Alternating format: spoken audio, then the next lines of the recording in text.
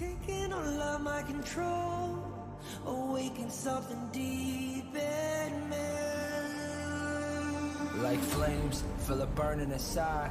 Take a hold in pursuit of the prize. I've been told, ain't no way to survive. Keeping all of this fire that's locked up inside. When this is the time, enter the ring. All those mental chemicals doing their thing. I got flashes of battles inside of my dreams. I was made for this moment. At least now it seems like it's time to come face to face with your fear. But battling reasons for all of the years, and I learned how to fight them with style and grace. No one's ever encountered. You say it's amazing. I'ma come out swinging when they open the gate. Go ahead, call passion. I'm calling it rage. I'm taking what's mine like I already own it. Watch but don't blink, going here to the moment. The sky rain down, into the madness that's all around. Go on, tell them who you are, you are, you are. Go on, tell them who you are, you are, you are, you are. Here's to the moment, the sky rain down. Here's to the madness that's all around. Go on, tell them who you are, you are, you are. Go on, tell them who you are, you are, you are, you are. My name is honor, my name is king, my name is champion, my name is strength. Tell them who you are. My name is Pentakill, you think it's strange? My name keep ringing inside of your brain. I hear it every night. It's till the moment the sky rain down. It's till the madness that's all around. So tell them who you are, you are, you are. Go and tell them who you are, you are, you are. Here's to the moment the sky rain down. Here's to the madness that's all around. Go on, tell them who you are, you are, you are. Go on, tell them who you are, you are, you are, you are. Here's to the moment the sky rain down. Here's to the madness that's all around. Go on, tell them who you are, you are, you are. Go on, tell them who you are, you are, you are. Go on, tell them who you are, you are, you are.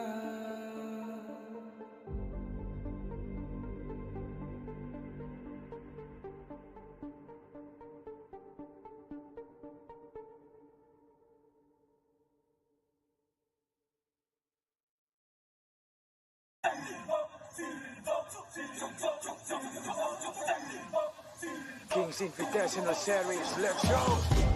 Bertahun-tahun ku ditempa, harap yang karang murka, enemy di setiap langkah, ganteng datang mencoba, panggil ku one man army, satu orang 1000 nyali, bel spirit dalam nadi, sini maju kuladeni. Langkah sudah jauh, mereka pikirku mau mundur dan buang sau. Kehormatan yang utama di puncakku pertama, berdiri hantam balik semua yang halangi arah. Pikir-pikir lagi kalau kau mau halangi, genderang perang sebab bunyi sini hadapi. Old school tank mentally dia takkan berhenti, bukan instan imitasi. Coba kau lihat sapu cara bermain agak lain dengan strategi yang saya desain. Akulah mastermind di balik kekacauan. Satu punchline sapu ku mundur semua lawan. Insting tepuku deteksi ancaman, enemiku libat seperti Anoman. Yo satu pukulan tangan kosong, jatuh runtuh panggil aku Wukong. Masih strong power hantam lawan yang menghadap. Sapu cakar lebih tajam lebih dari kopong pedang. Yang saya incar turawana bukan tata singgah sana. Maka wajar apabila dong bilang saya bijaksana. Siapa yang berani mendekat kemari? Saya yang kesana atau kau yang kesini? Jutaan kalian pun saya terakan lari. Seranganku cepat sulit kau hindari. Dominasi, ku kendali, berotasi ke tiap sisi, ku ambil alih. Saatnya kita untuk eksekusi. For my party, push, push, push, push, push, push. Everybody move, move, move, move, move, move, Ya, move. Saat datang dengan mode brutal, kendalikan setiap titik vital. Damage magic, serang mental fisik, 1000 taktik, kau kalah cerdik. Mau coba jatuhkan sama mana bisa, siasatmu sudah saya analisa. Terdapat salah gerak, geriku sulit dilabrak. Game over, hancurkan semua tawa. Kombinasi skill dan power, teleportasi ala Enoku yang LOK. Kau tahu ku tak bisa redam, pula tekadku yang takkan padam. Tuh kehormatan yang tak bisa dibeli, saat saya genggam jangan harap kembali. Adu mekanik tingkat tinggi, siapa paling berani? Aku paling gigi. Pedang raja yang kuhulus, tebasannya bak angin menghembus. Long life the king, akulah raja, dentuman zira, ini mental baja. Akulah hukum dalam wujud nyata, seni tempurku susah tukar baca. Y'all better run, I've already won. Nowhere to run, your time is done. Tidak bisa kau atasi, berat untuk kau hadapi, kalah pedangku menari, kau balik kanan dan lari,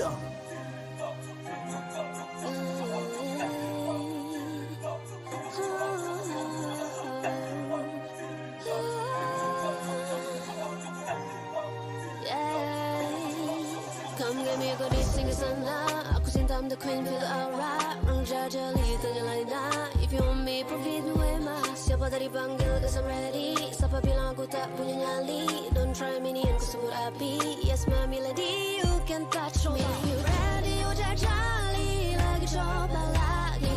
Tegak berdiri, dan buat yang lagi. Bukan yang paling cepat, bukan yang paling tinggi. Ini mau uji kepala, bukan sekadar jari. Di tangan kiri murka, kanan kehormatan. Aku datang sebagai bentuk perlawanan. Bujuk rayu nafsu ego aku kalahkan. Biarkanlah aku menjemput kemenangan. Di tangan kiri murka, kanan kehormatan. Aku datang sebagai bentuk perlawanan. Bujuk rayu nafsu ego aku kalahkan. Biarkanlah aku menjemput kemenangan.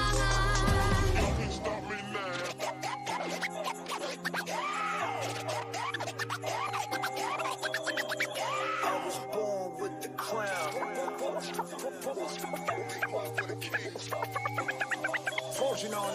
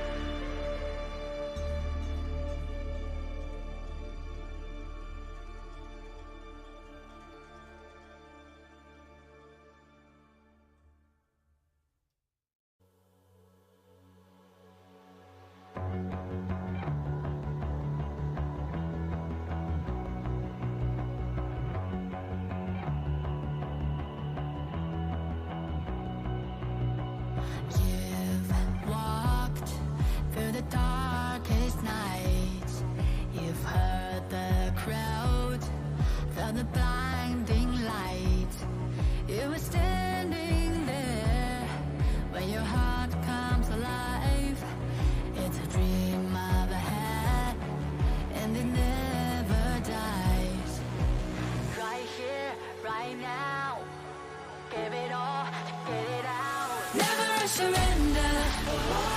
I never fail. I am a contender, a challenge I can feel. The smallest lies become the brightest enemies, relentlessly. And even if you fall, you gave it everything to be a king.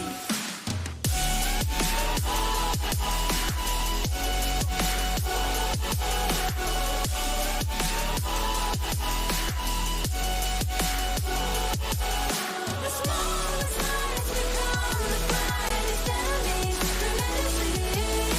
And even if you fall, you gave it everything to be a king. You carved your way with a sharp attack. You watched it all burn, and you never looked back. There will come a day when your fears will rise. You protect your crown, so it never dies. Never a surrender, I fight and never fail. I'm a contender, a challenge I can feel. The smallest lies become the brightest enemies, relentlessly. And even if you fall, you gave it everything to be a king. On my way, on my way, find my way, find my way. On my way, on my way, dream my way, dream my way. Never a surrender, I fight and never fail. I'm a contender, and challenge I can feel. The smallest lies become the brightest enemies, relentlessly. And even if you fall, you gave it everything to be a king.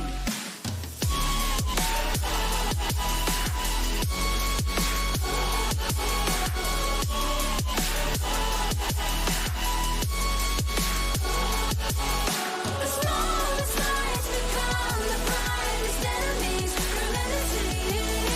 And even if you fall, you gave it everything to be a king.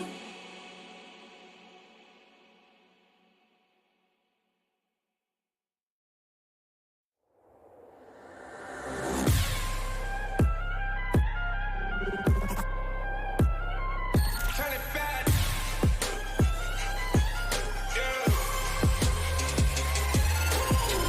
Gear out a weapon, getting ready, counting down.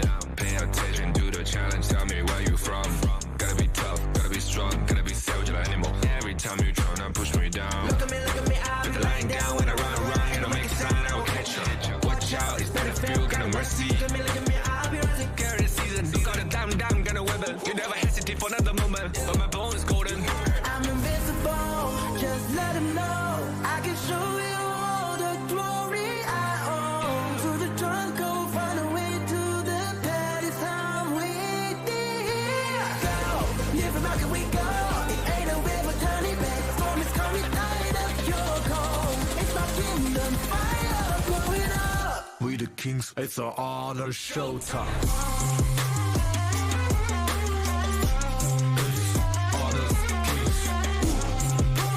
Guess it's gonna burn up. On a killing spree, I could do violence. All my enemies, they go on silence. Word of mouth, only 6 seconds. We got honor. You wanna get me juice, kind of the one who made the rules. You have night to choose, only one way, got night to I can lose. see it, I'm gonna shut down. We got no cry. We barely fight as one, crash in pieces, you can cheat. First blood, double trouble, then I take a pen, I kill. All you do is sweat and look at me stay with the rain. Say. I trigger my soul On my down. pace.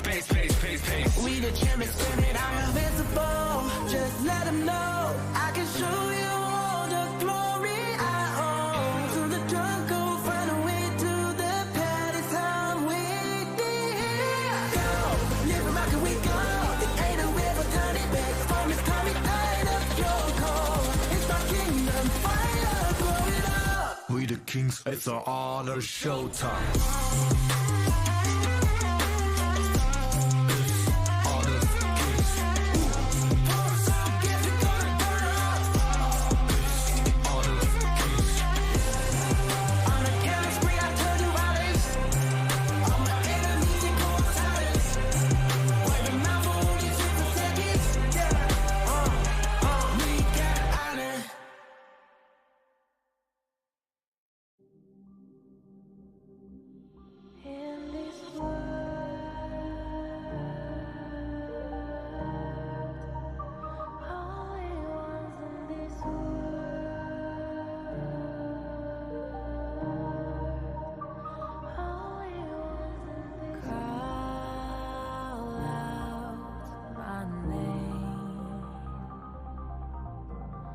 cut through the sound of the rain. No matter how I feed the flame, you know I feel the darkness and the pain. All of the ways we tried to break free from the night, you know we made it out, we found the light. I fly so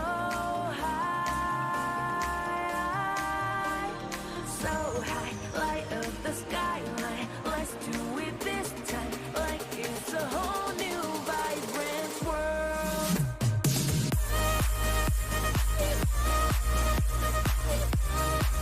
Like we're the only ones in this world. Like we're the only ones in this world. Now I see that I got everything I need. It's alright, I'm on fire, I'm alive, 'cause now I fly so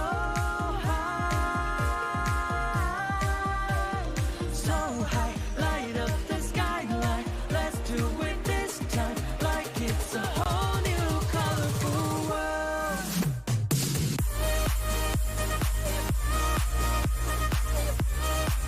Like we're the only ones in this world. Like we're the only ones in this world.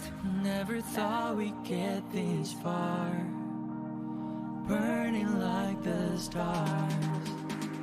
How we get this far, like we're the only ones in this world.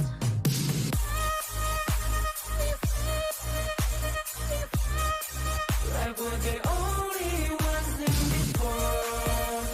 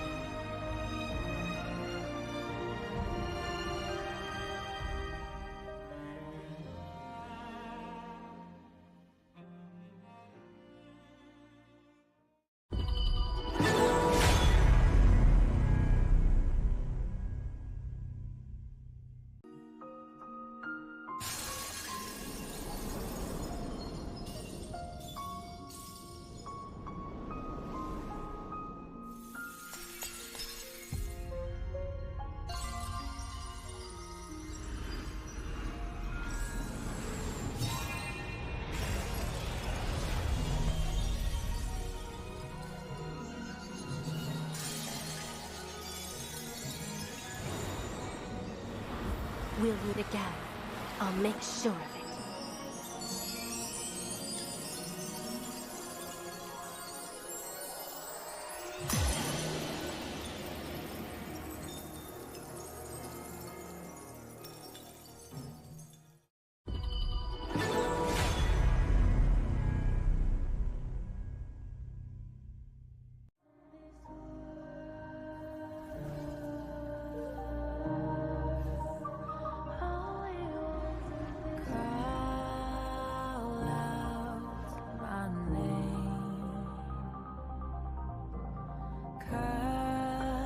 Sound of the rain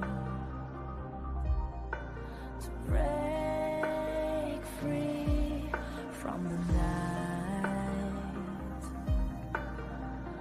You know we made it out, we found the light. I fly so high, so high. Light up the skyline, let's do it this time, like it's a whole new vibrant world.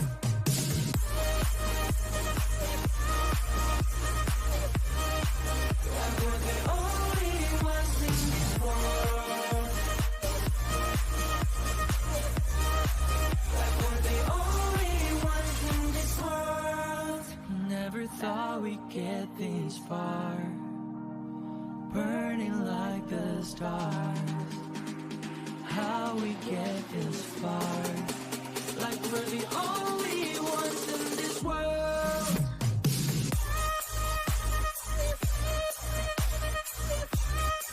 Like we're the only ones in this world. Like we're the only ones in this world.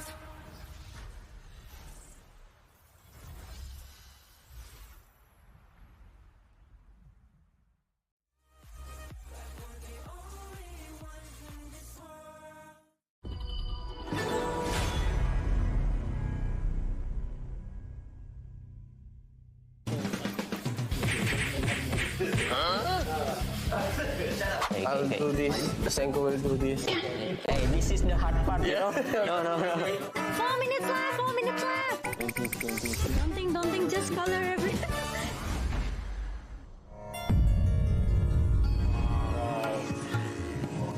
Wow. You guys hear it? Yeah. That is gamelan song.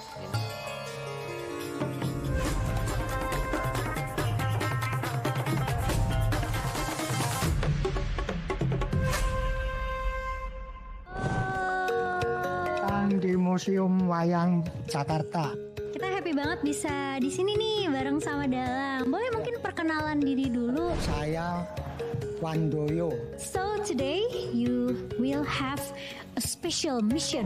Your mission today is to color two wayangs, otherwise known as shadow puppet. Anoman, the pure and cunning and the inspiration of Sun Wukong, and Rawana, the powerful and arrogant king of Galengka. But you have to work fast. You have only 10 minutes to color before presenting your wayang. Don't forget to have fun. So are you guys ready? Let's go!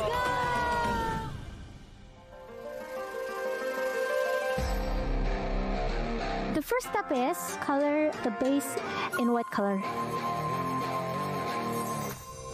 I'll do this. Senko will do this. Hey, this is the hard part, you know? No. Pengen banget, kalau bisa pengen banget persis, cuma harusnya sih emang tetap masih beda ya, karena kita nggak bisa sedetail itu, cuma at least kita berusaha yang terbaik lah. Berusaha yang terbaik. Kayak tim sebelah tuh.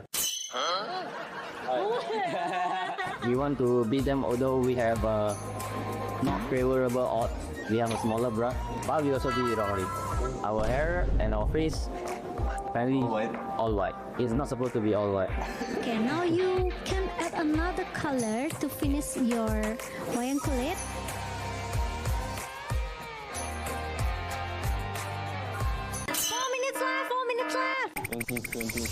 Don't think, just color everything. Just color everything what just she said. Speeding up.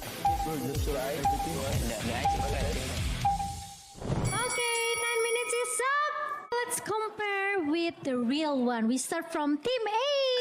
Let's go. This is the real one and this is their artwork. So what do you guys think? Better than them. Dalang, menurut 1 Dalang sampai gimana? 10. 8. 8. 8. We got 8. Now, let's move on to Team B. What inspire you guys to color like this? Three Nation and Might together, we try to do something creative. Got Nongshim, Black Kiss, and PHK. United as one. Yes. Berapa skornya dulu?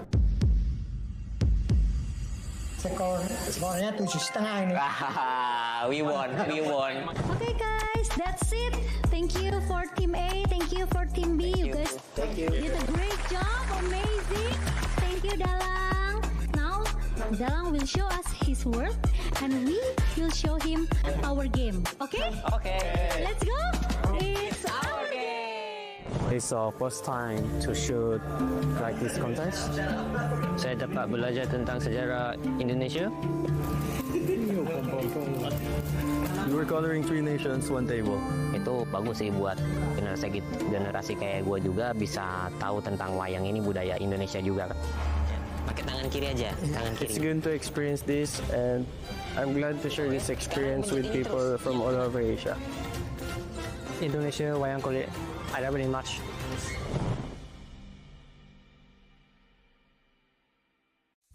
Grandpa, what happened in the monkey story? Anoman. Yes, he made a promise to bring Cinta home. Was he lucky? He got caught, and flames rose. A huge fire.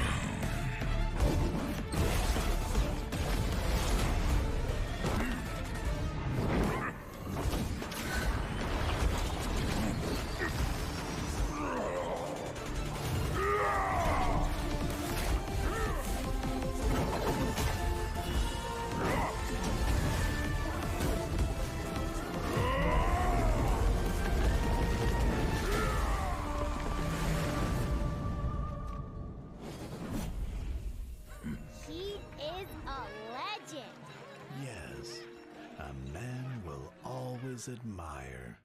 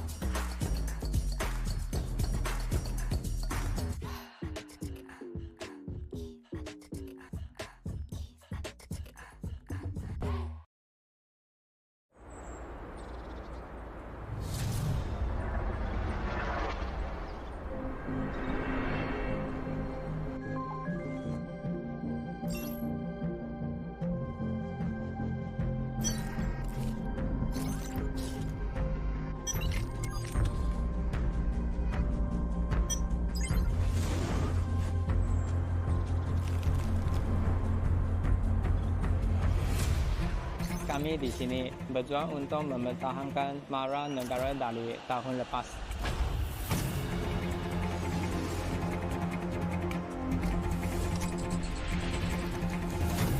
우리의 목표는 간단해. 쟤들을 끌어내리고 그 자리에 우리가 앉는 거야.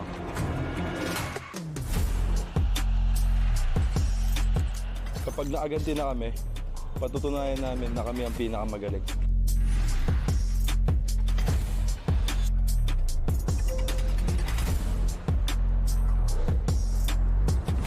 Tapos na kaming manood lang sa gilid.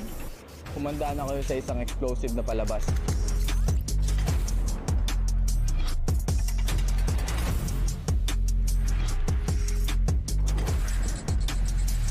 Inilah peluang pertama untuk kita, peluang untuk pertunjukan kepada dunia kemampuan Malaysia.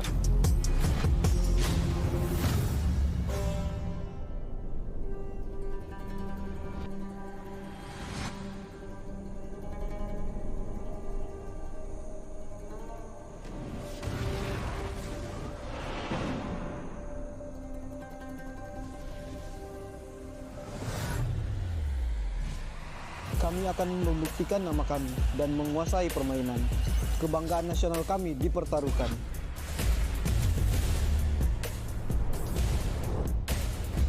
Kami kembali lebih kuat dari sebelumnya.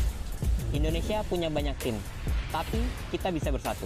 Coba ragu sama kami kalau berani.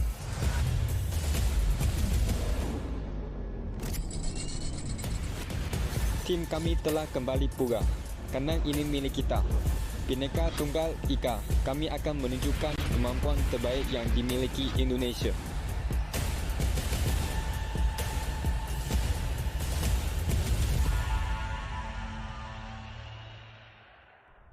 Knockout stage, day 2, the 6th day of the tournament. As the revelry continues, the battle inside rages on. In the women's series, the Philippines faced Indonesia. But they take the crystal and Hive will win the game and the series, and they will meet AGG in the finals. It was a convincing knockout. We've beaten Indonesia today, and now Blacklist and Boom, it's now all up to you. Let's bring home the trophy. Let's go! A result matched in the Tri-Nation Showdown. The Philippines are just bolstering their points here on the top side. As Team Philippines took first place. We do not need to target or single out any team. We can take them both of them at once. The defenders are shaken. The gates are open. Dominator came out of the group stage undefeated. Be careful, Nongshim. We have Tian X. It's time to go home, DMT. Bye. Taking 2 confident victories against Nongshim. It's the last one standing, an ace. But the red greatness never faltered. We're chosen, but never broken. Nongshim Red Force, the greatest red. Turning domination into submission. 저희 라면은 더 매워질 거니까 조심하십시오. Thank you for the donation, for all of supporting. Thank you so much. The hopes of Indonesia now rested on BTR. BTR, kita harus ambil tropinya di negara kita sendiri. We are the last line defense of Indonesia. We have to win. They one by one, Carl. Still not done. Zonkyu's gonna pull down. F1's gonna be next, and they are winning so far, and Ball is gonna fall, and Ace comes in. As Boom charged through the open gates, and when all seemed lost, there they take them both. They take the Ace. BTR's Bal and John Q hold it back, leading to an ultimate battle to decide Indonesia's fates. But as they faced one another with their backs to the wall, the beasts ultimately came on top. The fortress has been opened, occupied by a day of Filipino victory. Can they hold on in day 3 of the knockout stage?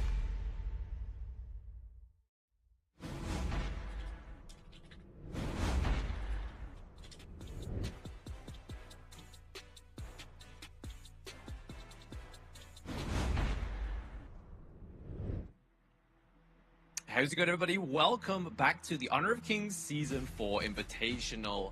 Indonesia, Jakarta. I am Blam, and with me is Sagi, and obviously today is going to be the third day of the knockout stage. We are into the semi-finals, where we are going to be witnessing not only Nova going against Blacklist, but also Nongshim against Boom. There is a lot of PKO representation going on today, and not only there, it starts all kicking off with the Women's Series number 3 here. We have Hive going up against AG Global. And Sagi, how are you feeling today?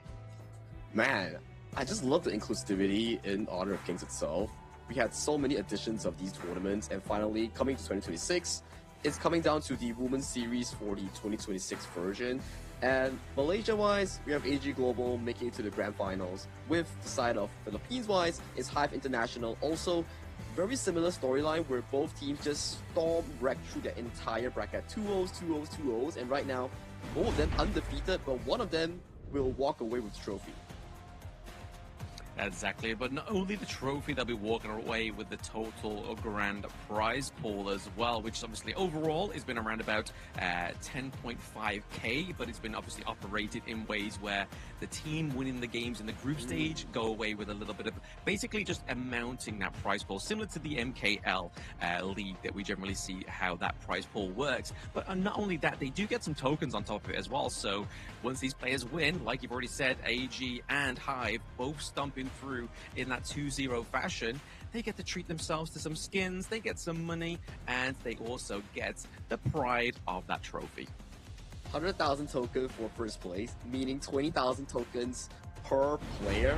And also, if you win more, you get more money here. So the entire tournament design is meant for players, teams who actually look to dominate here. If you win one series, you win one game, every little amount gives you more of a amp into that grand prize pool. So for these players, they will definitely want that clean 2-0 coming into this finals. Exactly right. Like, if you can keep getting those clean 2-0s, you get more money into the bag there. And obviously, as you walk away, you're going to be even more happier. But I feel like for these two teams, obviously, AG Global, for the past so many women's series of Honor of Kings here, have definitely been the victors. So there's a lot to prove here for Hive. And to be honest, as I've already kind of alluded to today, that there's so much riding on the hopes of the PKL fans. And I feel like it all starts here as well. If they can manage to, I mean, it's a bit of like a both side story, right? Because Nova is the only Malaysia MPL team remaining, right, in KIS4 for the official tournament. And AG Global is also the only remaining Malaysia team coming in for the Women's Series here. If they can do well, then maybe Nova has like a good fortune going in. If Hive does well, maybe Blacklist or Boom has like a good opener, good morale boost going into their tournament. So it's like what you mentioned, Blam. If they start well here, maybe it contributes to something going into the main tournament later on. I mean, realistically, does Nova need the goodwill going forward, right? Like, they definitely don't need that for any stretch of the imagination, just because of past accolades, right? Obviously, Spring MKL champions, Season 3 champions, literally top 4 of KWC, and second in, obviously, KIC 2025. So this is not a team that isn't shy from that limelight, but the limelight needs to be shined on these players that are going to be entering the stage very soon. Obviously, this is a new part of the Honor of Kings ecosystem, yet we're still already into the third series of the Honor of Kings Women's Series as well. So just once again, just showing the players, the viewers at home, that the ecosystem for Honor of Kings is for everybody. And the tagline for the Season 4 Invitational is, it's our game, and it's literally everyone's game.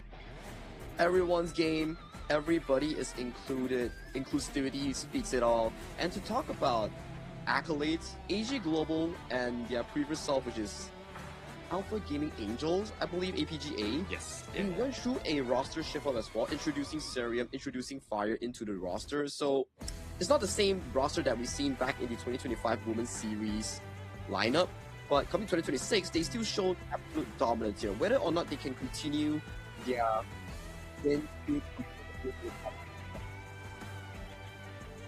an interesting one. But hey, let's throw it to the host. Mara, you're up.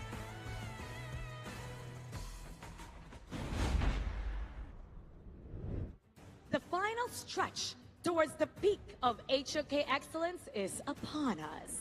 As we're about to witness the greatest matches at the start of the year 2026. As we determine the final 2 teams to reach the summit of KIS4. Salamat datang Indonesia. Aku Mara. And Aku Rookie Cast. This is The Honor of Kings Invitational Season 4 Knockout Stage. It's our game. We'll be starting off today with a very exciting match in the Honor of Kings Women's Series Finals as we determine the new Queens of the World. Let us welcome the two teams that will put on a great show today.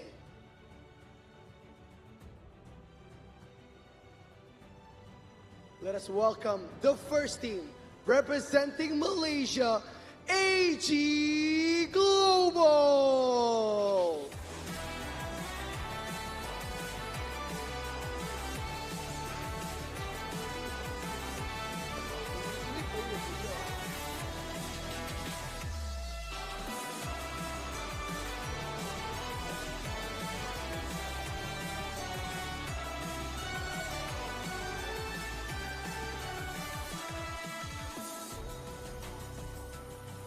Let us welcome the team from the Philippines, Hive All-Star!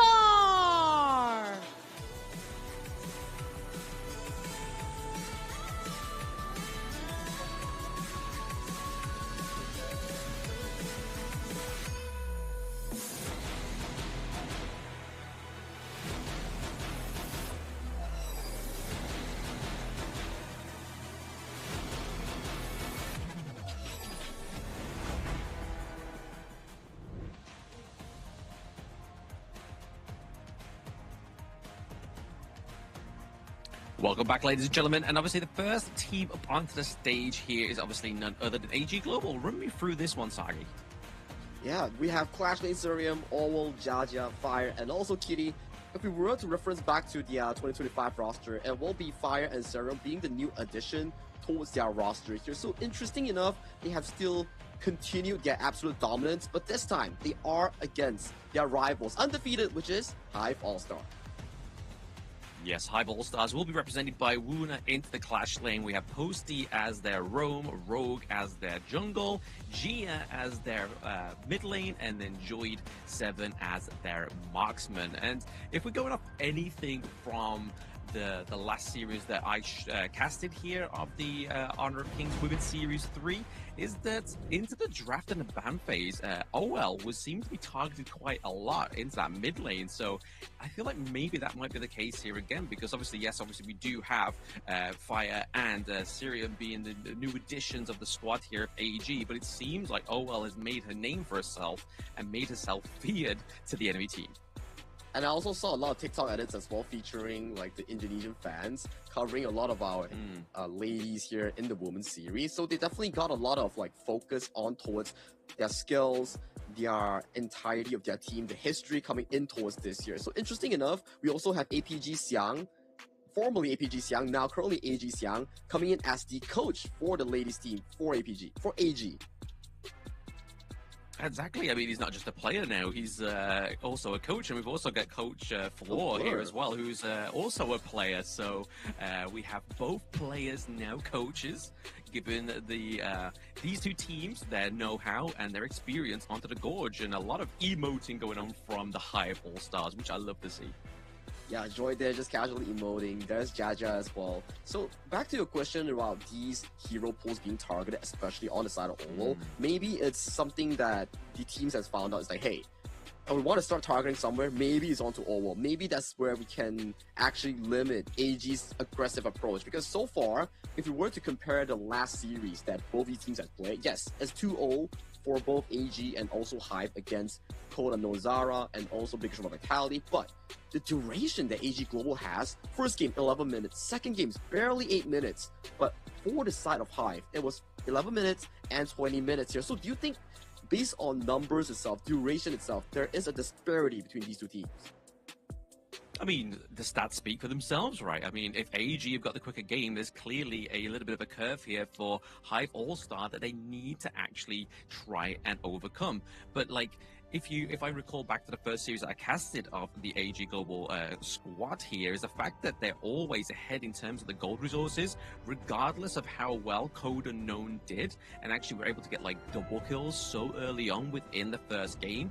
AG Global was just like, okay, we'll let you have those 2 kills in the bag, but we're still currently ahead by 1 to 2k pre 10 minutes, just after the 4-minute mark as well. So they know how to gain the resources, they know how to put the gorge into their favor.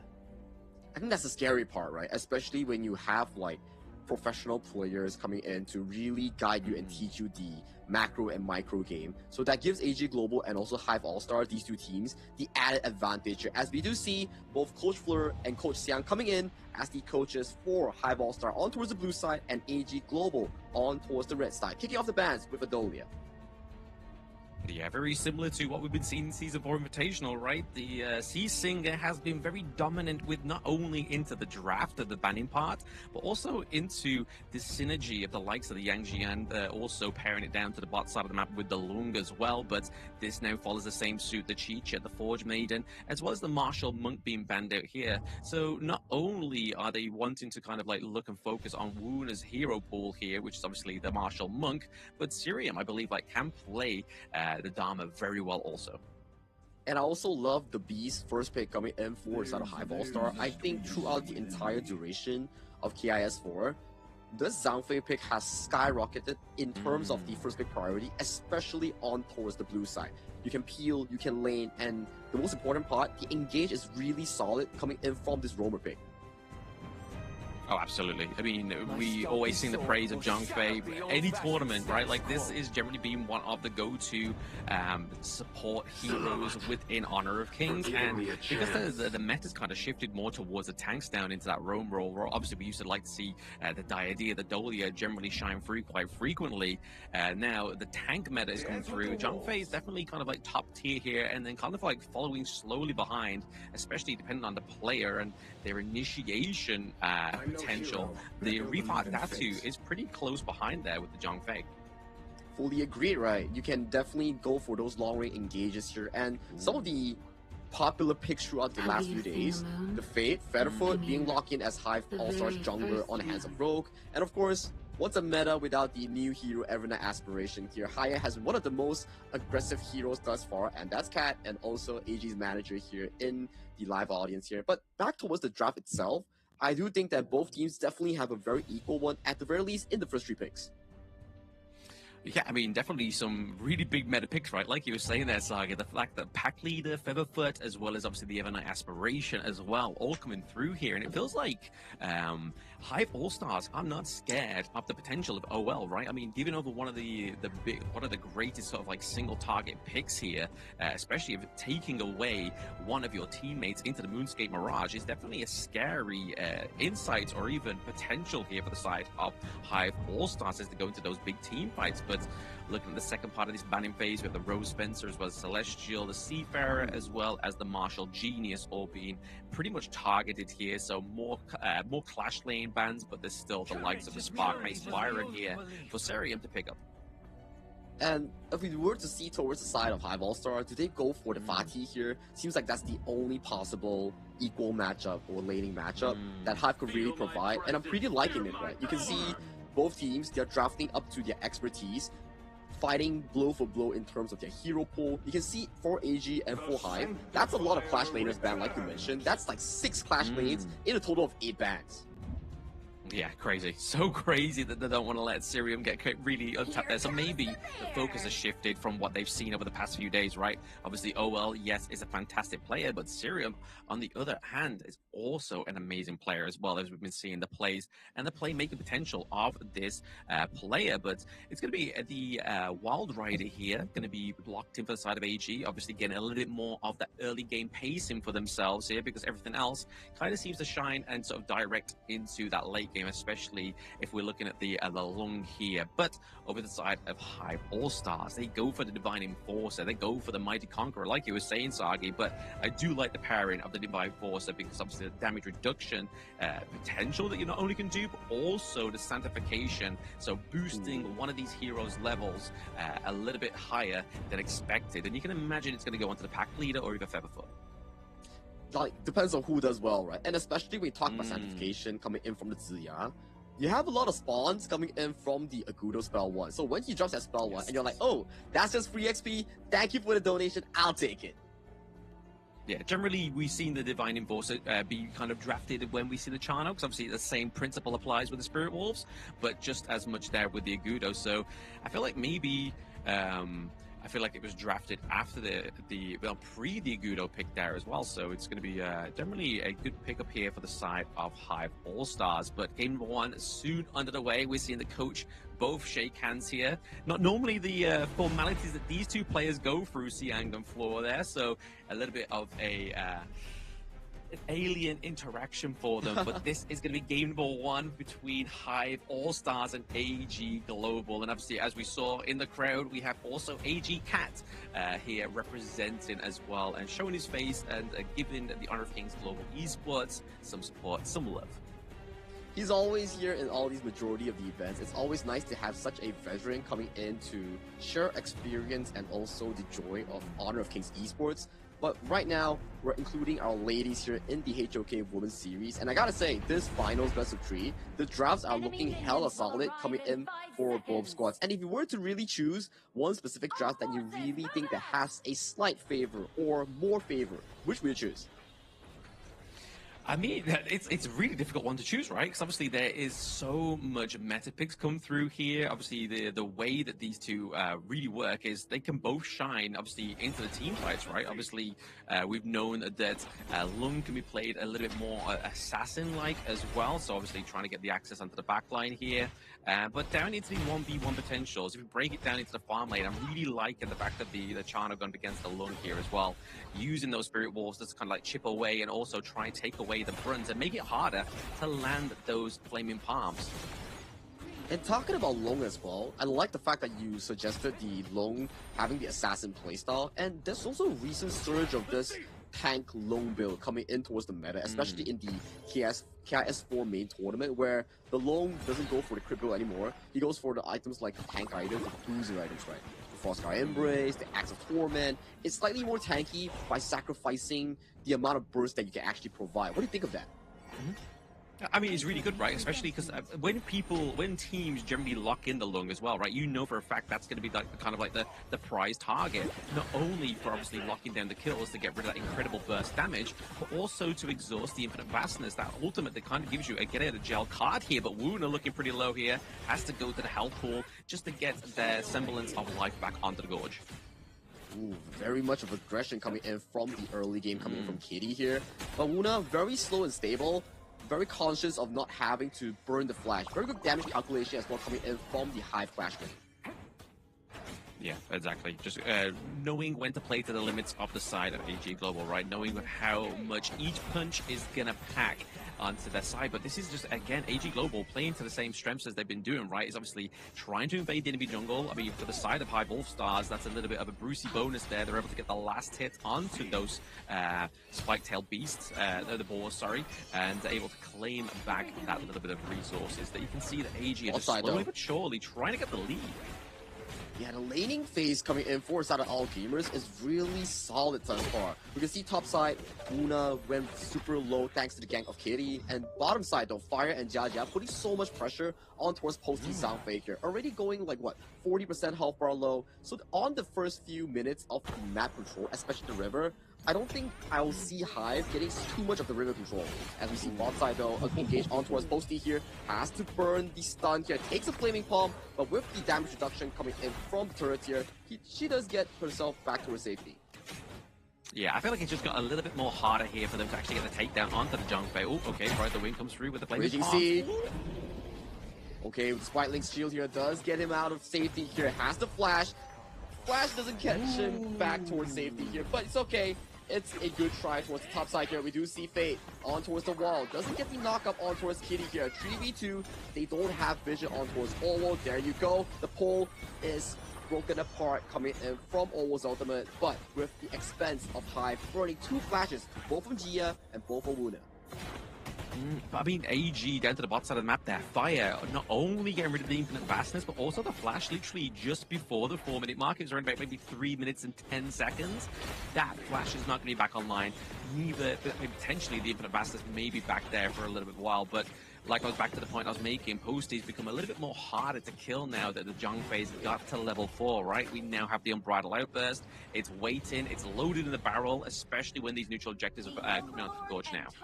You can see both teams are just slowly but surely pacing themselves to this target pick here. We do see the Moonscape Mirage. Oh, capturing Gia in towards the 1v1. But Joy on towards the bot side here. Gets caught by the Raging Sea. Finishes by the hands of Fire with the Flaming Palm. And this is looking a disaster for the side of Hive International. But they do get Serum in towards the hand, forcing it a 2-4-2. That's one more kill going into the hands of Owo. The Moonscape Mirage getting more value for the side of AG, making it a 3-for-2 in favor for the red team. Exactly, the favor is coming through. Still not stopped there, Sagi. I mean, they're looking to drive out the side of Hive under this T1.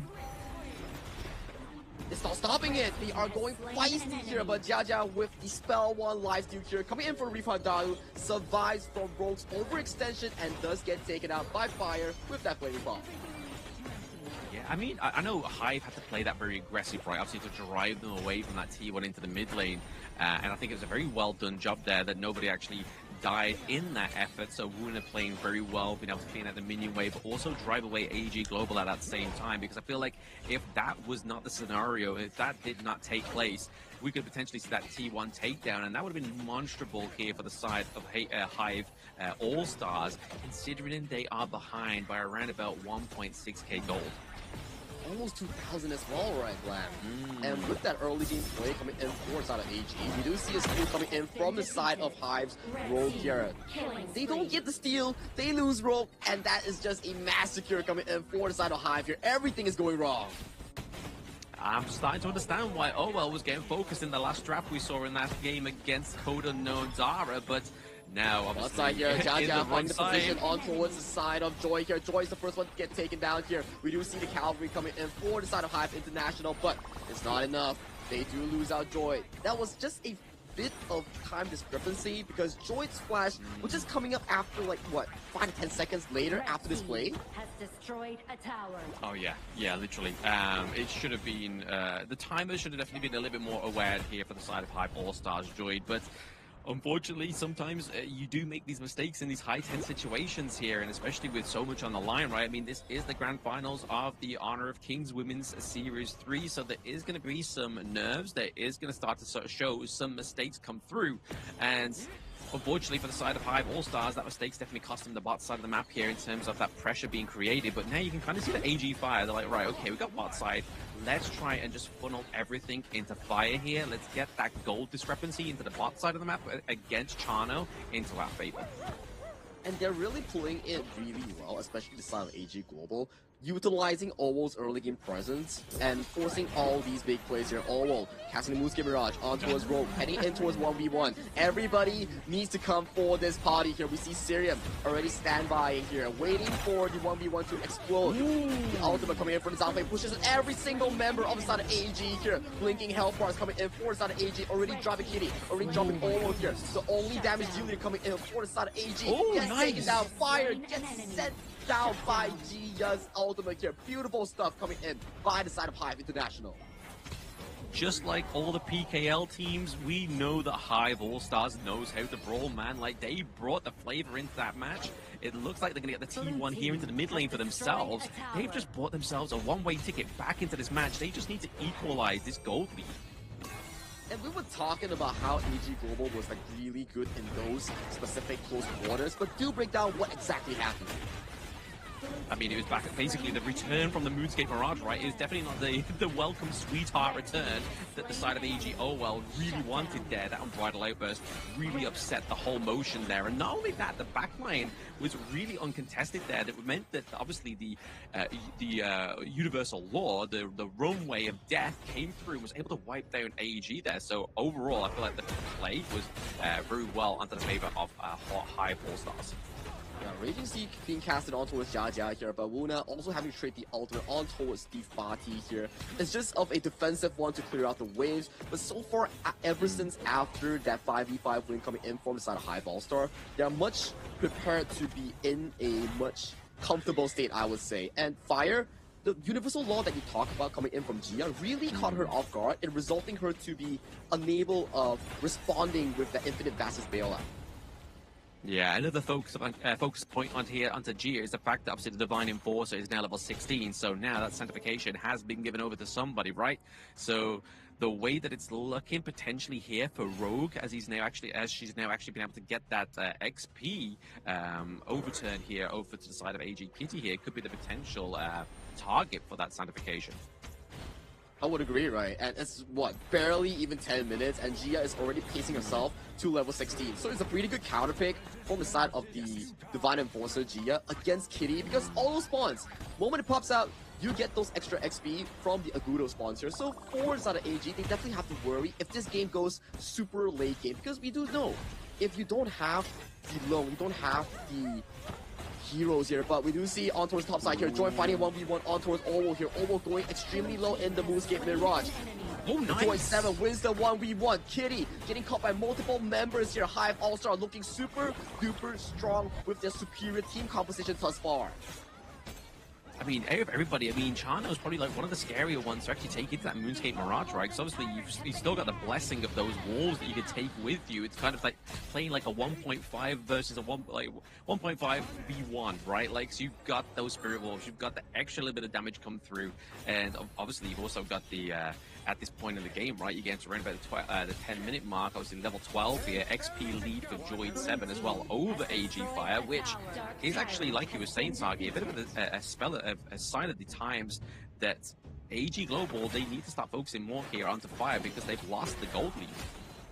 They lost the goal lead, they lost the Tyrant, and that play coming in from Joyd 7 really set the discrepancy apart in terms of that gold deficit here. Like what, 4 or 5 minutes ago, we were looking at AG holding a 4,000 goal lead, and right now, with 2 back-to-back successful fights coming in from Hive, they successfully not only got the Tyrant, but look at the goal lead right now. It's super in their favor, and Posty's position is not revealed yet. He might get a beautiful Bridal Alphas here.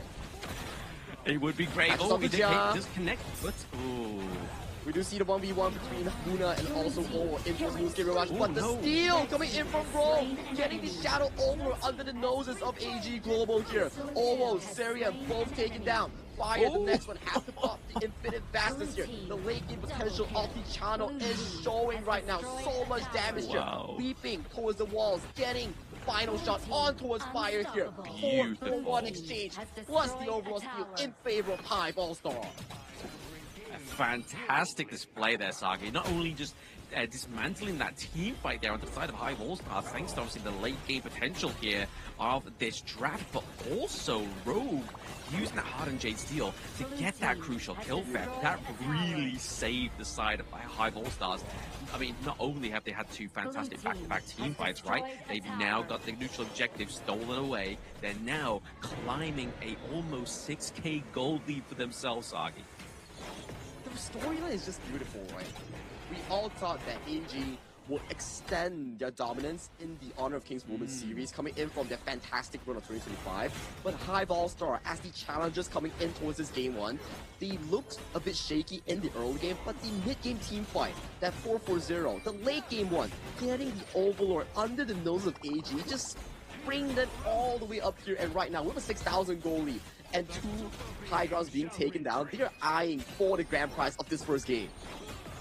They definitely are, right? I mean, obviously, Shadow Vanguard, top side of the map here, definitely going to put the pressure onto that T3, and you just can see here, AG Global are just trying to formulate some kind of ultimate defense here. Joyd 7 here, fighting the target onto Assyrian. Assyrian gets taken down almost immediately here. Infinite Vastus already popped here. Jia forces to go in on the refund down here, but with the final damage on towards the Crystal. Game 1 with a masterful comeback, rewarded in towards the hands of Hive All-Star. You gotta love the energy, you gotta love the confidence here of Hive All-Star, taking that 1-0 over AG, because like you were saying there, Sagi, the fact that AG and well, both these 2 teams, right, have had a clear slate all the way into this grand finals, but now the Filipino representatives, Hive All-Stars, take that first game. And it's going to be a good feeling for the fans here of the Philippines, obviously, in the stadium of the GBK Arena. It gives you hopes, right? It gives you the energy when we allude back to our topic just now, pre-game discussion, where if you win this series, you're not just setting a new record for a new winner in the Women's Series, the first ever edition in 2026, you're also giving energy to the Filipino teams that will be playing back-to-back elimination matches in today. If one of them wins, they go towards Grand Finals. If both of them wins, PKL guarantees the KIS4 champion to either of the teams. So everything starts with somewhere new. But for AG, beautiful early game, but the mid-game, it just shattered. What happened there? I mean, the early game was definitely something I expected from AG, right? Especially from what we saw from the previous series that they were within the quarterfinals. They definitely played the early game much better than their opponents, but then were able to kind of just keep that momentum going. But the thing was, Hive All-Stars knew how to stop that momentum, and it was all because of the team fights. And the one thing we know about teams from the PKL, when it comes to team fights, that is their bread and butter. And Hive All-Stars have taken that kind of attitude, especially with their coach Floor here as well, to take that forward and just perfect it in the women's series. Fully agreed, right? When we talk about team fights, you will always think about, oh, Boom Esports, yeah, that's a pretty good team fighting team. And we do see definitely signs of these team fight essence coming in for the side of Hive All-Star. Definitely a beautifully played game thus far, especially in that mid game. I would say, if we were to put focus on towards a few players coming in from Hive All-Star, Droid7, Gia, these two players definitely showed up super duper hot, especially when Droid7 single-handedly caught off Orwell into that 1v1 Muski Barrage. Oh, absolutely. Beautiful display here. I mean, it looked pretty dire for Droid7 in the early game, right? We saw heavy rotations from Orwell, just constantly trying to help Kitty, constantly trying to help Fire and Gia, just trying to keep that pressure onto that bot side of the map. And it even started to show, right? Obviously, there was a certain point where Lung was obviously the main focus once again, and just looking to be kind of like the prime target for that late game assurance, but just never came through because of that one crazy team fight overturn. But speaking of team fights, it can't be talked about unless you talk about the damage dealt and damage taken, right? Obviously, 91k here for Gia, 84k there for Joyd. You can see where the real powerhouses of this draft came from. The Zia pick, right? Giving the late game, giving the long range poke against the Long, making the Long feel uncomfortable. I definitely agree that in the early game, AG has everything in their pockets. As we can see in this goal chart, from 4 to 8 minutes, it was looking really favored into the side of AG, almost amounting to a 4,000 goal lead. But back-to-back successful 5v5 wins coming in for the side of Hive All-Star ladies. They just broke the game apart, got the Shadow Tyrant, stole the Overlord, got a clean win, and then in the span of 13 minutes, they got the game in their bags. And right now, they are at match point. Oh, absolutely. I mean, there's a lesson just in this gold bracket alone for a lot of the global teams, a lot of the teams that participate in the open series, that there is always a turnaround point for your team, and it just shows there. But MVP is definitely going to go over to none other than Droid7 there. In terms of that KDA 622, and obviously damage dealt is at 84k. Super impressive. All the gold resources going into her favor. But not only that, the sanctification never went over to Jano, right? Never went over to Droid7. It went to the jungler. Yeah, exactly. It went to Featherfoot there. And didn't clearly need it. It was like, okay, just give it over to Rogue. Rogue can do, like, just needs a little bit more help. My stabilizers are about to fall off, and I'm about to be the motorcyclist into these team fights. Yeah, removing the limiters, right? Just like casually smurfing these team fights. But you can see towards the early game, it was really back and forth, especially in this first Tyrant. But after this, we see more kills being picked up by the side of AG. But this is the key turnaround here. All finding the engage on towards Rogue. Didn't win the 1v1, but the beautiful Umbrella outburst coming in from Toasty, getting 4-man coming in from AG. And in this 1v1 was the one that Droid7 really found the mark on towards Orwell, making it such a comfortable one for Hive to get the following wins in Tyrant, in Orwell, and this is where it ended all. Yeah, it's beautiful to actually get the POV of that one overturn there for Droid7 into the Moonscape Mirage. But I feel like that's the one good way to play around the higher, right?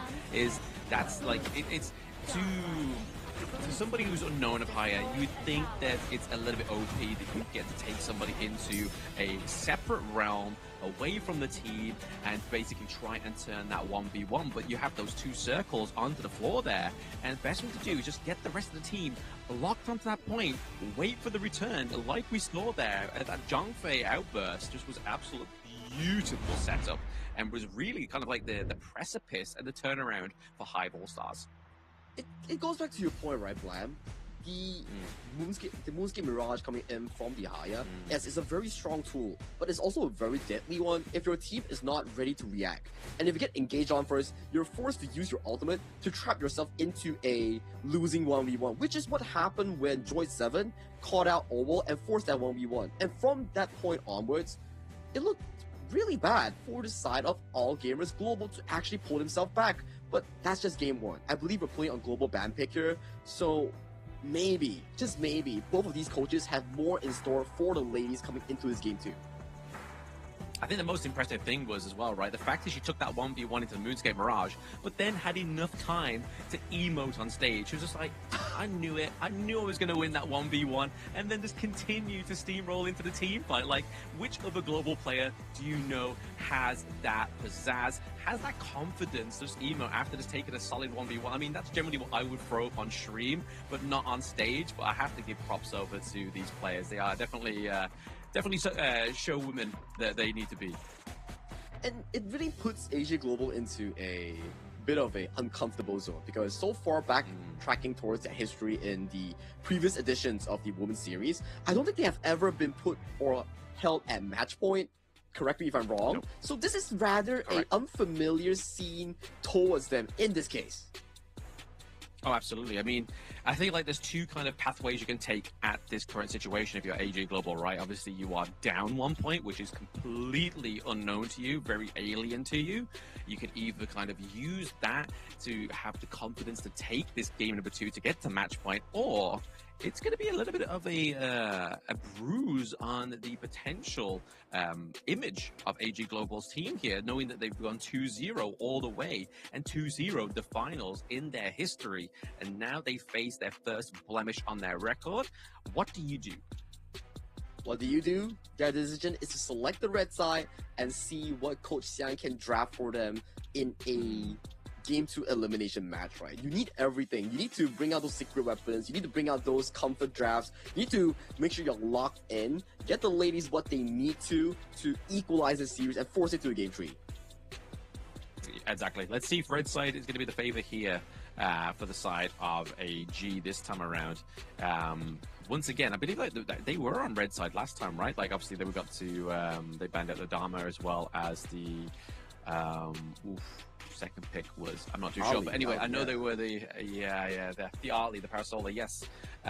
So, hey, maybe I was kind of propping up Arwell a little bit too much, right? Obviously, the bans for the mid lane made sense, especially to begin with, but then the Haya did not quite come through there. So maybe we'll see more of a utility mage this time around, rather than kind of like the tankier, sort of like assassin Haya that we know she can be. Yeah, I mean, the Haya definitely is a high risk, high reward sort of pick.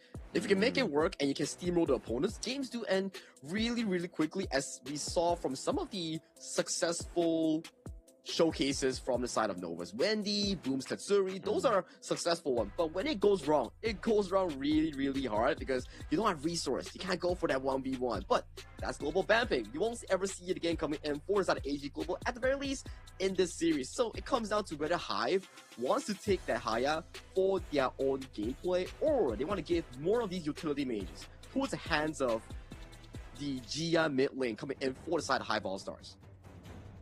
Exactly that, Sagi. And you got to kind of only hope here for the side of Hive All-Stars that wasn't their best draft, right? Because obviously it'd be great if it isn't, because they can then go on to draft something a little bit more better, maybe even kind of try and improve that early game that we saw a little bit lackluster there for Hive All-Stars in the first game. But they are going to rightfully ban out the Zhangfei. I feel like giving that over could spell disaster here for the side of Hive All-Stars. And like we said in the first game when he got drafted, this has been one of the prio picks so far within the entire tournament, and it spread through into the Women's Series, and the success spread even further for this hero. But it's going to be the Chicha being the second ban once again for Hive All-Stars, but on the side of AG Global, they're going to take away the Evernight Aspiration as well as the Glory. Yeah, both of those won't be available coming in towards this draft here, and Hive All-Stars setting their sights on towards the potential Yangjian Zolia competition here, picking up the Sea Singer first as the first pick, so it gives over to the side of AG Global here. Do you want to take away the Yangjian, or you want to change it up the tempo, go for the aggressive pay to neutralize Hive All-Stars Yangjian?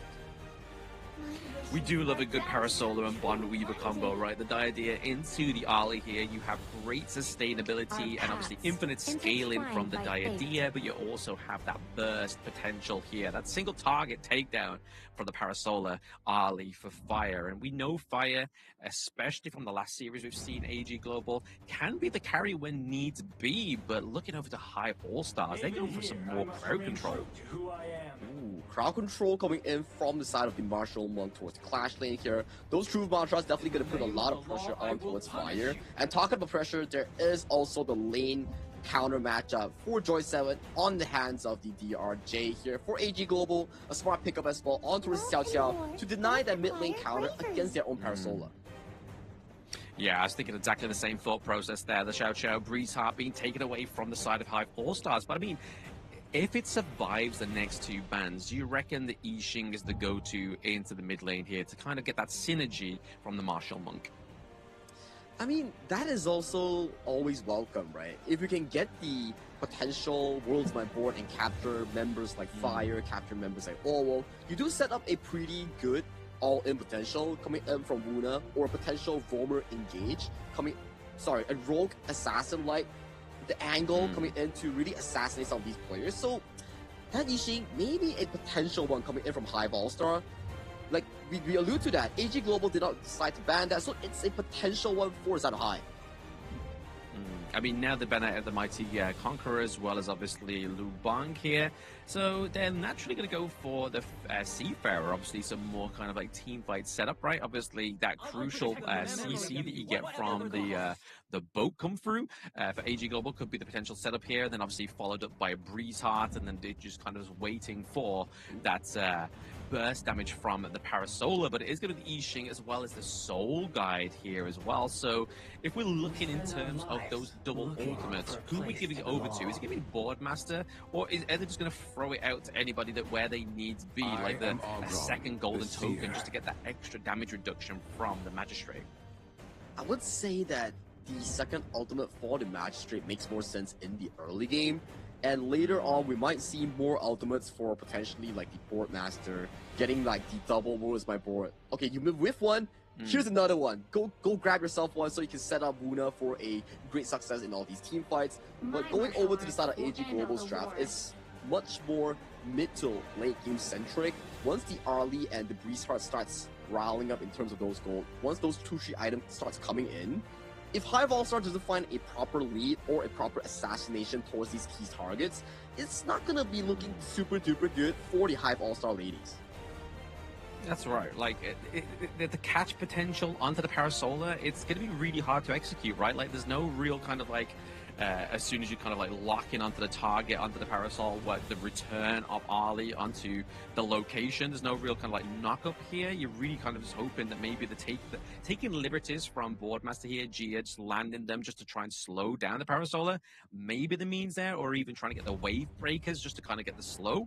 But still, there's no real kind of like dive onto the backline other than the Martial Monk here, right? Like there's a lot really riding on Wuna here into these team fights and into potential takedown of the Parasolar. We really need to see how Wuna performs on this Martial Monk, because a lot of pressure will be put on towards her to potentially jump on towards members like Xiao Xiao, like Fire on the hands of the Arlie. If Wuna can get that, perfect scenario for the side of Hive All-Stars. But for AG Global, they have a very strong and consistent front-to-back composition. 2 carries in the form of the Parasolar and the Breeze Heart in the mid and farm. 2 tanks in the form of the Seafarer, the Sun Ce in towards the Clash lane, the jungle, potential hybrid or potential like full tank on the hands of the floorborne tank. So these are the strong ones here that we see. Double front line. Adding on to that, there's still a Diadea pumping up those heals here. So for Hive All-Stars, if they lose the early to mid game, it's not going to be looking good for their mid game team fights. Yeah, I feel like maybe it is riding on the clash lanes both a lot as well into these team fights also, right? So obviously the Seafarer we know, obviously from their kit, they do have the physical damage reduction, right? So they can obviously the physical arm reduction, obviously as they swing away their axe. So maybe that's a potential counter here for the Ogrins. Obviously get that reduction come through, so then the damage is just even more impressive from the likes of the Ali, and not only just the Ali, but obviously the Peaceful Fist as well. But the switch up of jungle styles here for these two, obviously they've just gone from Agudo, which is obviously great early game, whereas Peaceful Fist, very slow. Once they're into the team fights, it's going to be hard to escape. But at the same time, if they can get the itemization online, you are pretty much having to chuck every ounce of damage just to get the takedown of the Peaceful Fist.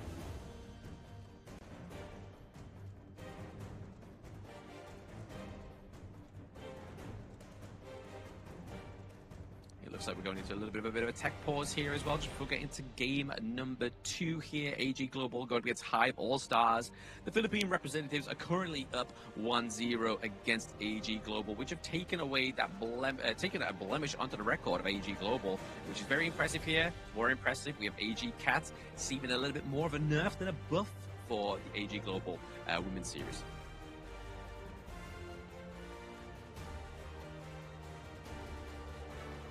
We just get thumbs up all around in the event as well.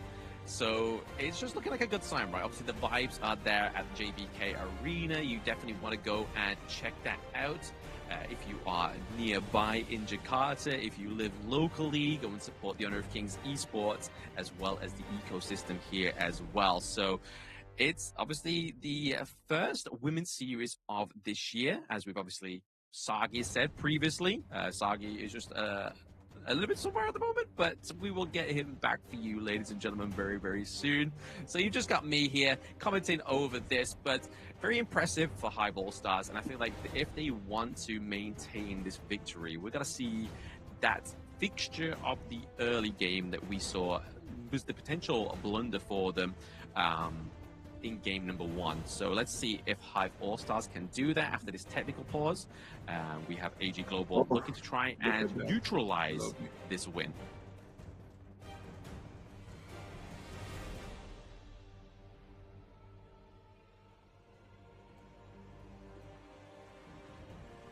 As you can see, Team Hack into the stadium here as well. They were one of the first teams to drop out the competition, but they're still here supporting their fellow Malaysian representative that is AG Global in the Women's Series 3.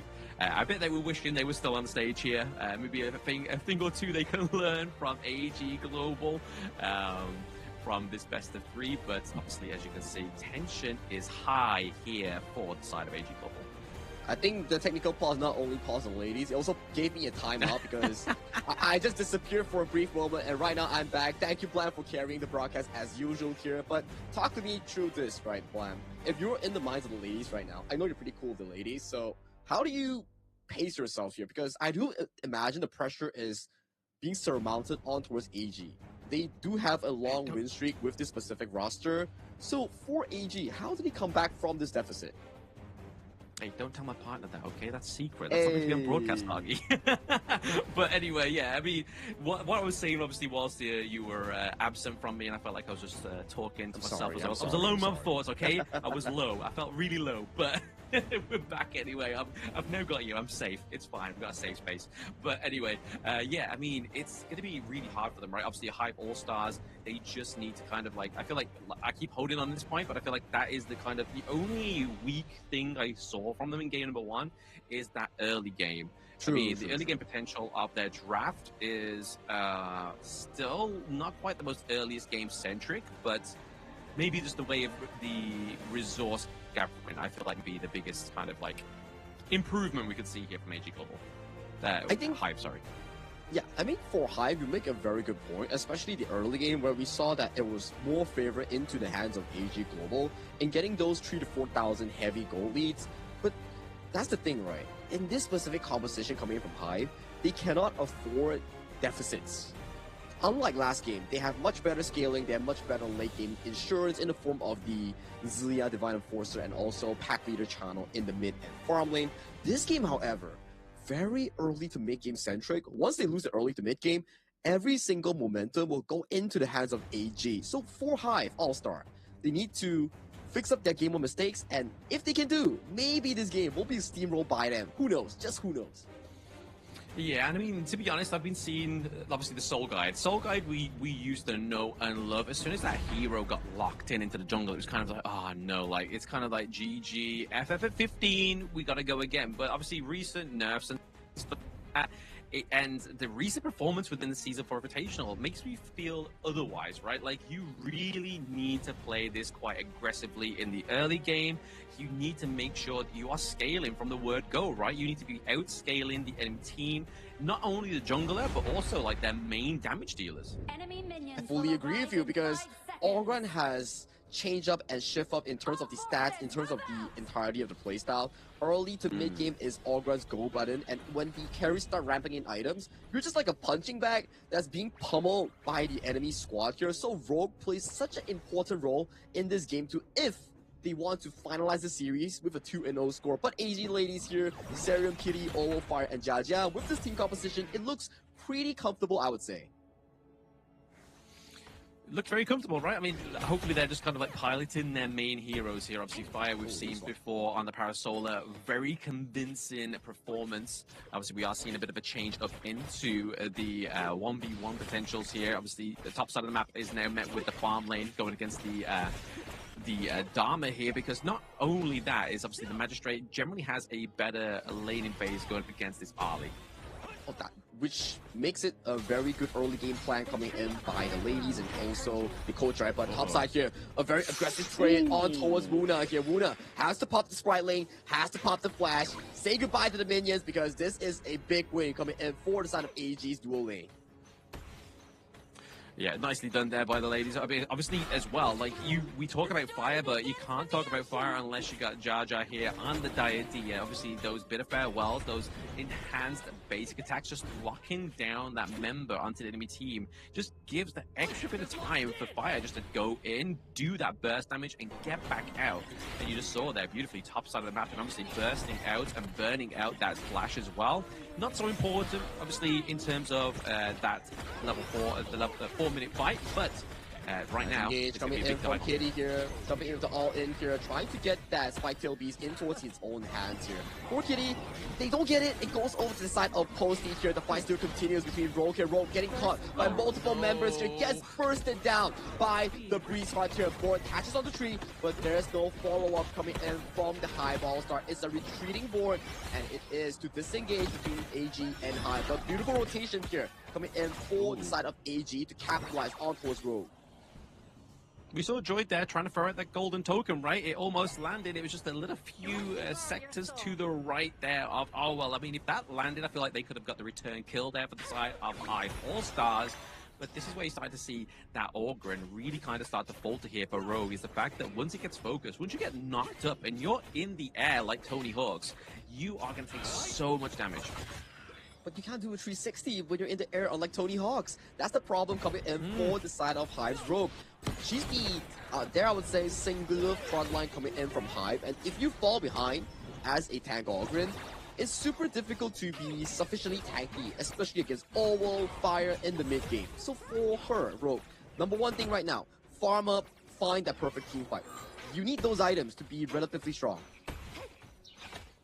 You know what they say? They say heaven is a half pipe, and obviously Soul Guy took one-way ticket up there as well. So obviously that's the first blemish onto the side of Hive All-Stars, is that one death onto Rogue, which not only sort of like surmises in terms of overall victory here for AG in the early game, but it also means that obviously the GPM took a little bit of a hit there, but still not too much of a blunder when you see that 1v1 into the jungle, right? Obviously XP lead is still in the favor of Rogue, because we just saw that Kitty's only just hit level 7. Yep, KG just hit level 7 here and already early completion on towards the Hunter's Grip coming in for the side of Rogue here. So more of these rotations will favor a lot, but look at it all in here coming in for the side of Kitty here. Chunking out Rogue prior to this Tyrant fight here. no ulti will be available coming in from this Soul Guide offer. So this is not going to be an easy one coming in for Hive, but Owo caught in a difficult place here is half HP. There is still a healing view. Set sail, catching on towards Joy here. Beautifully cleansed by the ultimate here, but Posty won't be allowed to escape here. Coming in from the backside here, Wuna finds the solo kill on towards Owo here, but with 1-for-1 exchange is looking really solid here. Re-engage coming in by Jaja's Diadea here, trying to go on towards Wuna, but we do see Jaja, no flash, no one to escape. The precipice gets executed by Rogue. Gets seared staked, not seared stated, but seared staked. That is a cooked Jar Jar here for the side of AG Global. That T1 into the mid lane looking pretty low. Taking liberties, the boat misses as well. That's not what you want, right? That's definitely very much a near miss, but Wuna in that whole team fight was nice set! Nice set onto his fire here. Beautiful set coming in by the side of Wuna once again.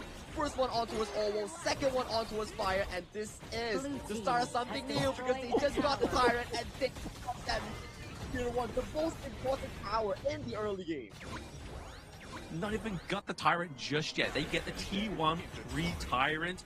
They are looking very dominant. Hive was just like, okay, you got the first blood. They just wiped the blood off the cheek, and they was like, okay, let's put the boxing gloves on. Let's take them into our territory, which is that team fight. And like I've already said, Wuna into that mid lane fight, beautiful.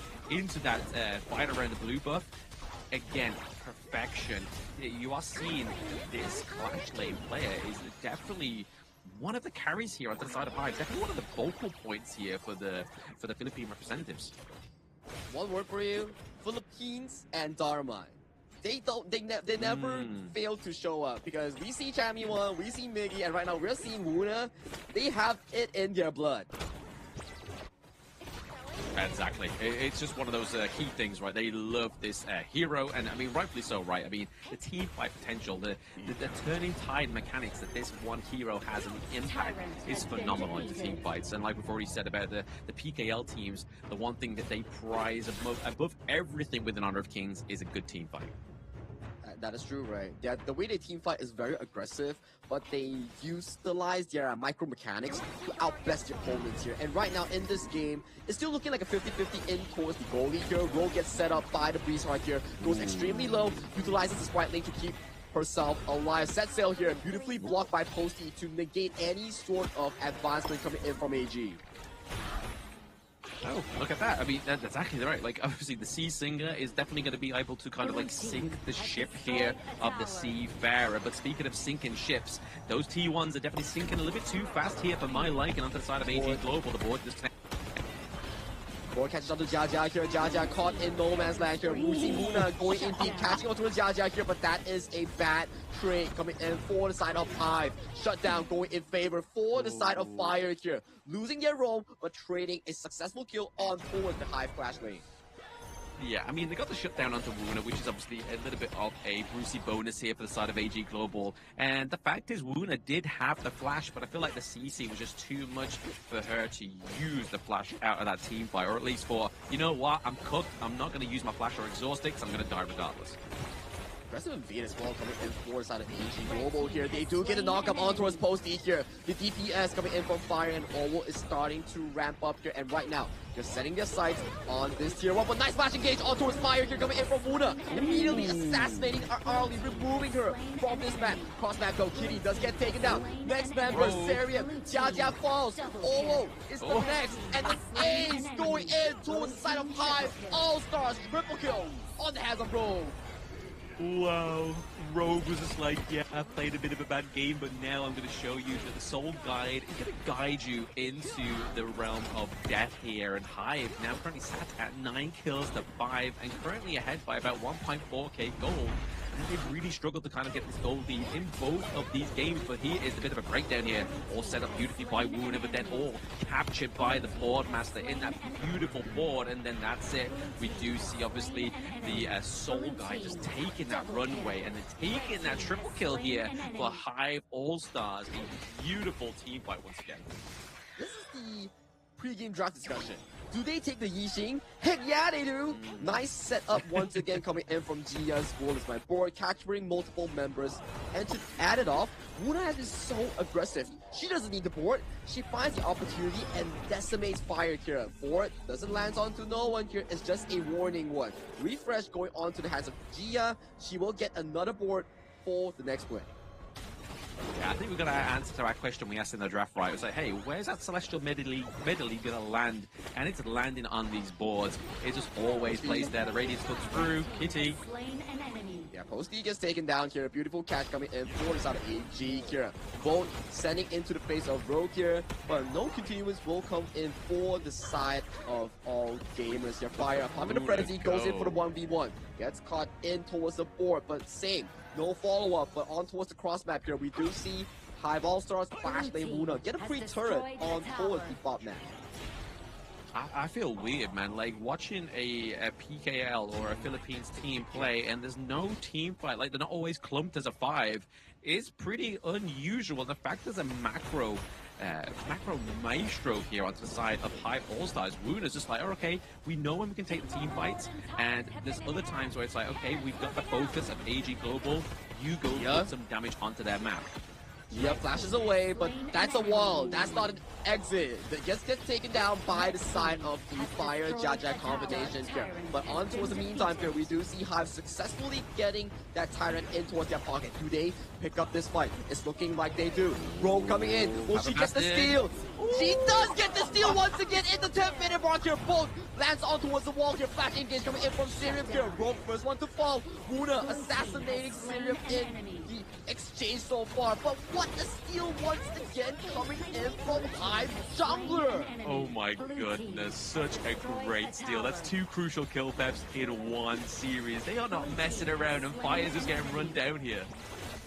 My goodness! Same spot, same time, same outcome. What is going on, AG Global?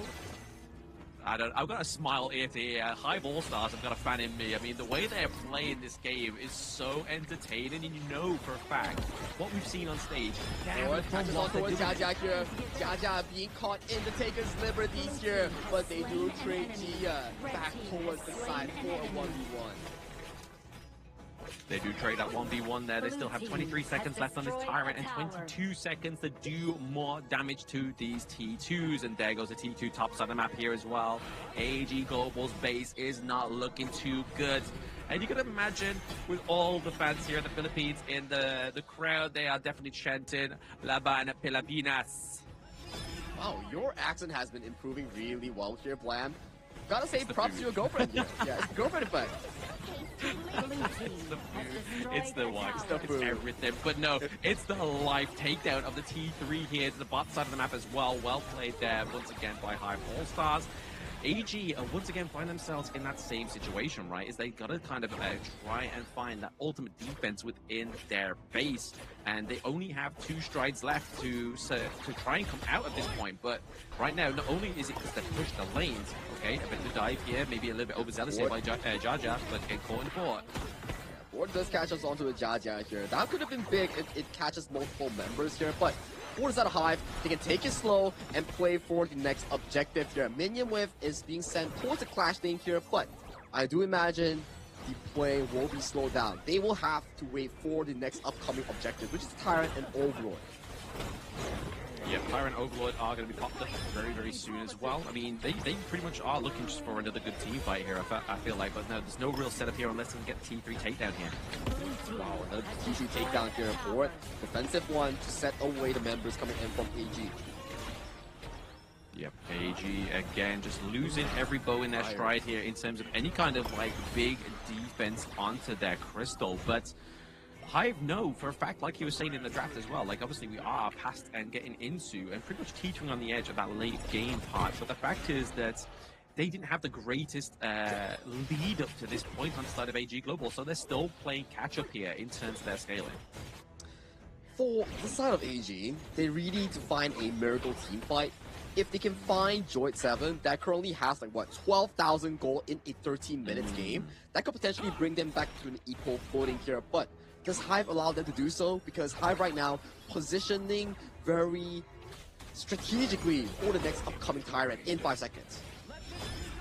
Yep, positioned very well. Obviously, I feel like Sirium here on the Seafarer has had like 1 or 2 boats that's actually connected and been very successful, but overall has been blocked by obviously Posty on the Sea Singer here. The Dolia really just taking those on the chin. And this is the one thing I really like about the Hive All-Stars as well, right? They know what parts, like what moving parts do what, right? Like obviously, if you're able to take that ultimate on the chin, amazing, do it. If it means we're going to have a much better setup into the team fights, they're able and willing to put ego aside and just allow their team to shine. And you're seeing it time and time again here.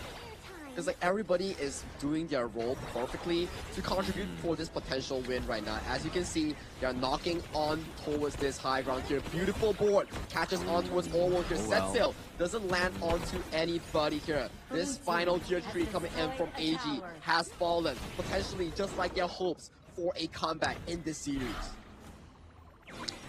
I mean, we looked at the point of Hive All-Stars and was thinking that maybe this could be the potential downfall, is the fact that their obviously match duration is a little bit longer than AG's as usual. But the fact is, they are a slow cooker of a team, right? They are just making sure the meat's marinated and the food is on point. That beautiful board as well, forcing the flash on towards Orwell here. The next board coming in, Orwell will not have a flash to successfully dodge away from danger here, and the minion waves are starting to mount a lot of pressure in towards the base of AG Global here. Hive does look like they want to settle the score in the next upcoming waves that will be arriving in a short moment. Yeah, I mean, this is definitely do or die here for the side of AG Global. They need to get either a solid, good team fight here, take a few members off the side Hive, or their Crystal Falls.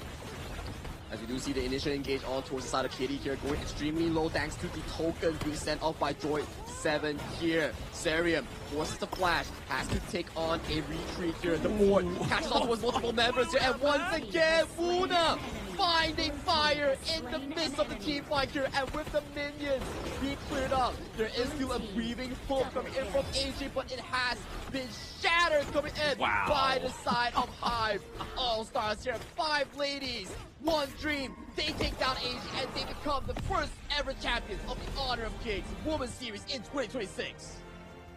Wow. Wow, wow, wow. This is definitely momentum here for the obviously future Philippines teams that are going to be playing in Season 4 Invitational to try and get their way further and further into that grand finals tomorrow. But this is your first women's champion of 2026, and it's Hive All-Star really putting that bar high, because AG Global going into this one 2-0'd everybody, as you're seeing the 2-0s being thrown up here as well. Woona's just like, hey, don't worry about it. I had my Dharma. Those team fights were all mine to begin with. That was not just only a single 2-0 that they did across the entire tournament. They did like what? 1, 2, 3 2-0s, a clean sweep across all their BO3s to claim victorious in this final one. And their opponents were historically one of the best women teams so far that we had back in 2025, crushed by Hive All-Stars in a 2-0 fashion here. Well done to the Philippines representative in today's Women's Series. They definitely did very well in this BO3. They've done their homework, man. Like, literally, if they've watched this team be champion back-to-back of the previous Women's Series, they've been watching in the shadows and waiting for their moment to strike, just like Wuna was with that Dharma, right? Like, just always waiting in the wing, waiting for that perfect setup of the team fight. Very, very clean. But yeah, I think props are, I think Joy 7 may potentially be the MVP again, or Wuna may contest that MVP position, because not only the gold setup for Joy 7, the disparity against the Arlies on AG side of Fire, it was just huge. I think it goes back to our discussion just now once again. Every single member coming in from Hive All-Star contributed to the success of the entirety of the team. Posty is always actively looking for the blocks on towards the set sail coming in from the side of Surium. And then you see Droid 7, although there wasn't a lot of these flashy moments, but the way that she's farming gold, the way that she's positioning, always top tier and making sure that she's out DPSing against Fire's Arlie in that majority of the game. And finally, the one shiny player, the one that's shining the most in those team fights, Wuna. We were talking about, hey, it's going to be a board into the ultimate coming in from the Yixing Dharma combo, but no. Every single fight, before the board is actually formed, we already see Wuna flying in like Superman and already getting that one punch in on towards Fire. Literally, that was one thing going through my head was literally just one bunch here for the side of Hive All-Stars. They were making every fist count into those team fights, but I feel like we should revisit that point because obviously everybody in that team knew their role, and like if the role was to take that ultimate on the chin, exactly that was Posty's goal, and posting that victory was definitely a sure sign here for Hive All-Stars to basically be like, okay, so if you do take the ultimate to face, it's not a problem, let's just make sure it counts. And I feel like that's something that some of the teams within the global scene don't do, right? As soon as that ultimate comes through and it lands onto someone, it feels like the morale just goes from up here all the way down here, whereas Hive is kind of just like, okay, time to go, boom, let's go straight into it. Yeah, one really key ultimate that's being blocked by Aroma just bravely standing in front really means a lot coming in for the side of Hive All-Stars rotations. And then the team fights coming in from Wuna and Gia, so crystal clear. And one more player that we need to highlight definitely, same exact spot, same exact timing. How in the world did Rogue get back-to-back steals in the same objective against AG at the same timing? That was just bonkers. Bonkers, absolute bonkers. And the fact is, it wasn't like it was not contested, right? Like you saw that she was kind of like to the side of the camp as well and had time to just wait. Nobody really contested on the side of AG. So I feel like that was at the fault of AG maybe, that not enough pressure was put onto Rogue and really too much confidence was put onto their own jungler Kitty to actually get the smite there. So I feel like maybe the mistakes were starting to show definitely in game number 2, whereas game number 1, AG looked pretty flawless in the early game, but then it was just kind of the team fights that let them down.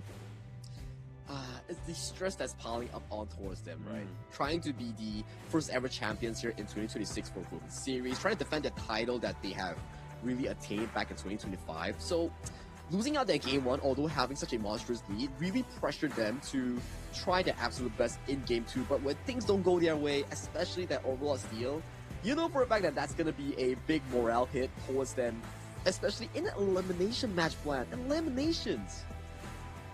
They're probably saying to Blacklist International, like, hey, just cheat. Look, I can do it, you can do it, right? Like, it's possible here for you to get those steals, so don't be scared of getting those contests. But we're going to go show to the stage to go and look at our champions of the Honor of Kings Women's Series 3. The ladies of the Honor of Kings Women's Series have fought with heart, resilience, and pride, earning their place on this stage. Wow, they did. And may we call up upon Bigatron by Fatality from Indonesia to receive their award as the 3rd place winner of the Honor of Kings Women's Series. Once again, we'd like to call on the 3rd place, Bigatron by Vitality from Indonesia.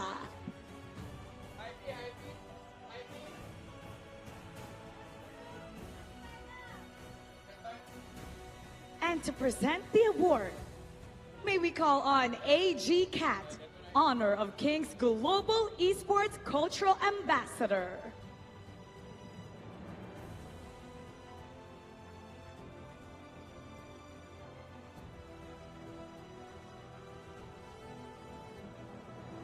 Everybody look at the camera. Let's take the photo up and behold, the 3rd place champion. Let's move closer together. Congratulations to Bigatron by Vitality from Indonesia. Let's give him a big round of applause. Thank you so much, Bigatron. Thank you so much. You may now take your seat. And Kat, please stay. And now we're gonna call on our 2nd place, AG Global from Malaysia. AG Global from Malaysia is our 2nd placer for the Honor of Kings Women's Series. Now everybody smile. Congratulations for being the runner-up. You guys did the best, and will still be the best. And look at the camera. Congratulations once again, AG Global. Let's give Team Malaysia, AG Global, a big round of applause. Congratulations, ladies. Thank you so much.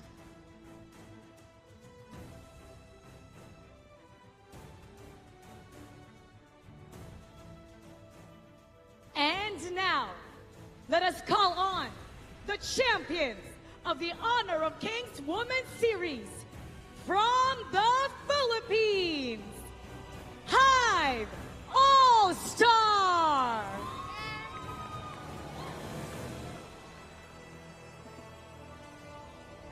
Congratulations, Hive All-Star.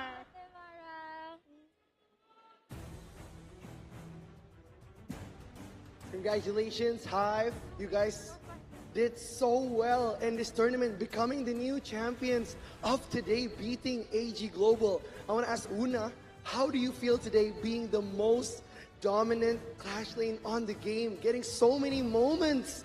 And you have been a very dominant team in this series and the entire tournament. What makes your team so strong? Actually, pinaghandaan po talaga namin tong tournament na to. And honestly, hindi namin ina-expect na magiging 2-0 yung series namin with AG. So, thank you po sa lahat na nag-support sa amin at nagtiwala. And thank you sa org namin, Hive International. They're really prepared for this tournament. But you know, they respect AG Global so much, they did not expect it to be a 2-0.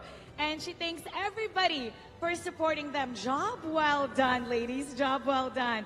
Now, for Gia, you are paving the way for all the women for esports, especially here for Honor of Kings, being the first Honor of Kings Queens Series champion. Now, what are your hopes for the ecosystem for Honor of Kings? First of all, I want to thank you, Tencent, and all the organizers of this event. I hope that girls will try more to compete and join us as we celebrate womanhood in this event. I hope that everyone will have the courage to join this event. And you know, with that courage that you guys have shown, you're paving the way and setting a good example for everybody. We're so proud of you, Gia. Thank you. Such an amazing run for you guys. But Joy, I want to ask you something too, because you are one of the strongest players on this team. And I want to ask, what is your advice for all the women out there who want to join and become a professional HOK player and maybe become champion like you? Any advice for the women's? To be honest, it was really mahirap yung women's dito sa gaming. But since we paved the way for you guys, ayun, I'm wanting you, gusto ko na maglaro din kayo kasi, ayun nga, nandito na kami. Ang advice ko lang is, as long as you guys want, go play and play and play until kung gusto nyo, then go. Yun lang yun. Sundin nyo na sa puso nyo, yun lang po. To be honest, it's really hard to be playing in the women's scene in esports. And now they've paved the way, and they hope all the women will follow their footsteps and do what you must. If you want to play, go do it. They show that they can do it, and so can you. Congratulations. And now it's time to award Hive All-Star. Kat, you may do the honors. Congratulations. And for that, let us take a photo to commemorate the first champions of the Kings Women's Series.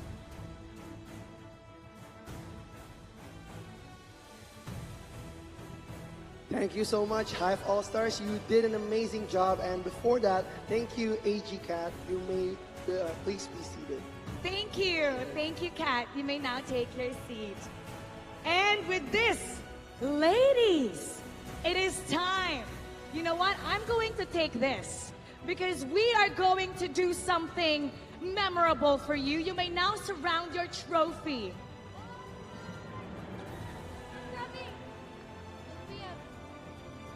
Floor, let's call on Floor. Floor. Floor, Coach Floor, come on up. Your team needs you. Hive International would like to call the coach, a big contributor to this moment. All right, ladies and Floor, you may now surround your trophy. And it's time to claim what's rightfully yours in 3, 2, 1. Ladies and gentlemen, your champion, Hive All-Star. Hive All-Star is your very first honor of Kings Women's Series Champion. Their journey has been defined by passion and excellence in the gorge, commanding respect, rising above the rest. And now, to conclude this, we'd like to call on our second and third place for the photo op. Once again, from Malaysia and Indonesia.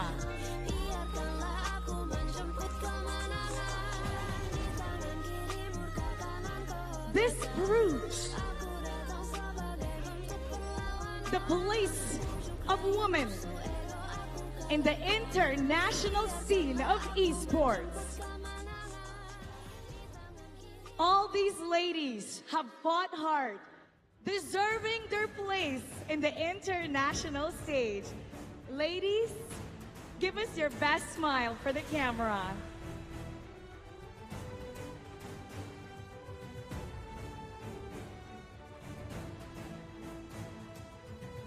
Everybody, let's give them a big round of applause.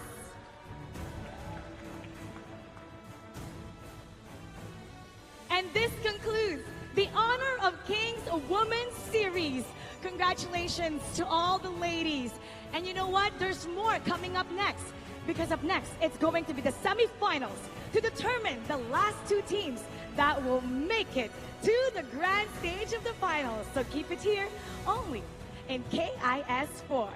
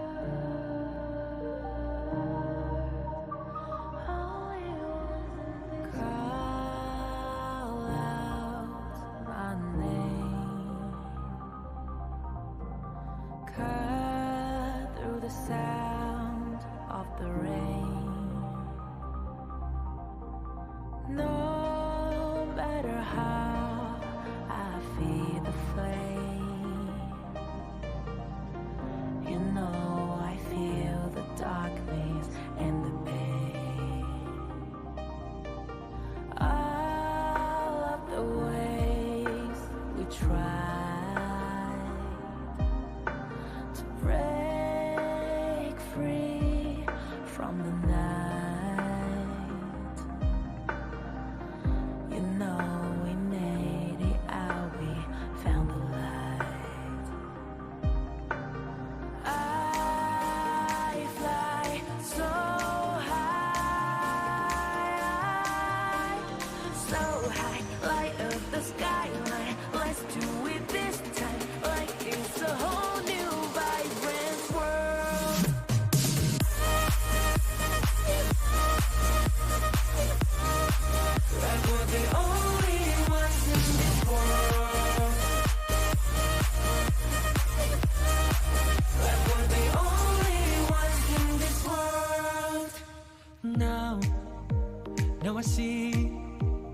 I got everything I need. It's alright, I'm on fire, I'm alive, 'cause now I fly so high,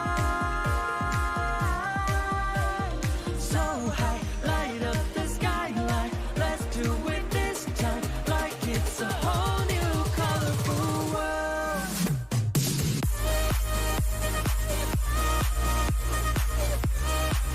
Like we're the only ones in this world. Like we're the only ones in this world. Never thought we'd get this far, burning like the stars. How we get this far? Like we're the only ones in this world.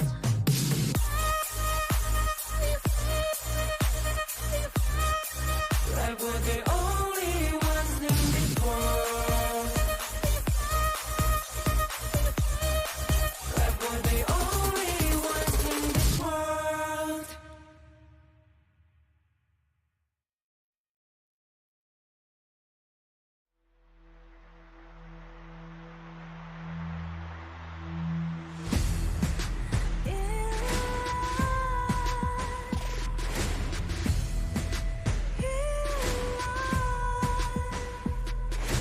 What's a life without its worth? Compromising with what hurts inside, inside. When you let fear decide your fate, you don't choose which path to take in life.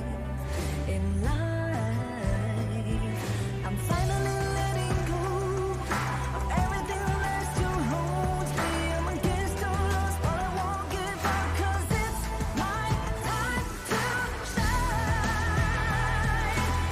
Standing in the spotlight, and no one let me down.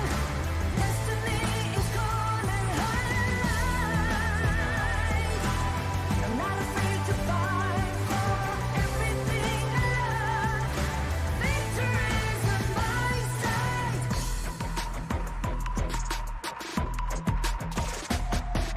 The more we lose, the more we gain. The more that nothing stays the same. In time, in time.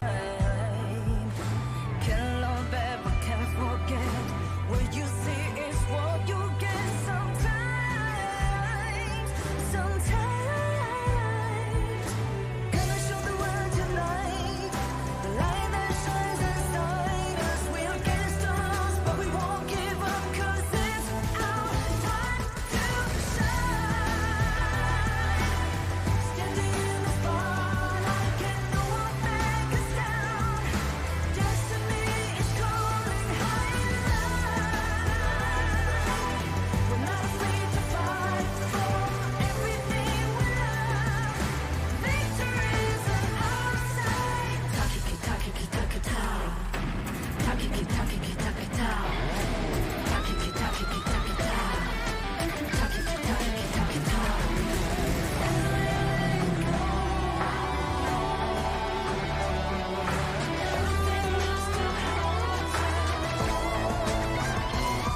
Cause it's our time to shine.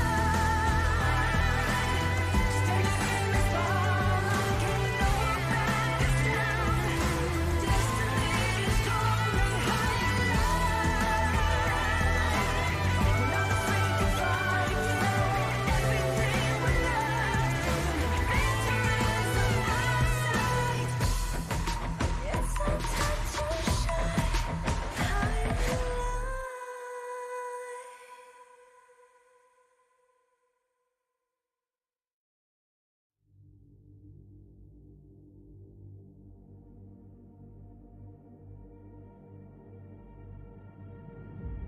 I feel it deep flowing through my blood. Rising up to become someone. And taking it all on my own. What a sweet victory. Taking all of my control, awaken something deep in me. Like flames, feel it burning inside. Take a hold in pursuit of the prize. I've been told, ain't no way to survive. Keeping all of this fire that's locked up inside. When this is the time, enter the ring. All those mental chemicals doing their thing. I got flashes of battles inside of my dreams. I was made for this moment. At least now it seems like it's time to come face to face with your fear. But battling reasons for all of the years, and I learned how to fight them with style and grace no one's ever encountered. You say it's amazing, I'ma come out swinging when they open the gate. Go ahead, call passion, I'm calling it rage. I'm taking what's mine like I already own it. Watch but don't blink, going here to the moment. The sky rain down into the madness that's all around. Go on, tell them who you are, you are, you are. Go on, tell them who you are, you are, you are, you are. Here's to the moment, the sky rain down. Here's to the madness that's all around. Go on, tell them who you are, you are, you are. Go on, tell them who you are, you are, you are, you are. My name is honor, my name is king, my name is champion, my name is strength. Tell them who you are. My name is Pentakill, you think it's strange? My name keep ringing inside of your brain. I hear it every line. It's till the moment the sky rain down. It's till the madness that's all around. So tell them who you are, you are, you are. Go and tell them who you are, you are, you are. Here's to the moment the sky rain down. Here's to the madness that's all around. Go on, tell them who you are, you are, you are. Go on, tell them who you are, you are, you are, you are. Here's to the moment the sky rain down. Here's to the madness that's all around. Go on, tell them who you are, you are, you are. Go on, tell them who you are, you are, you are. Go on, tell them who you are, you are, you are.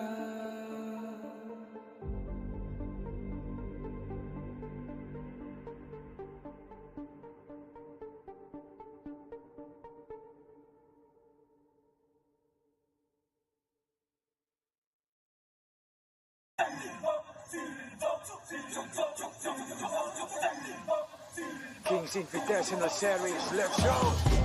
Bertahun-tahun ku ditempa, harap yang karang murka, enemy di setiap langkah, jantan datang mencoba, panggil ku One Man Army, satu orang 1000 nyali, bela spirit dalam nadi, sini maju ku ladeni.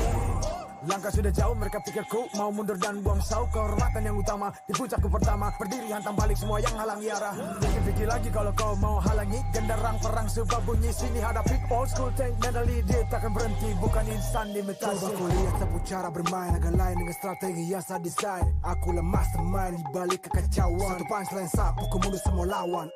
Insting tepuku deteksi ancaman, enemy ku libat seperti Anoman. Yo satu pukulan tangan kosong, jatuh runtuh panggil aku Wukong. Masih di power hantam lawan yang menghadap. Sapu cakar lebih tajam lebih dari kopong pedang. Yang saya incar turawana bukan tata singgah sana. Maka wajar apabila dong bilang sampai di sana.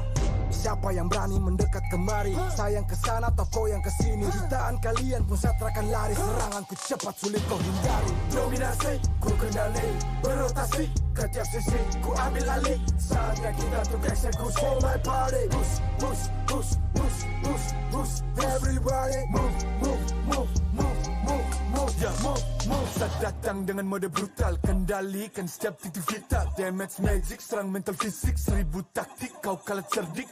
Mau coba jatuhkan sama mana bisa, siasatmu sudah saya analisa. Terdapat selak, gerak, geriku sulit tu dilabrak. Wah, game over, hancurkan semua tawa. Kombinasi skill dan power, teleportasi ala Enoku yang LOK. Kau tahu ku tak bisa redam, bulat tekadku yang takkan padam. Tuh kehormatan yang tak bisa dibeli, saat saya genggam jangan harap kembali. Adu mekanik tingkat tinggi, siapa paling berani? Aku paling gigi. Pedang raja yang kuhulus, tebasannya bak angin menghembus. Long life the king, akulah raja, dentuman zira, ini mental baja. Akulah hukum dalam wujud nyata, seni tempurku susah tukar baca. Y'all better run. I've already won. Nowhere to run. Your time is done. Tidak bisa kau atasi, berat untuk kau hadapi, kalah pedangku menari, kau balik kanan dan lari,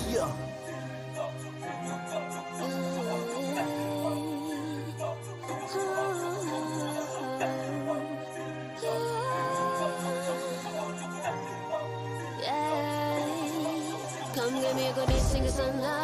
Aku cinta, I'm the queen, feel the aura. Orang jajali, ternyalain dah. If you want me, profit me way mas. Siapa tadi panggil, cause I'm ready. Siapa bilang aku tak punya nyali. Don't try me, ni aku sebut api. Yes, my lady, you can touch me. If you ready, you jajali. Lagi coba lagi. Tegak berdiri, dan kuatkan lagi. Bukan yang paling cepat, bukan yang paling tinggi. Ini menguji kepala, bukan sekadar jadi. Di tangan kiri murka, kanan kehormatan. Aku datang sebagai bentuk perlawanan. Bujuk rayu nafsu ego aku kalahkan. Biarkanlah aku menjemput kemenangan. Di tangan kiri murka, kanan kehormatan. Aku datang sebagai bentuk perlawanan. Bujuk rayu nafsu ego aku kalahkan. Biarkanlah aku menjemput kemenangan.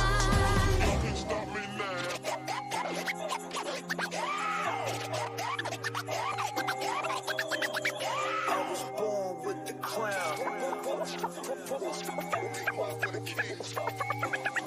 Fortune on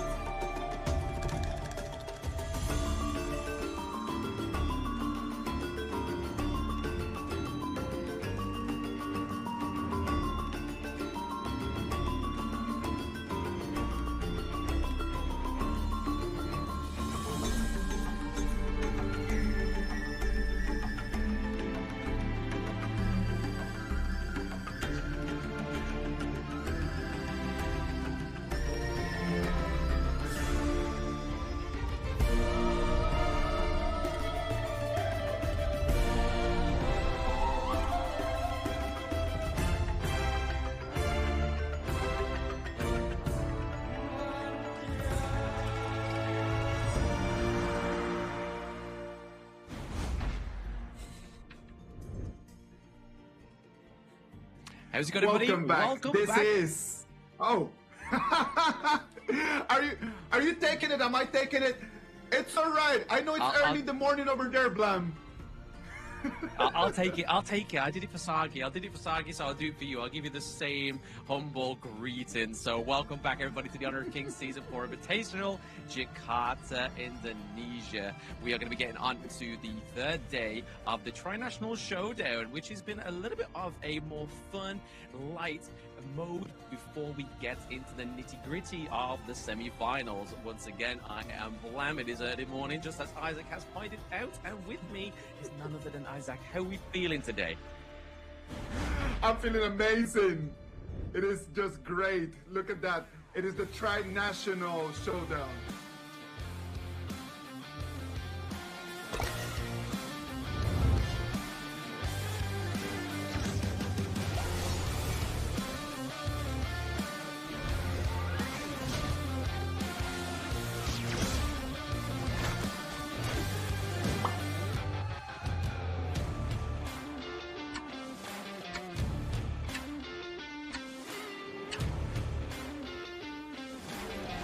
Victory!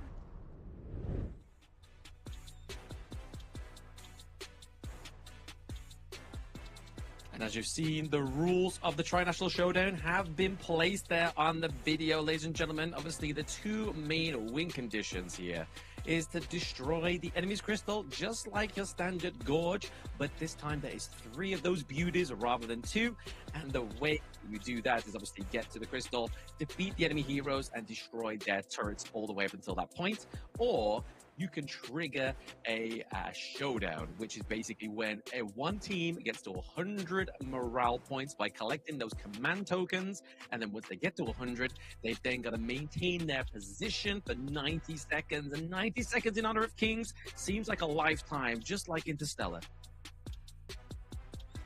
Overall rankings right now, China Squad International at the top with 219 points. Then Team How Can 196 points, and Team Gas 162 points.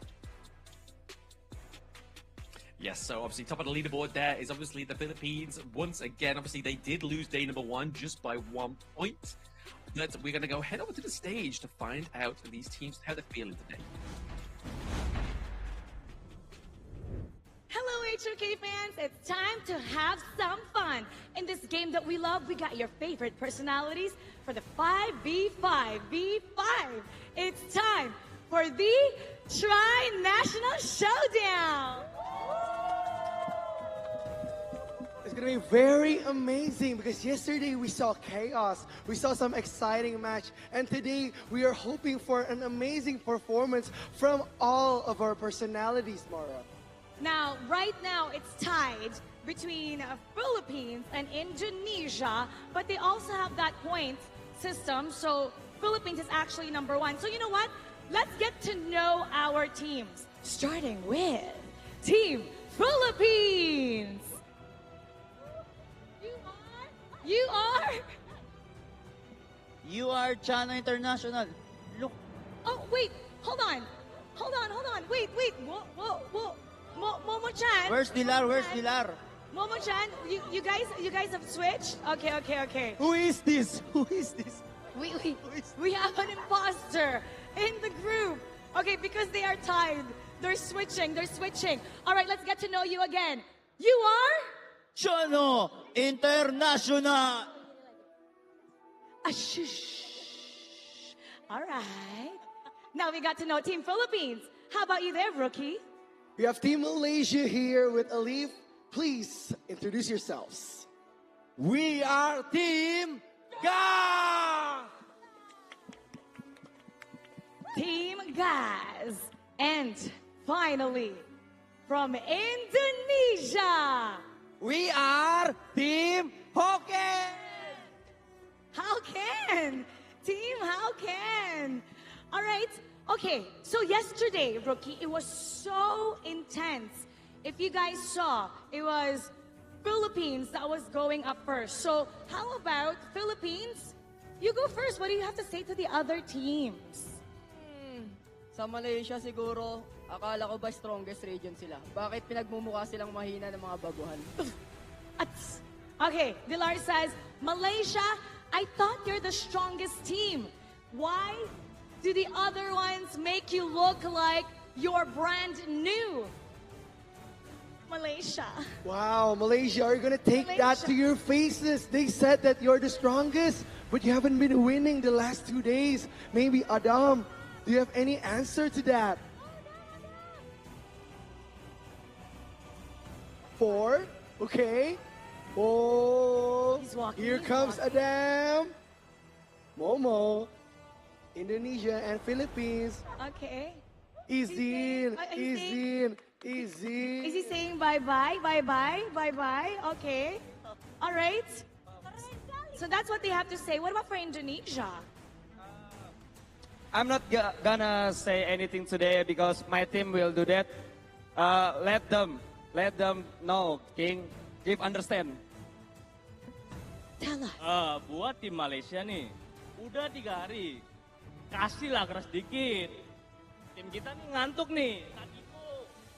Wow, they said that for Team Malaysia, Okay. give us a hard game. It's so sleepy this past 3 days. They want to sleep because Malaysia hasn't been performing. Oh no! They're getting sleepy. They're getting sleepy. Team Philippines. Oh, Chano. Oh, look at this good-looking guy. Malaysia, Indo, Gabisa. Philippines, Bisa! Wow, Malaysia, are you gonna take that? Are you gonna take that? Are you gonna take that? They said that kalian gak bisa, you cannot. They said that kalian gak bisa menang. You cannot. Need two country to defeat Malaysia. Oh. I remember my mom say to me, don't talk to the weak team. Oh. Don't talk to we need to follow mom. Yeah. We need to follow advice of mom. His mom is telling you not to talk to weak teams. So, what is that? What's gonna happen? Indonesia. Untuk tim Malaysia sama Filipin, jangan nangis ya. Oh, don't cry. Don't cry. Are you crying, Team Philippines? Are you crying? No, I'm not crying. I hope Team Malaysia and Team Indonesia had a good sleep. Okay? Are you guys ready for another loss? Are you guys ready for another loss? Are you ready for another... Malaysia, are you ready for another loss? Are you ready for another loss? Okay, terutama untuk tim Indonesia, tadi kamu bilang, kamu bagi tahu yang dah 3 hari, di hari ketiga. Apa akan ada, betul? This is new tactic and you ready? Don't cry, don't make a sad face. Like this, okay? And go back to sleep, okay? This is the 3rd day. They need to be ready because if they lose, they don't make a sad face. Okay, do you guys think you're gonna lose Indonesia? Oh. Wow. Big boss. You? Hey. He's gonna pocket them. Oh, you're going to get pocketed. In his pocket. Oh no. Oh no. Oh. They're scared. Malaysia's scared. Oh. Thumbs down. Silent but deadly. Okay. The teams are getting heated up, Rookie. We need to get this game started. And it's going to be an exciting match today because we are going to see who is going to be the new faces, the new winners for today, Mara. Now, we want to know from the audience, who are you rooting for? Write it down below. Are you there for Team Philippines, Team Malaysia, or Team Indonesia? But you know, there's only one way to find out who's the best amongst them all. It's time to head to our casters. Lead the gorge.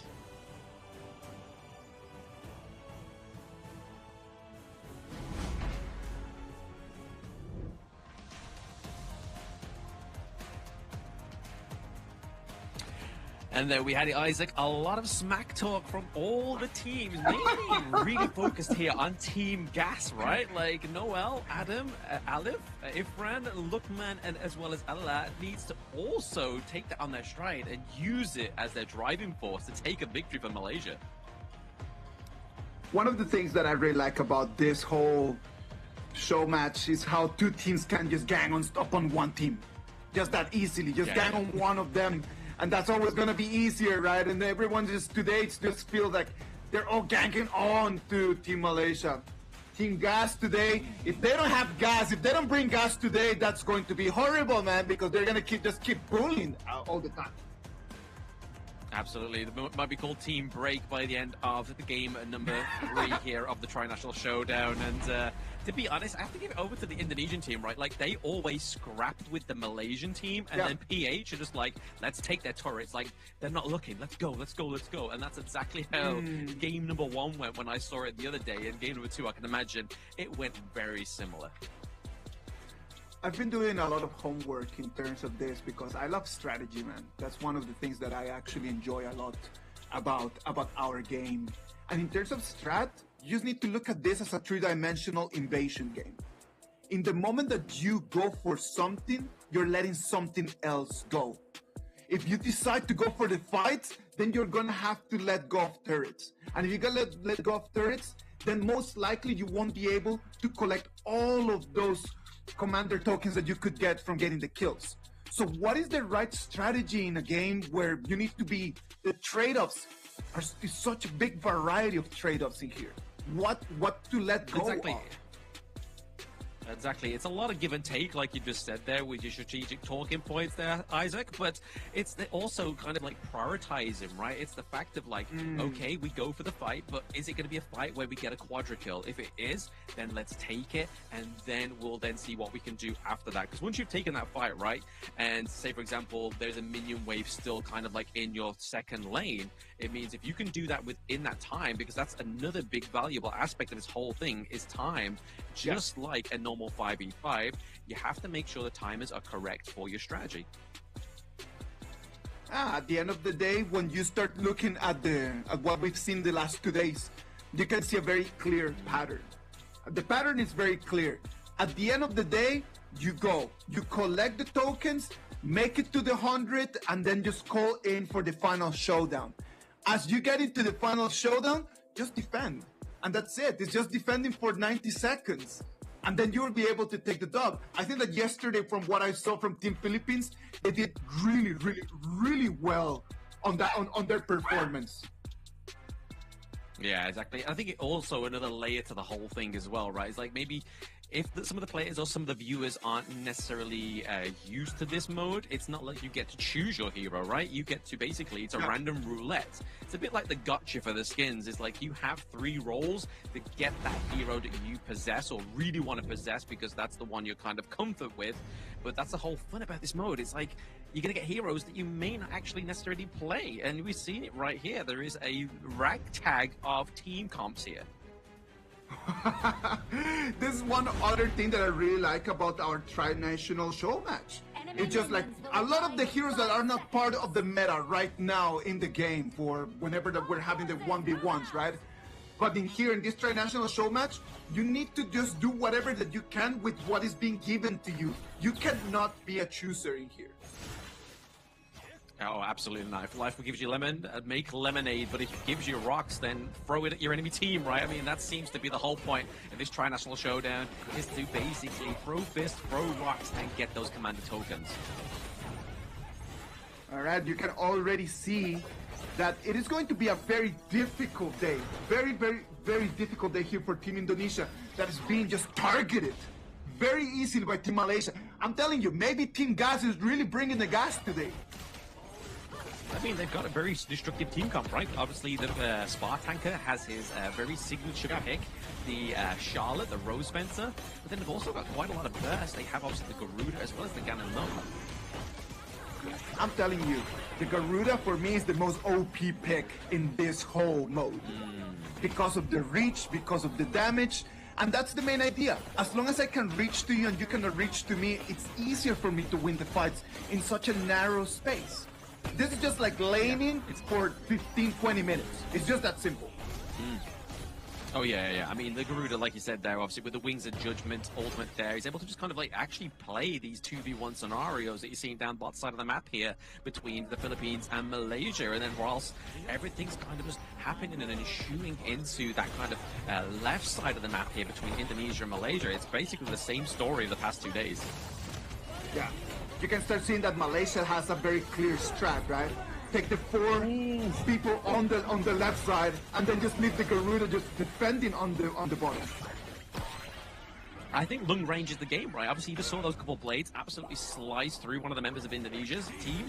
And then you've also, on top of those couple blades, you've got the Wings of Judgment and the Cannon Blast as well. So you've not only got a CC, you've got so much damage coming in your direction. I really like the comp coming from Team Malaysia. I like it a lot, like really, really a lot. Maybe day 3, they've already figured out what they need to do in order to take their first victory.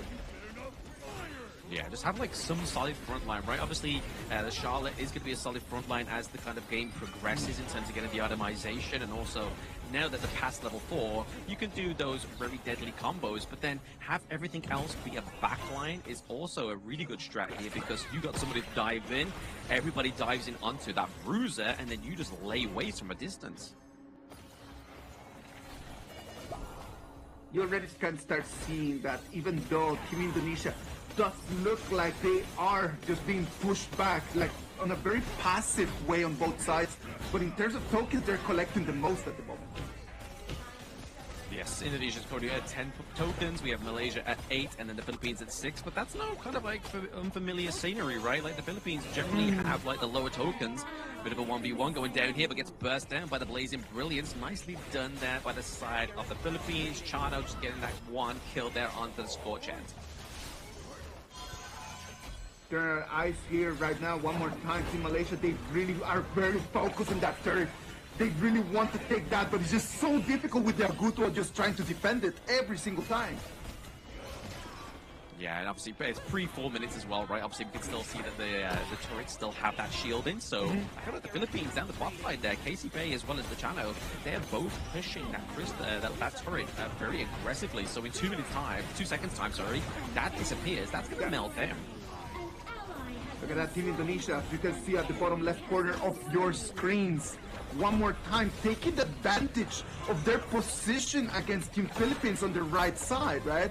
Like in that whole Team Indonesia against Team Philippines matchup, Indonesia just keep collecting more and more and more and more tokens. Yeah, I mean, look at that. The Philippines was behind. They're now second place now. They get the current tokens from that turret, the Wings of Judgment. So it's going to be enough to kind of take away that minion camper now, placing Philippines up by 1 token ahead of everybody else. So they are looking very strong in this one. And they're going for the same strat. They just put 2 down to the bot side, 3 onto their right side of their lanes, and just defend and push. So offense and defense at the same time is a perfect blend here. You can see over there on the left side of your skin, the rankings right now. Team Philippines with 219 points, a solid 50 points advantage compared to Team Gas, and Team Halcan 20 points away, trying to turn things around. As you can see the action one more time left. So many deaths falling here onto the side of the Malaysian team. They drop like flies as they've already lost their T1 down to the bot side and also just lost a lot of life into the top side of the map there. Once again, we are seeing that constant brawl, constant barrage here from Indonesia going for the team fights, but then the constant barrage onto the crystals from the Philippines on both sides. The Philippines don't have just one target in mind, they have 2. Team Philippines, in terms of strategy, they have had the most solid one in these 3 days of competition. Because every single time that you see them play, they might not be the loudest, but at the end of the day, they're the most effective ones as they can always push in both directions. Well, the PKL region is known for scrapping, right? They love to scrap. It's their bread and butter, like I was saying in the women's series. Once a team fight ensues for a Philippines team, that's it. You better kind of like hope and put all your blessings into a sack and hope that you can take a team fight over the Philippines teams, because it's quite an objective to do. Very difficult day here for Team Indonesia. Team Halcan defending on both ends, right? Left and right. They're just trying to clean the waves. There's nothing else that they can do. They haven't been able to take command in none of the 2 lanes.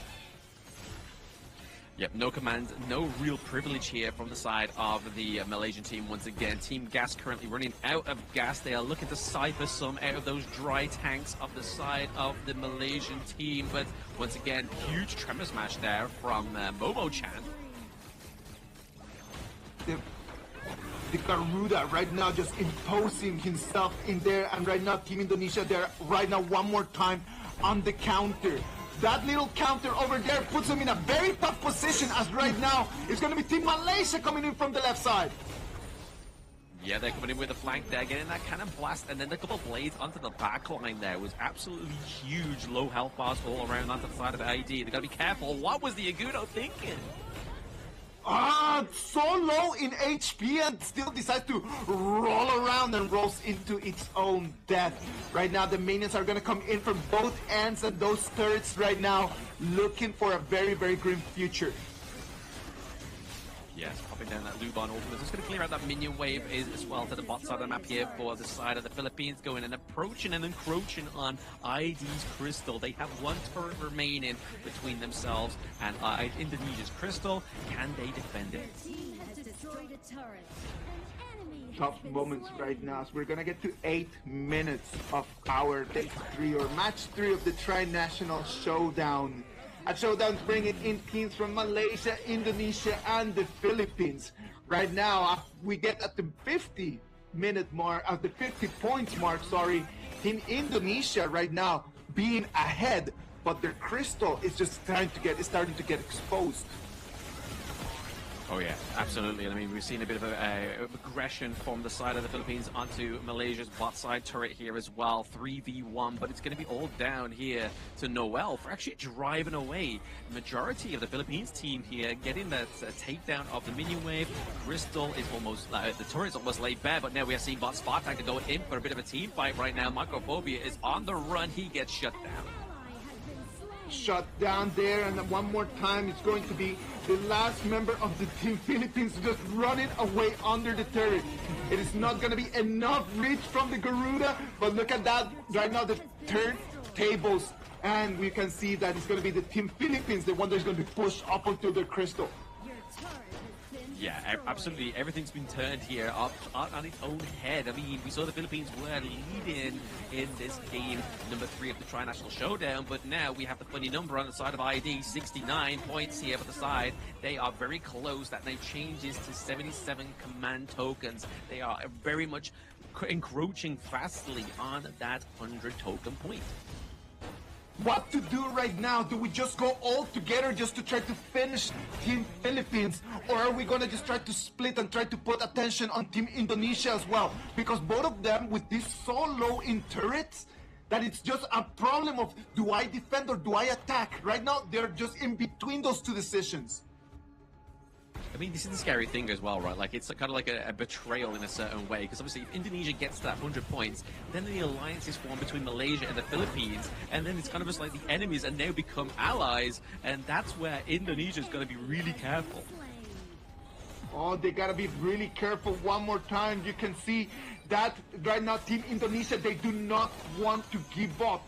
One last turret stands in between them, enemies, and their crystal, and this is gonna be 2 different waves coming in at the same time.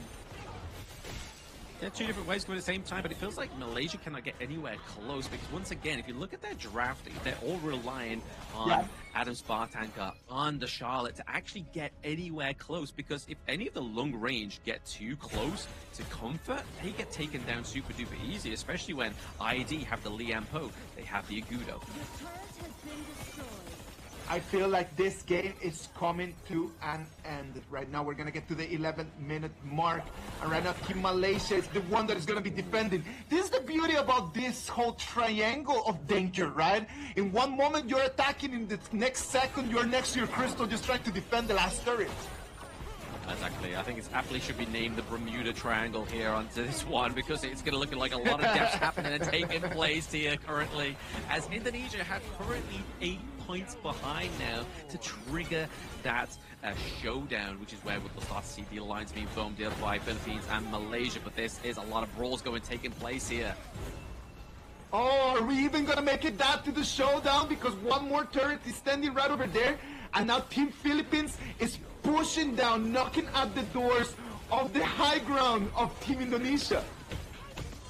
Yep, they are definitely knocking on their door, right? I mean, that crystal, that turret is looking pretty low. That score check with a blazing brilliance and absolutely brilliant ult there with the wipeout. Malaysia's got to answer.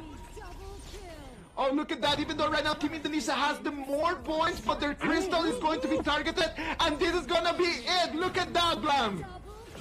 Oh, so close. They had no minions, though. They had no minions. I mean, look at the bot side of the map here. Noel, he's trying to get the push onto the Philippines turret, it looks like.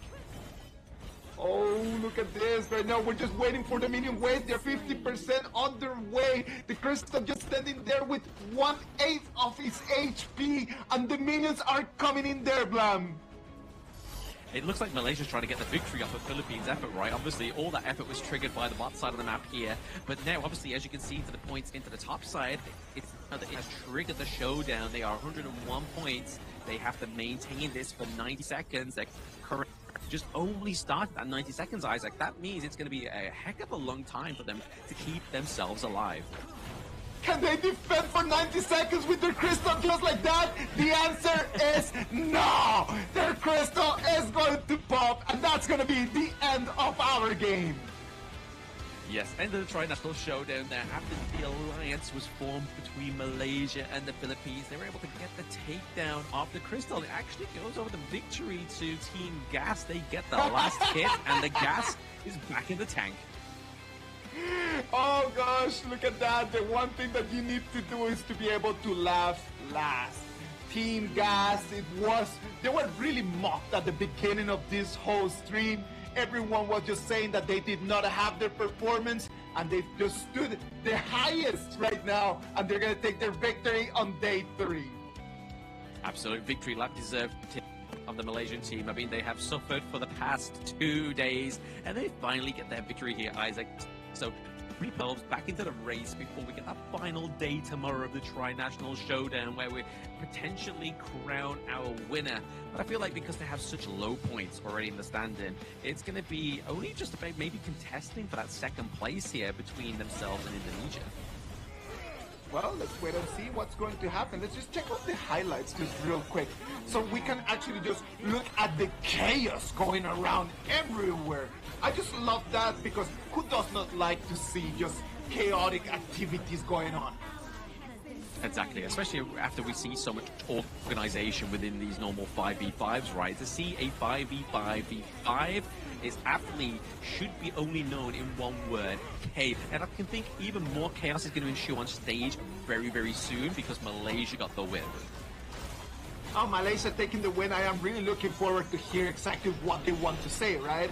Like right after nobody believed in them after 2 very basic performances, but today just being the last ones to smile and the last ones to laugh, that is actually amazing. I just really want to hear what the Team Malaysia wants to say about it. Exactly. I mean, they always get the last laugh right. I mean, that's always the same, right? Those who win get the last laugh, and Malaysia currently getting the last laugh here before the final day of the Tri-National Showdowns. As you just saw from those highlights, we are seeing that they're already on the stage. Everybody is actually performing, and they're celebrating. Look at the Philippines were celebrating thinking they got the win, but they didn't. So maybe celebrated a little too early. It is a big day. There's going to be a lot of stress coming out of the semifinals after we move out of here. So it's actually really nice to see everyone enjoying what this is. At the end of the day, we're all playing a game. Exactly, we're all playing the game, and as the tagline suggests, it's our game. So whether you are loving ranked, you love in peach, you love the esports, or you love our casual matches, there is a place for everybody within Honor of Kings, no matter what you get from the game. This was beautiful to watch. The moment of the victory right over there. Look at Team Gas. Noel just stomping her feet against the ground. That's one of the beautiful things that I really like about Noel, man. Noel is like the most, when you look at her play, like you can see the most regular human being just enjoying the game. Like the pure joy coming in from her face, the way that every single time that I have the chance to talk to her, how she really loves what she does. It is one of the best picks, I would say, out of these 15 players. Oh, absolutely. Definitely the gas behind Team Gas, right? Obviously, you saw towards there, able to abuse that crystal on a 1v1. But we're going to go and see what Malaysia has to say for themselves after they get their first win at the Tri-National Showdown. Mara, take it away. And for our third day of the Tri-National Showdown, we got Team Gas from Malaysia with that win. Congratulations. They started really good, but Alif, you know that Indonesia got 100 points first, but you and the Philippines, you team up finally. You got teaming up against Indonesia, and you got the crystal. Can you walk us through what was happening on the communications when that was happening? Okay, so first kali memang tu adalah mostly bertuah kita, luck for us actually. Tapi kita dah nampak crystal dia dah nak pecah, so that's objektif kita tadi, crystal. We collect point and we crystal, and then we got it, kemenangan, and alhamdulillah, that's the thing. Wow, they said that they were lucky to get the crystal, but in their communications, they only focused on the crystal, and they got it, and they were very, very thankful for it. And how was that like, getting that first win for today? What did you guys say to each other? Because you guys were talking, we could see in your faces how happy you were. How was that for the first win? I was actually asking my teammate, siapa yang dapat last hit? Who got the last hit to the crystal? Because we weren't sure if anyone were hitting the crystal. But eventually, Noel told us yang oh, aku yang pukul Crystal tu sorang-sorang. I attacked the Crystal alone. So that's what she did. Thanks to Noel, she carried the entire team. Wow. Noel, how was that first win for you? Thanks Indonesia team and Philippine team that didn't notice me, and then I just like beside the crystal and then shoot. So that's why I can break the crystal, and we lost 2 days ago. So today we must get the point and tidak memalukan Malaysia. So we did it. Thank you all the fans. Wow, they don't want to embarrass Malaysia, and they did it for the fans, Mara. I don't think that you guys are embarrassing Malaysia. You're representing Malaysia really well. In this game, we're all having fun in this tri-national showdown. And today, you proved that it doesn't matter what the other teams do. You guys rose above the rest. And how proud are you with that win today? Saya sangat bangga dengan saya punya captain disebabkan dia tukar dia punya mindset dan kita semua punya mindset untuk YOLO, untuk just go, jangan fikirkan apa-apa dah. He likes the mindset of his captain because his captain has the YOLO mindset and they want to go all in, all out on today because they want to get the win. We love what you guys showed today. And what message do you have for all the people supporting you, not just Malaysia, because you have fans from all over the world? Kepada fans-fans yang dekat Malaysia ataupun Indonesia, terima kasih kerana support tim GAS ni. Esok kita orang akan buat benda yang sama insyaAllah. So, korang nantikan esok. They said that they were very thankful of the support, whether it's the Malaysia fans or the Indonesian fans, and they were very thankful and they want tomorrow to repeat to be like today. They want the result to be the same, that is Malaysia winning, Mara. And once again, congratulations. Thank you so much for such an amazing showdown. Thank you. And now, let's take a look at the updated leaderboard.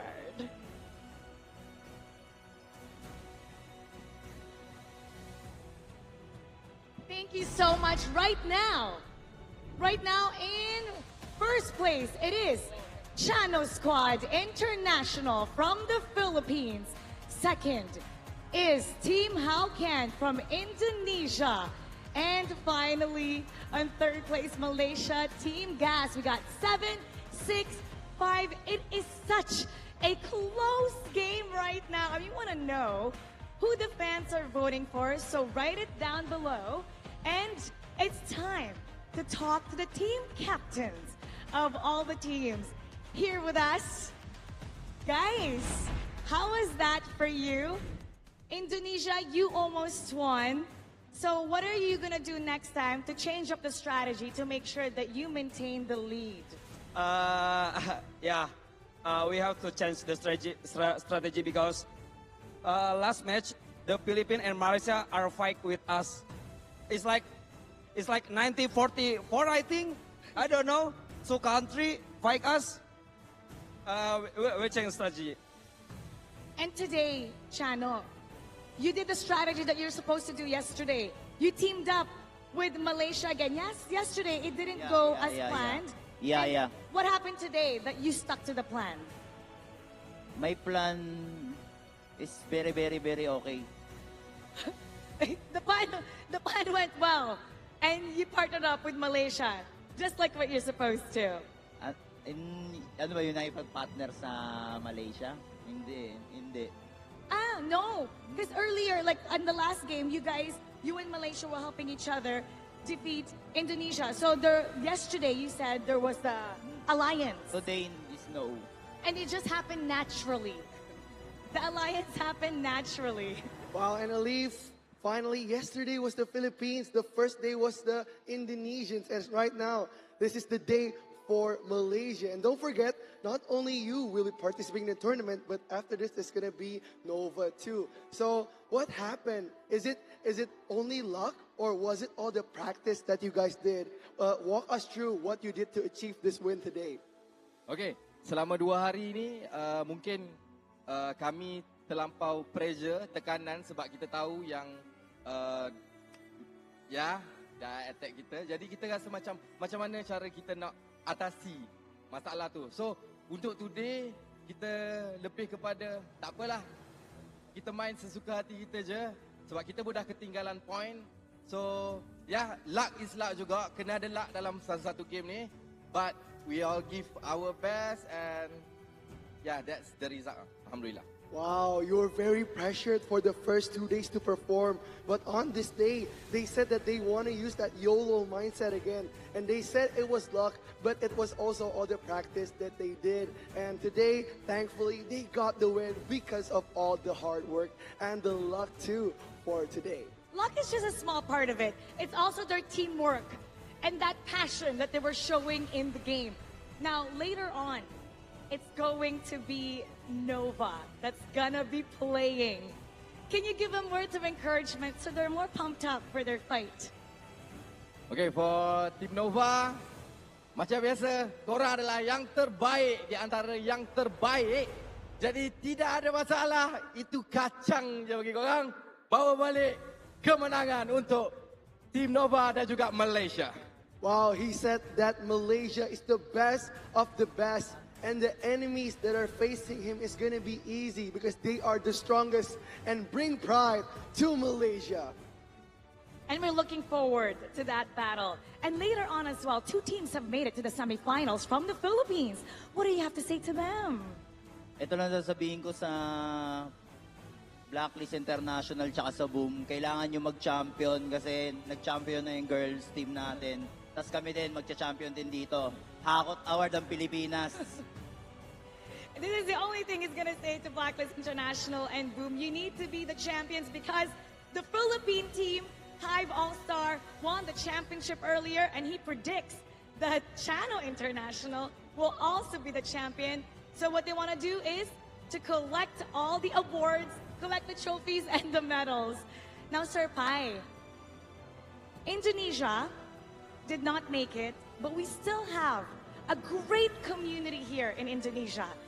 Let's invite them all to keep supporting the Honor of Kings KIS4. Oke guys, karena udah nggak ada tim Indonesia, jadi masih ada perwakilan juga organisasi, ada Boom Esports juga bisa kita support. Jangan lupa langsung aja datang ke GBK Basket Hall ya. Di sini ada juga banyak, ada karnival juga banyak yang lain bisa dimainin di sini. He said that even though Indonesia didn't make it to the knockouts and in the semis, but there's still Boom Esports, one of the organizations representing Indonesia. So come and support because there's not only tournaments, but there are also carnivals and games and rewards that you can earn in GBK Basket Hall. So come one for all because it's going to be so much fun for these days and tomorrow. So that's it from all superstars from all the respective nations, Mara. So we're going to go for a break because after this, we have a great match coming for us. So see you guys after the break.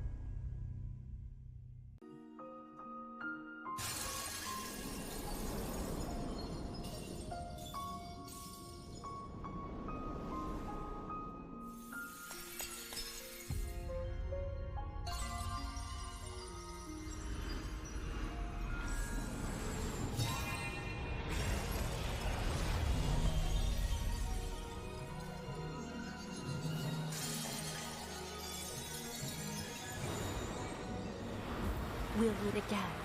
I'll make sure of it.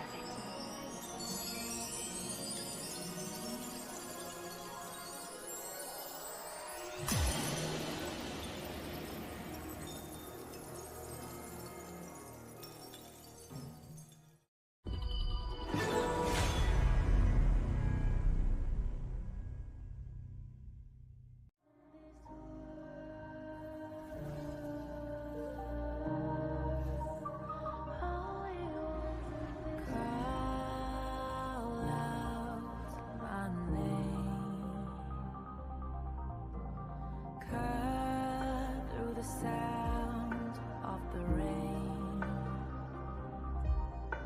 to break free from the night. You know we made it out, we found the light. I fly so high, so high. Light up the skyline, let's do it this time, like it's a whole new vibrant world.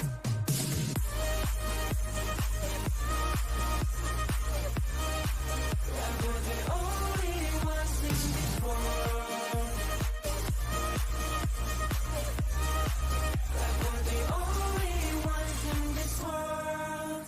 Never thought we'd get this far, burning like the stars. How we get this far, like we're the only ones in this world.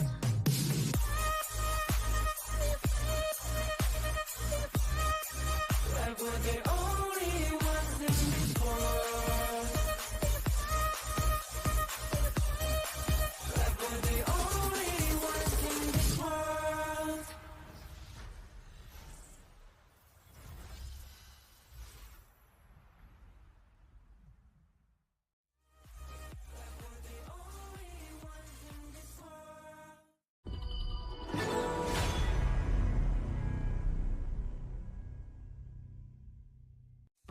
Grandpa, what happened in the monkey story? Anoman. Yes, he made a promise to bring Cinta home. Was he lucky? He got caught, and flames rose. A huge fire.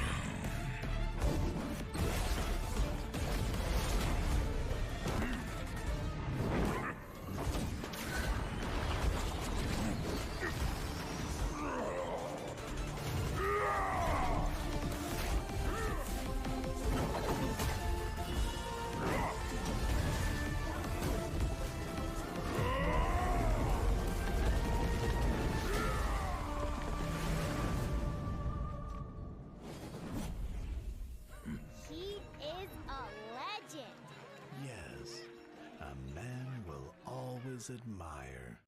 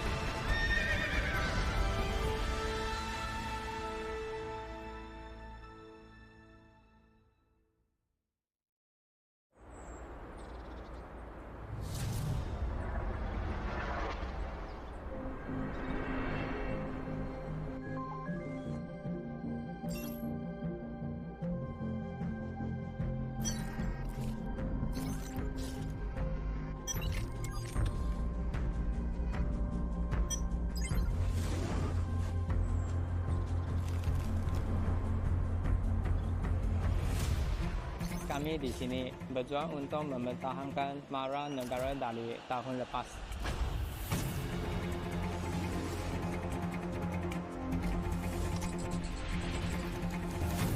우리의 목표는 간단해. 쟤들을 끌어내리고 그 자리에 우리가 앉는 거야.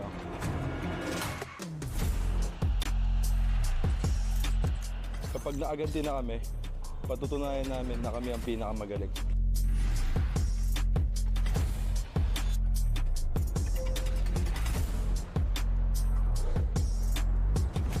Tapos na kaming manood lang sa gilid. Kumandaan ako sa isang explosive na palabas.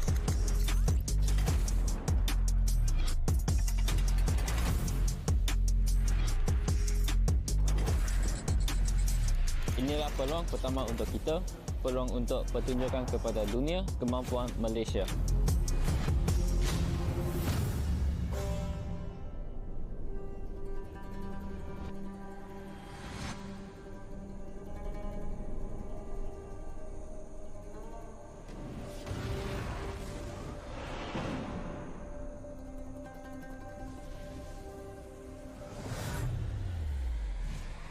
Kami akan membuktikan nama kami dan menguasai permainan. Kebanggaan nasional kami dipertaruhkan.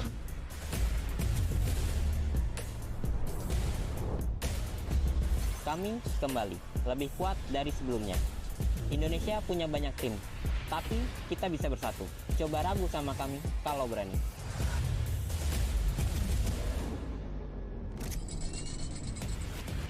Tim kami telah kembali pulih. Kandang ini milik kita. Bhinneka Tunggal Ika, kami akan menunjukkan kemampuan terbaik yang dimiliki Indonesia.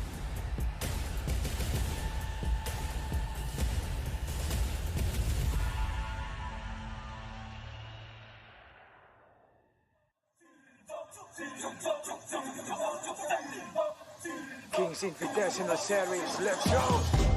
Bertahun-tahun ku ditempa, harap yang karang murka, enemy di setiap langkah, ganteng datang mencoba, panggil ku Woman Army, satu orang 1000 nyali, Del spirit dalam nadi, sini maju ku ladeni.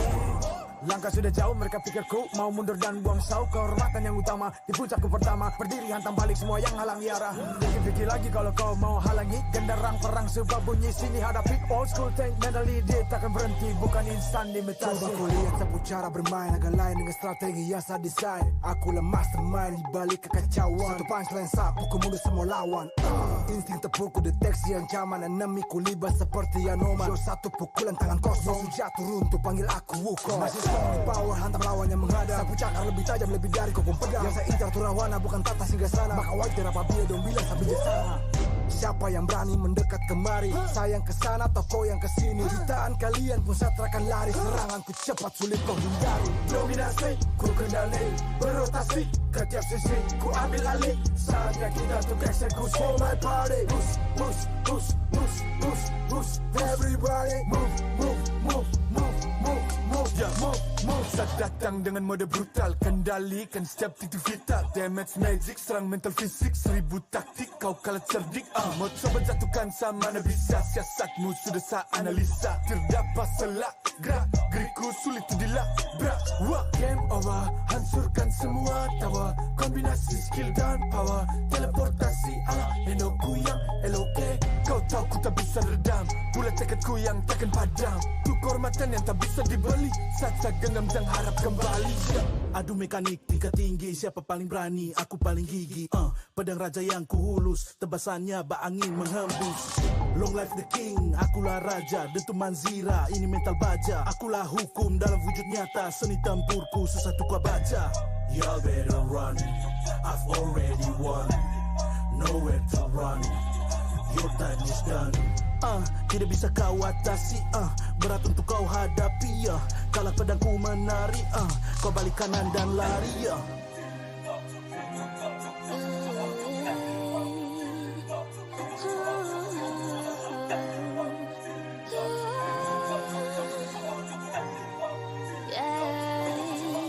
Come get me good sing sana. Aku cinta I'm the queen feel the aura. Orang jajali ternyalain dah. If you want me provide me way mas. Siapa tadi panggil cause I'm ready. Siapa bilang aku tak punya nyali. Don't try me ni aku sebut api. Yes my lady you can touch me. You ready you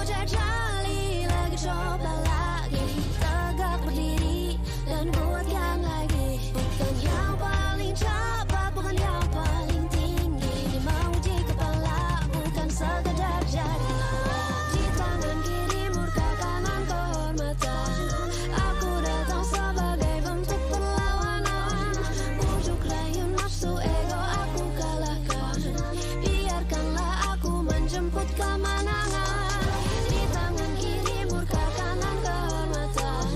Aku datang sebagai bentuk perlawanan. Bujuk rayu nafsu ego aku kalahkan. Biarkanlah aku menjemput kemenangan.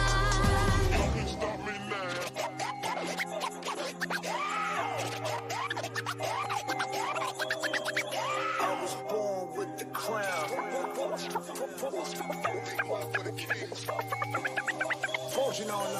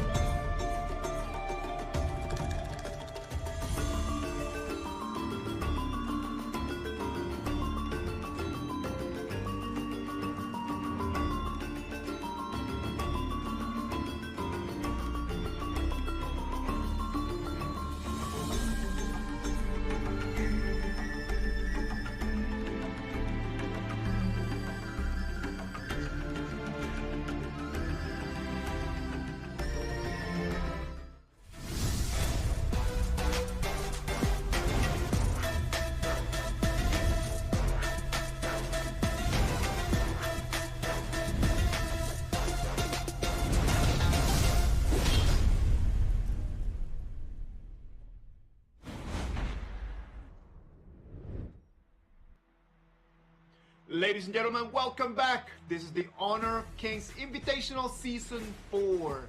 We're bringing you live the action of the first semi-final in this, our first tournament of 2026. I'm Isaac Peña, and with me, Sagi. Sagi, how are you doing, man?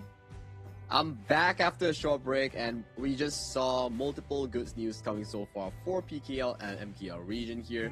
Just now in the Women's Series, we saw how Hive All-Stars managed to take 2-0 against All Gamers Global. And just now in the Tri-National Showdown, Malaysia finally got their first win on board. But now, here's the main game. Here's the main part of the story here. How does these teams, which of these teams, who will advance to the finals of KIS4, taking that 35,000 USD as the champions? You make a very interesting point today when you say, like, okay, it's already been one victory for a team from the Philippines and one victory for one team from Malaysia. So what is going to happen right now in this one? This is going to be the tiebreaker if we were to see this as a matchup between these two regions, right? Let's look at what semifinals we're going to have today. We're going to be packed with a lot of action. Nova against Blacklist International is going to be our first match. And right after that, Non-Shin Red Force is going to battle it out against Boom Esports for a spot in the final. And you can see through the scheduled matches for today is exactly what Isaac has mentioned just now. So the rivalry between Nova Esports and Blacklist International, they have a very distinct storyline, right? For Nova, they've been one of the best performing teams in 2025. And coming to 2026, they are looking super strong, not dropping any single series, only dropping 2 games against BTR and also Nongshim Red Force. Right now, they are at the verge of reattending the finals of KIS3 to KIS4. So can they repeat the story? Is something we want to find out. That is exactly what I was going to bring up right now, right?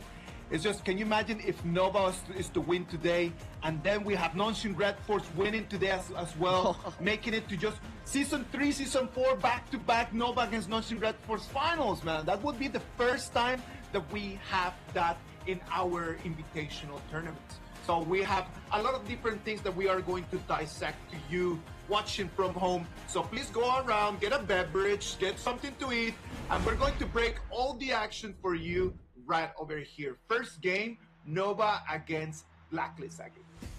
But I like the fact that you bring up, it's like, hey, there's a potential of the repeat of KIS3 finals matchup. Yes. We can never count out Blacklist International or Boom Esports, especially we saw for a fact that, hey guys, group stage, does it really matter? Because the teams right now that are in the semifinals, Nova, yes, they are the champions of Group A. But you take a look at the semi-finalists for the other few. Blacklist didn't do well in groups. Nongshim didn't win a single series in group.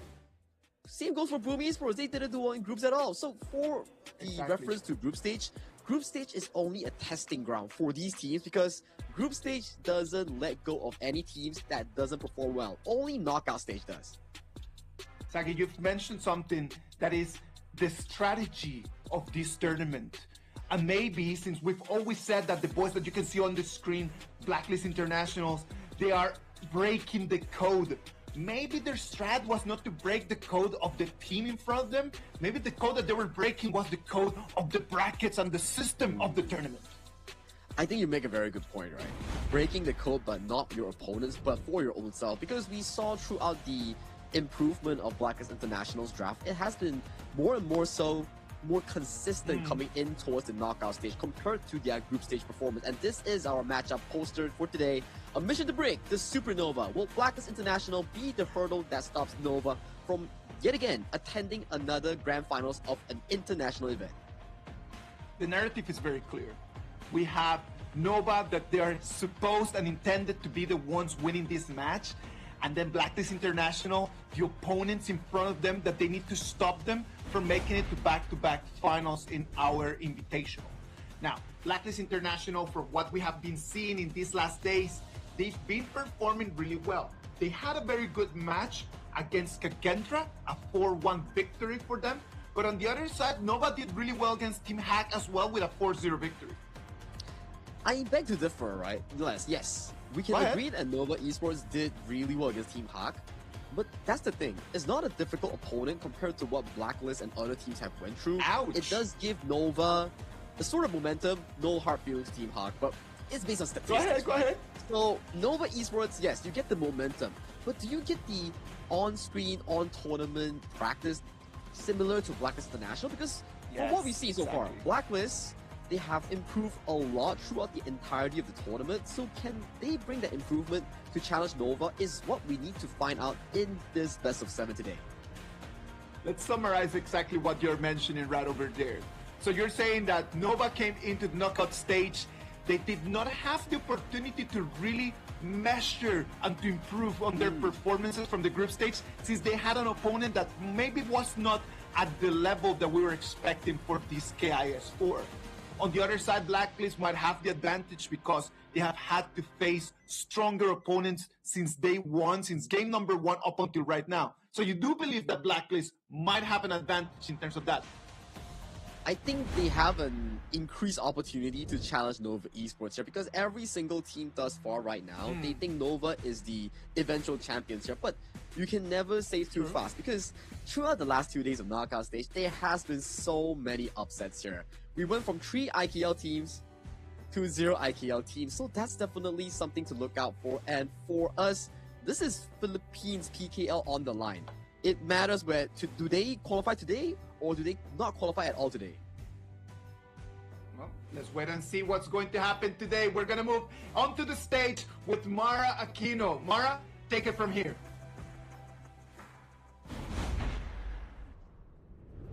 We've had such an action-packed day, and Rookie, you know, it doesn't end there. For sure, the next best of 7 will be so intense. It's going to be intense, all right, Mara, because we're going to see one of the best teams competing today, and we're going to see the first contender for the title. It will be Team Malaysia versus Philippines. Let's set the stage for Nova Esports and Blacklist International.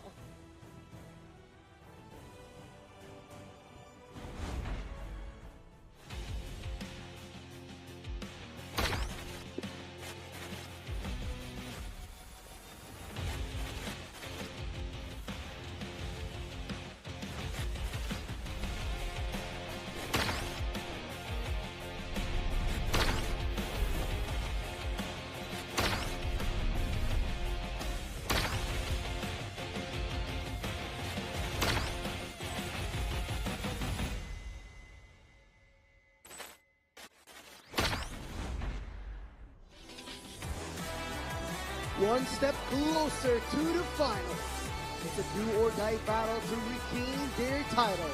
They were the top of KIS last season, and they aim to shine over the horizon once more. The one, the only, Nova Esports!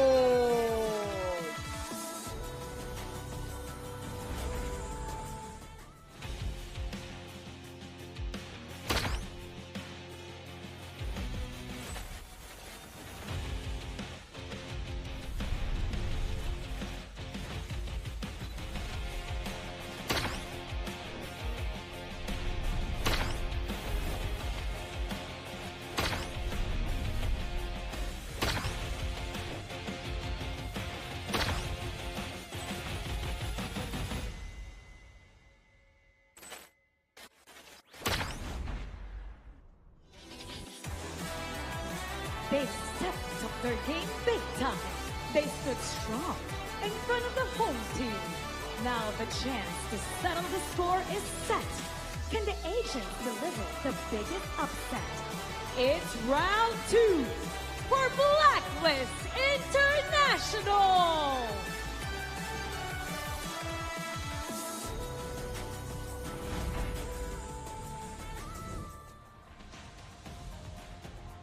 Ladies and gentlemen, it's our game. Nova Esports coming in with Mutsu, Wendy, Kongling, Xuan, and Weipit.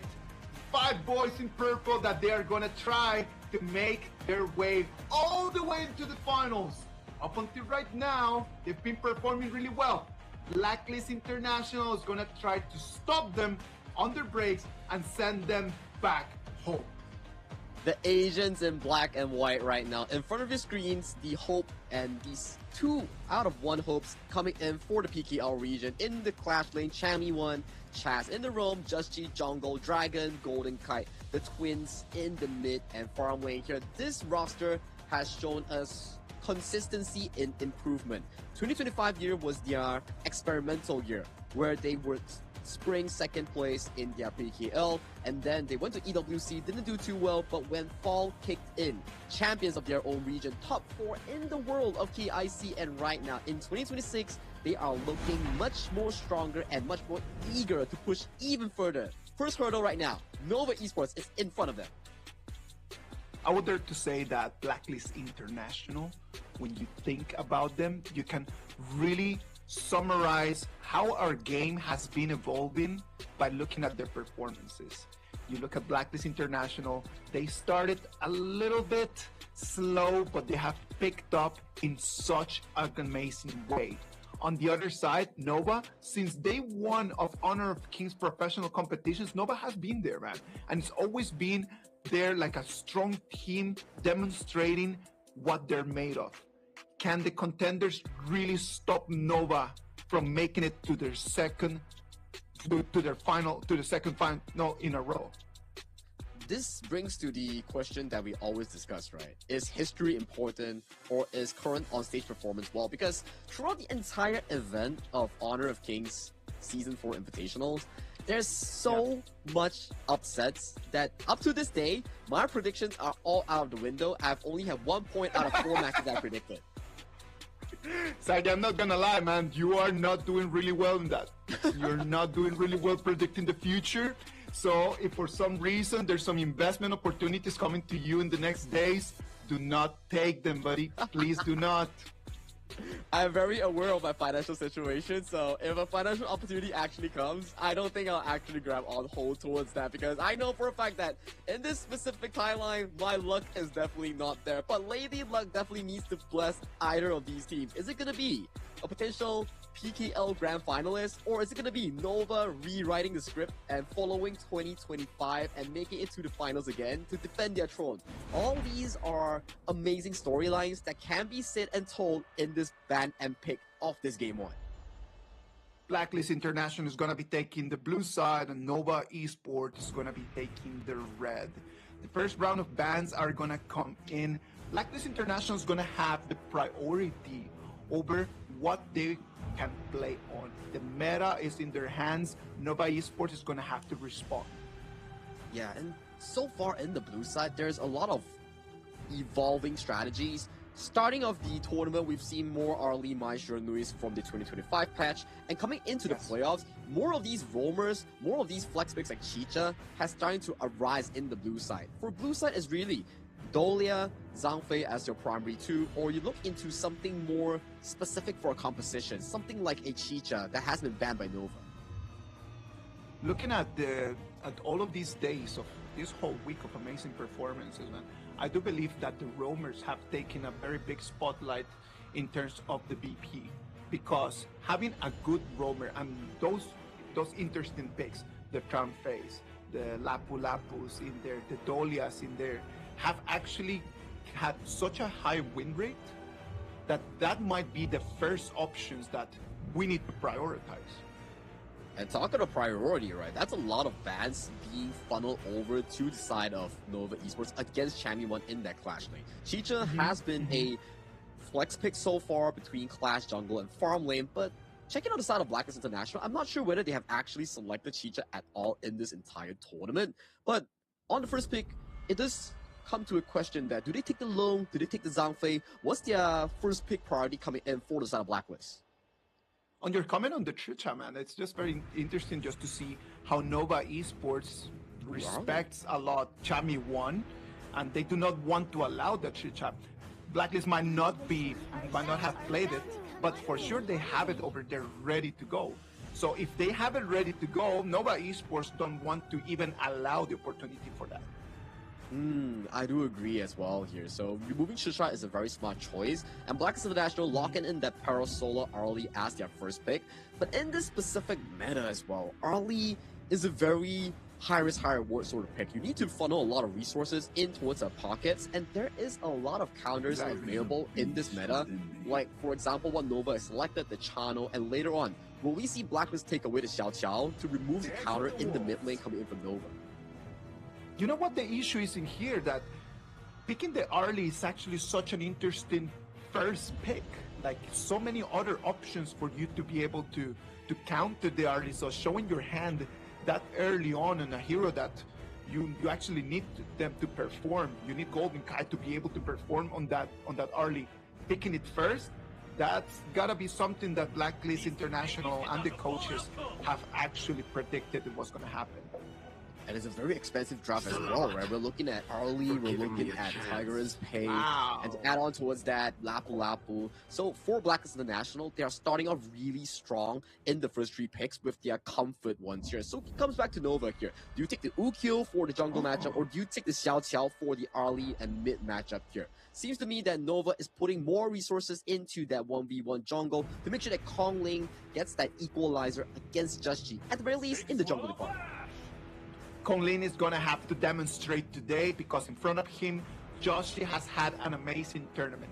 Joshi performing really well. Kong Lin, on the other hand, has had his ups and downs, and very new to Nova Esports. So for Kong Lin today, it's gonna be do or die. In this matchup in game 1, when it's gonna be Joshi on his pay, he's gonna have a very big responsibility on Yukio Tachibana. It's gonna be either a confidence breaker or a confidence builder, right? Because out of the Nova Esports lineup, 4 out of the original 5 in KIS3 is still present in Nova, and Kong Ling being the new addition to the roster, he needs to be able to fill CY's shoes that he has left to make sure that, hey guys, I am the replacement that Nova is looking for to conquer the 2026 year. So that comes to the question, can Kong Ling do it? And can Kong Ling do it in this series?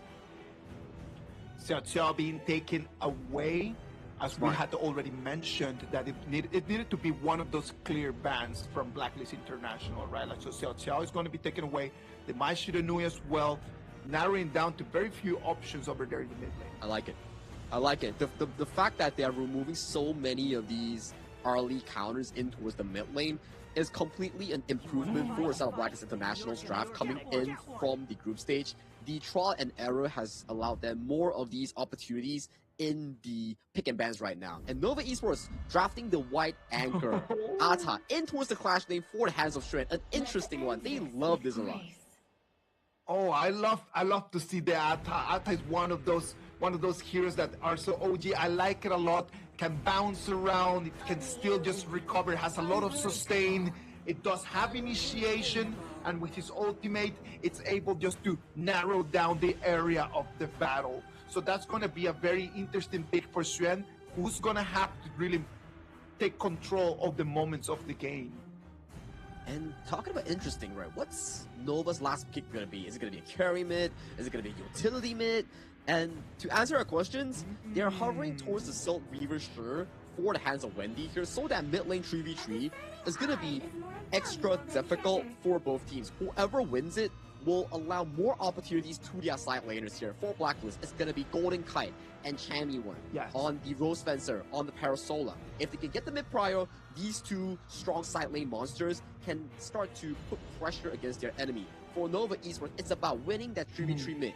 Forbidding the fact that, okay, you guys want to push out mid, help your side lane, we won't allow that. We will use the Shi and strike a deadly blow on towards you. A lot more initiation coming in from Nova Esports, right? And at the same time, that Shi just does not need any gold. It's one of those heroes that I really like because it can just funnel all the gold towards all of the other players. That's going to put Mutsu and Konling on the spotlight very early. Now, Wendy and that Shi, is it going to be more of like a cleaning and then just trying to make the moves in the mid lane? Or is it going to be just trying to move into the brush and trying to initiate things on the sidelines? What do you think? I think it's a bit of both, right, Isaac? It depends on the situation. You gotta be flexible. In this case, I think early game is much more on towards the side lane, getting those catches, pushing the advantage for Muji as the channel, and in towards the mid game, it's about getting those bush visions, getting those mid control, forcing the fact that, okay, Blacklist, you want mid control, you gotta fight for it here. And to your point, there is a very interesting one. Channel versus Arlie matchup here. Does Blacklist International move the Arlie away to a cross lane or towards the mid lane that we always see in the pro matches?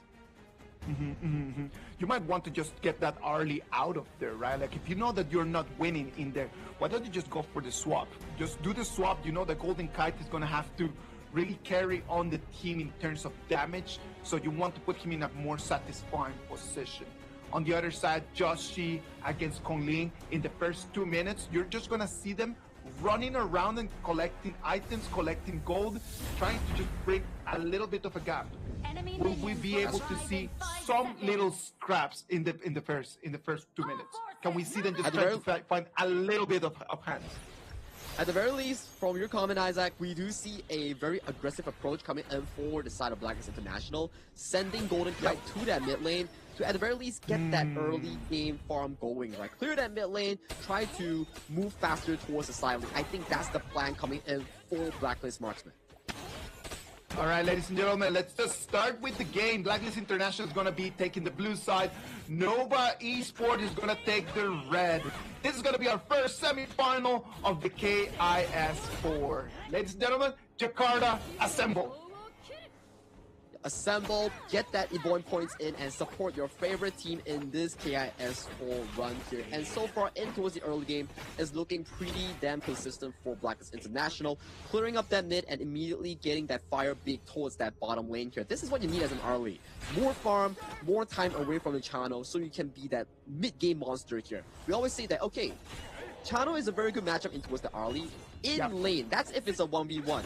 If the Arlie has 3 items versus the channel 3 items, Arlie is way much more stronger in the mid game here. So Golden Kite, he's definitely the focus here as we see Just G coming in towards the top side here, wanting to jump on towards Strand, but a nice silky imprint coming from Wendy to disengage away Nova to safety. Wendy very smart, look at that Strand! Pulls in two, coming in for the side of Blacklist International here, but Strand overestimating his abilities here. But Kongling trying to find for a return kill here, unable to get it, but Strand getting punished for being overly aggressive. Too confident, Strand right over there. He goes in with the flash. He comes and initiates onto 3. Bounces in there, but there's no follow-up damage. Joshi, Dragon, Golden Kite, they were all on their way, and it was a bait, and they allowed over there Nova Esports to fall and Blacklist to take the first blood. Very beautiful stuff thus far coming in for the side of Blacklist International.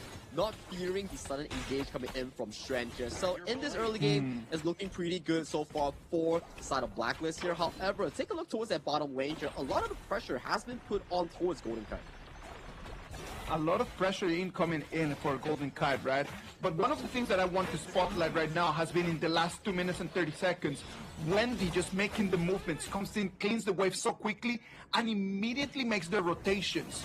And look at how Dragon just read that. Dragon just decided to let that wave go and come in and just make the support onto the top lane first. Yeah, that's not something that my solo rank teammates will actually do here. So props to Dragon for actually being able to do this sort of rotation. Farm is inside, but it's like, hey guys, my team is much more important. Hence, we see a almost 800 goalie in the favor of Nova here. Wendy looking for a potential play on towards Chammy, but Chammy smells it and backs away to safety. Look at that. We can see everyone in from Blacklist International making their way over here to the clash lane. And I can smell that hands are going to start being thrown in here. And Waypit here, just taking a walk with the side of Chaz here, just trading positions here, coming in with the stun, with the swift strike. Just a bit of a small poke here, getting that top lane control. So whoever gets that top lane control gets the teleportation here. Nice pull on towards Chammy 1. Chammy 1 gets CC down. Have to end the flash to escape towards safety here. But look at Dragon here. Beautiful destructive deluge. 3-man off all towards the members of Nova here, but no one is in danger here. In terms of common spells, Nova has won the trade against Blacklist International. The comes in from Blacklist International actually on top level. Dragon was all the way back to his mid lane, but they just call him back. Comes in from the flank, and then with that ulti, he just needed a little bit more damage, and it would have been an amazing trade. I think it's really back and forth between two teams, right? Dragon finding a beautiful one, but knowing for the fact that Waypit still has the Unbridled Outburst, they really play it to a good perfection here. And look at Chaz here, getting pulled, getting CC, chunked away from this objective here. With that health bar, this is an easy tyrant going into the pockets of Nova. Easy tyrant, and then it's going to be Blacklist that they're going to try to reply back by taking that turret, right? If I cannot fight in for the objectives, at least I'm going to fight in from the turret. Give me a little bit more minion waste, please. But good news coming in for the side of Blacklist International. Check out the gold. They're 1,000 healthy due to the first early game First Blood. And for the fact that Chammy 1 has always been consistent in farming and getting those towers in the side lane, Chammy 1 is going to be a monster on this late game Charlotte pick. Oh, just beautiful performance in there from Chammy 1. We knew that he was going to be one of the players that we would need to look at. Look at that. One more time. Chaz is going to have to flash away. Yeah, Chaz playing really aggressive into the jungle coming in for the side of Nova here. Waypit does find an Unbridled Outburst here, but there's no real follow-up coming in from the Nova members here. So that's going to be a big cooldown being expended by both sides. Lapu Lapu, one of the most popular picks over here in the KIS4, right? Because of the tankiness that it allows you to get vision, and it allows you to be able to sustain a lot. Ooh, look at the damage coming in from Muji here. One signal shot, 2 auto attacks, and Golden Kite is already half HP. Wendy here taking a very aggressive approach into the side of Blacklist International's jungle. Seems to me that they want to be invading this Crimson Golem that's going to be spawning in just 4 seconds. Just he understood that Wendy was waiting for him in the brush. He does not want to let that Crimson Golem go as well. Look at that. They want to fight it out, and they cannot take it. Kongling is going to claim it. Very clean map movement coming in for Nova here. It all started with a good poke on towards Golden Kite, and then they advanced to the jungle to pick up a Crimson Golem, knowing for the fact that Golden Kite wasn't there to be able to contribute to anything here. So, in terms of that small exchange, still in favor of Nova. Yes. But in terms of gold, look at Blacklist gold. Blacklist right now with the advantage, right? Like it used to be 1,000 gold, a very clear 1,000. Now, right now, Nova is just narrowing it down to just like a couple hundreds. What we need to be looking at and paying attention is just the beautiful performance from Chammy 1, just liberating himself out of that lane. But look at that, he's being targeted so much. Yes, so much damage coming in from the Swift Strike Ukyo Tachibana here. That's one full combo in towards Chammy's face. Has to take the walk of shame to regenerate back in towards the fountain here. In this mid game, more of the resources are being traded left and right in towards the side lane here. Towers are being traded, minions are being pushed in here. But Blacklist International, they have to back off here. If they can get this turret and back off successfully, that's going to be a big win. That's going to be a really big win. Right now, it's going to be Wendy, the one that has eyes onto them. It's not going to be enough reach, but look at that, Sagi. Yeah, look at that. Look at the engage coming in for side of Golden Kite here, but he has zoned himself and has set himself too deep in towards enemy territory here. Chammy 1 looking for the engage here. Finds the flash engage onto practically no one here. It's a 2-for-1 special in the favor for the side of Nova, taking 0 casualties. Nova comes in, they had eyes on them, they tried to catch up Wendy. Wendy just pulled back out of the fight at the right moment, and without any abilities, Golden Kite and Chaz need to pay with their lives. Right now it's a 2-0 trade for Nova, turn things around, and now they're the ones with the gold advantage. I think it's a bit of an overextension coming in for the side of Black International. It's great that you can get so much damage on towards the bottom tier 2, but you were too deep in towards enemy territory, which resulted in towards these plays happening, right? Just G fortunately still gets the Azure Golem, but losing out Golden Kite, a tempo hero that needs so much farm, it's really a painful one coming in for the side of Blacklist. Chammy one more time, just trying to push in the lane. He's going to force Conling to go around. That turret won't be able to stand. That's going to be a set tier 2 turret that's going to go for Blacklist International. The last time these two teams meet, the goal was 50-50, the kills were 50-50 until the 8th minute mark. Is there going to be a difference between group stage? This is the time to find out. All right, 8 minutes, 45 seconds. This is going to be our last Tyrant before the 10-minute mark. Josh is going to claim it and the fight starts. Yeah, the assassination has already concluded coming in for side of Golden Kite. Getting the kill on towards Wendy, a miss of Wave Pit and also Muji here. There won't be any wave clear coming in for the side of Nova to defend this middle tower here. Wave Pit goes in, stampedes on towards the enemy here. Chaz baiting a bit against them here. Strength goes dangerously low, but they still get this tower here. Muji getting hit by those snowballs here. That's not going to be looking good for the side of Nova. Oh, look at that. Joshi is such a menace. Xuan running away. Colin as well. They're going to have to run in for the hills. Right now, it's going to be Blacklist International in command of this game as they collect the tier 1 turret in the mid lane. They're playing this with patience, I'm telling you.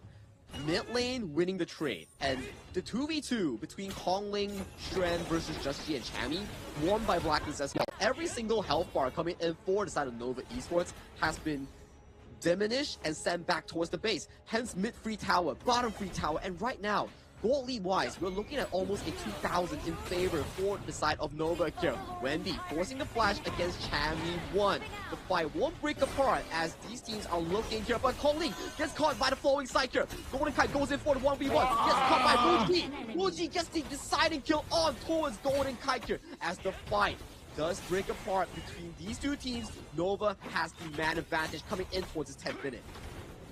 Nova Esports right now, as they erase Golden Kite, 20 seconds while he's going to be over there in the fountain, is going to give them priority over the Tyrant, over the mid lane turret, or over the Overlord. What is going to be their decision right now? It seems to me that Blacklist International has no real way of actually contesting this Tyrant here. We see Chammy already starting that Overlord here. I don't think they have enough time to practically do it. So as Chaz gets pulled into the arms of Nova Esports here, as Kongling, he's marching, he's going, but his fight goes towards the side of Justji here. Justji limping away towards safety here, but he's in human form. He can't run. It's just another free kill. Killing spree for the side of Nova. Muji, map in control for Nova for the next 30 seconds. There is no safety for Joshi to run away. In human form, he does not have the leap that he needs in order to run away from the Nova players. Right now, Blacklist International, they have control of the lanes, but right now it's going to be Nova Esports, the one that are in control of the map. It comes down to a deciding moment later on. Can Chammy and Chaz get a good pickoff onto us Muji? Because Muji is the sole damage dealer, late game powerhouse coming in for the side of Nova. The moment Muji drops, the entirety of Nova is forced to back away here. So Blacklist, number 1, find Muji and you get yourself a potential win. You need to take him on a 2v1, maybe a 3v1 if you want to get get him killed. A 302 Muji right now, 8,600 gold. It's not going to be easy to take on a 1v1. There's nothing that Chammy 1 can do in a 1v1 against him right now. Yeah, so it really relies whether Chami can actually put pressure on towards the side lane here. But talking about pressure though, Justy already being taken down by Shred and Kong Ling combo here, forcing a recall coming in from Kong Ling to attend to Chami on towards the Clash lane side. But if Blacklist can find this kill on towards Kong Ling, maybe they're up to something, maybe an end, but Kong Ling spots it. Kong Ling needs to back away towards Nikki. Kong Ling with the double flip gets himself away. If Kong Ling were to fall, then maybe, just maybe, that could have been the Blacklist backdoor. Oh, but it cannot be, because right over there, Kong Ling just solved the problem. And right now it's going to be Mutsu, the one that's going to have priority over that tier 2 turret. It's going to be Waypit with the assist, going to force them back. They're going to take the turret, and they're going to rotate down to the farm lane. Yeah, the game is wide open right now in the favor of the side of Nova Esports here. Trailing with a 3,000 gold deficit behind them is Blacklist International here. They need to find a certain footing. The only good news so far is that the high grounds are yet to fall for the side of Blacklist. Oh, look at that. One more time. They're going to come in. It's going to be very difficult for Dragon to run away, but look at Chaz. Yeah, Chaz already taken down by the damage here coming in for the side of Nova Esports here. Kong Ling playing really aggressively, scouting out those visions, forcing the members of Blacklist to back up. So right now, with that tier 3 high ground going down, Nova Esports once again win out on these small skirmish exchanges. In the small scrimmages, Nova Esports is superior. They're able to just win those fights.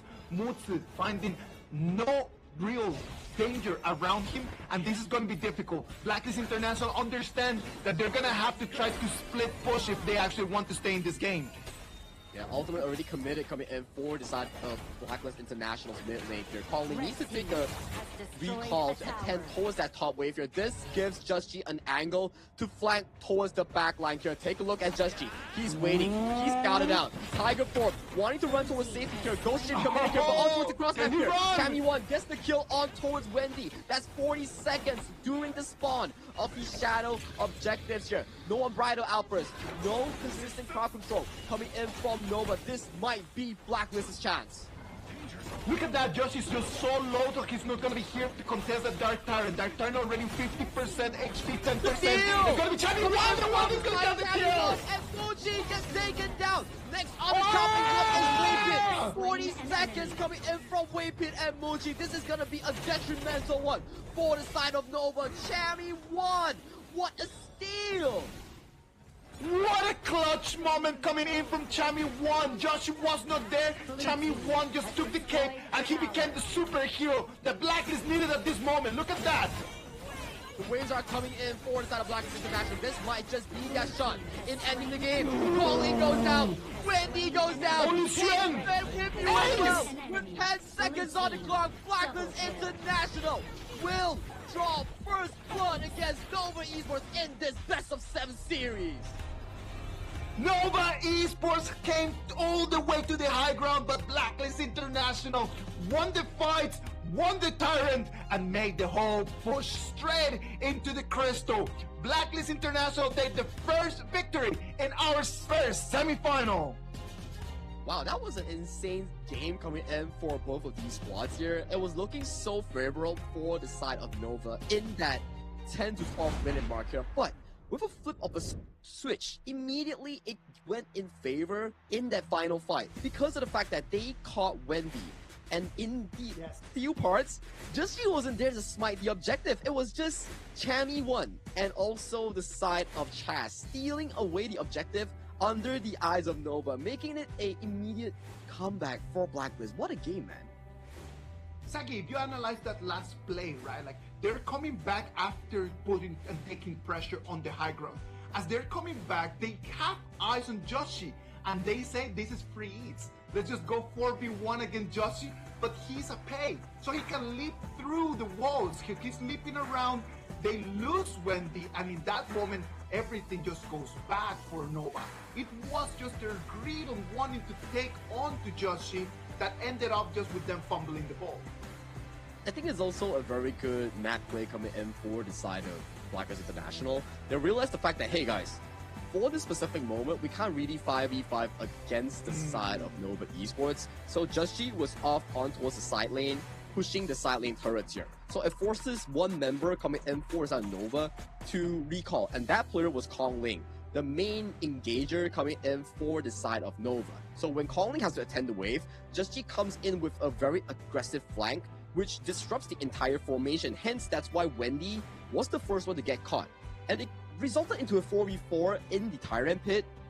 But that's the problem. When you lack a form of CC, when you lack a form of formation that has already been in your mind for the past 15 minutes, Muchi gets caught out, and what we talk about, the moment Muchi falls is the downfall of Nova Esports Comp, which is what happened. Tyrant stole it away, Muchi falls, immediately GG serve to Nova Esports. He did fall only once, and the moment that he fell, it was just the end of the game for Nova. You called it like that, Sagi. Maybe your predictions are coming back. Maybe this is just I don't know, turning man. point. I voted for Nova in this series, so Blacklist International already won first game. If Blacklist wins, it's pretty happy for the Blacklist boys, but maybe I need to do a TikTok dance because of all the the predictions that actually fumbled here. So I don't know here, but this is the game one, and this is exactly what happened here. Chami won, playing a very good game alongside Golden Kite. The strong two side lanes really played to a perfection in those team fights. Although Golden did fall 2 times, he was playing really aggressively in getting those common spells from the side of Nova Esports. When you analyze their performances, right, like one of them, Golden Kite's performance is going to be a little bit more flashier because he can take the kills, and then you always have the early. That is always just, it always takes the spotlight. But if you're asking me who kept Blacklist International in the game, it's got to be Chami 1. Chami 1, since minute 1, he understood what his job was. His job was to go in, understand how to manage the maps, how to keep the game alive for Blacklist International, and he's the one that makes the big clutch and steals the Tyrant. So I do believe that my vote for this MVP needs to go for Chami 1. It could potentially go in towards Chami or Golden Kite here, but based on what you have mentioned so far, seems like the votes will be more alluding towards Chami 1 in getting the MVP, but it is a collaborative effort coming in from Blacklist International in sustaining the map pressure that's being generated coming in for the side of Nova Esports. Very different playstyle coming in for 2 Clash lane here. For Chami, it's about side lane control into flanks coming in for the team fight. For Xuan, it's about giving away the resources to Muchi, to Kong Ling, so that these 2 players can actually flourish while Xuan becomes the frontline tank in getting vision and information for the team. Hence, you can see 82 million last hit versus 32 between the 2 Clash lanes.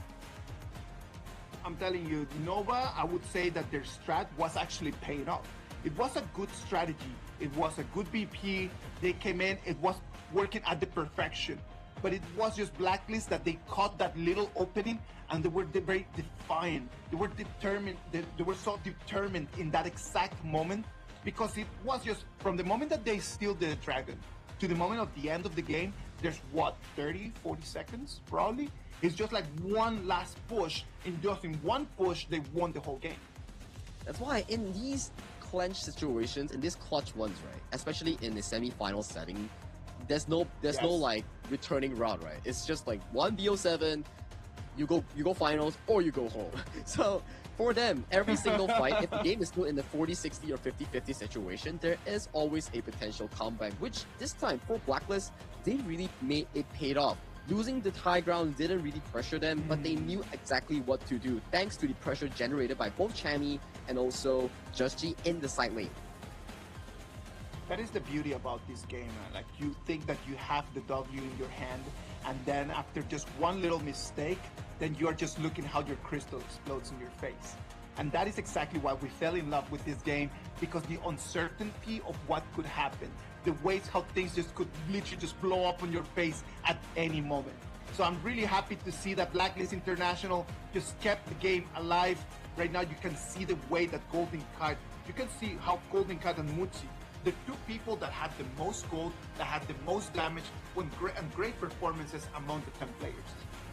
And roamers as well, super duper important in this game. I do believe that both of these roamers contributed to a lot of these beautiful engages coming in for Nova, for Blacklist International. But at the end of the day, Chaz's micro play at the Tyrant was what really forced Kong Ling to not be able to smite the Tyrant, giving the damage amp that Blacklist International needs to force that game-winning play. So really, down to these small moments, is really what awarded Blacklist International this Game 1 victory. And I'm not going to say who's the MVP because these are two twins on your screen. It will be Blacklist International's Dragon with an insane stat.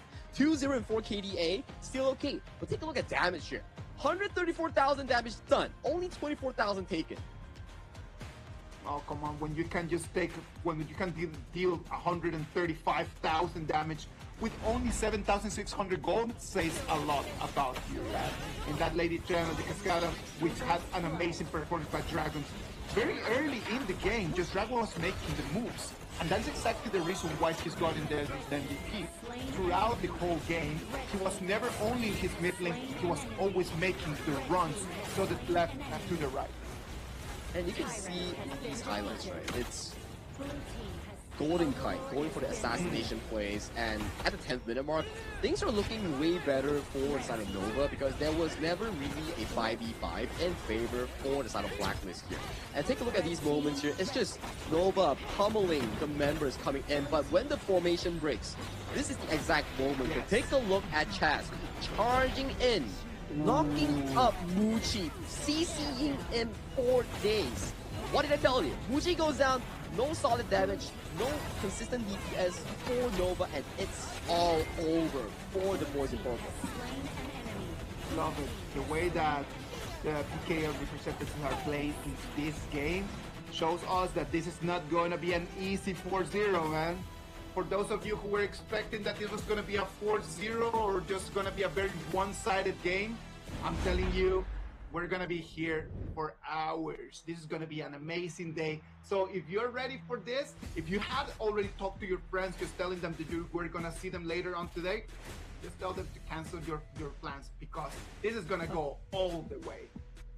It's definitely an exciting series thus far, coming in for the side of Blacklist and also Nova. Very back and forth up until the 8th minute mark, until we get that decider of team fight at 10th minute.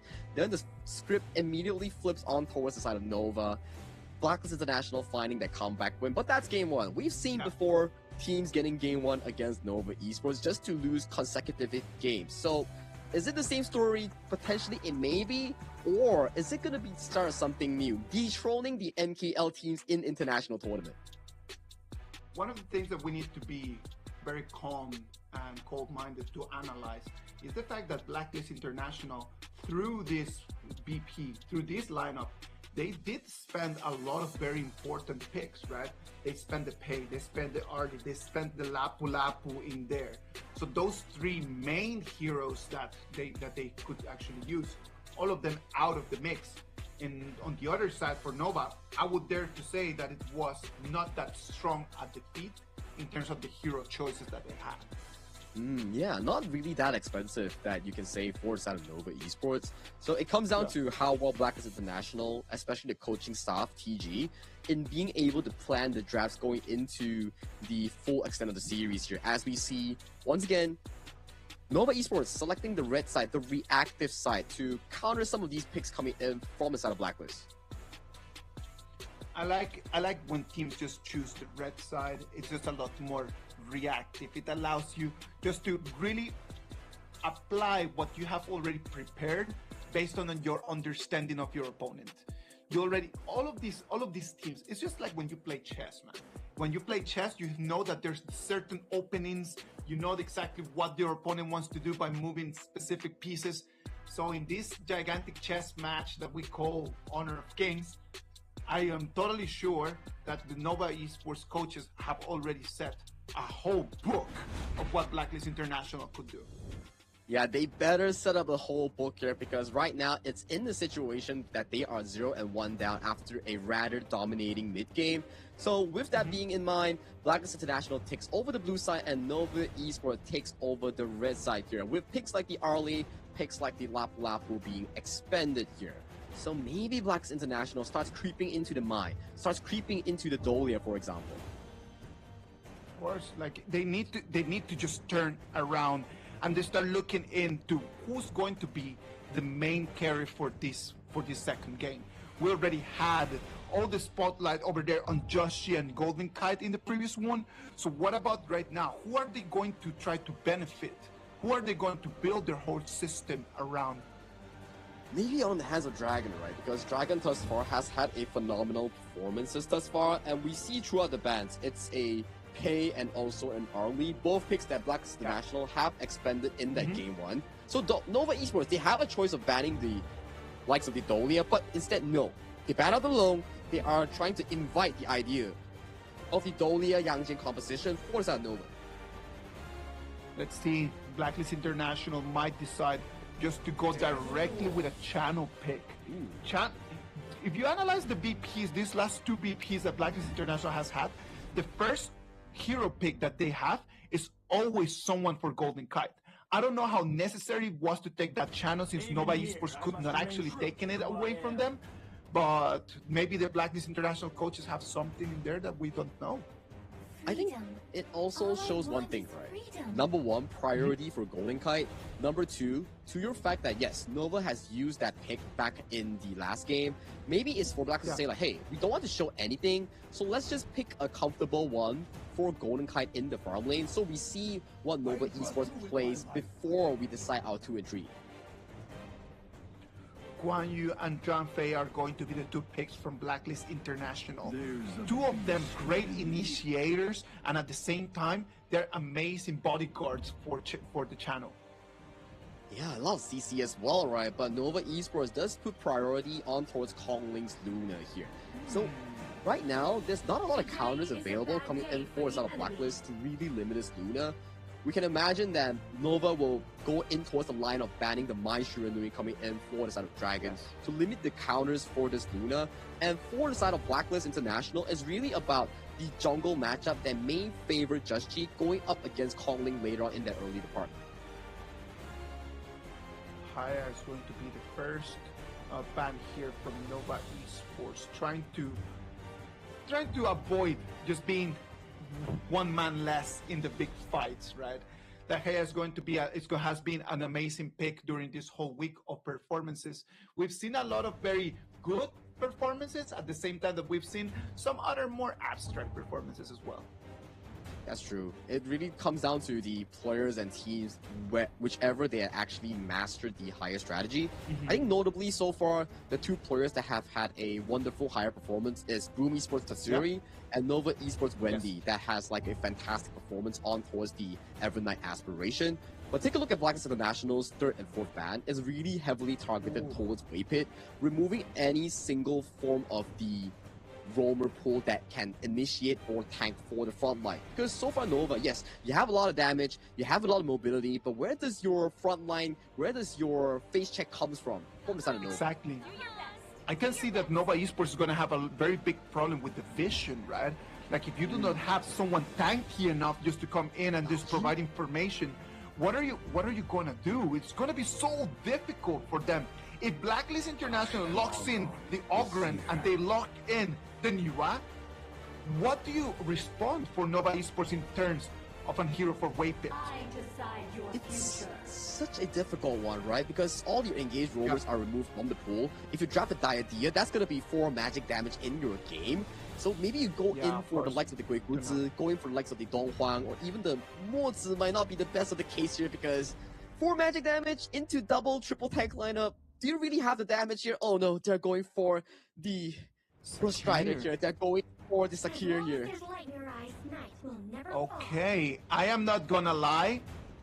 This looks like Blacklist International completely cornered Nova Esports into what they wanted them to pick. They completely just put them in a position where Waypit feels like Sakir is the only option left. Right? It's not even like this is a good pick. It's just like this is the only pick that could work right now. How comfortable is going to be Waypit with that Sakir though? I think they are definitely playing on a timer right now for Nova Esports. In terms of 5v5 team fight, it's looking much more solid from the side of Blacklist International. At the very least, in the mid to late game department here, Nova Esports is riding for the fact that they are playing those aggressive early game skirmishes with the Wendy, Mai Shiranui, with the Waypit secured. If they fail the early game department, it's not gonna look good for the side of Nova. Oh no, of course, man. Like imagine if just in the first 4 minutes, if Luna were to fall. Imagine if the first 4 minutes, if for some reason Blacklist International's Ogren is able to come in, put a timer on the Luna's blue buff, how does Nova reply back? They don't have the initiation. They don't have the early damage. What to do? This, for me, it's not even a 50-50 no more. For me, this is a 70-30 going in for the PKL. I fully agree with you. I do think that Blacklist International's draft is really, really well done this game number 2. For Nova, they need to ride on their, I would say, superior execution. If they can superiorly execute that early game, maybe they can snowball the game and close it off early. But if they do any form of mistakes, for example, like you mentioned, Just G utilizing the Ogren, gets the early invade against Kong Ling, timing the buffs, making it difficult for Kong Ling to farm. Once those items, once those succubus calls starts hitting the pockets of the Zhang Fei onto his chest, the Ogren onto his Just G, the Guan Yu onto his Chami 1, things are not going to be looking good for the side of Nova Esports with a 4 magical damage composition. Alright, Nova Esports is going to have to really speed up the pace and really hope for no mistakes. So ladies and gentlemen, let's go for game number 2. Blacklist still on the blue, Nova still on the red. Let's wait and see what's going to happen in this one, Saki. Yeah, Just G already clearing out that mid lane very aggressively thus far. We do see the roamers tussling over to the bottom side of the map, getting control for their respective junglers here. At the very least, in this early game, it's looking really comfortable for Kong Ling to first hit that level 2. And towards the bot side here, a lot of damage has been committed against Wave Pit's roam. That is the one advantage about having the new WoW with you, right? Like the rotations are so easy and you're able to just deal so much damage at the same time that you are so annoying with the boxes. Yeah, those creation blocks are giving a pain towards the side of Blacklist International. And towards the side of Nova here, the Kachusins are hitting pretty hard on towards Chaz here, and we can see the jungle clear has benefited Kong Ling, and he's already level 4, pacing himself towards the first mid lane wave. He's gonna make it easy there, right? He's just waiting in for Wendy so they can attack that at the same time. Trying to wait for Dragon's movement, right? Like just waiting and see if Dragon might make a misstep. Dragon decides to go all the way back for that. Yeah, very slow and controlled early game coming in for both squads. You can see the rotation being aggressively to cover Kong Ling to pick up whatever farm available on towards the map right now. Chami 1 just being a bit of a CCTV, getting like the vision that they need to spot out Kong Ling's rotation here. Smiting away that River Sprite and then pacing themselves back towards the farming tempo. Joshi wanted to come into the top lane. He's going to make it a 2v2. Early on in the game, does Kong Ling actually wants to engage in and take part of this? He's playing really aggressive in this game. He does miss the ultimate here. Kong Ling, no ultimate on towards the Luna. Mistake, gets tagged by Justy, gets charged by Chami 1, and with the Crimson Golem available, this is a disaster for the Nova Esports jungler. This is bad news for them. Look at that, the Crimson Golem is going to be the next target. Blacklist International, they want to take onto this one, but they need to get out of there quick. They need to, but the jungle buff has been successfully defended coming in for the side of Nova here. So that is still a bit of a good news. It means that Kong Ling dropping 1 death, but didn't really get severely punished here. Towards the bottom side here, Golden Kite and Muchi trading flashes, trading ultimates between those two. But due to the fact that they have the timer on towards Dusty, this is a free counter coming in for the side of Nova Esports, turning that deficit into an advantage. That's crazy movements, man. How is this even happening? They had the doors open for the Azure Golem to go and get the invasion onto Nova. They go for the Crimson Golem instead. They are not able to get the kill, and then they lose their own. What looked like a great moment for Blacklist might not be it. Run away towards safety here. He does get himself away here. So in that early game, it's looking comfortable thus far for Nova to attend to that 4th minute Tyrant fight here, because no Unbridled Outburst, it does mean that this is not going to be a easy one for Blacklist International to actually fight for this objective. Why would he use his ulti at that exact moment onto Wave Pit's Sakir? Like, it is not even a very important trade that you could actually do in there. Just keep your ulti and try to defend the objectives. That should have been the move in there. I think the idea is to get a nice pickoff on the 3-minute 45 seconds timer to make Nova Esports out of position here. But unfortunately, the Unbridled Outburst didn't catch on towards Muji. It only landed on towards the super flexible and high agile roamer like the Secure. So it didn't really pay off well compared to what we expected here. We do see a bit of a poke on towards Chaz with more members being invested towards the bottom lane here. Wait it, flash engage on towards the back line here. Golden Kite, no flash to run away towards safety here, being the primary target here. And right now, with a 4v5 advantage here, Nova takes full control once again of this buff. The indecision from Blacklist International in the last 4 minutes has just given Nova just an amazing opening. Right now, it's going to be the mid lane turret that is going to be under siege. Yeah, Chammy1 trying to look for a stampede here to really limit the movement coming in from Nova, but a good poke and good disengage allows Nova Esports to comfortably sit at a almost 2,000 gold advantage for the side of Nova. How did Blacklist just miss that dunk in there, Sagi? I do believe that we mentioned it at the beginning of the match, right? Like we talked about the fact that as long as Luna does not fall, things could work for Nova. Minute and a half, Luna falls immediately, and Blacklist just seem themselves to be still on the back foot. I think the invade coming in after Kongling faltered in towards that early game was really detrimental. If they can get that invade off and back away towards safety, Just could have been such a great boss of a monster.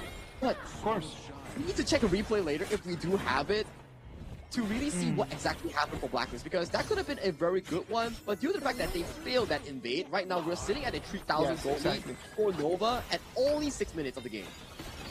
And it's already 1,500 advantage that Kongling has on top of Josh's Ogre, right? And that is exactly the one thing that Nova needed, just for Kongling to start getting more and more gold before the Succubus clothes are going to start being spawned. Even though Nova is in a very comfortable position, they cannot afford the teamfight mistakes, especially in this timer and nearing the 10th minute. They need to make sure that, based on what we've said so far, this game needs to be a steamroll. This game needs to end quickly before the Succubus clothes that you mentioned start scaling in for the team. Well, they need to be quick, and quick you need to be to go online and go and apply that CD key that you can see on the screens. The CD keys are gonna allow you to get in more and more free stuff. We love giving you freebies, so please go ahead, go online, use that CD key, and enjoy what we're bringing you free in this KIS4. Ray of Light is the CD code so far with LITE at the back here, and 7 minutes thus far we do see more control being relinquished from the side of Blacklist International to Nova Esports here. Question is, how do they realistically play the high ground later on? High ground, there is a bit of a dangerous element for Nova. They have to play against the Chammy1 Guan Yu and also Chaz on the Zhao. So if they are, how would I say it? If they are unaware and they are not with cautious moving on towards the high ground, things could look pretty difficult for them. But as of now, it's looking much more Nova favored, at the very least for the earlier part of the game. Well, it's going to depend on how they can coordinate the waves coming in into the high ground early on, right? Like if the waves can come in coordinated at the same time, then it's going to be good. Now the problem here is that Chammy1 just keeps stacking up and just getting more and more items. Frigid Charge is just going to be the last item that Chammy1 has made. Nova Esports not giving a single ounce of opportunity to the side of Blacklist International to find for those big comeback moments, right? They definitely learned from their mistake coming in for the game number 1, where it was looking really good for Nova, at the very least for the 10 to 12 minute mark. But one mistake is what it takes here, and this fight is just a bit of a poke. Nova Esports fighting dragon in towards the back line here for Strength. No flash, no mobility here. Gets traded 1-for-1 just for Strength. With a nice, beautiful stampede coming in for the side of Chaz and Chammy1. Finding their markers here, but gold is key. No gold means no damage here. No damage means no kills for the side of Blacklist International as Nova takes another high ground in towards that top side. That is exactly what Nova needs to do. As the minion waves are going to come in, they're still going to have the power play for at least 10 more seconds. Take on to the high grounds, 56 seconds onto the Dark Tyrant, and that's going to be exactly what Nova wanted to see in this moment of the game. very good retaliation coming in for the side of Blacklist International at the start of the fight here, but Nova Esports trading strength for Just Chi and then picking a subsidiary kill on towards the remaining member of Blacklist, getting the top and mid high ground. Right now with a 7,000 gold lead, Nova Esports just needs to calm down, collect the shadow objectives, and they may look to equalize the series later on. Dark Tyrant needs to be the next goal. 20 seconds until we're gonna hit the 10-minute milestone. Blacklist International, they're gonna have to put all in and try to go and contest that Dark Tyrant, because if it goes for Nova Esports, we're not gonna make it to 12-minute mark. We are not making it to 12-minute mark. It's looking super difficult for the side of Blacklist International. You can see the aggressive positioning coming in from Nova, choking the space that is available for Blacklist to be back into their own territory, right? Making sure that, hey, there will be no signs of potential steals coming in for the Blacklist. We will get this objective and look for the potential game-winning push later on. The Annihilation gets eyes on the timer just to confirm what we already knew. Both the Dark Tyrant and the Shadow Overlord are going to go for Nova Esports, and this is going to be 3 ways that they're going to try to finish the game. Chami1 being caught in towards the side lane here by both Wendy and Muti here. The Laurel Princess marching against Chami1. Chami alone in towards the side lane here. First to fall, and with that, it will be a 30-second timer before the horse comes back to action for the side of Blacklist International. In the meantime, the Overlords are starting to march in to the base of Blacklist. Alright, let's wait and see what Kong Lin can do, because this is the moment for him to shine. If he can proc his ulti and just keep refreshing, flying around, this could be his moment to take the spotlight. The Overlords are coming in, the Bangers are in the high ground. Take this from here, Sagi. The Umbrella Alpers advance towards the backline here, but Wendy finding a perfect engage towards the backline here, annihilating every single member of Blacklist International, and this game 2 goes over to the hands of Nova Esports, equalizing series 1-1. Nova Esports telling us we did not lose the first game, we gave it to you. So Nova Esports in here, turning things around, throwing things, it's going to be a 1-1. We are balanced, we're the same back to the starting point, but this one was such a beautiful game as well from Nova Esports. And you can see the Team Hawk members, the Malaysian KOLs as well, coming over and give support to the Malaysian representatives that is surviving, thriving in the semi-finals of KIS4. But back to the draft. That is actually really interesting. Sagi, just before we move forward, just to build onto your point, man. Sure, I actually really like the fact that Team Hack is over there just trying to support for the Malaysian teams, right? Like the teams from their region. Because at the end of the day, even though they lost to Nova, but they came in to learn, and they're here just trying to enjoy the beauty about our KIS4. So I am really happy and very satisfied to see that even though there's so many rivalries going on around right now, we can still understand that we're here playing a game. So thank you very much, Team Hack. Sagi, you can continue with your point. Hey, sportsmanship is always welcome in competitive esports or traditional sports, right? But back to the draft here, Isaac. We've all thought that it was looking super duper good for the side of Blacklist International. I guess that's why we are casters, not coaches or players here. We were proven really wrong coming in for the side of Nova.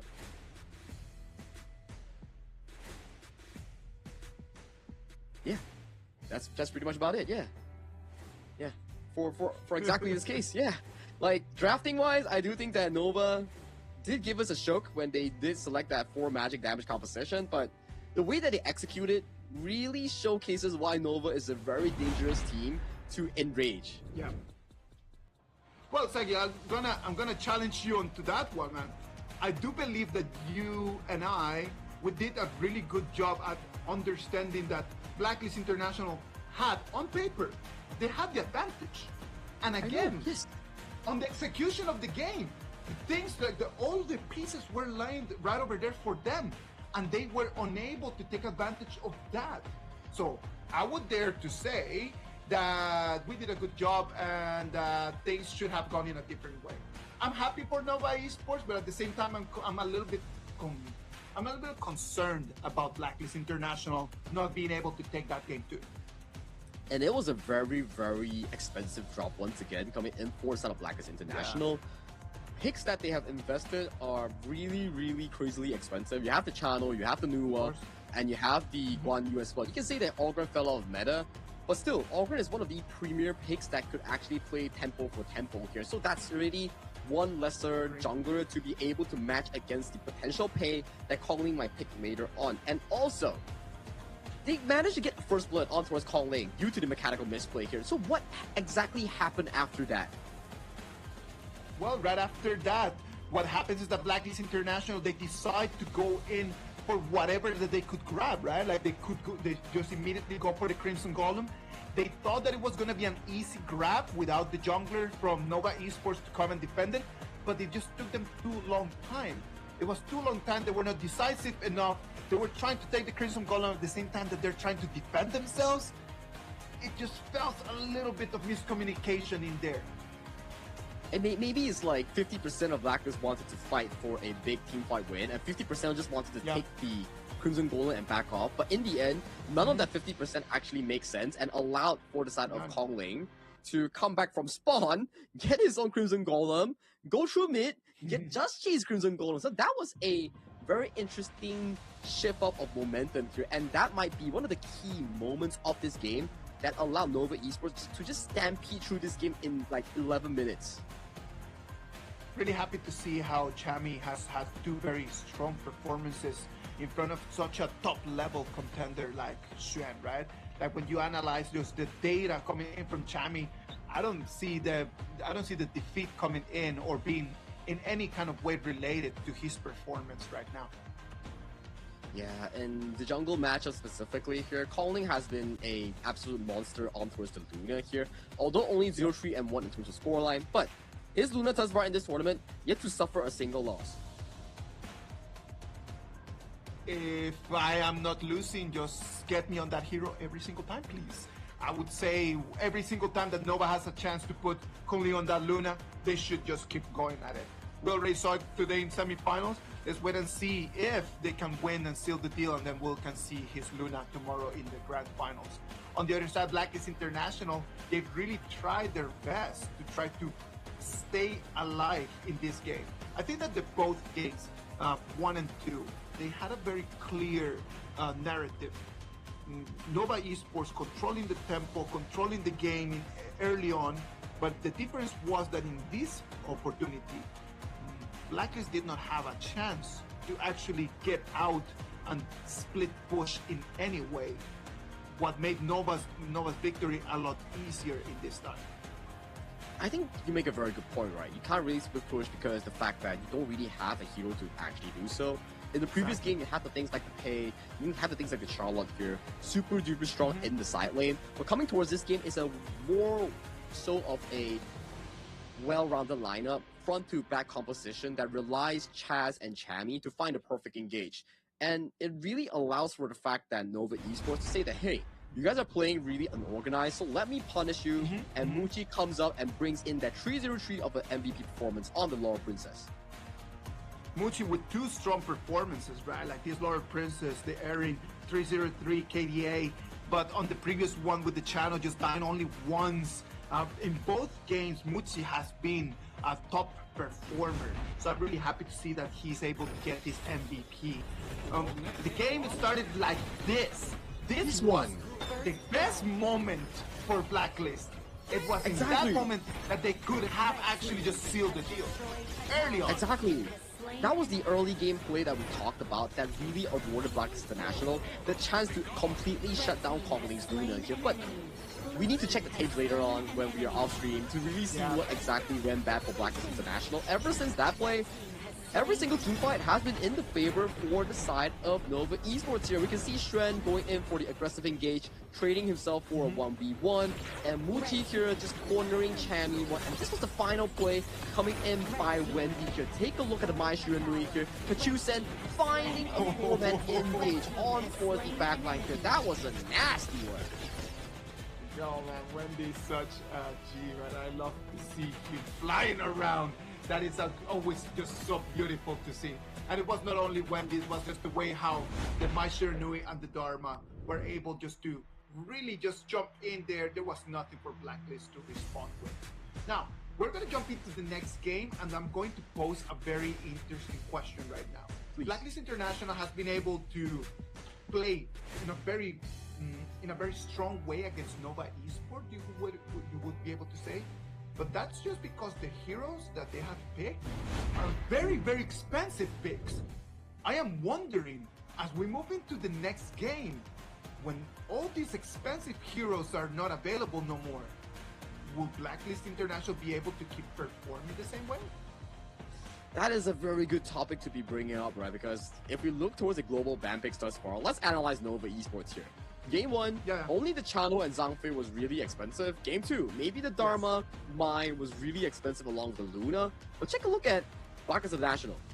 Every single hero, maybe except for the mid-late in Game 1, those are expensive. So 9 expensive picks compared to like 4 to 5 expensive picks coming in from Nova. Drafting pressure will be mounting on towards the Blacklist International coaching staff and players here. It's a test of their hero pools right now. That is one of the beautiful things about playing a best of 7, right? Because you play a best of 7 global ban pick. In this moment, you better just have a hero C in there. No hero pawn, no hero pool is going to be enough if you actually want to win in here. Let's see, because in this game 3, we'll very clearly be able to challenge if Blacklist International has the depth necessary to make it into the final. They definitely have to, right? If they can break through this, they can potentially just win the entire thing here, right? And that's the 20,000 in IDR meme here. Binex and also Rookie Cast just casually doing it in front of the local Indonesian audience here. So very much, we do see a lot of fans, a lot of supporters here coming in to look at the potential finalists that's going into the KIS4 finals tomorrow. One of the beautiful things in here that I've seen from this KIS4 is that even though the fact that the IKL teams do not have a representative no more in the semifinals, but I can see from the vibes in there, just like from the videos that I have been able to see of how it is looking live over there in the stadium, I am very happy to see that there's a lot of people just coming in to support the activity, to support the whole tournament. Not only the Nova fans and the Blacklist fans, but a lot of people that just love our game. I think it's about like the inclusivity that we have, right? Like if you're a regular player, you just want to get some freebies, check out the tournaments and support your favorite team, feel free to do so. There's an in-game HOK app for that. You can get the freebies by going to the HOK Carnival that we have in every single event. Or if you're someone that's like very competitive, someone that's like really wanting to go pro, there's Open Series. There's multiple regions of pro play here. And if you're wanting to play, like if you don't get the chance, there is Open Series every single time after every regional finals here. So inclusivity is rocks in HOK. I love that, Sagi. I love that. I love how everyone, the plan is very simple. Go and play, come and watch, and then after that, analyze everything that you can. Game 3 is going to start right now. It's going to be Nova Esports on the blue. Blacklist International is going to be on the red. The Luna, after that amazing performance by Conling, is going to be banned. No more Luna available for Blacklist International. Yeah, and more jungle bans will be putting on towards the shoulder of Conling here. So we do see Pei gone, Luna gone. Potentially we might see an Arlie that needs to be removed away from the side of Blacklist International to really restrict Nuchi here. But this is the con right now. You played Arlie. Now you have to think that, okay, do I have to ban the Arlie or ban the Chicha or Long? These are strong 3 marksmen that could very well benefit Nova Esports. But they're like, hey, too much marksman. Let's just remove one of Strand's favorite pick here. It will be the Guan Yu being removed. So this comes to the question. Nova Esports, they prior the Long. This gives over to the side of Blacklist International to potentially pick up the Chicha. Well, if they decide to pick up the Chicha, they might be able to play a little bit just with our brains. Do I play jungle? Do I play clash lane? Do I play farm lane? That would be an option. On the other hand, Blacklist International decide not to go with any of those gimmicks, and they just go full-on system, Dolia, and Yantian. Ooh, we might see a Haya coming in for the side of Nova Esports to really punish this aggressive 1-2 Dolia Yangjin pickup here. I'm excited to see what Nova Esports actually picks up. This Allgren is a very good one because in terms of early game jungling coming in from the Tri-Light, it's very, very slow. So Allgren does the same way of what Pei does. invade the jungle, bully out Just G's weak early game. Don't allow the Yangjin Dolia to come into fruition in the mid game here. So what can Blacklist International pick here? Potentially, there is two options. Direnjie to cancel out the highest ultimate, or the Garuda to cancel out the highest short range potential. I would dare to say that the Garuda would be a better option in this actual game. Like going in from the Direnjie early on still keeps us with the Garuda as an option for the second round, but at the same time, you need to analyze in this whole meta, in this whole week, anyone who's had priority over the mid lane has ended up just being able to have priority over the other resources. If we know that Nova Esports right now in terms of tempo has the Ogren that can invade a lot more, you want to have priority over mid lane so you can start defending quicker. So something in the mid lane that could help them out with that would be the next option for Blacklist, in my opinion. And it's also a very interesting approach that Nova Esports has taken. They have removed the Agudo coming in from the equation here, so that they do not want to have any form of flex that's going to be happening for Just G and Chami 1 in that specific 1-2 matchup. So this Yangjin is currently fixed in the jungle as we speak here. This allows Nova Esports to pick a counter matchup against this specific matchup here. Do they go for the Mayin to win out their 1v1? What is the game plan to Nova Esports? Well, for Nova Esports right now with the Mayin, it's just direct. It's going to be direct positioning onto Direnjie if that would be the option. If they decide to go for the Futsu, the Fatih is just going to be just locking in a 1v1 and then just create that a 4v4 in the other side. It's just that simple. With the Futsu, they are able just to have sustain, and they are able just to split push if it would be necessary for that. And it's also an interesting one where if you lock in this Futsu, it makes Blacklist the national thing like, hey, do I want to lock in the Garuda here? Because we know for a fact that Garuda does very little damage on the ultimate. You need to hit a lot. So if the Futsu just stands in front, pops a spell to Intuition, those blades coming in from the Majestic Guardian, you don't take much damage if you are the Futsu. I love the way how Nova Esports right now with that Futsu pick, it puts a lot of pressure onto what Golden Kite can do, right? Because on that Direnjie, I know like he's got his second ability that could actually get him out of trouble. But you're being targeted by so many different people, and at the same time you do not have a bodyguard to be able to help you out. We know that the Dolly is going to be paired up with the Yanti, and it's going to be Josh and Chaz trying to make things work. So it's Golden Kite on his own. The problem in here is that you have so many Nova Esports players that they could be a threat for him. How do I control when to use my second ability or not? Ooh, I think you save the second ability in two cases here.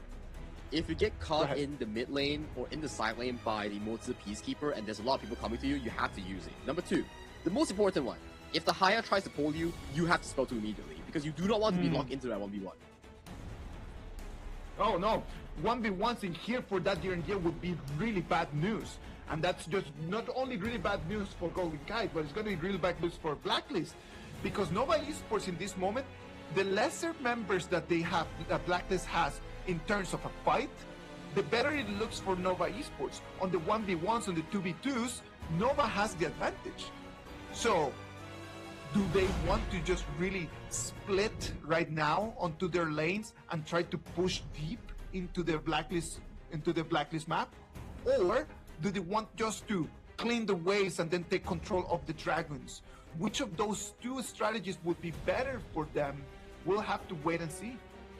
We'll have to wait and see, but in the early game, we do see a very aggressive 3v3, at the very least in the mid lane. Yeah. I do believe that Kongling wants to push aggressively and want to invade against Just G's jungle as soon as possible here. So potentially we might see the Argren, the Haya, and also the Mozi stand by going to the mid lane and try to go for that aggressive invade.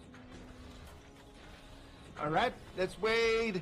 And we are going to welcome you into our game number 3 of this best of 7. Right now it's 1-1, one each in terms of victories. It's going to be Nova this time on the blue and Blacklist on the red. And Dragon already at the start of the game going extremely low. Poked down by the Cannon Blast, poked down by the Haya spell 1 here. Not a good day as Dragon in towards the mid lane here. Oh, come on, and that's one of the trouble about playing against Waypit on that monster, right? Because he's got a very long reach. The Garuda has a very long reach, but the cooldown is a lot shorter in terms of the monster with Waypit. Waypit here playing super aggressive here, making sure that Wendy gets his hands on toward that Spiketail Beast so that Golden Kite isn't able to walk up to look for a steal, right? So very well played coming in for the side of Nova Esports in this early game, securing that bottom Fire Beak, securing that bottom Spiketail Beast. Yeah. One of the big topics in this whole KIS4 has been the Chami1 and Xuan matchup over there in the Clash lane, right? It's something that people has been talking a lot about, like how Chami1 is such a good player and he needs to demonstrate that he can play against the best. And if I were to choose a 1v1 with two heroes, I would love that 1v1. The Fatih against the Futsi. Those two heroes, in terms of 1v1s, top level. Top level indeed. Calling here, being punched out his entire health bar here. Take a look at Wendy's rotation here. Silently pacing towards the top side here. Will look to pull Chami1 into that Moonscape Mirage here. So right now, we usually a 1v1. Yeah, great timing. 1v1 in the Moonscape Mirage. Chami1 going extremely low. Has to pop the flash. First blood goes into the hands of Wendy here. That's the level 4, but a beautiful Cannon Blast lands on towards Dragon. And Dragon gets caught by the intuition ultimate coming in high. He saved by of Nova Shred. And this is looking super duper bad for the Black International squad. Blackers International, they thought that they could have something in there. Chami1 taking a 1v1 in there against Xuan, that he jumped in like a little bit too deep. And then when the reinforcements came off, it was dark and bad news for them. Right now, Nova with an advantage, the 2-0 advantage, and look at the gold difference right now. 1,500, almost 2,000 gold advantage for Nova in only 2 minutes and 45 seconds. Hey man, I just gotta say, Waypit is not missing any one of these single cannon blasts. He's been super on point, and he's being a very annoying nuisance against the side of Blackest International here. They are being pressured so deeply right now. The early game is fully in control of Nova Esports with a 2,000 goalie at 3 minutes only here, Isaac. Again, like Nova did not like losing that first match, man. Like they did not like the fact that just by losing that first match, people might think that they could actually lose this whole game, and they're trying to make a point. They have the composition right now. We know that Conley on that overrun right now in this moment, it's pretty unstoppable. Look at that, Moonscape Mirage one more time.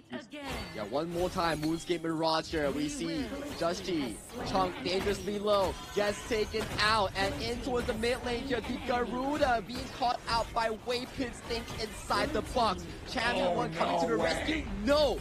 Chami1 being denied of the rescue, and in the 4th minute mark of the game, this mid turret will be wide open for Nova Esports taking.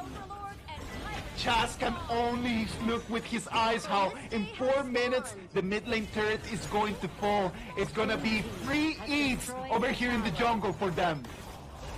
Yeah, I didn't know they ordered like a food delivery here, and Kong Ling didn't get the smite against Justy, but that is fine. We can see how much pressure actually Nova Wendy is actually being able to generate on this Haya here. Every single Moonscape Mirage thus far has converted into a successful kill. The first blood onto us Chami1, the second kill onto us Justy.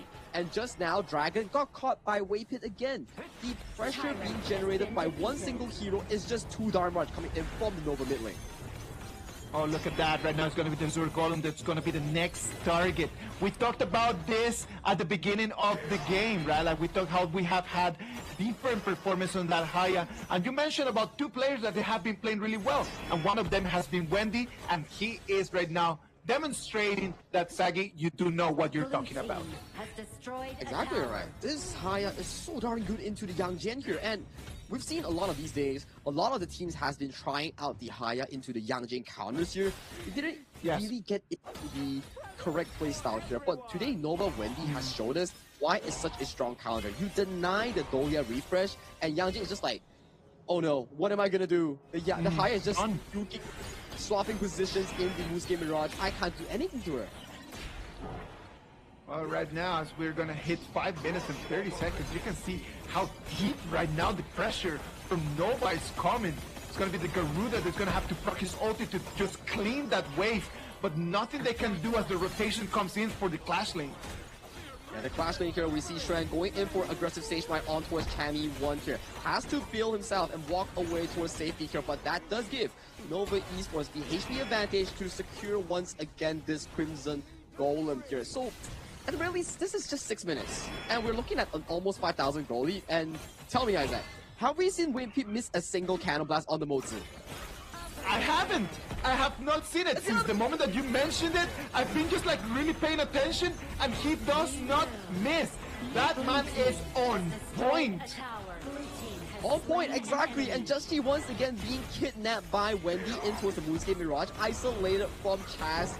Dahlia for the refresh here, and he's dead once again.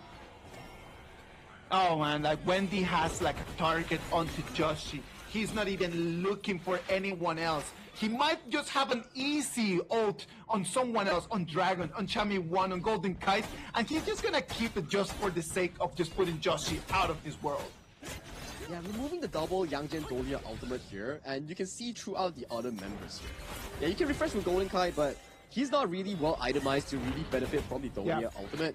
Chami 1 has a long ultimate, Dragon, double ultimate on the Garuda, not the greatest here, so removing Yangjin already stopped so much game plan that Blacks International want to be having with the Yangjin Dahlia here. So I gotta say, this, and I gotta glaze, this Haya has been pretty on point coming in from Wendy.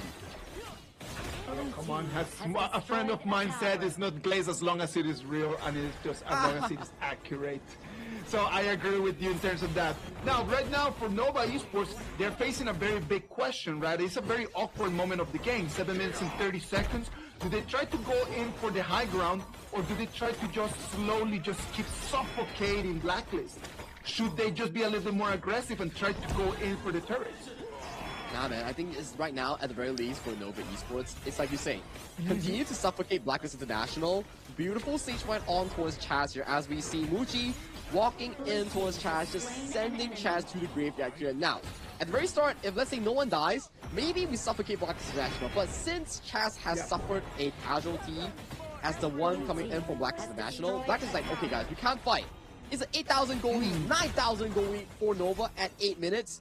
We have no way of playing these team fights, and we can only give towers and hope for the best. Hope for the best, as then one more time the wave is going to come into the mid lane. They still have the power play. Chaz is going to join. Now it's going to be the Garuda proccing his ulti, trying to clean onto the wave. It's going to be hopefully enough, but it's going to be 50% of the HP of the turret already down. Not looking good at all for Sun of Blacklist International here. We do see Nova Esports here cleaning up the jungle here, wanting to go for an aggressive push towards that bottom side.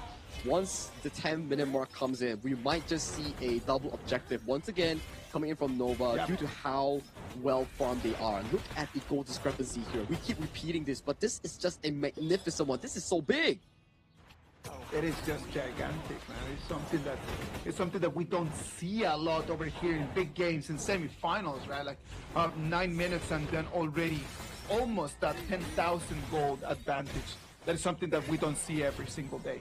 Well, Nova Esports right now, they have a very clear game plan. Just waiting here. It's 9 minutes and 30 seconds. Push in, try to get a little bit more pressure on the turrets, and they just go for double dragon at the 10-minute mark.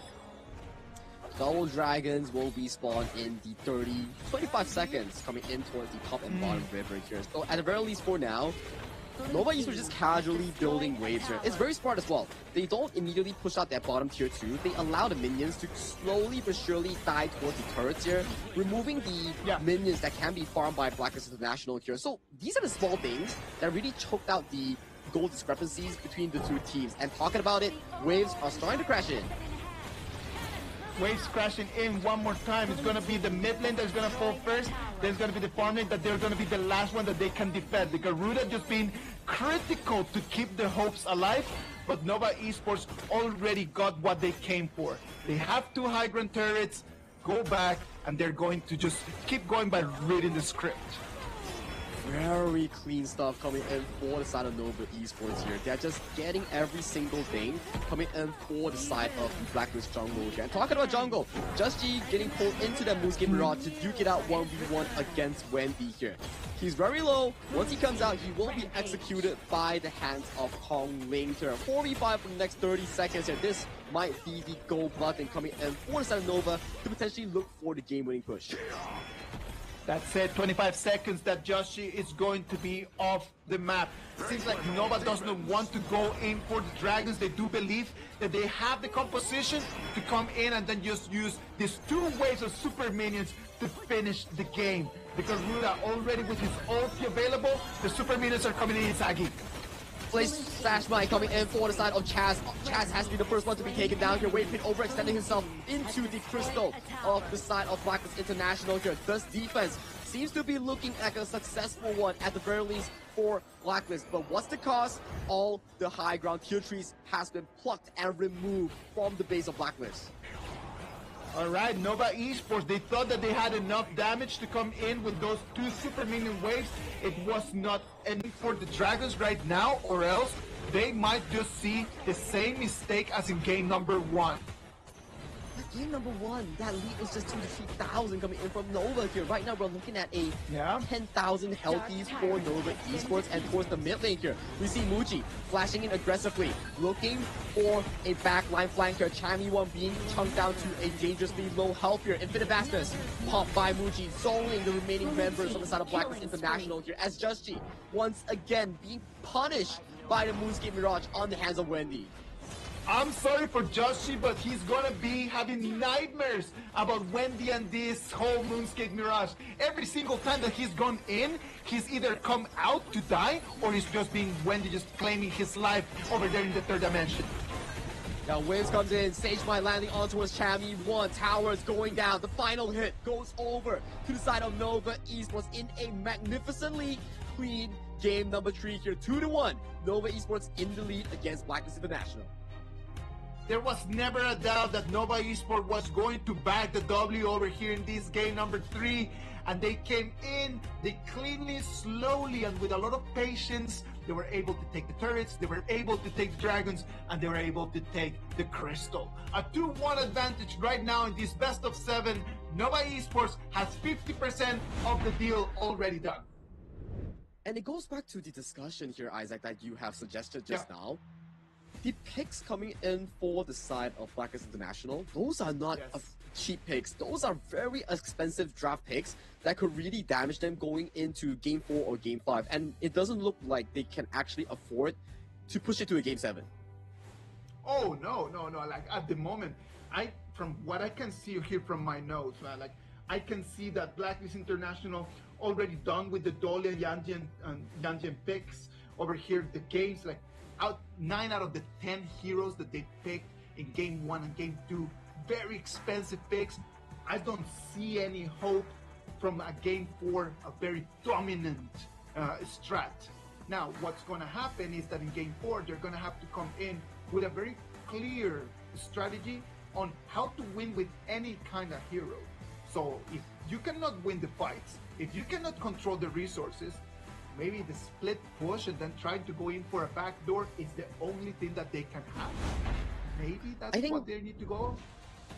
Yeah, so far we see if Blacklist International, they play the map rotation, they do it pretty well. The side lane pushes, the split pushes, they do it pretty cleanly to like attract Nova Esports to have a man disadvantage here. So down to the final few heroes that they actually have in their hero pool in this meta, potentially we may see the Mai Shiranui, potentially we might see the Byron, potentially we might see the things like the Luna or Jing coming in from the hands of Just G here. So these are the available heroes for the side of Blacklist International to venture into coming in towards the Game 4, Game 5 scenario.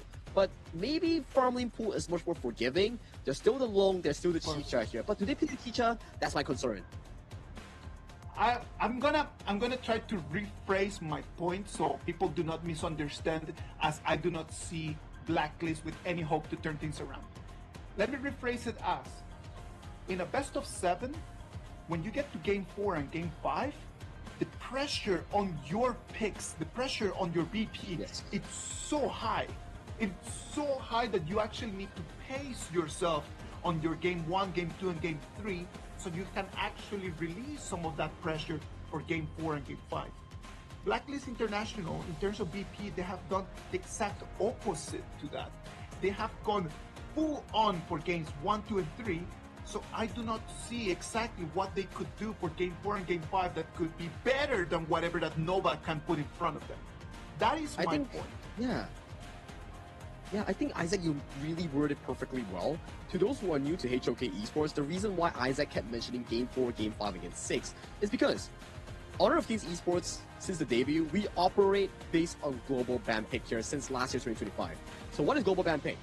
When a team use a hero, let's say Haya, for example, on Wendy, Wendy can no longer use Haya for the majority of the BO7 until Ultimate Battle Game 7, when the game goes into a normal 5v5 match, blind picks. So for Blacklist International, what Isaac is trying to say here is that, hey, Blacklist, out of the 3 games you have drafted, the heroes that you have used, they are really strong meta heroes, but you aren't able to convert strong wins. But on towards the side of Nova Esports, however, the picks are moderately affordable and they can still make more interesting drafts going into Game 4, Game 5, Game 6, before Game 7, where both hero pools will be refreshed here. So it's not looking good for Blacklist in a game planning side for the coaching staff.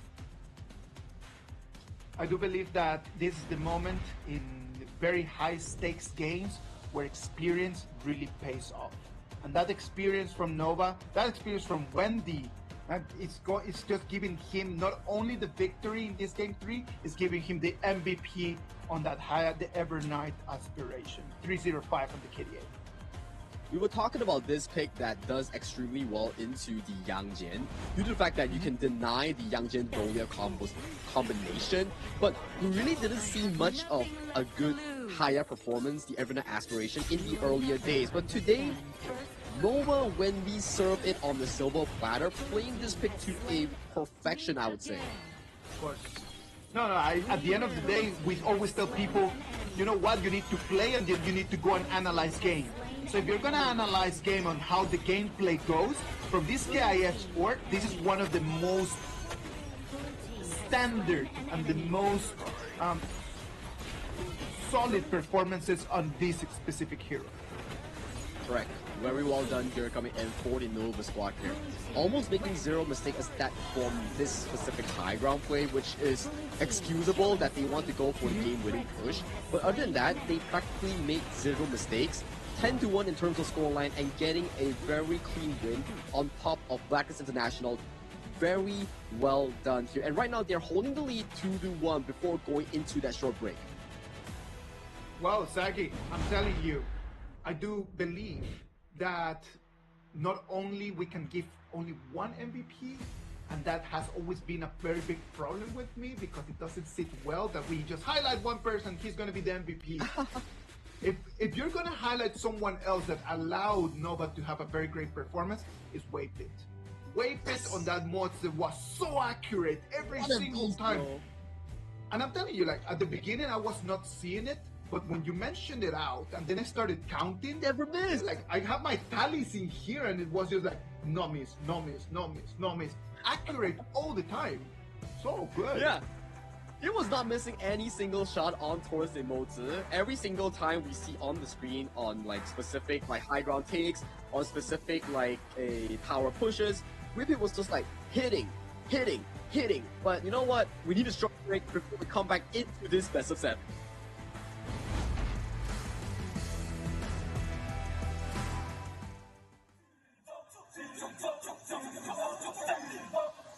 Kings Invitational Series, let's go! Bertahun-tahun ku ditempa, harap yang karang murka, enemy di setiap langkah, jantan datang mencoba, panggil ku one man army, satu orang 1000 nyali, bel spirit dalam nadi, sini maju ku ladeni.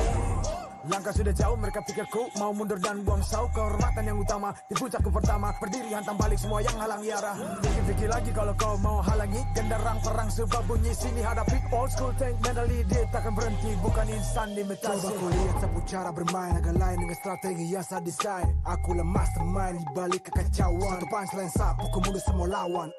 Insting tepukku deteksi ancaman. Enemiku libat seperti Anoman. Yo satu pukulan tangan kosong. Musuh jatuh runtuh panggil aku Wukong. Masih strong power hantam lawan yang menghadap. Sapu cakar lebih tajam lebih dari kopong pedang. Yang saya incar turawana bukan tata singgah sana. Maka wajar apabila dong bilang sampai di sana. Siapa yang berani mendekat kemari? Sayang kesana atau kau yang kesini? Jutaan kalian pun satrakan lari. Seranganku cepat sulit kau hindari. Dominasi, ku kendali. Berotasi, ke tiap sisi ku ambil alih. Saatnya kita untuk eksekusi. For my party, push, push, push, push, push, push. Everybody move, move, move, move, move, move, yeah, move, move. Saat datang dengan mode brutal, kendalikan setiap titik vital. Damage magic, serang mental fisik, 1000 taktik, kau kalah cerdik. Mau coba jatuhkan sama mana bisa. Siasatmu sudah saya analisa. Terdapat selak, gerak, geriku sulit tu dilabrak. Game over, hancurkan semua tawa. Kombinasi skill dan power, teleportasi ala Enoku yang LOK. Kau tahu ku tak bisa redam, pula ceketku yang takkan padam. Tu kehormatan yang tak bisa dibeli. Saat saya genggam jangan harap kembali. Adu mekanik tingkat tinggi, siapa paling berani? Aku paling gigi. Pedang raja yang kuhulus, tebasannya bak angin menghembus. Long life the king, akulah raja. Dentuman zira, ini mental baja. Akulah hukum dalam wujud nyata. Seni tempurku susah tu kau baca. Y'all better run, I've already won. Nowhere to run, your time is done. Tidak bisa kau atasi, berat untuk kau hadapi, kalah pedangku menari, kau balik kanan dan lari,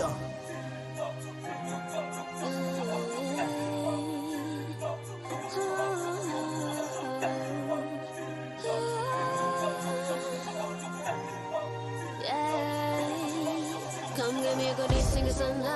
Aku cinta I'm the queen feel alright. Menjajali ternyalain dah. If you want me profit way mas. Siapa tadi panggil cause I'm ready. Siapa bilang aku tak punya nyali. Don't try me ni yang ku sebut api. Yes my milady you can touch me. If you ready you jajali. Ladies and gentlemen, welcome back. This is the Honor of Kings Invitational Season 4. We're live from Jakarta, Indonesia. This is the first semi-final of our tournament. It is going to be Nova against Blacklist, where the representatives from the MKL are right now with an advantage of 2-1.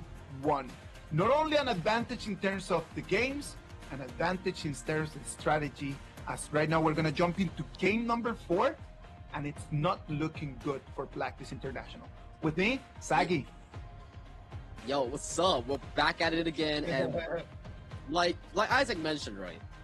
The drafting pressure coming in for the side of Blacklist International, it will be adding on towards the shoulders of both the coaching staff and also the players here. Because so far, yes, you can say that the drafts has been magnificent in every single game, but you gotta be saving some heroes when you are going down the BO7 line here. So far, it's looking really difficult in Game 4 because we're operating on global ban pick. One hero use means that the hero won't be allowed for the majority of the BO7. Let's see. We feel your love. We feel your love. We have a lot of the fans sending us their messages. This time we're supporting Malaysia in HOK. Let's go Malaysia.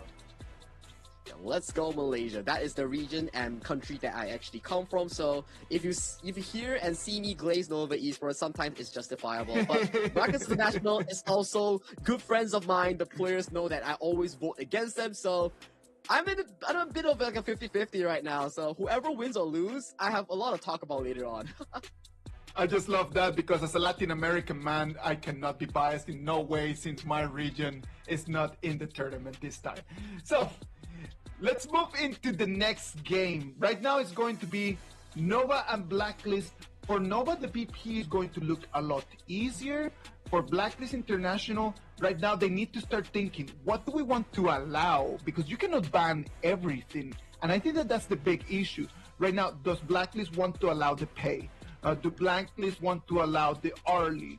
do Blacklist International wants to allow the Chicha, that is going to be a problem for them. Not only what to pick, but what they are going to ban. Yeah, so that's the problem, right? When you use up so many of these picks and you only have 2 bans as your starting ones in the global ban pick format, you gotta be thinking like, okay, what am I trading? What am I giving away? What am I trying to play here? Because there's still a lot of things, right? Like the Dolia for Nova, the Chicha for Nova, the Arlie for Nova. All these are available picks that are coming in for the blue team. For Blacklist International, they are scrapping and seeing what are the remaining ones that they can realistically play for their draft. Yeah, Blacklist International really do not want to see that pay, right? Like it's been in the first game they chose it, and then after that there has been that immediate first ban in the BP. Yep, we do see that as well, and that's the Chicha we talked about here. Nova Esports favors this pick between Muchi and also Schwan here, so this is definitely going to be an expensive one for the side of Blacklist International to realistically counteract against. There is potential of the Aaron, there is the likes of the things like the Byron to realistically counter against Shren. So it really comes down to Blacklist International. Do you want to counter based on the heroes selected by Nova, or do you want to draft a comfortable team comp with whatever picks that you have left on the red side? Yeah, and I like the way that they go with, right? Like they choose the Dharma, which can have a lot of sustain. It provides initiation, and it's really good on the laning stages. And then at the same time, they choose the idea that can be paired up with a lot of other different heroes. So these 2 first picks from Blacklist International, they maximize on their versatility, just to wait and see what Nova Esports' next 2 picks are going to be. Nova Esports taking a very comfortable route as well, immediately reviewing the fact that, hey, this Chicha, I'm comfortable with it going up against Chami 1's Dharma, so hey, let me pick up the Strong Marksman, and we will see what Blacklist International have to answer against Muchi's Direnjie here. So the Direnjie is going to be there paired up with a bodyguard, right? We're going to have the Lapu Lapu and the Direnjie and in the 2v2 that we might have in there. Erin is going to be their matchup. So we clearly already have like a very interesting thing. Like we have the matchups for the farm lane and for the clash lane at the same time. Now, what do Nova Esports stars focusing on banning? Jungle or mid? Ooh, jungle or mid? That's a very good question here. I think both teams are looking to really target down both sides of the mid pool. So it's really down to what is available, right? For the side of Blacklist International, there is still the potential of the Mai Shiranui that can be picked up for them, and we might see Wendy come up with something like a Milady as a counter. So these are like back and forth picks that I enjoy seeing at 4-5 coming in for the second phase of the pick and bans. Nova Esports just banning that Agudo, and I'm gonna tell you something. From that Agudo pick, like that Agudo system, from a lot of the teams that we have in the international stage, I do believe that Blacklist International is one of the teams that plays it to the best.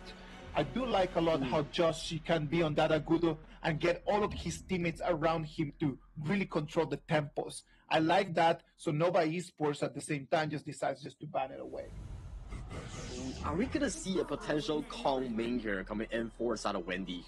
It's something that they generally like to do back in 2025, but they deny me that dream. They go for the potential Yu Huan, for the sustain, for the face check against Blacklist International, and they give more priority against Kong Ling on a jungle assassin. Once again, he gets his hand on the feathered foot fade in the jungle.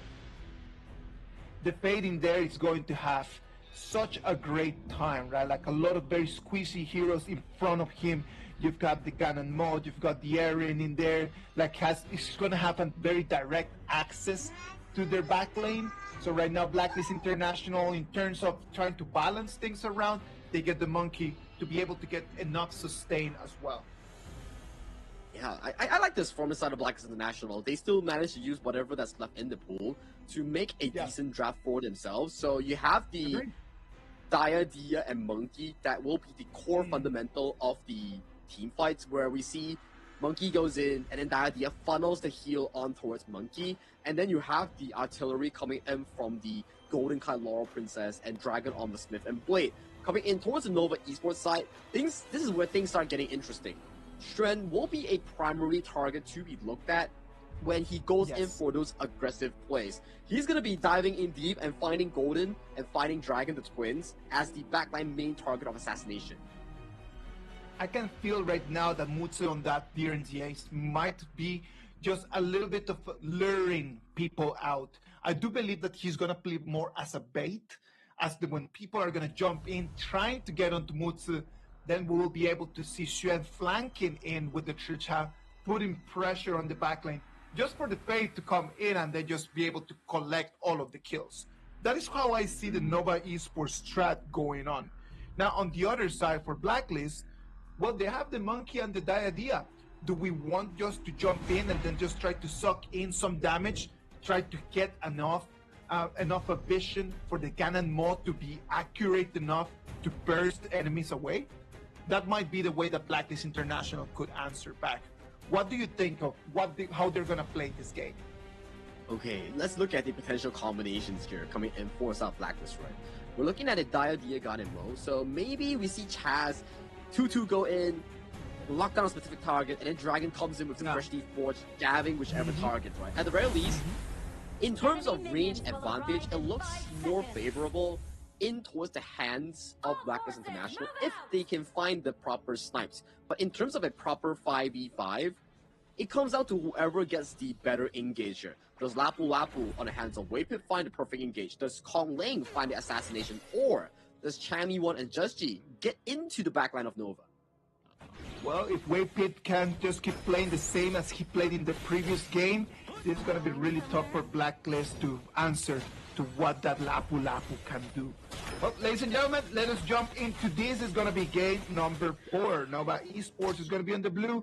Blacklist International is going to be on the red. An interesting start already coming in for the side of Nova Esports here. Sending Wendy, not even taking the first wave in mid, directly towards the Clash lane to get every single thing into the pockets of Cham, from the side of Chami1. You can see another 2v1. Chami1 goes in against Wendy, goes in against Stren, but Dragon is here for the rescue here, but Chami1 going dangerously low. Back away here. The Spriteling troops are giving a lot of power, a lot of shielding to deny the kill here. But you can see the fatal arrow coming from the side of Stren, doing a lot of work here. Every time you swap yourself from melee to overkill form, you get 50% CD back on your spell S1 and S2. That's why you can keep seeing Stren spamming those arrows against Chami's face. I just love the way the Dragon came in clutch just to help Chami1, because on that 2v1 that they had in there, it was going to look really bad for the Dharma. So Dragon coming in, being able just to push them out is the reason why Chami1 could still stay alive. Yeah, a very good rotation thus far, elevating some of the pressure that's being on the side of Chami1 here. We can see Kong Ling going on an aggressive jump here on towards Dragon here. Dragon gets chunked out by some of the basic attacks landed on the Kuchiki Byakuya Fate skin. Towards the top side here, we do see Stren stealing yet another fire beak from the side of Blacklist International's jungle. Slowly, Stren on that Chicha, he knows that his job is just going to be to try to deny Chami1 from some gold. He doesn't want to even go for the kill at this moment. He just wants to chip away his HP bar. Such an aggressive Chicha coming in for the side of Stren here. Every single resource so far has been going in favor for the Clash lane side of Nova here. Fortunately for the Blacklist International, their bottom side is looking super duper strong. They are suppressing Muchi very well. They're doing a really good job, right? Like making sure that they're freezing the wave. Every time that Muchi wants to come in for a specific minion, he has to sacrifice some form of his HP. And if Mordecai does it, he has heal coming in from Diadea. So that might be the opening that right now Blacklist International is looking for, right? Just to be able to maximize out of that advantage that they've got on the farm lane in this moment of the game. If we analyze this game compared to the previous ones, we can see that the whole opening has been a lot slower. We have not seen anyone trading yet, but look at that 3v3 over here in the mid lane. The goal is just very clear. Get the gold, move out, and try to find someone lacking over there. The Dream Roll landing on towards Kong Ling here. Kong Ling gets taken down super duper low by the Destined Encounter coming in by Chaz. This potential objective might be in control coming in for the Son of Blackness International coming in towards this 4th minute mark. Wow, just in there, just the accuracy coming in from Dragon, right? And that's the one beautiful thing about that Ganon mode, that you do not need that much damage. The only thing you need to do is just to be accurate. Landing the blades specifically on the target that you want. And Tyrant has already been secured coming in for the Son of Blackness International here. A way better early game that's being composed coming in from the Code Breakers here. They secure the Tyrant and they are back towards the farming tempo here. That axe almost stole away the Azure Golem, but Blackness International, they secure it with no harm. I like it, I like it, I like it. I like the way the Blacklist International is right now playing in here. They might not have the advantage in terms of the composition, but again, the key in here is going to be, how do I beat you in terms of the strat? 3 against 3 over here in the farm lane again. Yeah, just Wendy sacrificing a lot of resource into the pockets of Kong Ling here. Kong Ling being the main benefactor coming in for the Nova Esports side. In terms of resource allocation, we will see a lot of gold going into the pockets of Xuan and also Kong Ling in the early game. Hence we see this gold chart here. Kong Ling is the richest out of all the members here, but it sacrifices Wendy's gold in their mid lane. Yeah, of course, like at the end of the day, Wendy's gonna have to sacrifice himself in terms to give enough advantage for Kong Ling. So if Kong Ling is going to be taking that advantage, he better just start capitalizing out of that. The same way as Xuan right now capitalizing out of that movement, he takes on that turret, he's going to have priority on the rotation. He might just continue his aggressive push towards the top side here. We do see Kong Ling jumping in very aggressively with that S2 here, trying to chunk out and get vision for Xuan here. So Xuan getting a bit more damage in towards the top side, everybody backs up, and we are back into a stalemate here. Sagi, I'm telling you, you gotta keep your eyes on Dragon. He is going to be the main person to observe here in the Blacklist. He has been, up until right now, very accurate and just pushing the fade away. Chammy 1 here looking for the engage. Sets 2 on towards the wall here. Wendy forces the flash to take away. Golden Kite gets the first kill on towards the mid lane coming in from Nova Esports here. Waypin limping away towards safety here. Where is Stren? Stren is still coming to the cavalry here. Muji finds the assassination here as Stren comes in with the Grandmaster's Force going in against 4 members here, but that is so much tankiness from the side of Blacklist International squad here as we see Kong Ling dangerously low, only 10% health. Muji has no flash, gets caught by the Dream Rope here, and that is a big win coming in for the side of Blacklist International. Xuan came in the exactly moment that we needed him to come. He comes in the right ankle, comes in from the flank, but the tankiness from Blacklist International at this moment of the game was too much for him. Xuan does not have the items yet, he does not have the damage. He's got the angles, he's got the timing. It was just the wrong moment of the game. Only 7 minutes in here, Blacklist was too big a shield for him. And they managed to take down Wendy, the primary target with the fusion reduction, and then with the venomous staff here. So when he falls down, there's no real threat that could handle him here. Waypin gets caught by the Dream Rope coming in from the side of Just G here. Does trade the life of Golden Kite thus far. Kong Ling going in for the aggressive chase. Chaz has to burn the flash to escape here. So right now, 1-for-1, Roamer for farm lane in favor for the side of Nova. Roamer for farm lane, I'll take that every single time. That is Waypit's job right over here, just to tank in so we can have access to the backline. Great movement in here coming in from Waypit, who's having a great performance today. Yeah, Waypit is just really consistent thus far, finding the re-engage, especially like, hey, he got chunked out by the Dream Roll, but he still went aggressively, knowing for a fact that Golden Kite has no flash. And Kong Ling, he's a semi-tank fade that we see here, completing the Crimson as well as the Blazing Cape. So he's really tanky on that fade. Well, let's wait and see what's going to happen in here. You can see Blacklist International already decided to start moving together, a 5-man squad rotation that they're going to be doing right now. That's going to give Nova some information, okay? If Blacklist International decides to start moving on the 5-man rotation, well, split push and then just go in for the Tyrant. In the moment that they need to go and break apart, to go and clean the waves, that is the trigger for this to happen. For Konglin to come in and control the resources. We do see that wave pick here. Aggressive engage on towards Dragon. Start off the fight here. Dragon has no flash. Gets caught by the hardened Jade Seal here. Chammy falls. Dragon falls.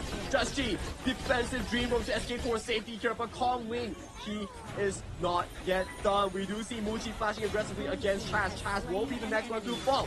Beautiful stun coming in from Wave. He catches onto his two remaining members for the side of Blacklist here. With a 0-5 ace, Nova Esports are in control. I'm telling you, that should have been a quadra. It was 2 double kills for Konglin.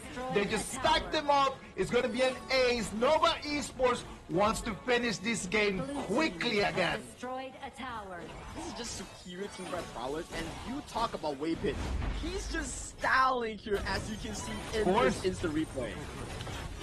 He comes in and he gets into Dragon, and that's the main idea. You get Dragon out of the mix, and then there's no damage to actually be afraid of. Konglin comes in, takes some Dragon, and then after that, it was just easy for them just to chip, poke, and then just collect 5 kills in the pocket. The engage from Wendy was really beautiful as well to catch off the remaining members, Golden Kite and also Just G. And you gotta say, right now with 3,000 Goldie, it's looking even more healthy for Nova to come in to get this Tyrant with no contention or whatsoever from their opponents. Alright, so right now Nova is going to be able to take on to that first Shadow Tyrant, which is going to be good news for them. At the same time, let me tell you some better news for them. They have already 2 or 3 Succubus Cloak on their players.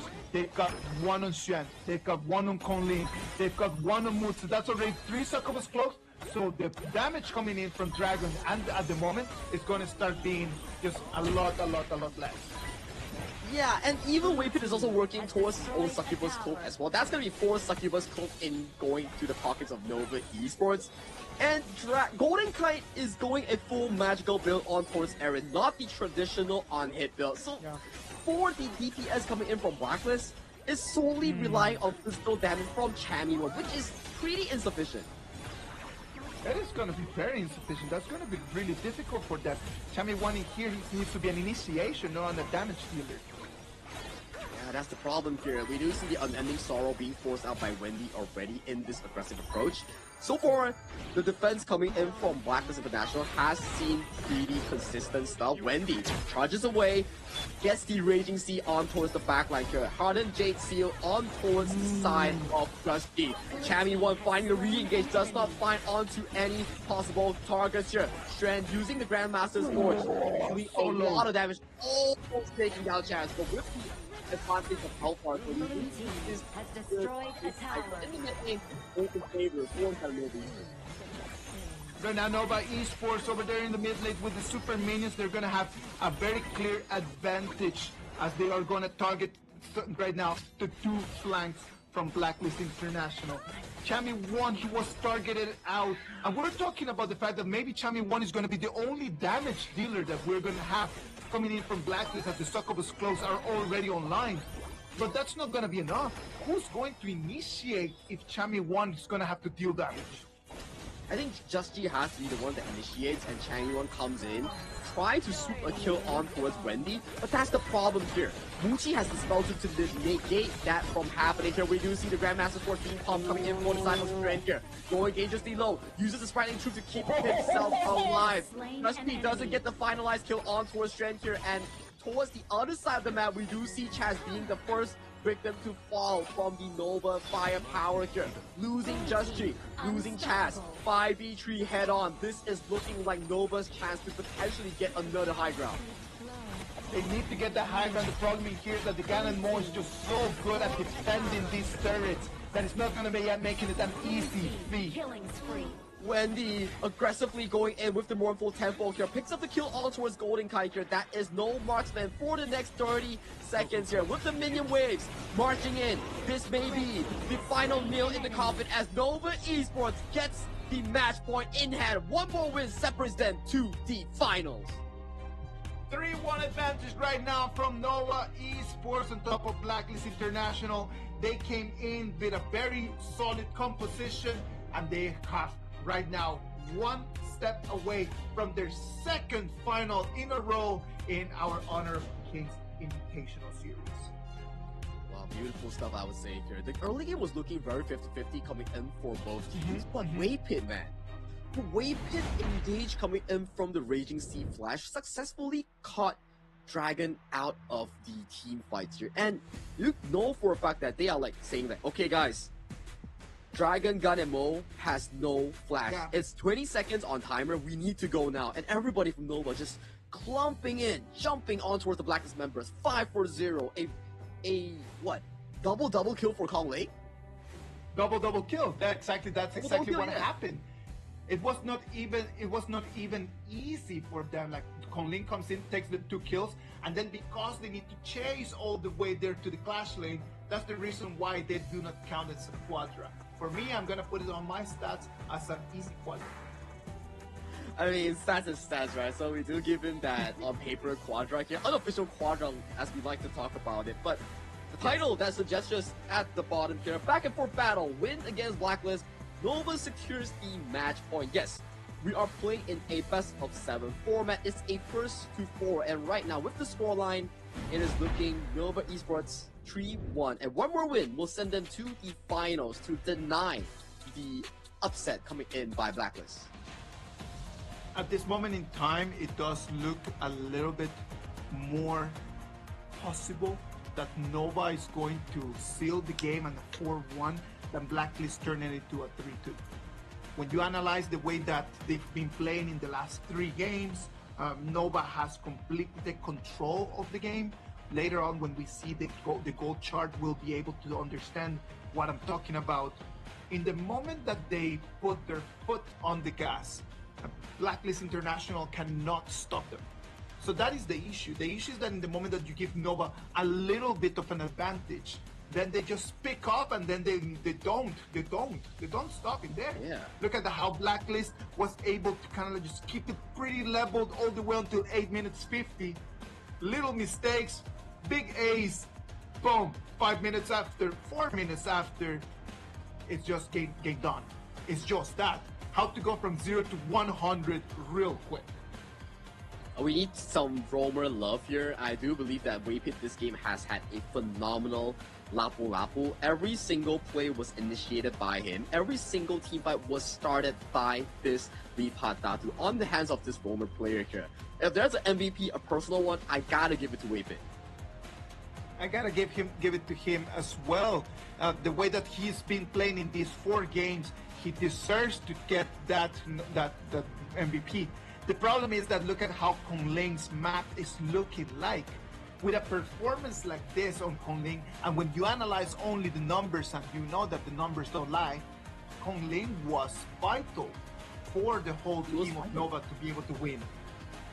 He was very vital and very flexible on his build path as well. Knowing for the fact that if he went like full on assassin mode, he could have been like immediately eradicated by the multiple level of CC coming in by the likes of Just G's, Monkey, Chaz's Diadea, all those CC, right? But instead he went for a different approach. He made sure that he was always alive, make sure that he could always apply the burn effect coming in from the Blazing Cape, so everybody was affected by the Imperial effect. No one gets to heal to full. So that's a very smart approach coming in from the Fade's itemization for the side of Kong Ling. I do believe that we need to talk a little bit more about itemization, and I do believe that we have a responsibility to educate. So when you see that we jump into this game number 4, and there's a lot of magical damage coming in from Blacklist, that is not on design. That is the decision that they need to make based on the heroes that they have available. And that made them very predictable because the first set of Sokobu's cloak that came out just completely sealed the deal for Nova Esports. This was the storyline that we had for the side of Blacklist International in Game 2 of this series here, where they went like 4 magical damage, and we expected like, oh, it's just waiting for Succubus cloaks, but they got outscaled here. But this game, the highlight has to be Waypit on that Lapu-Lapu here. So many of these beautiful engages by this man on your screen here. Look at how cheerful he is. grip heart tattoo. I am loving the performance from Waypit today. Just the way that he was always willing to sacrifice himself just to go and really initiate. He is the shield of Nova Esports, and in some moments he was the spear that initiated some very critical fights. This one was the start of the engage that we see, but the next one is what we need to highlight here. Look at this play. They were timing Dragon's flash to a perfection. Doing perfect. Okay, Dragon has no flash. Waypit, I'm gonna go now. And Colin is like, okay, bet. I'm gonna follow you. And every single play from there on off was just Colin racking up those kills, padding that KDA stack here. Super well played coming in by Nova Esports Roman. Oh no, I love it completely, right? And the way that he just uses his flash, comes in, gets the initiations, engages, and then they eliminate Dragon. That is the reason why they were able to take that little ace. Very well done here from Nova Esports. And after that, this one right over here, I thought that Xuan might have just bit a little bit too much, but he was showing that in that Churcha, it's been banned so many times, there's got to be a reason behind it. 3-1 right now for Nova Esports against Blacklist International. Match point at hand. We are not playing in a double elimination format here, so it's at death's door for the PKL representative here. So, how did they realistically come back from this? Because in terms of execution after game 1, every single game has been looking really clean for the side of Nova Esports here, and in terms of draft pressure, it's not looking good for the Blacklist side. No, it is not looking good for Blacklist since game number 2. And that's the thing, like, what is the big difference about are they a good team or can they become a great team? Let's agree on the fact that since 2025, Blacklist International has been coming up, improving their performances, becoming a lot more consistent. But are they arriving to the glass ceiling, to the glass roof that we know? In 2025, KIC, they finished the semifinals, unable to make it into the final. Right now, KIS4 international stage again, is semifinal gonna be the international glass ceiling for Blacklist International? I think it's too early to stay here, Isaac, because this is only the start of 2026, and we've seen teams starting to be able to pick up consistent games against their MKL counterparts here. This time, as Nova Esports, they are not coming in with a clean finish. They are coming in being nitpick on some of their draft strategies, some of their misplays in-game that cost them the game, such as Game 1. So, for Blacklist International, maybe this tournament is for them to trial and error, see how far they can go. And after the season, they go back, plan it again, and see how far they can improve. That's what they realistically want to achieve coming in for 2026 all the way to maybe the year ends KIC. The fans right over there, we have not only fans of the Nova Esports and Blacklist International teams, we have pro players as well, just right over there. Look at how beautiful our game is.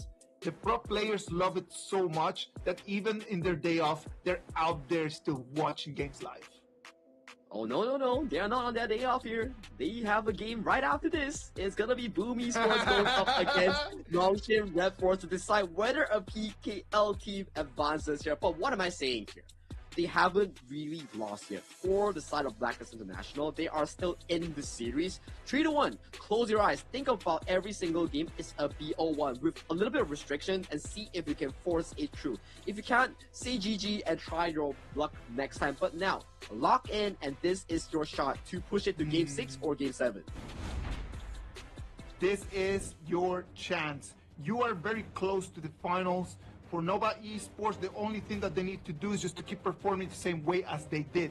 For Blacklist International, on the other hand, it is the time for you to demonstrate that you are at the top level. You are belonging in here, that you belong in this stage. I love the fact that Blacklist International, these 5 members, have been together for such a long time. One of the teams that did not make many changes in terms of the way that they played, from 2025 to 2026. I really hope that they can do something different in this one that could take us to a 3-2. In front of the Nova Esports, it's going to be really hard.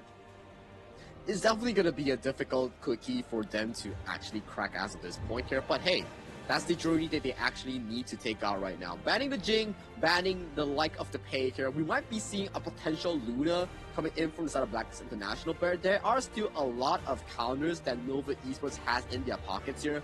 We might be looking at a potential Arlie being the pickup here for Nova. Blacklist International, there is the loan for them in this pack. Yeah, the loan is available for them, and they decided, okay, that we need to get our hands onto that immediately. Let me just lock that in. That just allows on the other side for Nova just to pick on the early, right? The early that we've been talking about. Yeah, I think this is the perfect time to whip out the early. Good matchup into the long in towards the mid game. And Nova Esports, they know what restricts Blacklist here. They need to take away the engaged roamers from the hands of Chaz. Force Chaz into a uncomfortable roamer that he isn't able to really perform, and there's no vision provided by Blacklist, and Just needs to be the tank. So when you put Just as a tank and you put Chaz into uncomfortable position, the entirety of Blacklist International, their draft, their fluidity in game isn't as good when they're playing jungle assassins or when they're playing jungle carries. Very few options right now for roamers in there for Blacklist International, and that's going to be really tough on them. One of the happy things and one of the beautiful things that I really like to see is that they're going to be able to play that Aguto composition that I know that they are really good at. Now, put all the cookies, put all the gold onto the Aguto, and let's put all the hope on Joshi so we can actually try to make it into game number 6, so we can actually try to force this into an ultimate battle. I like that idea. It's a very good storyline if Blacklist International can actually force it. But right now, if we were to look at the drafts, it's signifying to me that there are no longer any frontline heroes for Blacklist International to actually pick. Maybe if they consider the likes of the Donghuang, the Guiguzi, these are unconventional ones that might not be that beneficial, or there is another route to take. Potentially put Chami 1 into the sides of the Ata, the Baiqi. Maybe it can salvage the draft for the side of Blacklist. But look at that, Nova immediately. They just decide, okay, no more Tenolio Shan. I'm not allowing any of these to go out there. They understand that right now what they need to do is just to completely focus on Chaz. Force Chaz into something that he might not like. Right now it's going to be really difficult because from the roamers that he could go for, Sakir, Guiguzi, not ideal in this whole matchup. It is not ideal here, but they need to find a breakthrough point in this draft right now. I like the pickup here coming in from the Byron. It does allow for the side of Blacklist International to rely on Chami 1 as their singular frontline and play those aggressive takes here. They have a lot of healing coming in by Just G, coming in by Chaz, and also Chami 1. So maybe they can actually find their mark in this game, but picking the Spark base here does allow the Charlotte to be given over to the hands of Shred. It's either the Charlotte or Fatih or the Nova. No, it's gotta be the Charlotte. Liu Bang. Liu Bang? Interesting. Wow, that's a whole different idea. Dude. But again, like, Liu Bang sounds really good in terms of the composition. Like, Liu Bang and Musashi, amazing combo. We've seen that already during this week. But at the same time, he got the opportunity to get the Charlotte and then have the advantage over there in the clash lane. With the Liu Bang against the Byron, I don't see that big a gap in between those two. I think it's not really about the advantage in lane for the side of Nova Esports. They want to play outside of lane, playing on the momentum that Kongling can actually provide. So Kongling will be a spearhead for Nova. Once the go button starts by Waypit or Kongling, the Liu Bang immediately comes in and explodes the first person that they come in contact with. Okay, I agree with you in terms of that. I like the fact that right now we're going to put the spotlight a lot more on Kongling, and Kongling is going to have to be just that spearhead that you're mentioning. The issue in here that I do not like a lot is the fact that Blacklist International in front of them, they have a lot of sustain. They can really sustain a lot with the Aguto using his ult, the sustain that we can get from the Yuhuan, from the Byron as well. They do have sustain, they have burst with the Xiao Xiao, and they have damage per second with the Long. Blacklist International, out of a very horrible situation that they put themselves through their picks in games 1, 2, and 3, might have found something in game 5 that we were not expecting. A pretty, very decent strategy. I would say so as well. I would agree, because if the Aguro times the ultimate to a perfection, he can dodge out against Konglings due to the death. So the Musashi, when you jump against the Aguro needs to time it perfectly, and you can dodge away and bail out again. So that negates the Liu Bang Musashi combo against the Aguro. And same for the Long, you can dodge it with your ultimate. Same for the Yuan, you can dodge it with the ultimate here. So that leaves your target to be the Xiao Qiao, which is Dragon, and potentially Chami one, which is the Byron here. So we need to see how fast the reaction time is coming in from the Blacklist members. All right. Let's go. Jump into the next one. Right now, it's already 3-1, the advantage of Nova Esports on top of Blacklist International. Look at this. We're going to start it in a very lovely way as Waypit comes in, gets eyes on Joshi, sends that information, and Conlin knows that he's mirroring the path. Yep. For Waypit, he's just trying to like, hey, I don't want you to smite away the early camp. I just want to make sure that I disturb that early clear. But Joshi reads the macro play coming in for the side of Nova. So at the very least, this early game, we do see for the side of Nova, there won't be jungle exchange, but there will be a lot of jungle invasion coming in for the bottom side. Oh, Chaz gets it. As long as they just slow them down, right? We know that the Aguto is a very good pick because of the pace that it can provide, right?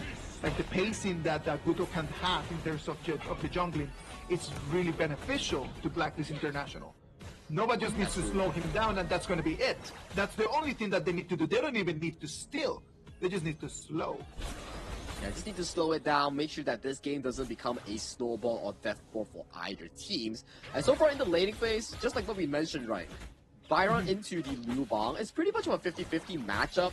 Shen just needs to clear the wave, Chami needs to dictate control, and try to see if he can convert that lead that he had to potentially look to put pressure onto the side lane here as a beautiful hard breeze connects on towards Kong Lane here. Kong Lane dangerously low here, but Dragon has to force the flash. Beautiful snipe coming in from Wendy to force that reaction. I loved how Wendy just get in with the blades, but I love even more Dragons just flash just towards the blades, so he was just right in between them. Lovely performance by Wendy and lovely performance by Dragon. Yeah, very good reaction that like we talk about here. So in early game, both teams are trading blow for blow. For the blow coming in from Blacklist is Kongling's health bar. For the blow on towards the side of Nova is to take away Dragon's flash. So Dragon will be in pretty much of a danger later on if he does get target locked by the hands of the Musashi on Kongling. Dragon's gonna be under a lot of trouble, but the problem in here again is that Kongling cannot be targeting everyone. So if Kongling is gonna target onto someone, I would prefer that he's targeting onto the Lung, on Golden Kite's Lung, than it would be onto Dragon's Xiao Qiao. But that's just my preference, right? Just try to force the infinite vastness early on in the fight. Yeah, I think if you can force the infinite vastness early on in the fight, it really removes the leeway of team fighting from the side of the Lung. So far, we need to see what's the first engage coming in. Who will pull it off? Who actually gets the benefit of the timers that we have right now. And in another 30 seconds, Dragon's Flash will be coming up shortly, preparing for the fight, which is the Tyrant. Ooh, over there, Chaz is going to just run away because he was a little bit faster than what Wendy could be in that one. Yeah, very close call here. So that's going to be a big cooldown coming in from Chaz. He will barely have it available coming in for the 4th minute Tyrant fight. And so far, this early game is pretty similar to the previous game. Slow farming coming in from both squads, just casually waiting and scaling to their big itemization power spikes. Well, that's coming in for Chaz here does get taken out immediately. So this is cause and effect here, Isaac.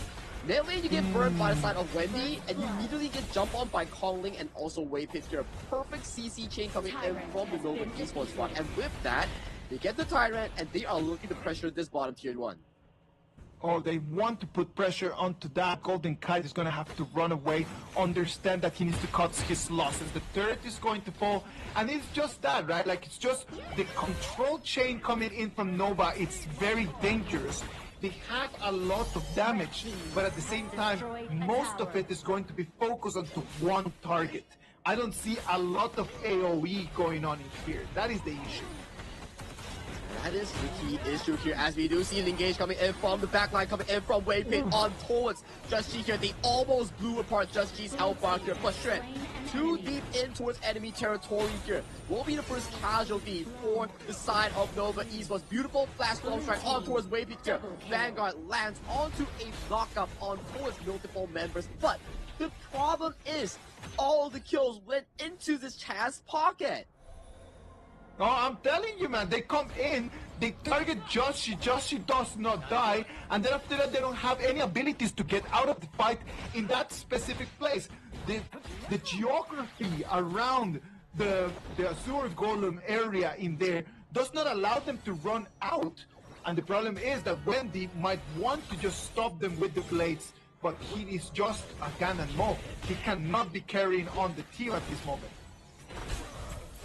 Finds the angle, goes in with the due to the death onto a Shammy 1. Shammy 1 has no flash, cannot heal due to the Imperial passive here. Does survive for another day, but the cavalry coming in for side of Nova Esports catches on towards multiple members here. The Tremor Smash doesn't find onto any key targets here. They do get a 1-for-none trade in favor for Nova Esports, but those are heavy cooldowns invested by both teams. Dragon Splendor saved him when Wendy had his eyes and the target onto him. The blades came in, but the Splendor saved Dragon onto that specific action.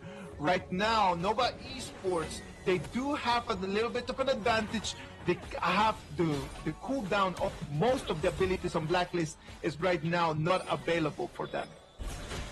Yeah, especially when you have no Splendor, no Flash, you will be a key target coming in for instead of Kong Lane to be that delivery system, sending Insurance Liuwang for the explosive damage. So this mid-game is going to be really crucial for Blacklist to, at the very least, look to survive. They are looking to survive, really. Look to get something out of this, right? Like, it is only 7 minutes right now. They are doing really well on doing what Blacklist has done good in the previous game. Trying to stay alive. Trying to not allow a very big gold gap, but look at this fighting here. Wow, beautiful engage coming in for side of Kong Lane here, already eliminating Chaz from the team fight here. Infinite Vasta is forced to be popped from the hands of Golden Kite. A beautiful flash stun coming in for him, but the damage wasn't enough. Still, 2-for-1 in favor, 2-for-0 in favor for the side of Nova here. Beautiful setup once again coming in from Kong Lane and Waypit. Golden Kite just coming in and just running away after hitting Infinite Vastness, comes in, and then Kong Lane wanted to get him out. And one more time, it's going to be the Splendor that is going to save Dragon's life again. You can save it this time, but next time when Kong Lane jumps on towards you, that's going to be a key cooldown that won't be available later on. Let's check the gold graphs of Spar. You can see the jungle and farm lane has one of the biggest gap between these two teams. Yes, exactly. Right now, it is a very big problem that they're facing. As you can see, that Mutsu has at least 1,500 gold advantage very consistently on top of Golden Kite. So that Lung is just having a very difficult moment in this time. Yeah, in terms of gold, that is a problem. And in terms of the range advantage between Wendy and also Golden Kite, that's also a very big problem as well for them to swallow here. Muchi going in for an aggressive take here. Does chunk down Dragon's health bar here. We do see a lot of these long-range pokes being committed by the side of Nova to really force Blacklist International to back away. And throughout all that chaos, Shrimp was nowhere to be found. He was just casually taking that bottom tier 2 for his own taking. Easy, just that's the good thing about the Liu Pan's design, right? Like, he can just split push, and in the moment that you need me to be with the team, I will use my ult to just TP myself towards you. So very well done there from Xuan right now. He keeps taking the turrets. We're gonna make it to 9 minutes more. We're 60 seconds away from the Tyrant and the Overlord to go into their shadow. Clock is ticking here. for the Blacklist International, I don't really see a way they can actually come back towards this team fight.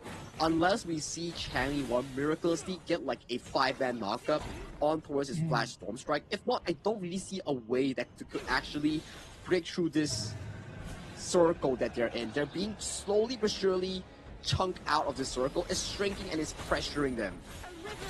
The problem in here is that Nova Esports, as long as they don't make a mistake, there's no way for Chami One to be able to jump in. That is the issue.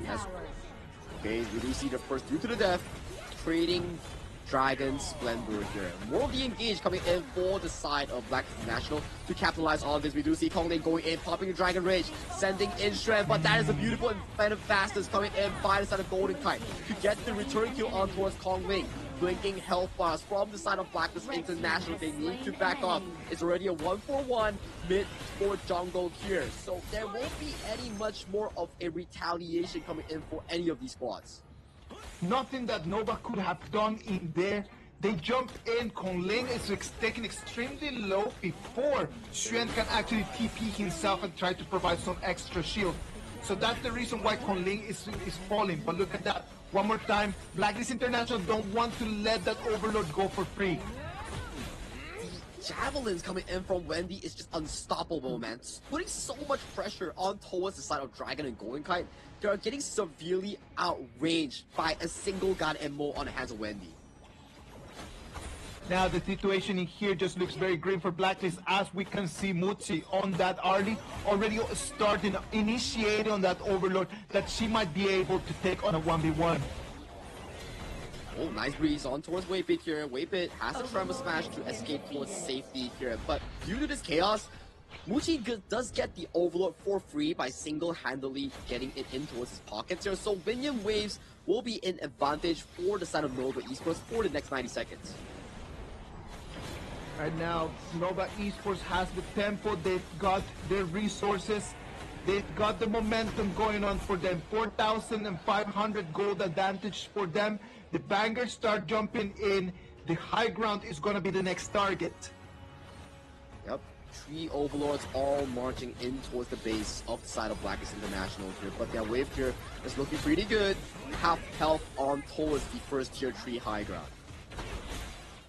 Look at this one more time. The one thing here is that right now the Ganon Mole, the Nova's Wendy's hero, is going to put so much pressure on Blacklist to defend the turrets. It's going to be really hard for them because they do not have the reach advantage.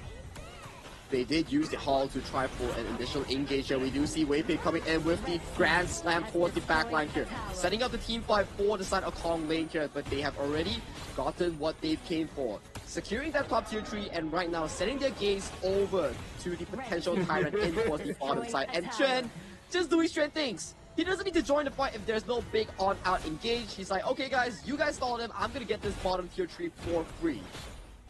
They just come in and they just do one more time exactly what the strat was telling them to do. Right now they got control over this. The Azure Golem is going to go to Wendy and the Dark Tyrant is going to be the next target. Look at that, 13 minutes. At this marker in time in every single game in this matchup has been the moment where Nova just closes the deal. Let's see if this is going to be the same pattern.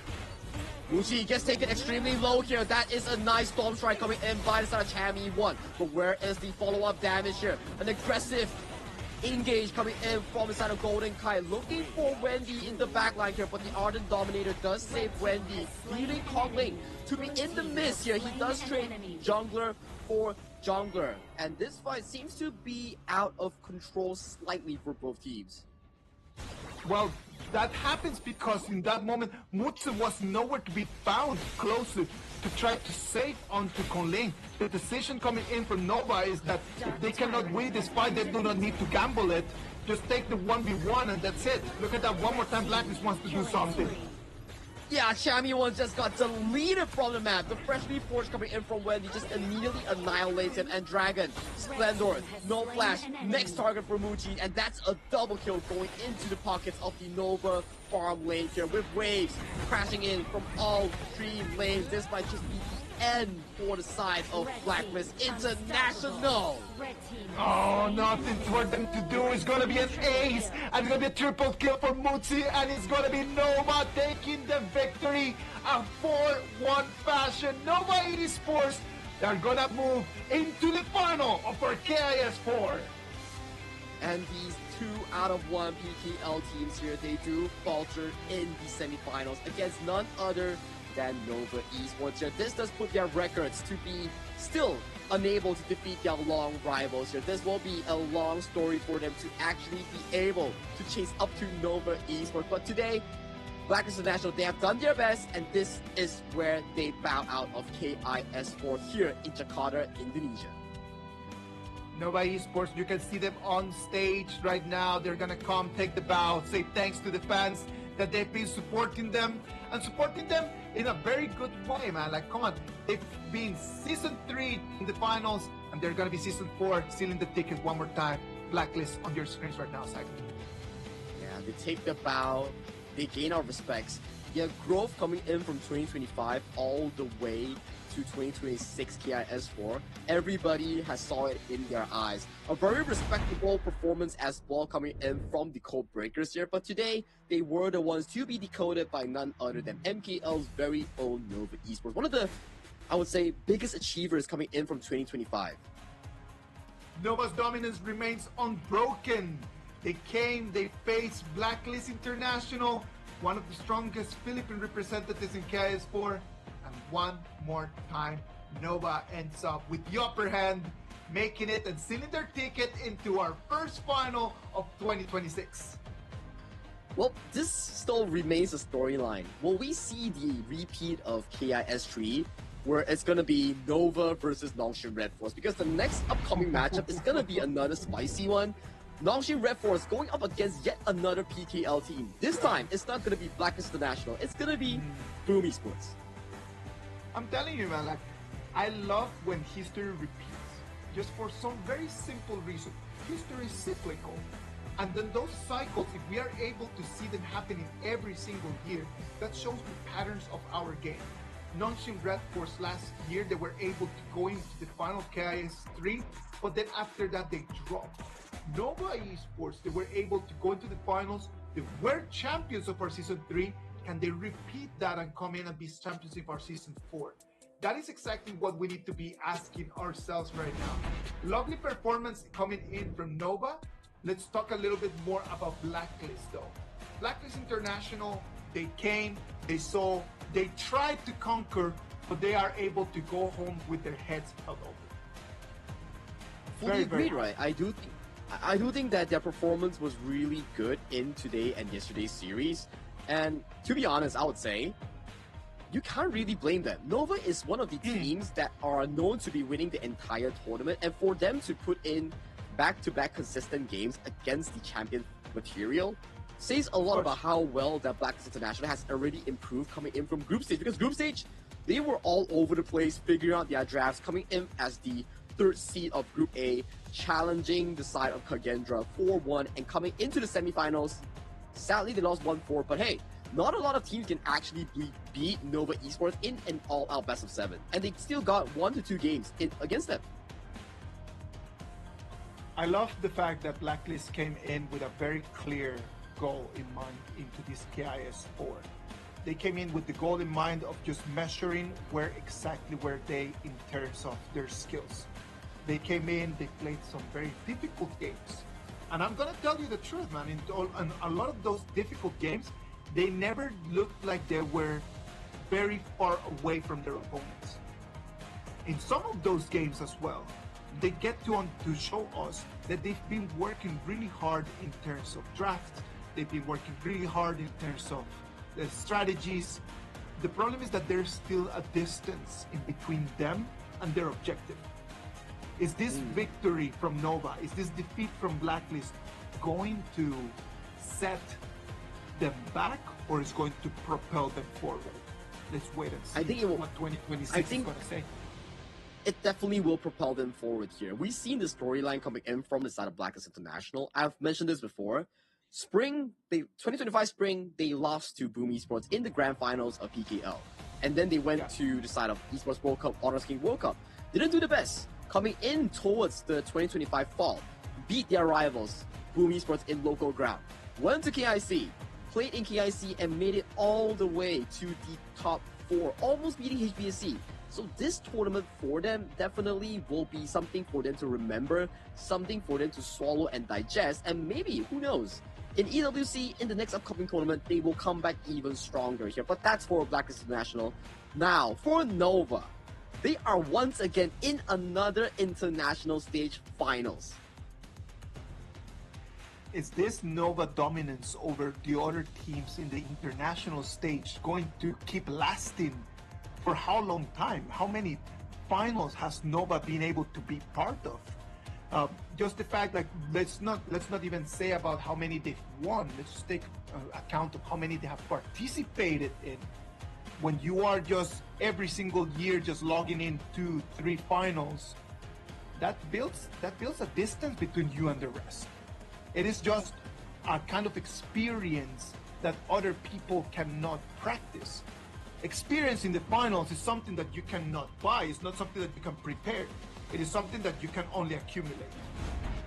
Yeah, experience comes in the form of how you accumulate it to real-time tournament experience here. But this might be one of the best early performances that we've seen so far in this tournament alongside with Golden Kite. 702 in terms of KDA on that Parasola. Doubling that damage taken with that damage dealt. I would love to go back and see exactly in these 5 games how many times did Mutsu die. Because I do believe that it's about once or twice in all the 5 games that we saw Mutsu just go back straight.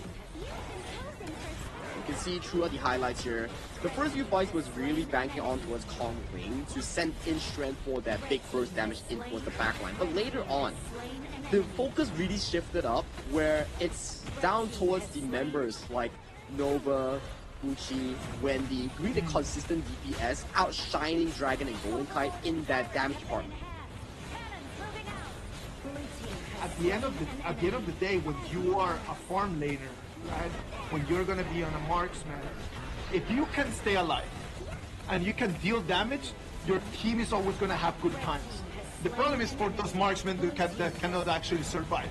But if you're always online, if you're always dealing, it's alright, as long as you're just throwing simple attack. If you go A all the time, it's just easy. That gives your team a very big advantage. I think for farm laners, it's never about how flashy you are, but how consistent you are. That's why the best farm laners in the world, maybe they don't have the best highlight clips, but in the form of being the most consistent player and not dying a single time in that chaotic fight, in a chaotic game, that just shows how leveled we are in terms of being the best farm laners in the world. Nova Esports seals their ticket to our final tomorrow. Tomorrow we're gonna bring you the final for KIS4 first tournament of 2026.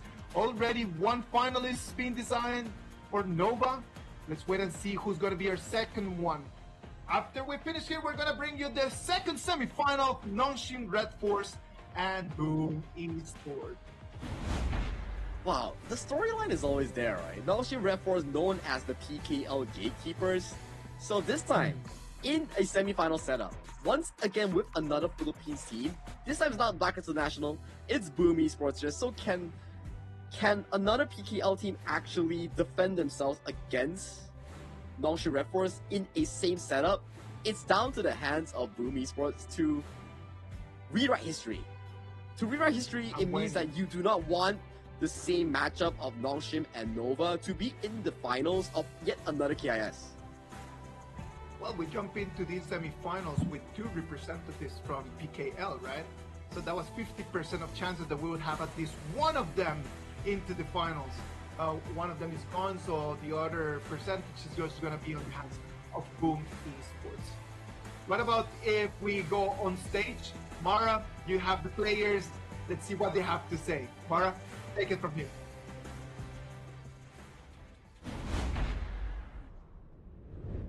And that series just cemented the place of Nova Esports in the finals to have a chance to fight for the trophy. Congratulations, Waypit. Congratulations, Sean. You guys are so phenomenal, as always. Once again, congratulations, Nova, as you secured a consecutive final position on the Invitational Series to defend your throne. And I want to ask you something, Waypit. After losing Game 1, you swept through the entire match. How did you guys adjust immediately after Game 1? We just focus on next game and play more careful. You focused and you play a little bit more careful because Blacklist is such a strong opponent. That's good, Waypit. And they're very strategic with every move that they make. Now, Xuan, you were the champions for KIS3. And now the first team to enter the finals in KIS4. What do you think and what do you have to say about the improvement of all the other teams and the other regions in this tournament? Saya rasa semua region semakin kuat. So we have to do more preparation. He said that every region is strong, so he needs more preparation. Wow. Oh, that they prepared more because they acknowledged and respected all the other regions. Even though they're ahead of everyone, the respect is still there. Yeah, it's going to be very interesting. And Waypit, you're going to go up against whoever wins later. Is it going to be Nongshim Red Force, your final opponents who dragged you to the ultimate battle last year, or the new contender, Boom Esports from the Philippines? Who do you think you want to face in that finals in KIS4 here? Nongshim or Boom Esports? Nongshim. Why? Oh, why Nongshim? Because I love their noodles. Okay, he loves his noodles. But are you going to drag it to the ultimate battle again like last year?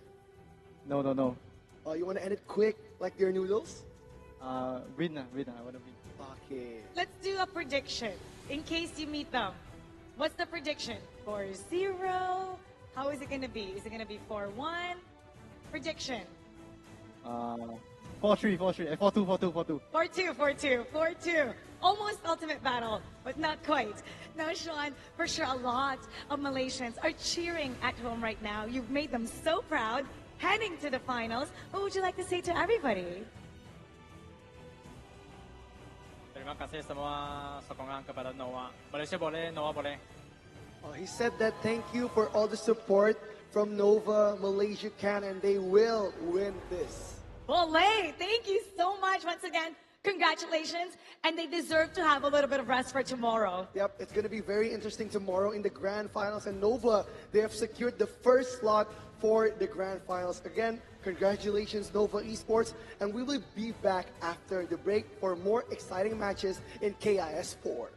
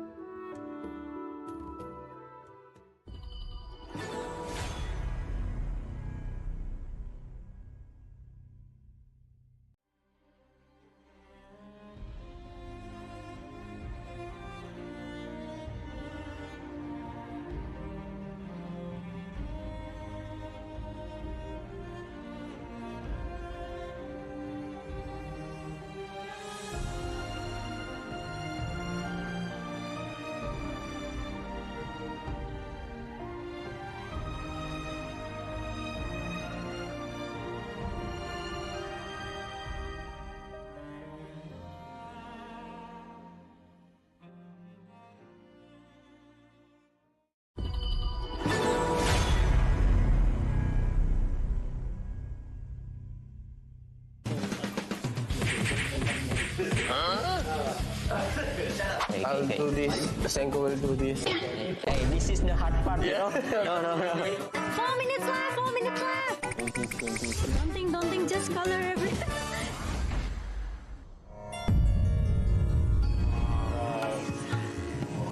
Wow. You guys hear it? Yeah. That is gamelan song. You know?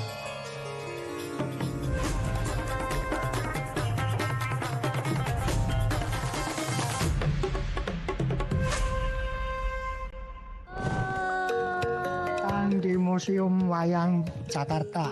Kita happy banget bisa di sini nih bareng sama Dalang. Boleh mungkin perkenalan diri dulu. Saya Wandoyo. So today you will have a special mission. Your mission today is to color two wayangs, otherwise known as Sido Puppet. Anoman, the pure and cunning and the inspiration of Sun Wukong, and Rawana, the powerful and arrogant king of Galengka. But you have to work fast. You have only 10 minutes to color before presenting your wayang. Don't forget to have fun. So are you guys ready? Let's go!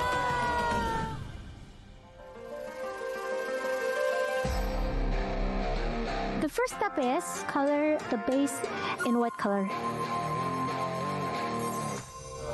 I'll do this. Senko will do this. Hey, this is the hard part, you know?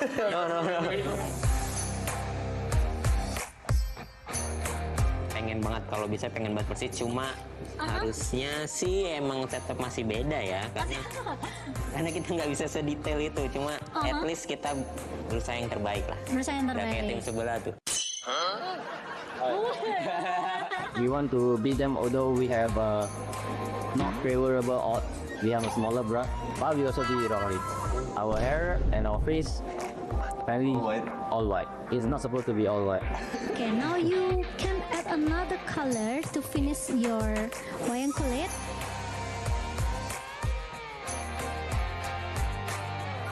Four minutes left. Don't think, just color everything. Just color everything what just she say. Speeding up. Okay, 10 minutes is up. Let's compare with the real one. We start from Team A. Let's go. This is the real one and this is their artwork. So what do you guys think? Better than them. Dalang, menurut 1 Dalang sampai gimana? 10. 8. 8. Got 8. Let's move on to Team B. What inspire you guys to color like this? Three Nation and Might Together, we try to do something creative. But Nongshim, Black Kiss, and PHK. United as one. Yes. Berapa skornya dulu? Skornya 7,5 ini. We won. Okay guys, that's it. Thank you for Team A. Thank you for Team B. You guys did a great job. Amazing. Thank you, Dalang. Now, Dalang will show us his work and we will show him our game. Okay? Okay. Let's go. It's our game. It's our first time to shoot like this contest. Saya dapat belajar tentang sejarah Indonesia. We were coloring 3 nations, 1 table. Itu bagus sih buat generasi kayak gue juga bisa tahu tentang wayang ini, budaya Indonesia juga kan. Pakai tangan kiri aja, tangan kiri. It's good to experience this, and I'm glad to share this experience with people from all over Asia. Indonesia wayang kulit, I love it much.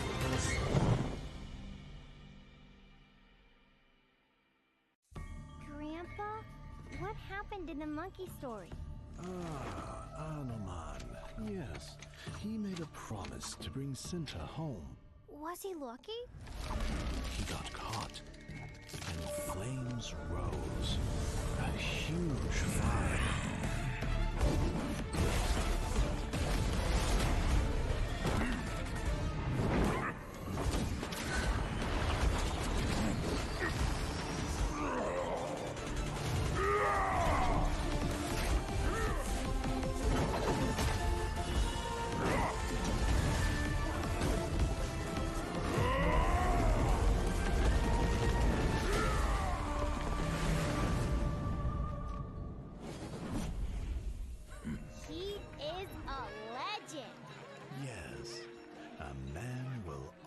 others admire.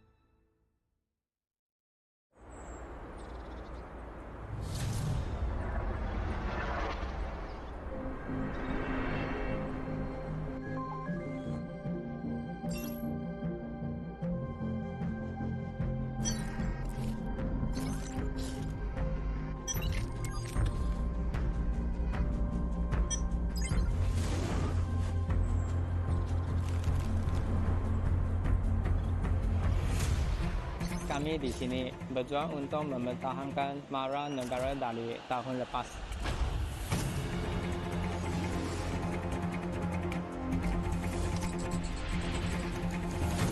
우리의 목표는 간단해. 쟤들을 끌어내리고 그 자리에 우리가 앉는 거야.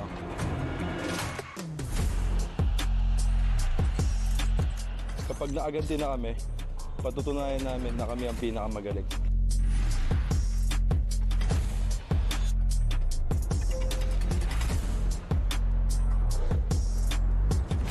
Tapos na kaming manood lang sa gilid. Kumandaan ako sa isang explosive na palabas.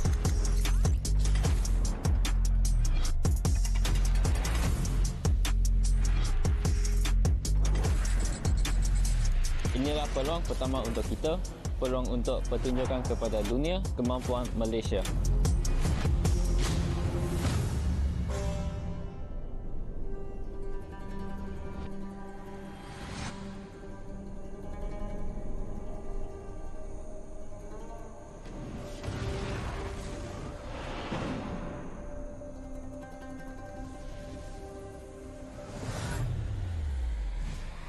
Kami akan membuktikan nama kami dan menguasai permainan. Kebanggaan nasional kami dipertaruhkan.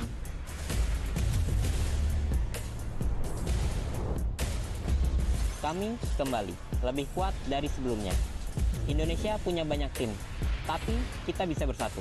Coba ragu sama kami kalau berani.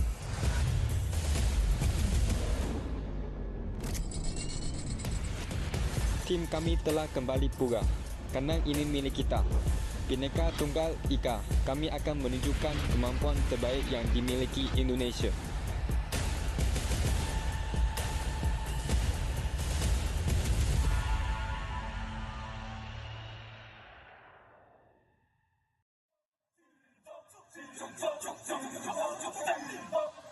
Kings Invitational Series, let's go! Bertahun-tahun ku ditempa, harap yang karang murka, enemy di setiap langkah, jantan datang mencoba, panggil ku one man army, satu orang 1000 nyali, bel spirit dalam nadi, sini maju ku ladeni. Langkah sudah jauh, mereka pikirku mau mundur dan buang sau. Kehormatan yang utama, di puncakku pertama, berdiri hantam balik semua yang halangi arah. Pikir-pikir lagi kalau kau mau halangi, genderang perang sebab bunyi sini hadapi. Old school tank mentally, dia takkan berhenti, bukan instan imitasi. Coba ku lihat sapu cara bermain agak lain dengan strategi yang saya desain. Aku lemah mastermind di balik kekacauan. Satu punchline sapu ku mundur semua lawan. Insting tepungku deteksi ancaman, enemiku libas seperti Anoman. Yo satu pukulan tangan kosong, jatuh runtuh panggil aku Wukong. Masih strong power hantam lawan yang menghadap. Sapu cakar lebih tajam lebih dari kopong pedang. Yang saya incar turawana bukan tata singgah sana. Maka wajar apabila dong bilang sampai di sana. Siapa yang berani mendekat kemari? Sayang kesana atau kau yang kesini? Jutaan kalian pun satrakan lari. Seranganku cepat sulit kau hindari. Dominasi, ku kendali, berotasi ke tiap sisi, ku ambil alih. Saatnya kita untuk eksekusi. For my party, push, push, push, push, push, push. Everybody move, move, move, move, move, move, ya move, move. Saat datang dengan mode brutal, kendalikan setiap titik vital. Damage magic, serang mental fisik, 1000 taktik, kau kalah cerdik. Mau coba jatuhkan sama mana bisa, siasatmu sudah saya analisa. Terdapat selak, gerak, geriku sulit dilabrak. Wah, game over, hancurkan semua tawa. Kombinasi skill dan power, teleportasi ala Enoku yang LOK. Kau tahu ku tak bisa redam, pula tekadku yang takkan padam. Tuh kehormatan yang tak bisa dibeli, saat saya genggam jangan harap kembali. Adu mekanik tingkat tinggi, siapa paling berani, aku paling gigi. Pedang raja yang kuhulus, tebasannya bak angin menghembus. Long life the king, akulah raja, dentuman zira, ini mental baja. Akulah hukum dalam wujud nyata, seni tempurku susah tuh kau baca. Y'all better run, I've already won, nowhere to run, your time is done. Tidak bisa kau atasi, berat untuk kau hadapi, Kalau pedangku menari, kau balik kanan dan lari,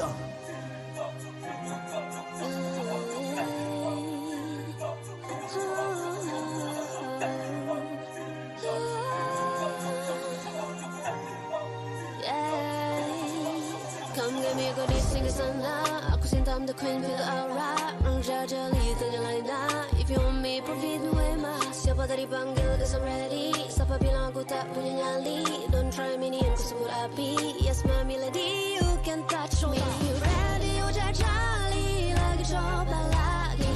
Tegak berdiri dan kuatkan lagi. Bukan yang paling cepat, bukan yang paling tinggi. Ini menguji kepala, bukan sekadar jadi. Di tangan kiri murka, kanan kehormatan. Aku datang sebagai bentuk perlawanan. Bujuk rayu nafsu ego aku kalahkan. Biarkanlah aku menjemput kemenangan. Di tangan kiri murka, kanan kehormatan. Aku datang sebagai bentuk perlawanan. Bujuk rayu nafsu ego aku kalahkan. Biarkanlah aku menjemput kemenangan.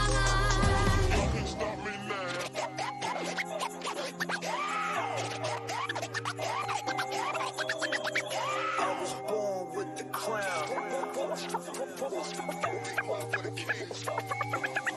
Fortune on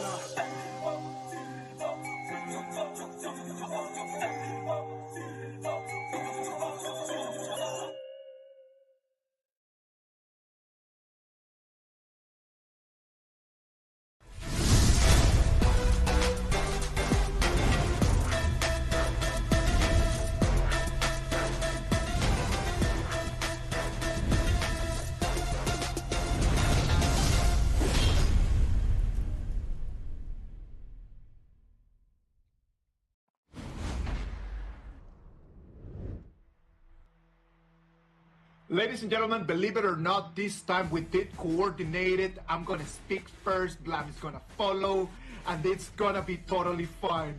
Welcome back to the Honor of Kings Invitational Season 4. I'm Isaac Peña, with me, Blam. Blam, how are you feeling right now, mate? I had a rest. I watched a very entertaining series between Blacklist and Nova Esports. Obviously, was rooting for Blacklist to try and take more than that one round. That game one was definitely very satisfying to watch, though. But then after that, it kind of just all fell apart. Kind of like a ragtag or a very bad second-hand bike that's kind of just had its day, you know, unfortunately. But hoping for more for Boo. Well, it is sad for Blacklist that they're going to have to go home. But in terms of the PKL, they still have one more representative. Boom Esports is going to be taking on Nonshin Red Force in this last semi-final of our KIS4. One of these two teams is going to make it into the finals. So even though Blacklist is out, the hopes for the PKL are still in. They are still in, but obviously, if we look at Nova's winning interview, at the end of there, they want Nongshim to go forward. So they don't want a single PKL representative going forward. They want Nongshim because they like their noodles. I like the idea of Nova against Nongshim Red Force just going one more time. I hear you about the noodles, though. Talking about that is something that really brings some appetite for me. Well, the players already in there, you can see it is very different just to see different athletes as they come into the arena. Some of them are really cool-headed and relaxed. Some others, you can see that they're a little bit more stressed out. What do you think is going on through these players' minds right now? Well, I think it's the same thing that happened to all the Indonesian representatives, unfortunately. There's a lot of stress happening there because it is the knockout stage and there is the chance of being eliminated from the competition. So they have to dictate their fate. They have to take control, right? And they need to put their fate in their hands. Like right now, they do not want to allow the opportunity for their opponents to actually send them back home. So at the end of the day, if we decided that we wanted to come into this KIS4, make it big, make it all the way until the final. It has actually been a very bumpy road for these two teams when you have already on screens the head-to-head in between the two of them in terms of the digits. When you think about Nongshim Red Force and Boom Esports, it's been not the best. Nongshim Red Force finished 4th in their group. And then after that, when they came in the match against Dominator Esports, who actually picked them for that matchup, they take the victory 4-2. Exactly. It was a beautiful series as well. Like, honestly, a very good match. I feel like it was probably the highlight of the series yesterday. But if we're highlighting anybody, we're looking at Haku, we're looking at Carl, right? And obviously, just like the team head-to-head, it's very similar, but it's kind of the disparity starts to kind of show with the average damage, as well as like the head-to-head with the team. Is the average gold is obviously a little bit more edging towards Boom Esports as well. When we talk about the data, when we talk about the numbers, we need to understand that for Boom Esports, this whole tournament has been ups and downs as well. I think that that's one of the things, the characteristics of these two teams in this semifinal. Boom Esports, they come in, finish 3rd in their group, and then yesterday in their match against Bigatron by Vitality, go all the way to 7 games, showing us an ultimate battle, the first ultimate battle of 2026. Yeah, it was an amazing ultimate battle as well, right? Obviously, it was something that was definitely coined the way it was going 1-1, 2-1, 2-2. It just kind of felt like it was written in the stars there between Boom and BTR. But again, let's pass it over to the host. Let's see what these players are feeling, how they're looking going onto the stage. So, Mara, over to you.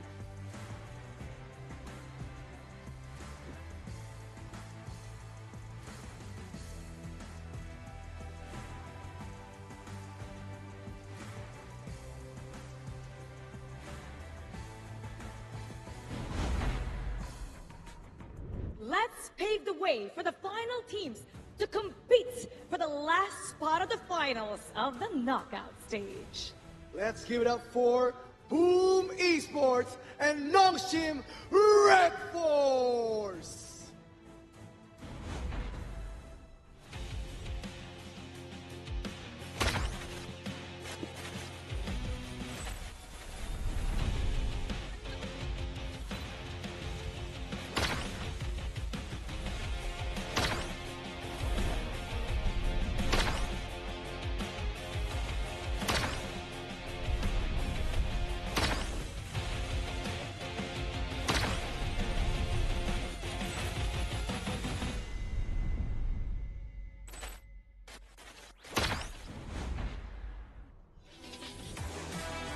The Eastern Warriors survived their first knockout round.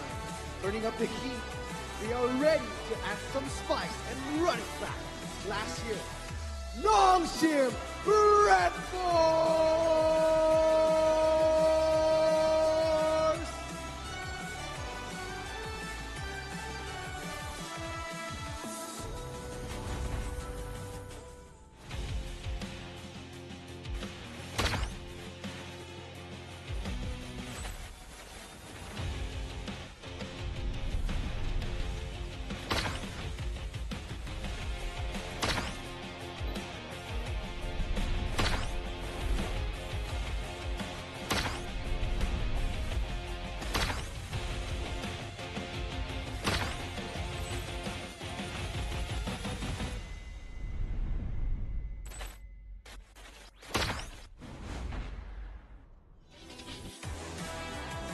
The Beast returns to fight one more time.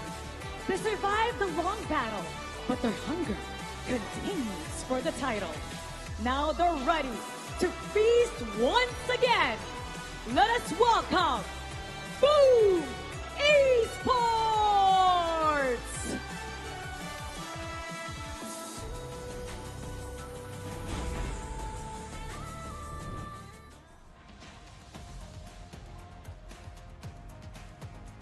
Nongshim Red Force and Boom Esports. Nongshim Red Force, Ratel, Siri, Haku, Illusion, and Namu.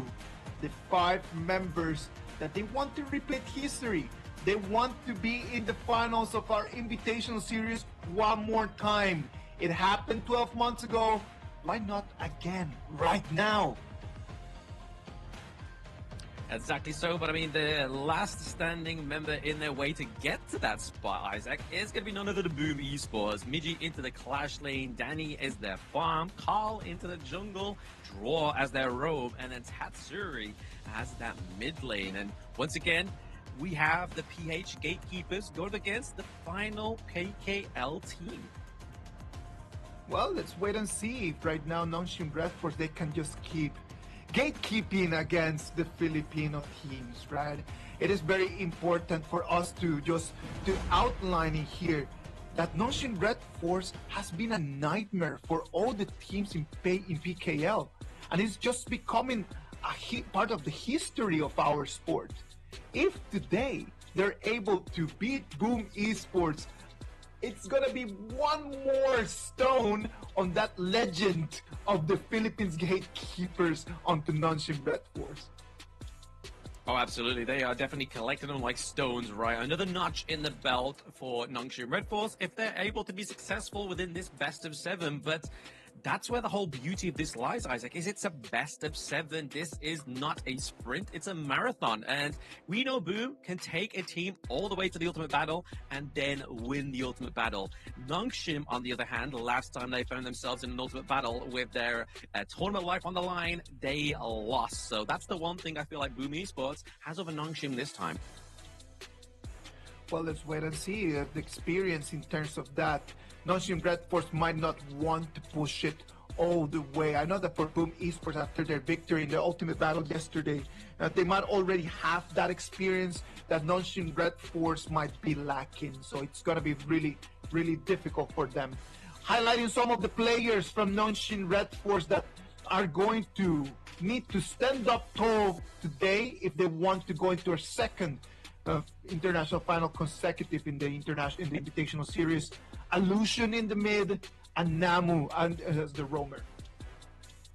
Yeah, I think, like, for me, if Nongshim are successful to go forward this time around, I really hope that 2026 is a little bit more of a brighter year for them, because if it is the same result as last time, I want to go from 2025 and have the same year as last year. You want to kind of improve on that one. You want to go into the Kings Major League, which is where Nongshim Red Force will be hailing and competing for to get a spot in, obviously, future tournaments. So hopefully for them, they are going to just sort of keep riding the high if that is the case. But Boom Esports, for the Philippines fans that are in the audience there, the GBK Arena, definitely want to try and trump this Nongshim.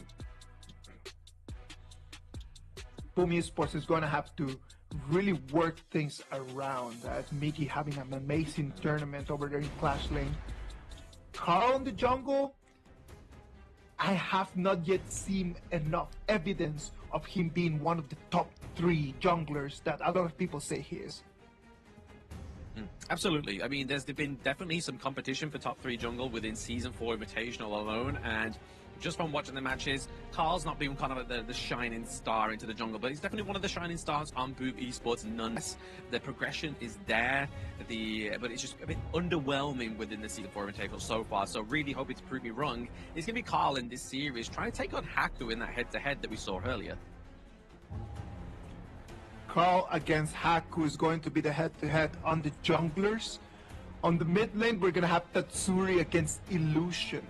These 2 mid laners are going to have to really perform really well if they want to be able to win those fights in there. Sometimes for a mid laner, it's just really difficult because you need to just give gold away and then you just need to become a support. But look at Nonshin Red Force, the choice that they do, the choice for their first pick for this semi-final is going to be the high. Yeah, I mean, it's as if we scripted it, right? Obviously, we talked about mid lane. First pick onto the blue side here is going to be none other than the Evernight Aspiration higher. I mean, is this Nongshim trying to basically dictate whether Boom is going to go for the Dolly and Yang Jiang combo since it's not been banned out in the first part of the phase? Instead, they ban out the Wild Rider Gudo because we know that that is one of Carl's trump picks. He loves that early game hero, but there it is. They have baited it and they have got the results. We have the Trilite and the Sea Singer combo coming through. We just saw in the first semi-final of the day between Nova Esports and Blacklist International that Haya into this specific system is a gigantic matchup. It is very difficult just to not fall for it. And then on top of that, they decide to go with the Ogren and is going to have complete control of the tempo in the initial game. Yeah, I want to really see some good performance here onto the Orgren, right? I mean, Orgren has definitely been like one of these heroes that has been kind of like held on a pedestal, but now obviously due to the changes in terms of attributions and the nerfs that have recently followed onto Soul Guide here, it's been a lot harder for some of these junglers to actually perform on this pick. So Haku is rising to the test here, and then obviously we have the Rihard Datu that's going to be on Namu here. He had some fantastic engages with this hero yesterday. Lapu Lapu has become one of the top picks in the whole KIS4. When you analyze the data, like the way that he can sustain and he can initiate, like his win rate is extremely high, and he's been one of the most picked heroes as well. And that's because of those reasons, right? Right now, we already finished the second round of the bans. All of them from Nonshin Red Force directed to the mid laner. Yes, directed to the mid lane. Obviously, Lady Gem being one of those big counters towards the Orgren, I think is a good takeaway here. And as we was obviously commenting on within the Tri-National Showdown, the Garuda, the Majestic Guardian, has such a great wave play potential, but also long-range poke. And speaking of which, Fire Snake, Luara, I feel like this is the first time we've seen this one come through, and this is definitely a shake-up here for Nongshim Red Force. I want to know what Coach YK is cooking up here. The Luara right over there it's not been a very common pick, right? Like Luara, we know that due to its design, like it's really good in terms of like the damage per second. It deals a lot of damage. What are they trying to do with this, right? They go with the Fatih on the class and the Luara on the farm, with the Ogren in the jungle. What are we expecting to see? I mean, into the team fights, obviously, it's going to be a on-hit farm lane going up against another on-hit farm lane, right? So obviously, you're going to start to see them build a lot of those on-hit items, like the Sparkforge Dagger and the likes of, to try and just proc as many on-hit effects as possible here with the Luara. And obviously, with her combo, using the ultimate and then using second skill there, and then basically just building up her bar, she then gets this mini knock-up with her basic attack. So really, to try and just disrupt the flow here of the side of Boom Esports, I feel like it could actually be a little bit tricky for the Yao to constantly keep like backflipping around when you've got these like mini kind of like meteorites striking at your feet and knocking you up. Yeah. No, I completely agree with you in terms of that. And one other challenge that Yao is going to have is that him and Heino might have to tank a lot of the damage. If what we want to do is just to have that Yanji and Dolia sustain. So who is actually going to be doing what in here? I do not see clear roles coming in from Boom Esports. I don't know if that's going to be good for them, as it's very difficult for Nonshin Red Force to plan, but I just see it as a very unclear draft coming in from the PKL. I mean, they got the long-range poke, right? Obviously, with the Magistrate, the Ranger down to the bot side of the map, generally sort of like that's a very low to mid-range hero when it comes to his normal attacks and obviously projectile speed. So having the range of the high note there is really going to enhance the fact that they've got a little bit of poke here to try and kind of allow the Yang Jian and the Yao to really take the bulk of that damage, or at least try and bait out a lot of those skills. And then you've got them scepters just flying in your face. Could be quite tricky for the side of Nongshim Red Force to try and counter that long-range poke.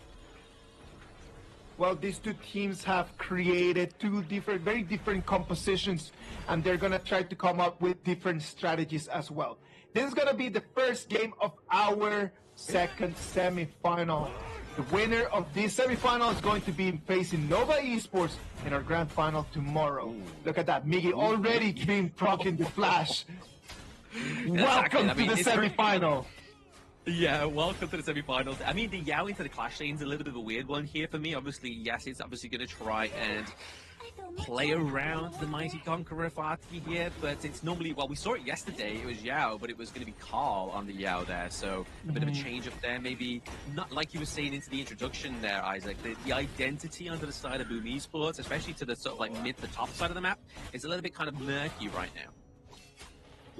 It is going to be really difficult, right? Because in a game where you do not have the space to make mistakes, where there's no actual mistakes that you can take if you actually want to make it to the finals, not having a clear identity and roles into what you want to do might be too big of a gamble. Let's wait and see what's going to happen and what this game is going to bring us. We can see already Nonshin Red Force just making the rotations over here, and it's going to be Miggy the one that's going to be in trouble. Yeah, I mean, this is a good strat for the side of Nongshim Red Force, just kind of trying to give the advantage over to Ratel into the top side of the map, because if they get that T1 very early onto the side of Nongshim, and Ratel has been playing very phenomenally for one of the Clash lanes, I'd probably say he's definitely one of my top 3 Clash lanes of KIS4. So freeing him up means that you have that unleashed beast into these team fights and into the back line of Boom Esports, more importantly. The Fatih is such an incredibly strong hero, right? Like we know after he procs his ultimate, he's gonna have so much sustain, and at the same time it just can deal so much damage. So that's gonna be very, very difficult for Boom Esports to actually face onto. Look at the Haya already having eyes on where Carl is right now.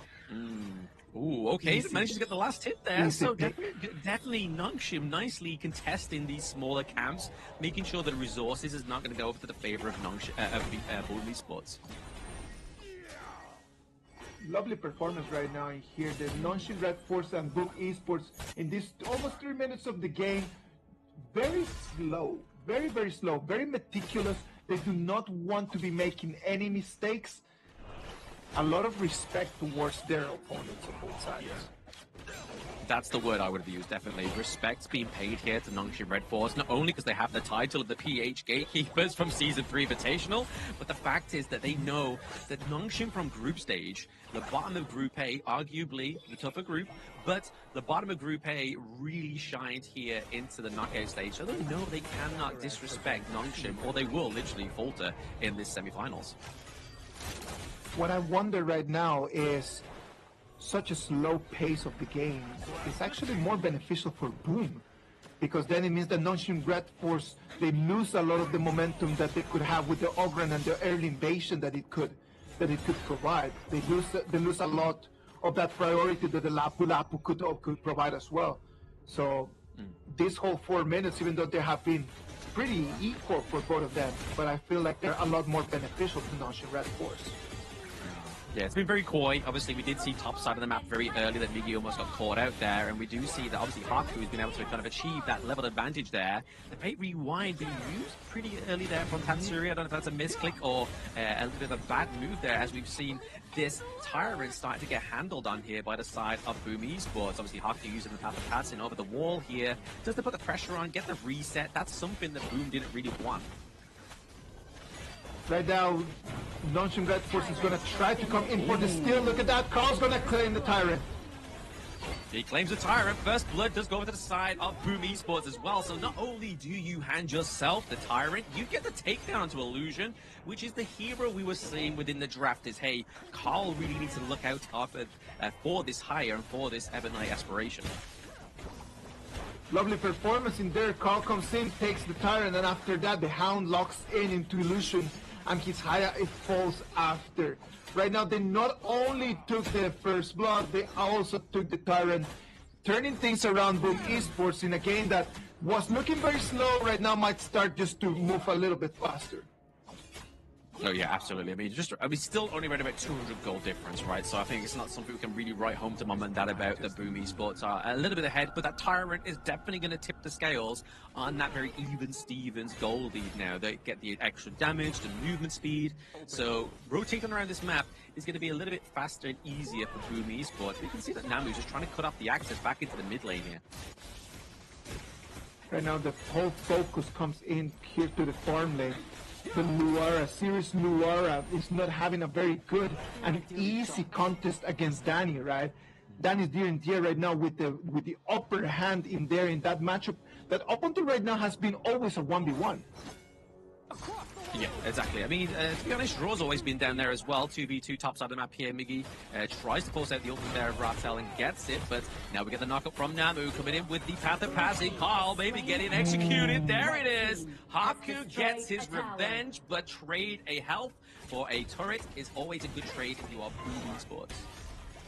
That is really good right now for Nonshin Red Force. Boom Esports takes control of the map, but Nonshin Red Force in that engage. The Moonscape Mirage one more time in here, Blam. Yep, into the mid lane here. They're all waiting, anticipating the return of Haya, but it's going to be Danny that gets focused and executed once again, and boom, goes down draw. And they're looking for some more here. Tatsuri is definitely looking a little bit worse for wear and does not have the fate we want. A 2-0 trading here for Nonshin Red Force. They start commanding with a little bit more ease. They came into that fight and they were able to take on the marksman and the roamer from Boom Esports. Right now, Boom, at the beginning, they started looking like they had control. Right now, Nonshin Red Force slowly trying to turn things around, Blam. That's the thing about Honor of Kings, though, right? Like, it gives you the illusion that you are ahead, and then all of a sudden it just takes one solid team interaction, and you're back on top. Exactly as you can see here with Nonshin Red Force ahead by 1k. It's the first 1k goal difference we've had since the match started 7 minutes ago. Now, look at that. That's a lot more of what I thought that we were going to be looking like. Haku and that Ogra jumping in and trying to harass a little bit of the jungle. He needs to have control over that, right? And because as time passes, you've already mentioned it, right? Like the Ogre has already fallen into priority picks because of the constant nerfs that the hero has had. So as the times keep passing, there's not going to be that much damage and sustain coming in from him. No, yeah, you definitely have to kind of like outscale your opponent to try and have any leeway there. And you said it obviously beautifully in the draft there that you need to kind of be invading very much early on. And we saw many a times where the path of passing came through, but the results just weren't quite there. Was able to steer State away, that 4 camp away from the side of Boom Esports, however, so still maintaining that goal lead to around about 1.5k. Top side of the map here, Namu does actually try to drive away Migi from stopping this takedown of these minions into the T1. And it looks like Nonshim are going to secure that first turret of the game. On the macro game, we can see that the Tatsuri's pick, the Heino, is going to allow Boom Esports to have a little bit more re-aggro in terms of turret damage, right? Because of the way that the Tatsuri's Heino is being designed, then it can actually just, we could say, just rewind time to a moment where the turret was not that low in health. You could say it in that way? Yes. Yeah, correct. Yeah, I mean, we saw it beautifully in like the likes of KWC, right, where we saw players like Hailang just really slow down any kind of domination of the map because of that Fate Rewind. He was only there for that sole purpose, but Bloom, they are playing it a little bit differently here. I feel like the main motive is just the poke potential from it. They're not quite playing it at that same level, but it's still working.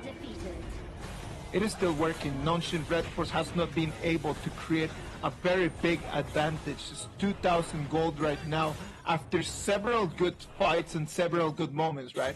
30 seconds away from the Shadow Overlord and the Dark Tyrant. There's going to be a key moment in the game.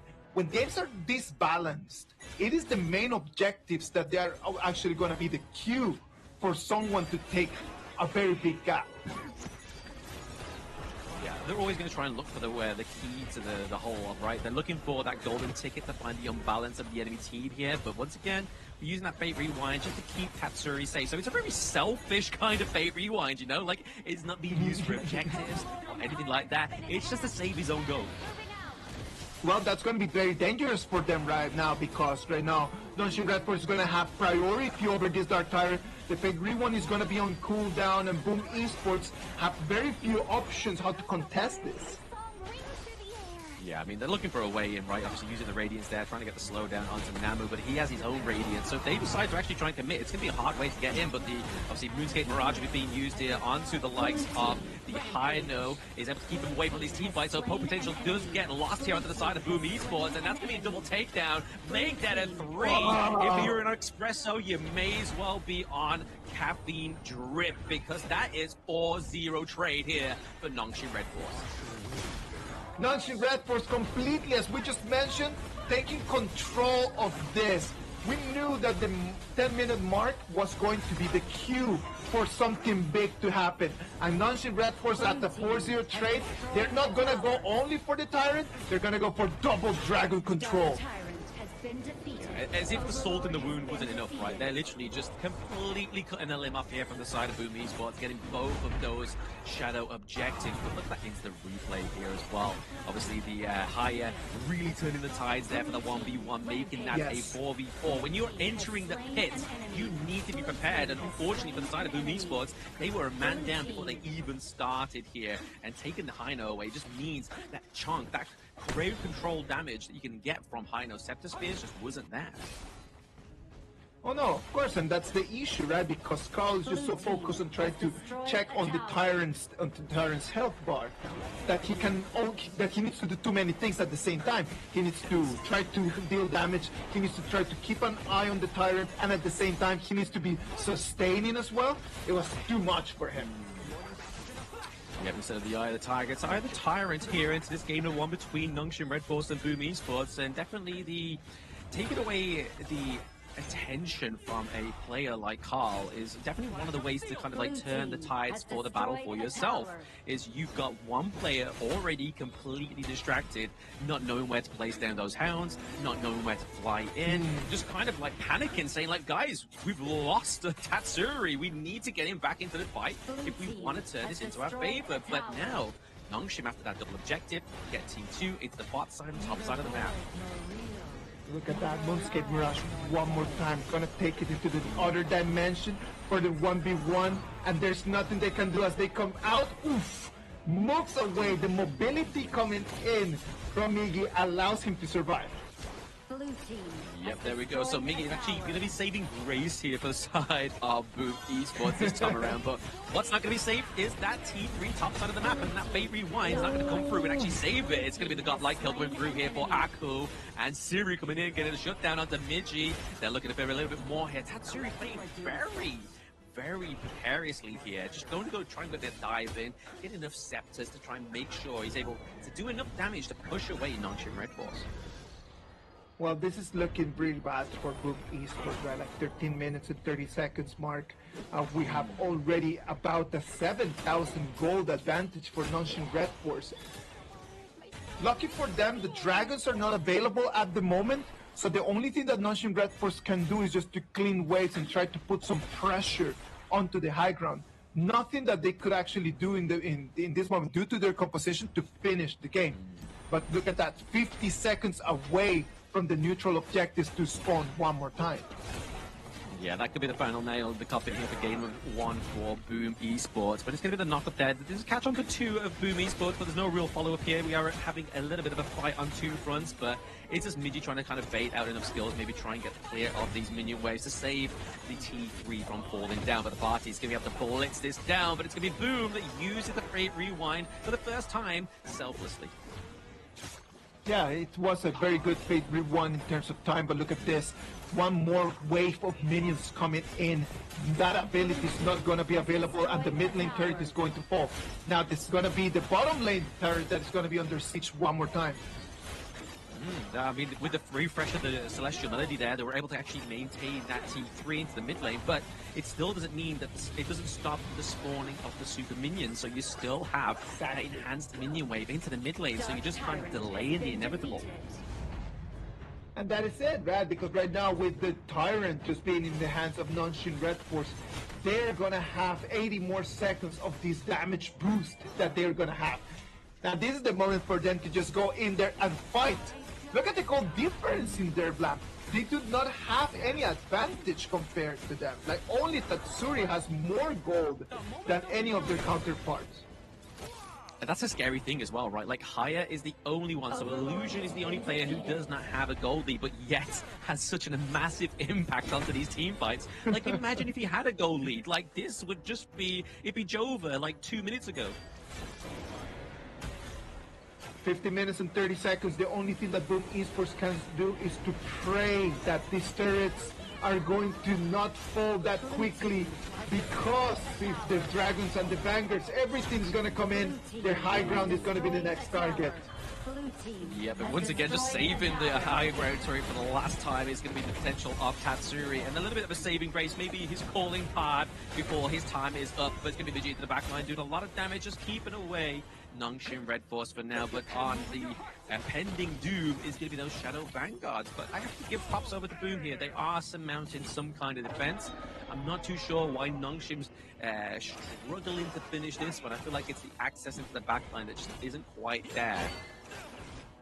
I think that is in terms of the composition in such a close quarters fight, it's very difficult for Nongshim Red Force just to take the advantage, right? Like, the composition for Boom Esports allows them to be able to defend that crystal in a better way. Nongshim Red Force right now, due to their compositions, it's very difficult for them to just do that last punch.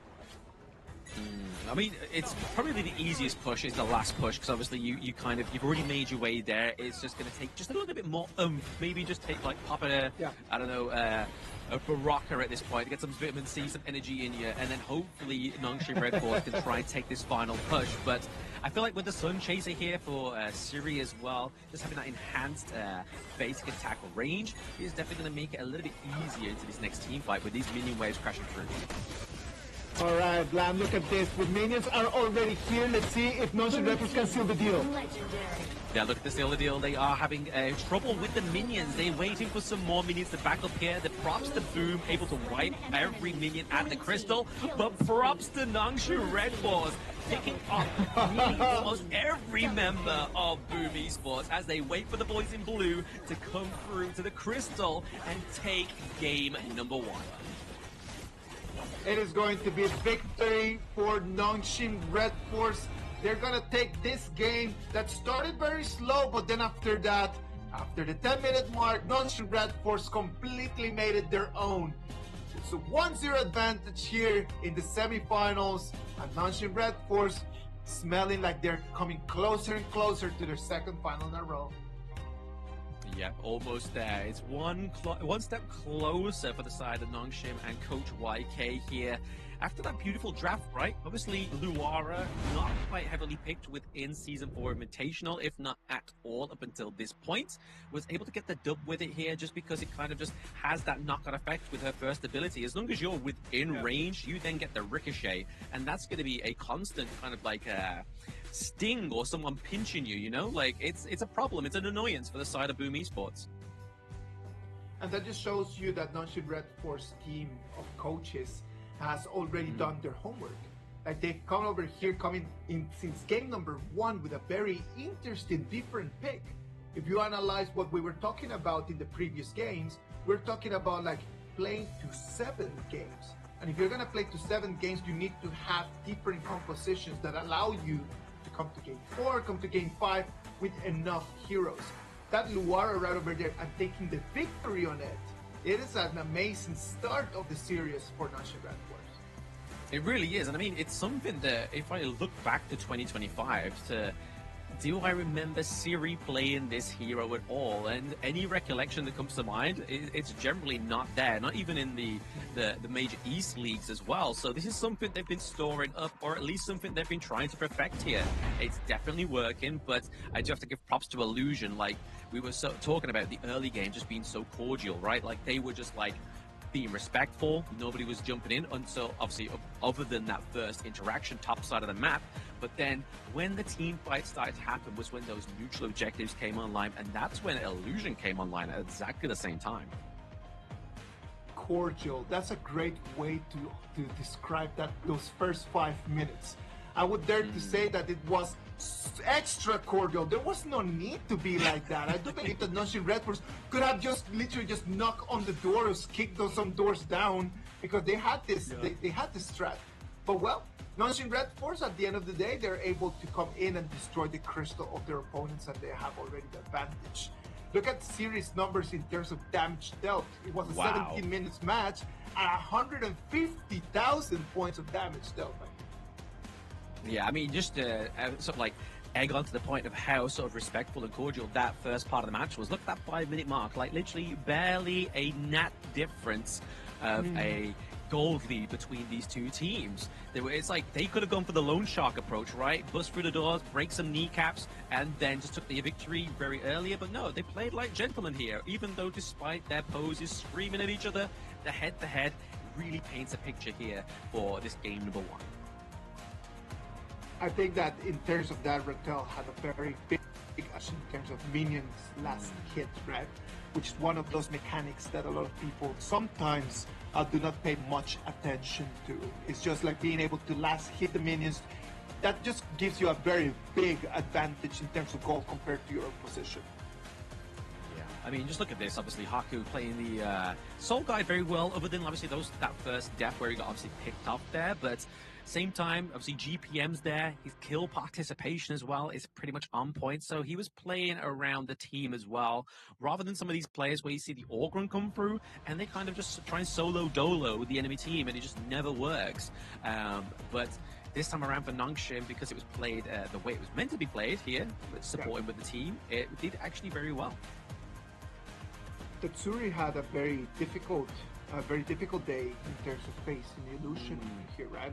Like two completely different heroes, the Heino and the Haya. It's just one of them just has to be a lot more aggressive, and the other one is just more of a support, I would dare to say. For me, the Heino is just there just to poke and provide reach and restore turrets. In previous metas, in previous patches, we have seen him being a lot more aggressive, but right now in this specific meta under this design, it is more of an extra support in my opinion. I think this is where the difference really starts to show here between Nongshim, Red Force, and Boom, right? Because obviously the way they play their roams is a little bit differently. But obviously, we'll point back to that point once we obviously give hype to the MVP, which is none other than Haku, getting those lovely amounts of kills there. 806. He's doing the swing there. He gets 100k damage dealt, but then also taken 106k damage taken. So when you play the Soul Guide, right, you can not only take the damage, but you can dish it out as well. The difference is that he does not die, right? That's why he played so well. Like, he comes in, he's not only dealing damage because of the way that the Ogren is being designed, but he's just sustaining. Everyone is just using all of their abilities onto Haku, and Haku's just standing tall. That makes a very big difference.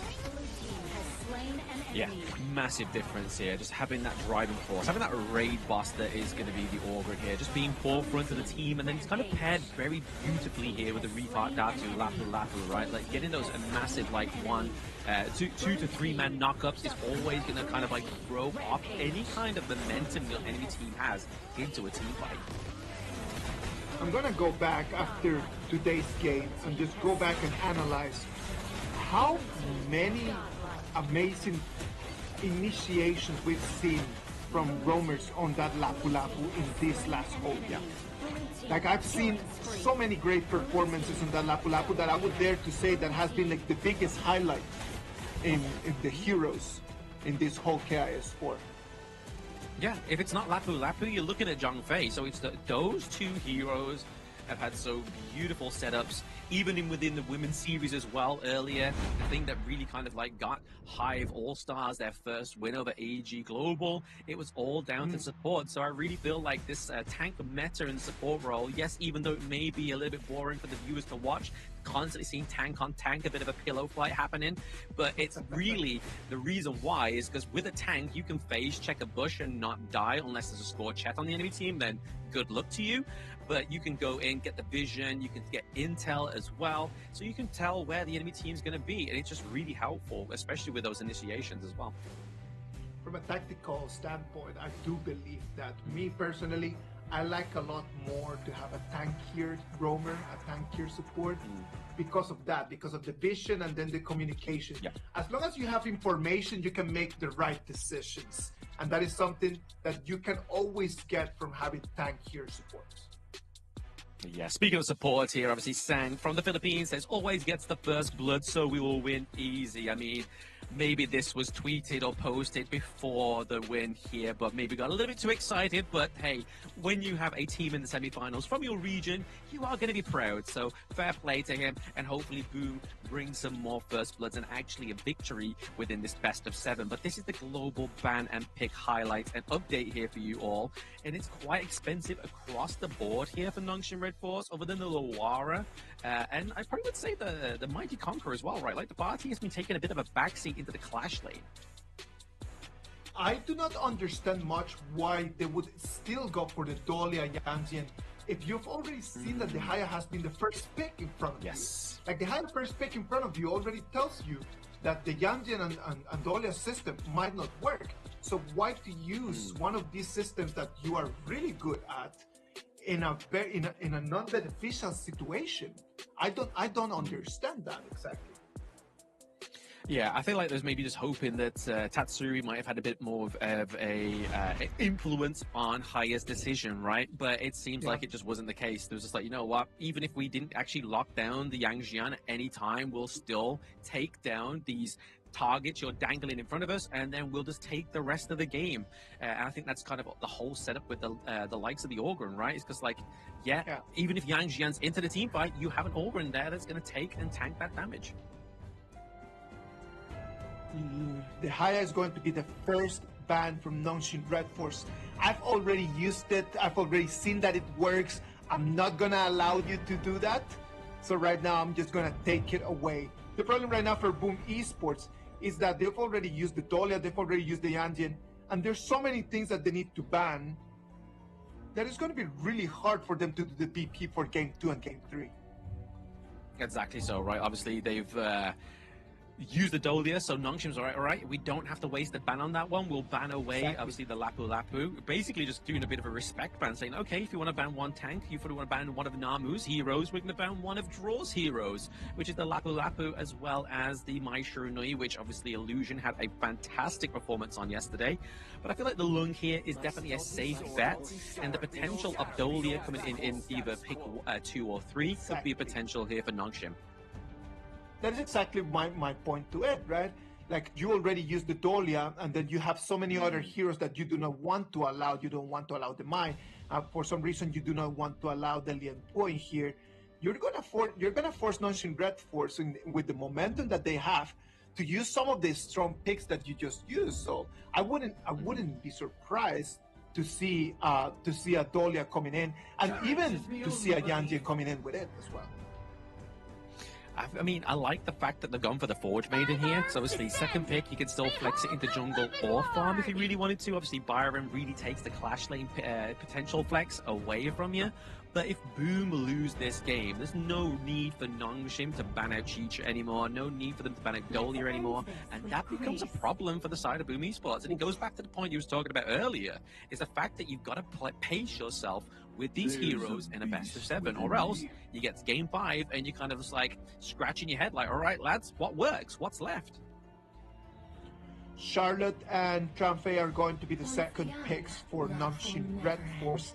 In there, you are going to have a very good initiation, an amazing hero in Charlotte, just to come in from the flank and to try to put pressure onto your farm laner.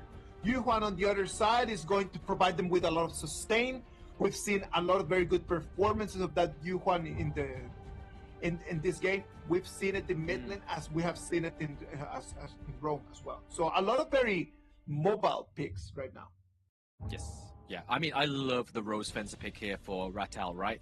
This is probably one of the heroes I enjoy watching Ratel play, because this is exactly the same matchup happened yesterday where the enemy team took Chicha, and obviously normally Chicha can burst down Charlotte, the Rose Fencer, but still Ratel was going 1v1, toe-for-toe, brick for brick against this hero and taking it. So I'm really excited to see this matchup happen once again, but we are looking at these bans now, and obviously very jungle-focused here. here. Obviously, they already have the pay. I mean, they already have the Byron, so taking the pay away makes sense.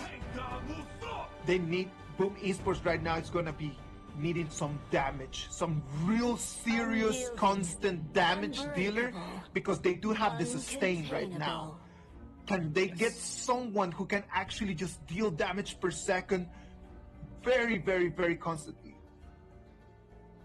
They gotta hope so, right? Obviously, looking into the jungle, right? I mean, constant damage into the jungle could be the potential here, but they're looking to solidify a little bit more of a front line here for the Monkey. So whether they're trying to sort of force out the infinite vastness or access onto the back line to the Lung here could be the potential reason why they're going for the Dream Spirit Monkey. I don't get it. I'm sorry. I'm just gonna say it out loud. I don't get it. And I really hope that Boom Esports can explain it to me with their actions. I don't get the monkey, the monkey pick right over here. All of the damage that is gonna come from Boom Esports is gonna be dependent of the Trichap. So whatever that Danny can do in there with the Trichap is gonna define if Boom can win this game or not.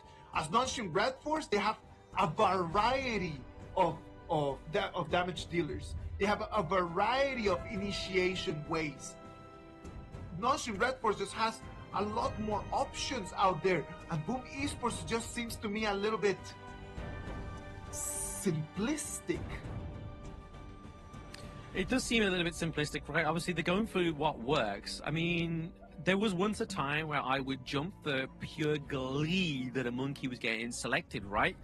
But now it's kind of just like there's so much more you could have gone for here. Now, I'm at the same sentiment as you here, Isaac. It's kind of like I'm sat here trying to make sense of it, other than kind of just making 1 + 1 = 2, in terms of like having a strong front line here and just allowing Chicha to try and get that burst potential.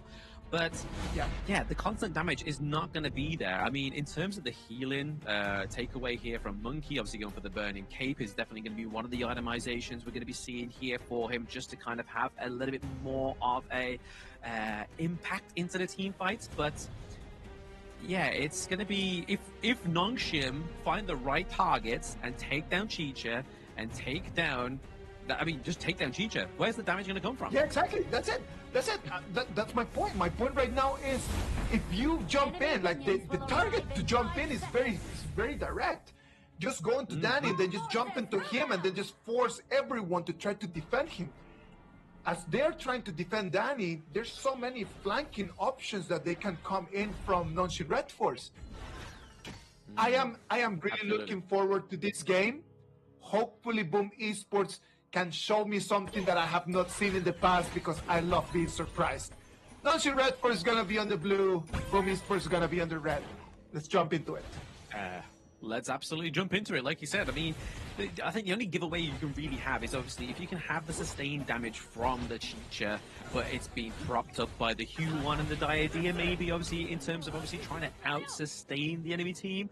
Could be the potential here for them, because if you look over to the side of Nongshim, their real tank is going to be obviously Namu here onto the Beast. But access into the backline is huge on the side of Nongshim Red Force. You have obviously Haku on the Masashi. You have Rattel on Charlotte. Like, there's no problem for them. No problem for them. Look at this. It's going to be Rattel just taking a 2v1 in here. Just taking in some damage. And sadly for him, the resources are going to go for Boom Esports. I agree with you in terms of all that, man. I do believe that the problem here is going to be Boom Esports. Can they out-sustain all of the damage coming in from Nongshim? And for them to be able to out-sustain, they need to have a big fight.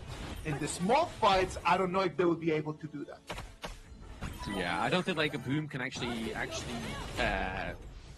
survive small skirmishes, right? They have to play as a unit. Like, if they go for small skirmishes, I mean, yes, obviously Miggy on the Byron can be quite sustainable, but there seems to always be a buddy and system going on, right? Obviously top side of the map you've got Tatsuri and Miggy, but then you always kind of see plot side of the map is like Draw's not going to be too far away from Danny here.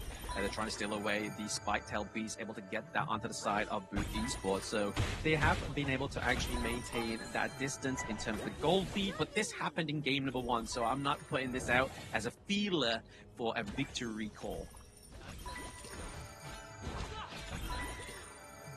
I can see a little bit of a copy from their previous game into what it is happening right now. Again, very meticulous opening of the game. You don't see early invades.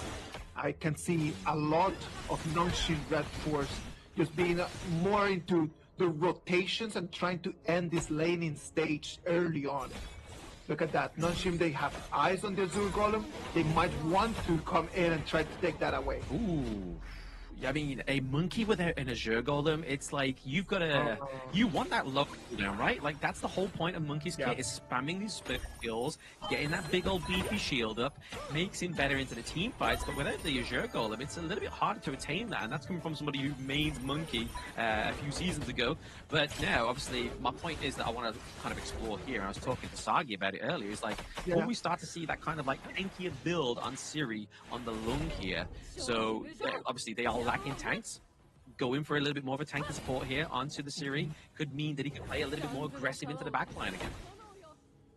Well, at the end of the day, the Loom right now is in this last months that we've been seeing a lot of very different variations of how the itemization can be done.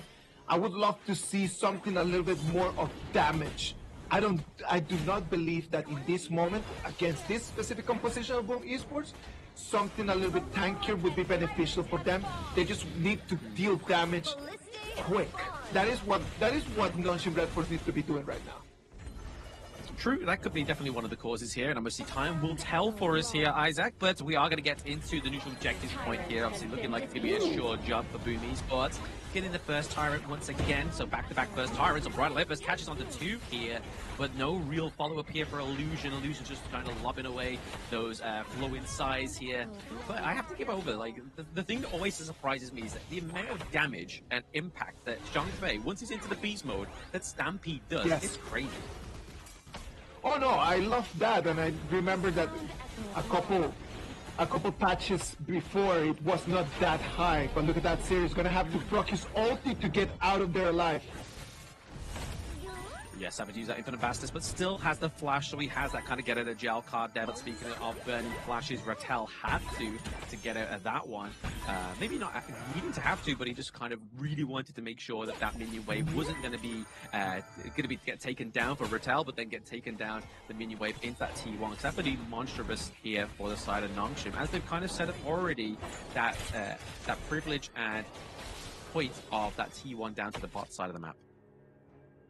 Now, the question here that I have is, what is Nongshim Red Force going to do when the Azure Golem is going to respawn for Boom Esports? That 3v1 against Danny. Nothing he could have done in there. Nongshim Red Force is going to take his life and is going to be taking first blood at the same time, Lam.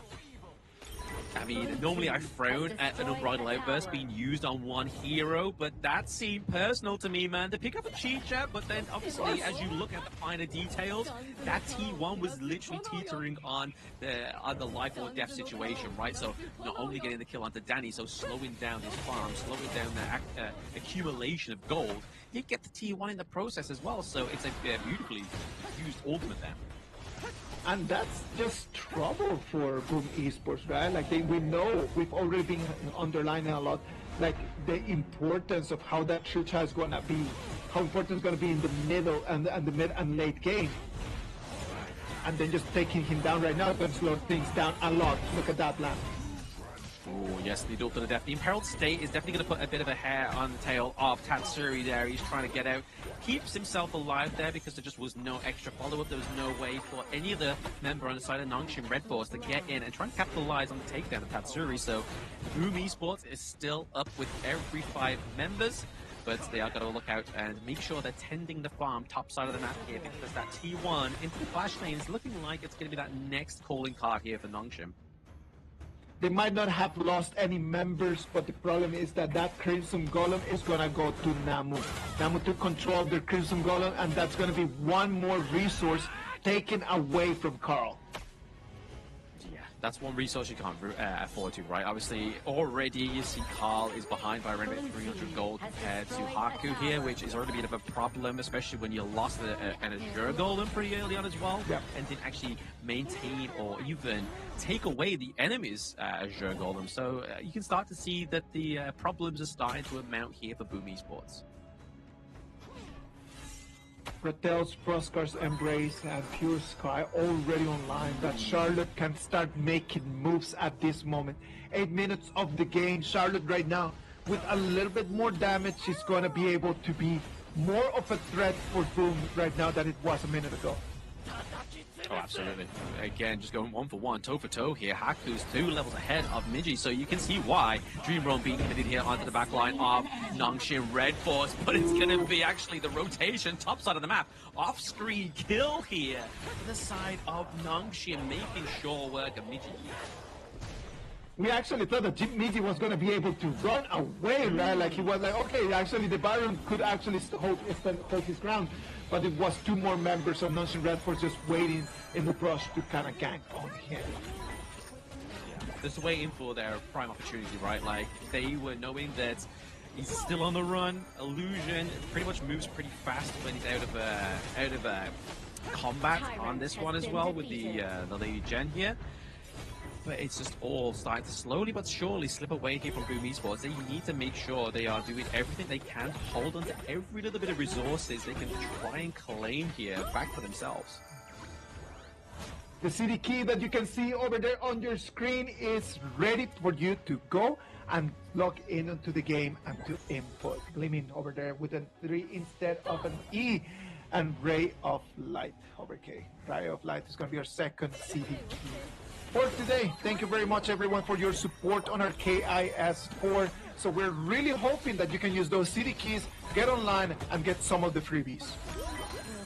Yeah, a little bit of XP for your Honor Pass there, maybe potentially be the last little bit you need for one of those skins that you get if you buy the Honor Pass as well. But speaking of buy-in, it's going to be Nongxin racking up that itemization, right? They have steadily accumulated around about a 3k gold lead. And last time we saw, Siri was building the Eternity Blade, built the Daybreaker as well, so going for quite an expensive build, very crit-centric build here for the side of Nongxin Red Force, and he hasn't been caught out once, and that's really paying dividends here down to the bot side of the map, especially that 1v1 gold difference between himself and Danny. 1,500 advantage speed right now that Siri has on top of the Trucha, right? And that's going to be bad news for them. Look at right now, it is going to be Ratel jumping into 4 members. This is what I love Ratel on Charlotte, man. Like, he just dives in, completely outnumbered, but now the Bridal Emperor's catching on to 4-3 here. It's not going to save him. It's going to be that Dream Roam as well as the Unending Sorrow, but the damage coming through here. But Nongxin Red Force is laying it on thick, but still Ratel falls down after sustaining himself for so long, but there's Stampede and slows down Miji. Can they get the kill here? They're looking for more. Haku doesn't want to fall, but Tatsuri, he falls. Oh, Siri right over there fucking his ulti. I don't think that it was completely necessary. Namu knew that he needed some shield. Jumped in, but the communication was a little bit lacking. But well, what was not lacking was the damage, because it was an amazing trade for Nongxin Red Force, making it all the way into the high ground. Yeah, exactly. He was literally, he had a mission in mind. He was unstoppable in that one. But I mean, they were able to get obviously a few kills there. So 2 kills for the side of Nongxin Red Force, just furthering and splintering that difference of the gold right now. Maybe they could potentially try and play around the Shadow Overlord. I mean, if Nongxin tried to bait it, they do have the Primal Bond. It is prime time for Boom Carl to try and steal it. Use that Dream Roam, get the smite, get the heck out of there. But they're not looking confident enough, right? They don't have the privilege in top side of the map where the Overlord is situated. I think that the issue in here is the fact that they don't think that they could even win that fight in that place at the moment. With 30 more seconds of the buff coming in for Nongxin Red Force, Boom Esports jumping in and losing that fight would be game over for them. Oh yeah, yeah. It definitely would be the nail in the coffin, right? But I feel like still here, Nongshim Red Force, they still have a little bit of way to go. I feel like if once they get the T2s down, then if they were to take a fight around that neutral objective, then I feel like that would be the ultimate scenario there for them. But they do have the privilege of having those T2s still alive in every lane, but it looks like Ratel's looking to try and take one of those away. It is just so much gold being funneled right now into Siri. It's 9,000 gold that Siri has right now. I'm telling you, his damage is going to be fully online with one more item. One more item, and it's going to be time for Nongshim to really use Siri to finish the game. Oh, absolutely. Those Flaming Bombs definitely going to do the Lord's work here for the side of Nongshim Red Force. Really cook the side of Boom Esports. And I feel like it's because Siri's really never really been contested, right? Obviously, we saw once that Boom Esports was able to force out the Infinite Vastness, but not actually get the kill, which is a problem there. Yeah, exactly. No, that's an issue. The problem is that they need to force him out very early into the fight, but they don't have the damage. Look at this, Black.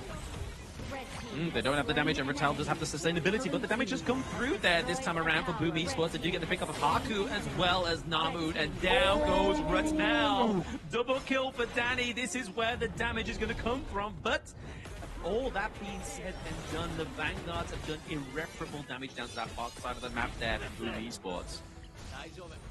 They come into the fight, and Boom Esports, they can sustain. Lovely here from Tatsuri, just using his ulti just to suck in so much damage, allowing Danny to find the right angles. Danny with the right angles is going to be a very big threat for Nongshim Red Force, which I believe it might be the only big threat in here in this match. Oh, absolutely. Definitely the only threat so far for them onto the side of Boom Esports, but to be honest, I mean, the Chicha here is definitely flying under the radar, getting towards that kind of like full itemization here as well. So I feel like survivability, as long as the positioning into team fights is there, I feel like Danny's going to be fine. Yeah, I think that the problem here is the initiation onto the wrong people, right? Look at how the Chicha is just dealing so much damage. Danny just can find a very beautiful angle just to be just poking again and again and again and again and just dealing damage. Keeps dealing the damage here, and that's going to be the problem if Nongshim's not being able to contest it, but they are definitely holding onto the backline and defending it like heck here onto the side of Boom Esports. And I feel like that's kind of the dividends here of not only the Byron, but also the sustainability from the Q1 as well as the Diadea, and there goes down Ratel once again. Boom Esports really picking apart this Charlotte play here for the side of Nongshim Red Force. And now Boom are back in the stride, baby. They take the T2 into the mid lane. They're looking for more. This could be the potential push here, and a good defense is needed by Nongshim. I'm telling you, when you're playing to sustain, the later that the game goes, the better that it is for you. The more items that you have, if you have a composition like this from Boom Esports, then that's going to be good news. But look at that, one more time they initiate the fight. They do initiate the fight. They almost got the takedown to draw there. Obviously, Destructive Deluge being placed down as well. They're trying to lock them down into this circle, but now the Dream Roam comes through as well with the idea. But that's going to be a bit of a lost cause. That hard link saved Nongshim Red Force in this team fight. But there's still, Danny getting that triple kill is huge. So still there is that trade of potential here from Boom. But now Ratel's into the mix. Down gets taken. Siri, the quadra kill coming through here. Can we do a penta? Are we going to get it? Penta kill! Oh, Danny comes in and takes a pentakill. It's going to be our second pentakill of the KIS4. And it's going to go to Danny on that Tricha. When everyone thought that they did not have the composition, Danny said, I am going to carry the team, baby. Crystal goes off, and it's going to be Boom Esports that they're going to make it a 1-1 draw. Nicely done there by Boom, Danny, right? Like, he was literally the saving grace in that entire few last team fights in that game number 2. And to pick up the penta, you saw it there. It could have been taken away in a moment's notice from Tatsuri, but he was like, no, let's get some money in the bank, baby. $500 for Danny and $500 for the rest of his team for just picking up a penta. Oh, man, I'm loving it.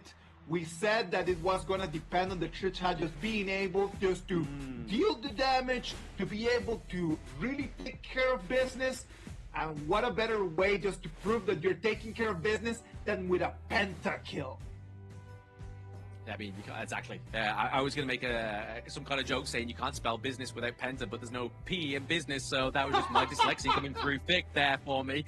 But there we go. Boom. You can't spell business without B, and Boom has a B in it, so I'm making it work, baby. But no, Danny really putting in the work there, making the effort known for him and his teammates, and getting an extra bit of an incentive there. So even if they don't win this series, they walk away with $500 or richer. So fair play. I'll take that. If they have it there, like I will take that as well. Congratulations to Boom that came in with a composition that we did not have a lot of faith on, but then after that they just kind of just turned things around. As time passed and they built more items and they got tankier and tankier and tankier, the Nonshin Red Force threat was becoming smaller and smaller and smaller. So it was a matter of just understanding the times of the game. Nonshin Red Force should they have just pushed a little bit harder, a little bit faster? Maybe, but for Boom Esports, it actually worked to the perfection. Exactly, it was very hard because I mean they locked in the Masashi, because when you look when Masashi was drafted, we already had the likes of the Hue-1 and the Diadia already pretty much connected there. So looking for a little bit of that, using the Duel to the Death to get that imperiled state to reduce the healing potential there for the side of Boom Esports was clearly the calling card there for the side of Nongshim, but just never executed to the way that it should have been. Nonshin Red Force, they might need to change the way that they are opening the games, because right now that is not going to their advantage. It is not working to their advantage. The fact that they're just going so slowly and careful in the first 4 minutes. I would say that they need to go for something a little bit more aggressive in the next match. Maybe they want to go for something that would allow them to really dominate the tempos of the game and really stick to that as well. I mean, if you look at the potential of all the healing on the side of Boom Esports, and the only person who built the anti-heal item was Illusion, that's a problem already, right? Like, that's an itemization problem that you need to kind of be, if you are the coach of Nongshim Red Force, you need to be saying, like, lads, like, why didn't we go in for any, like, Burning Capes here for Namu, or even a Burning Cape for Rattel, since he was so far into the mix, right? Like, that would have made a lot more sense, and definitely would have blundered Boom's potential in that sustainability. Look at the Illusion's damage dealt, almost 180,000 points in there, but no actual benefit to his team, right? Like, it's lovely that he's got like such beautiful numbers, but the problem is, if your team is unable to take the victory at the end, those numbers mean nothing. Look, we made it to a moment where it was about a 4,000 gold advantage for Nonshin Red Force at about the 12th minute of the game. And in the moment that they needed to just really go for the push, they kind of hesitated, I would dare to say. Yeah, they did definitely hesitate there. And that's the problem when you're on the stage, right? Obviously, these kind of things within ranked games definitely make a bit of a difference, but you don't have the shocking aspect of obviously being scared of the crowd. I mean, some of these players, yes, they're professional players, but still the difference of taking that situation out of one into another where comfort isn't quite your friend can mean that these 1 second situations and decisions completely change the game for you here. And I can honestly say that Boom aren't afraid of crowds. They like to amp up the crowd. They have the fan base in their arena there in Jakarta, Indonesia, and it's showing there, that especially with that win. Oh man, I'm telling you, just looking back at that pentakill, just such a beautiful performance by Danny, man. But we gotta praise as well Carl, because it all comes in from Carl's initiation.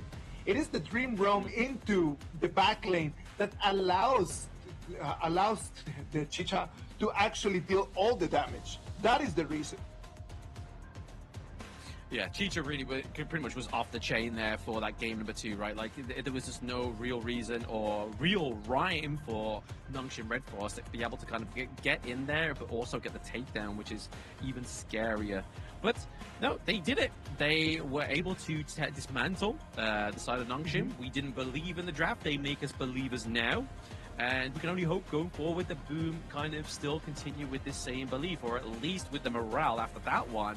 They could try and put a bit of a nudge or a crack into the stone of the PH gatekeepers. Well, the MVP for this game, you have it over there in front of you on your screens. The MVP is going to be Danny. Any other way that it could have gone, I would have actually just to put in there my relief. They're telling you, Trisha, the Forge Maiden, 8-2-2 with an amazing pentakill at the end of the game. Yeah, I mean, it has to be. I mean, you can't get a pentakill and then not get an MVP. I think if that happened to me in my ranking, I would be miffed. I would be miffed, to say the least. I would be marching down to Tencent Studios in London and be like, hey, look, screenshot, I got a penta, where's my MVP? But no, they didn't do Danny dirty. Danny got the MVP, and you can see here in the highlights. Oh, come on, man. Like, the thing here, this was the moment where I really thought that Nongshim Red Force had it in the bag. Like, they were pushing in so much, but in here is when things start turning around, in the minute 13 of the game. Nongshim Red Force jumps in to try to engage, but they are unable to find Danny. Danny just with the right angles. In here, look, waiting here for the Dream Drone, comes in, gets into multiple people at the back lane, and that's the reason why everything happens.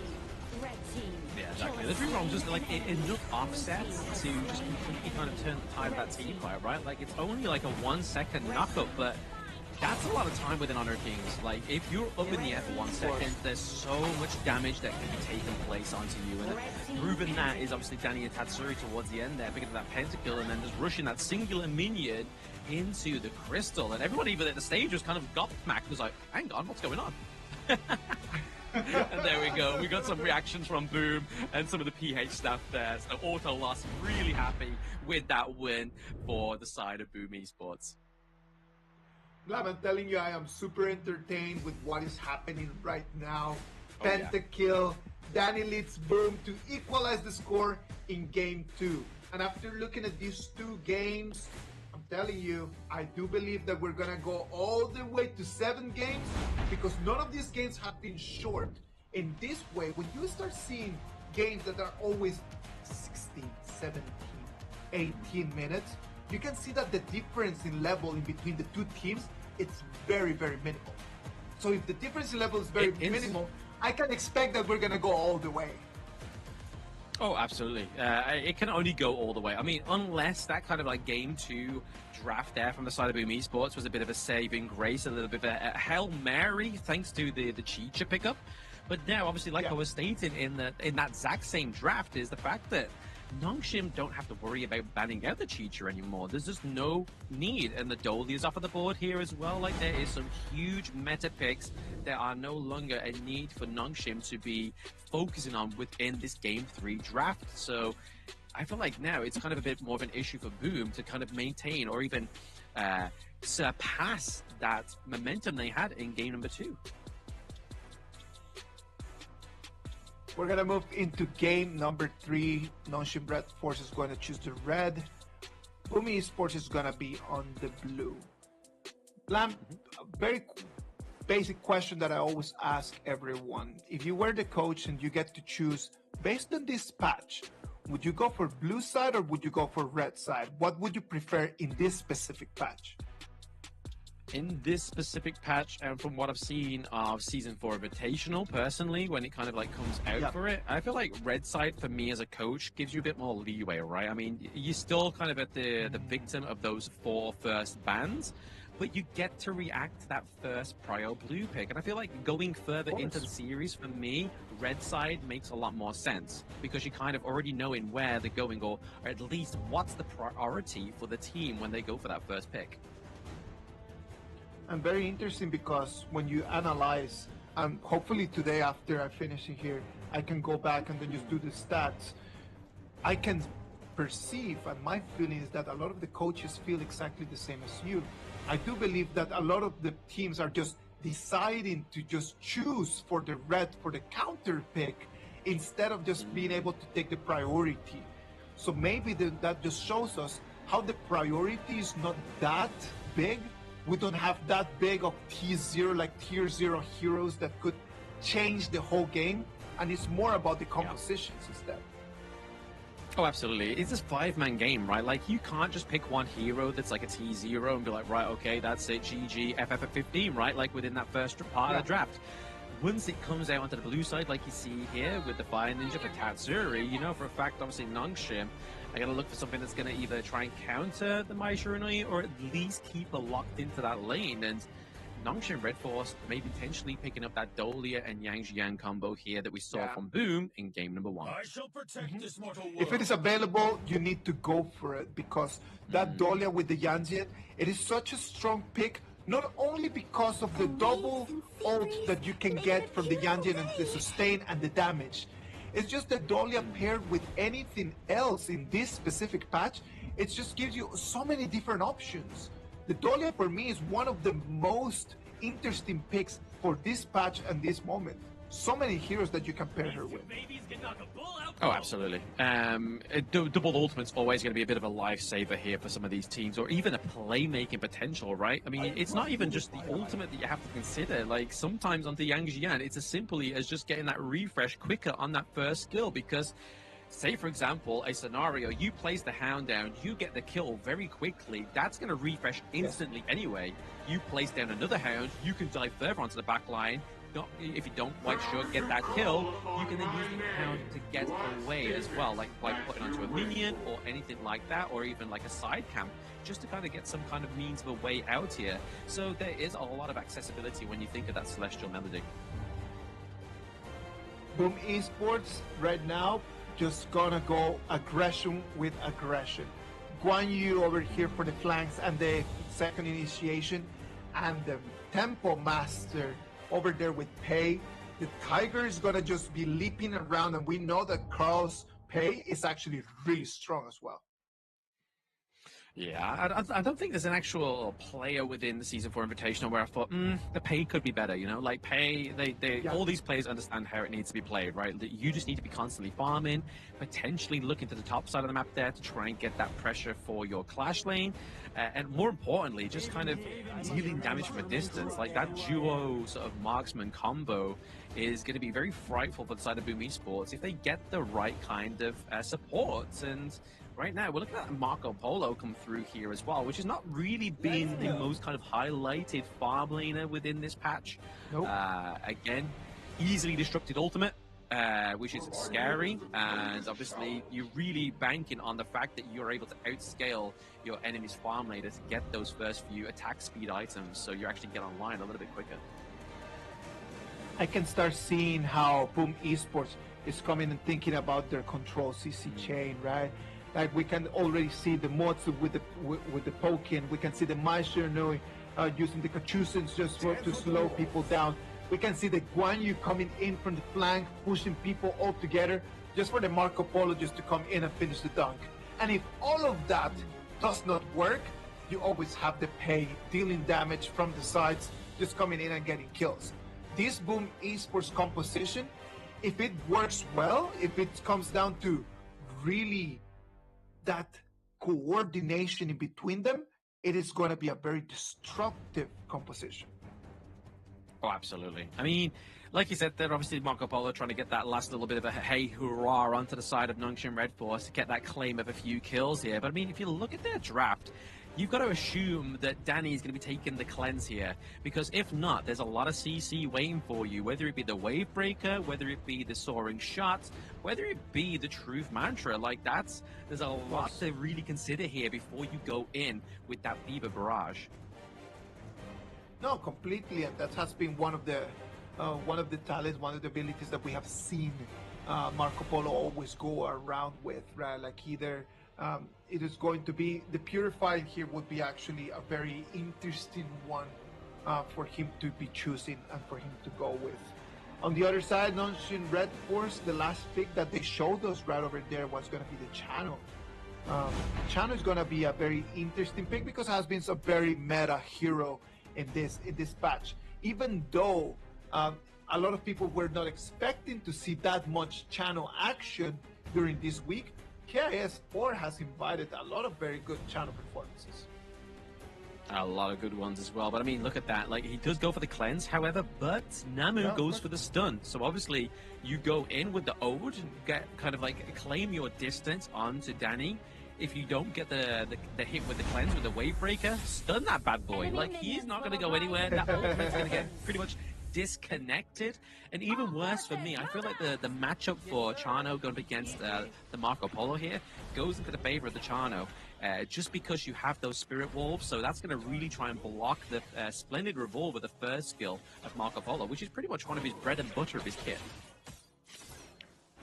The one thing that I've never actually liked from the Marco Polo is just the directional damage that it has, right? It's very limited. It's just one straight line of bullets that you can deal damage with, right? And something like the Chano that can have multiple wolves coming in, it's going to be very difficult for Danny to try to clean all of them at the same time. Exactly, yeah. I mean, one direction is not that bad as long as you are literally going in the right direction, right? Like, if you are ahead and you are basically chasing down the enemy team in that one direction, it's going to be a pain train for you. But when you are behind, it's not the greatest thing for you. But I feel like maybe they're probably praying a little bit more towards the macro side. Obviously, Marco Polo, once he's online, once those objectives start to come through and the blading phase pretty much halts, you're going to be seeing him trying to get the pushes on these T1s, T2s. 1 minute and 30 seconds. You can see that the Dolia coming in here, and they're just helping up with Siri. That 2v2. One of the beautiful things about the Dolly is that the rotations are very easy, right? Like very mobile hero. So they can actually just be moving in between lanes extremely quickly. That allows you to sometimes just feel that you're not playing a 5v5, but you're actually playing a 6v5. Look at that. Yeah, I mean, even the damage as well. Like, she recently got a buff on her damage, and honestly, in the early parts of the game, it really hurts, especially on a squishy hero like the Marco Polo. Yeah, like, you've got waves slapping you, and if you have a phobia of water, good luck. I don't want to be slapped by no waves, man, please. I don't want that no more. I live in rain, basically used to it, but it's rain instead. Of course. All right, ladies and gentlemen, let's look at this. This is going to be our game number 3. We can already see how all of these rotations are just setting up the same pace on the first 2 games. Same pace right now over here. Lucian is going to have eyes on Migi, and Migi is going to be taking a 2v2. One more time. Look at that. Oh yeah, Tatsuri had a nice little flank there, could have actually got on, but there it is, the Yang Jian dive in with the ulti. Beautiful shred down of damage there from Haku. Getting the first blood for the first time for Nongshun Red Force here. But still, to Carl, he's like, you know what, if you're gonna take a kill, I'm gonna take your Azure Golem, but rightfully so here. Haku's like, okay, bet I'll raise you your own, and I'll still be able to get my Azure Golem, because if Haku didn't do that, that's a problem. Great decision coming in from Carl, right? Like, he sees that the Yanjin is already over there on the clash lane, so immediately it was a moment of nanoseconds when he just started making his way for the Azure Golem. Sadly for him, the Dolia had eyes on him, sensed information that they are able just to react to it, so there was not a very big advantage. At the end of the day, it was still better from Nongshim Red Force since they were able to take the kill as well. Carl looking to go for the approach here onto Namu, gets hit by the cannon blast. The Fever Barrage does come through, but now it's going to be actually Siri claiming the kill. Oh, the think inside the box is not currently thinking, but Haku gets to dive in, forcing out the flash here onto Draw. Draw is able to use the dash away and keep himself alive. The Overlord Ratel in a 2v1, nothing that he can do about that. Garuda trying to use his ulti to push them away. And look at that, Ratel's still gonna be able to survive that 2v1. The shield is from the Majestic Guardians. Man. They kept him alive. Literally a little lifeline there for the side of Illusion, but that's playing as a team, right? That's the whole point of playing as a team, is you have utility within your kit. You need to use it not selfishly, but selflessly to your teammates. That's the whole point of it.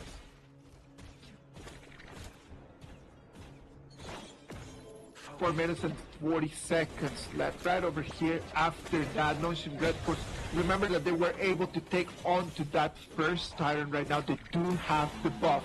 With this buff, I do believe that Nongshim Red Force need to start trying to alter the pace of things. If you let if you let Carl on that pace just continue dominating the tempo of the game, as time passes, it's going to be really hard for you to win these fights. Right now, lucky for them, it's not that big of an advantage, but they need to stop him right now.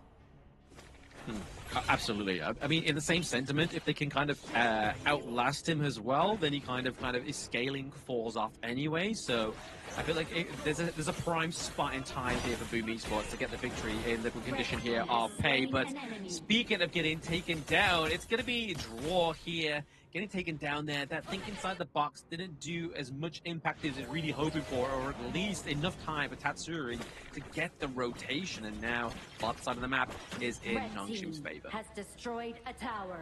Nongshim, right after making the moves in there, they decide to go for the turrets. And one more time, it's going to be Rattel that's going to be in a 1v2. Again and again and again, poor Rattel is never having any help. He's nice. He's always at the disadvantage here, but sometimes, to be fair, I think Rattel's probably like the player the most that's been put in those sticky situations. If he's not put himself in there, like we saw in game number 2, he can still outshine it, right? Like, he's like, okay, bet, bring your 2v1s. I can basically do some division and make you a 1v1 with my abilities, and there's going to be a bit of attempt there for Haku to get that Azure Golem away from Carl, and is successful at doing so. Amazing timing for Haku as his passive was just online at the moment. So it was really good. Comes in, gets a timer on Carl's Azure Golem, and right now he's going to be Nongshim Red Force in control of all of the resources. They got the timers, they've got the gold. Sadly, they're going to lose this turret in here, but at this moment in time, that turret in there does not make a very big difference. Doesn't make a big difference just yet, but it's just going to kind of like equalize that lead that Nongshim had into the bot side of the map there for the side of Boom. So whenever that Tyrant comes around, it's pretty much neck and neck, and the potential there is really going to lie within that team fight. But the devastating loss there is that T1 into the mid lane. Of course, yeah, no, like losing that T1 in there just puts a lot of pressure on the Carl, because right now his resources are going to be always going to be targeted. Look at that. Yeah, the flashing with the Truth Mantra, but into the backline is going to be the Ryujin from Tatsuri. The pickup, that is revenge for Rattel being so aggressive. It's going to be that pickup for the side of Boom Esports, but now it's going to be paid back from Haku. Haku's getting the slow, gets a kill down on Tatsuri, and now Miji finds himself in a bit of a rock between a hard place, but Haku gets annihilated by that T3. That T3 is still just dealing so much damage as the T2 is still standing. So you can imagine that just taking a hit from that T3, it's gonna hurt so bad, man. Rattel comes in being extremely aggressive. He comes in with the flash, finds in the True Dark Mantra onto the wall. The problem here is that it was not lethal. And if you are not able just to have some follow-up and some teammates coming in with you, you're putting yourself in a very precarious position. Exactly. I mean, the only other like hero onto the side of Nongshim Red Force that can really kind of like keep up with that distance cover in there is definitely Haku onto the Yang Jian. Like, there's no other way that Illusion, Siri, or even Namu here can really keep up at that same pace without exhausting their flash. And the problem is, if you exhaust the flash onto the Garuda and to the Chano, you pretty much locked yourself in there with the enemy team and no means of escaping. So you've really got to make sure that that team fight's worth taking. Oh, come on, man. Like, in this moment right now, the teams need to be extremely careful. These two teams are fighting for one ticket into the final. First final of 2026. So if you want really to be able to start 2026 with the right foot, you need to take 4 games today so you can play against Nova Esports tomorrow afternoon. Exactly. I mean, it's not the easiest fight to have as well after this one. It's going to be against Nova, but then it's going to be the takedown for Nongshim. A 2-0 trade overall. Tatsuri and Draw do draw the blood there, but it's going to be that top T1. Keeping alive here, Danny, for now, but it's going to be a bit of a 4v1 dive there. Using the Soaring Shot, the Fever Barrage at the backline. Tries to do a little bit of an attempt to take down the Garuda, but it's enough to take down the minion wave, which is going to keep that T1 alive for now. So even though he goes out with grace. Oh yeah, 3-0 trade right now for Nongshim Red Force. Things are looking horrible for Boom Esports. 10 seconds for the Tyrants to go into their shadow mode, and this is just not good for them. Because right now, if Nongshim is able to just take on to that, the pressure on the high grounds right now is going to be imminent and is going to be immediate as well. Exactly. You don't want any immediate pressure if you are the side of Boom Esports as well, right? I mean, definitely now that we have obviously the takedown of the Shadow Tyrant come through, Carl's trying to make sure work of the Shadow Overlord, but can they get the steal here? It does go up to the favor of the side of Boom Esports. Give Tatsuri to get that last hit there, and actually Spoken sniping out Miggy is going to be Illusion without Wings of Judgment.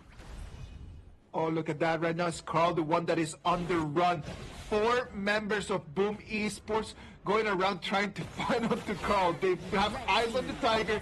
Can they actually get the kill? He's surrounded by everyone. Sorry about that, Carl. There is not going to be a miracle today. Carl decides to have a bit of a track and race there. Just for, you know what, I'm going to do a quick circuit around the enemy team's base and see if I can survive. And the answer to that one is unfortunately limit tested, and it is no. So don't try it in your ranked game there, ladies and gentlemen. As we see the approach here from Nongshim Red Force, they're looking to put a lot more pressure into that mid lane and really start to open up that enemy's jungle. Red team has destroyed Danny already the tower. trying his very best to do the split push, right? Like he went for his Crimson Golem. He's got right now Crimson Golem, so he's being able to sustain himself a little bit more.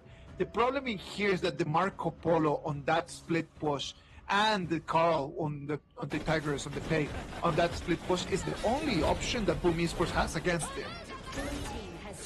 Ooh, Rattel find himself in a very hard situation to overcome that one. But I mean, the death of Rattel means that they can further push this side of Boom Esports, right? Obviously getting the minion wave at the high ground turrets there is going to do a bit of damage there. Get the T2 top side of the map. So yes, they lose a life, but it's irreparable damage onto that turret there. Oh my goodness, Series using the pack wolves. He gets the takedown at the call. And now Tatsuri's like, hey, I want some of this action. Gets the takedown here onto Siri. And now we're looking for some more. The backup, the boys in blue have come through. It's going to be Illusion with the Wings of Judgment, but Haku gets the pick off.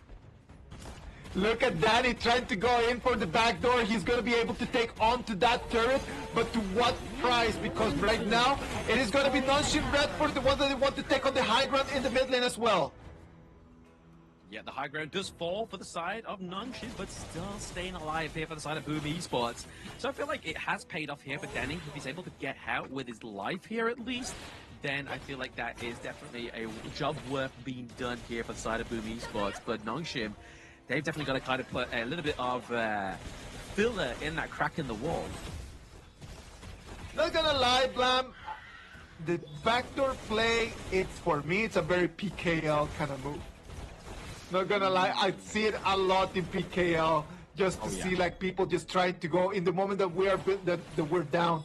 I'm just gonna try to just steal the crystal in any moment that they can. I see it that it has been pretty famous and very frequent in PKL.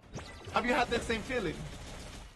Absolutely. I mean, you miss 100% of the shots you don't take, right? So if you do it and don't get it, that's fine. But if you do it and you get it, that's just saved yourself a good 5 more minutes of a game that you didn't need to play. But it is definitely a PKL identity here, and only they seem to be able to do it and pull it off with finesse, or at least the timing that's needed and the care. Right now, the problem for Nongshim Red Force is that having that opening in there at the bottom lane, over there at the farm lane, it is just psychological pressure on them. Because right now they cannot focus only on what their objective was, which was just to go and take on the high ground. They need to have eyes all the time on the possible backdoor. Exactly, yeah. It's always going to be in the back of their mind, kind of just like, oh, did I turn off the gas on the stove? Like, did I actually lock the door at home? That's exactly what's happening to Nongshim right now, and happens to me right now as I sit at my desk in my house thinking, I don't smell gas, I'm fine. Whereas Nongshim, they might be smelling gas in a few moments. That might be the problem. It might be a very big problem for them, man, because right now, in what it looked like today, a game that they had under control, that opening in there just makes the game to be 50-50 one more time. Look at how right now, with Boom Esports, every single time that Nongshim Red Force has gone for the Tyrant, they go for the Overlord immediately. 1 against 2, one more time, Rattel. Yeah, Rattel managed to actually escape there with that shield once again given by the side of Illusion, but now we're seeing a pack chase onto Danny. Danny does fall here, but once again, look at that bot side of that lane. Carl is looking for a retreat, and they're trying to stop the recalls of total members of Nongshim Red Force. But luckily, we do see that Siri gets back, but can he keep it alive? The base rush is going to come through here for Carl. Is it enough time? No, it's not enough time. He was trying his best to stop that recall. And right now it's going to be Boom Esports, the ones that they are going to have to go back and try to fix this. 30 seconds until Carl comes back. They have at least more time for a power play. The minions in the mid lane are going to come. What is Midi going to be able to do against these 3 members of Nongshim Red Force Black?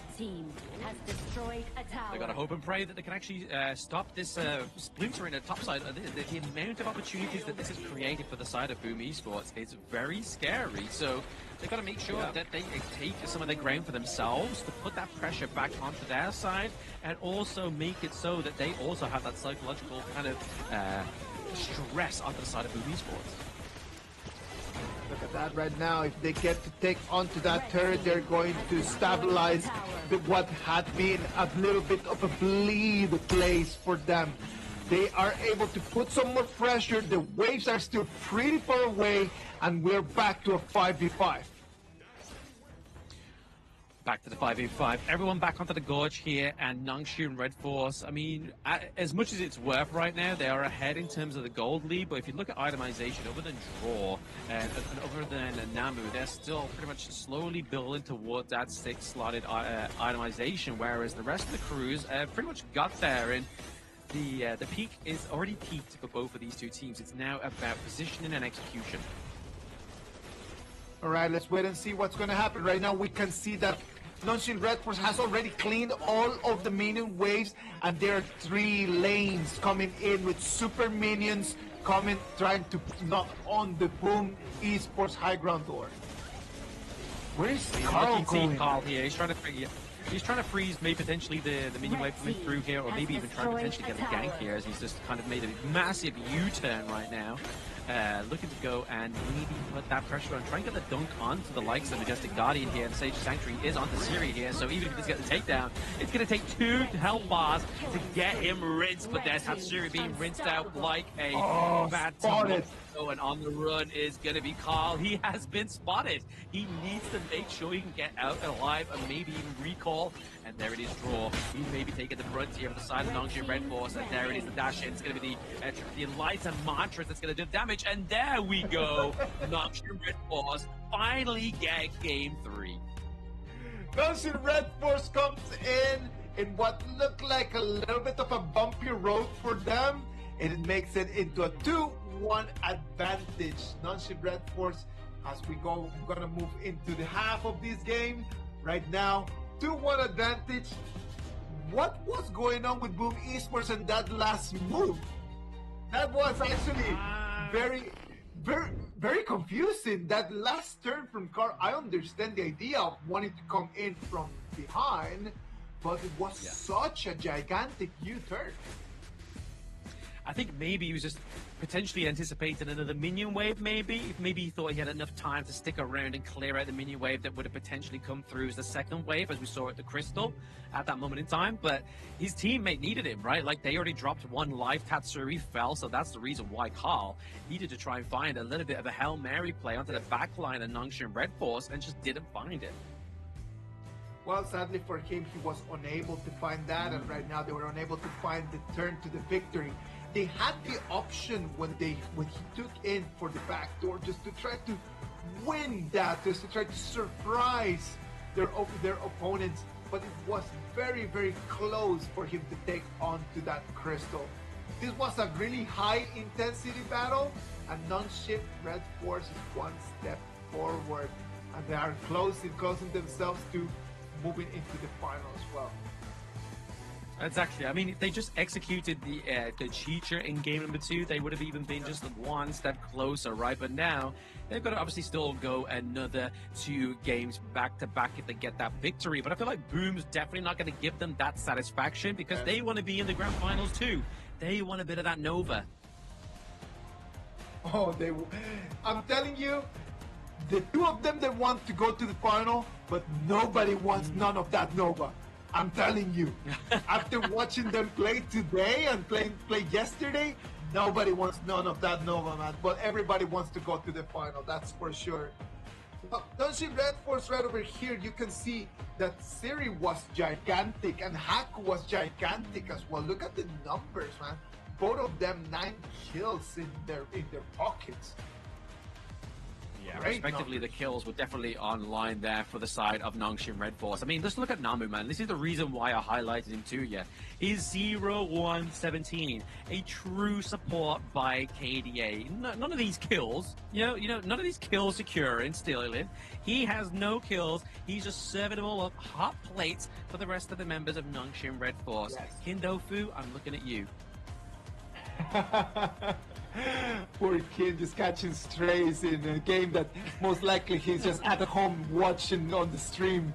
Ken, we still like you a lot, my guy. We still like you a lot. Look at the gold graph. Every single time, every single game, it has been the same. It's just a very, very slow and passive start. And I'm just trying to move 3 or 4 steps ahead, man. Like whoever that makes it tomorrow to the final against Nova Esports, these kind of openings just play directly into Nova's advantage. So for these 2 teams playing against each other, they should not just get used to the fact of playing this kind of game. This kind of pacing is not beneficial for them in the long term. Oh no, definitely not. They definitely need to change their game.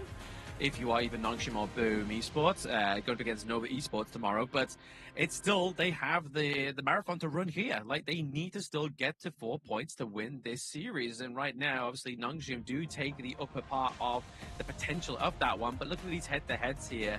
I feel like it's definitely an understated performance here from Tatsuri on the Mai Shiranui. Like, he did get 4 deaths. Yes, he got 4 assists there as well, but it's just like, really, is that what you want to be doing and expanding, or at least using the Fire Ninja and not actually getting the win? Complicated game for him. Siri just such an amazing performance. Look at the way that his map is just showing over there in the graph. Insane. Just completely took control of that farm laners clash. On the other hand, Namu, there cannot be no more Namu glazing here because Namu played perfectly on that Dolly as well. He did play very well in the Dolia. It's no longer glazing. I heard you say it to Sagi. Sagi's like, hey, I don't want to glaze anybody, but you say, hey, it's not glazing if it's true. So I'm using that statement back on you. I'm not glazing if it's true. But what is also true is the MVP going over the series, and I think it's definitely well deserved here with that KDA. 917, currently coming in with around about 130k of the damage dealt, but only 50k taken. So yes, there was points in that game where he looked like he was pretty much shying towards death, but the way he was situated, the way he knew how to play this hero, kept himself alive. You gotta remember that he is the one person that went back and saved the game from the backdoor attack, right? So he actually can take pride on the fact that he was not only on the attack, he was at the same time defending as well. It came to a moment at the end of the game where I saw him just being in a very bad spot, and he took a 1v2 against Migi and against Carl, and he was still able to survive. This one right over here, I think. There. Takes a 1v2 and then he's still able to take Carl down. Yeah, exactly. It's still very well done there. A bit of like just like, this is my last song, you know. Like, let's think about it. Let's try and get the win here. But this is the player that we really thought, like, maybe, just maybe, they'll get the back door and boom and like celebrate on stage. But this is a problem as well. Like, if you are heavily reliant on getting back doors for your victory, it means that the defense of your base is not quite up to scratch where it needs to be. Yes, and not all these compositions are able to just do that, right? Like, not all the compositions are designed in that way. You need to have a hero that can actually do the attack, and you need to have a set of heroes at the back that can really defend your position with very few numbers. So not all the compositions are designed for it for sure. Exactly. It was definitely a more of a back and forth game for number 3. Like, obviously, number 1, there was very cordial. Like, every game in this series seems to have its own kind of theme, where whether it be Boom dominating, whether it be Nongshim taking a while to get online, or whether it's just two immovable objects just butting heads, you know, like just constantly going at it and just hoping and throwing everything at each other and hoping it sticks. But this time around, that did stick for Nongshim Red Force. Maybe next game will be Boom's. Maybe Nongshim's now on the steamroll of the back-to-back wins. I'm sorry, Blab, I'm gonna call it. I do believe we're going all the way until 7 games. It's gonna be 1-1, 2-2, 3-3, all the way until 7. And then in 7, that's where we're gonna see if the experience is really going to help out. Ladies and gentlemen, this is gonna be a long night. Go on, get something to eat. Let's go to a break and we'll be back.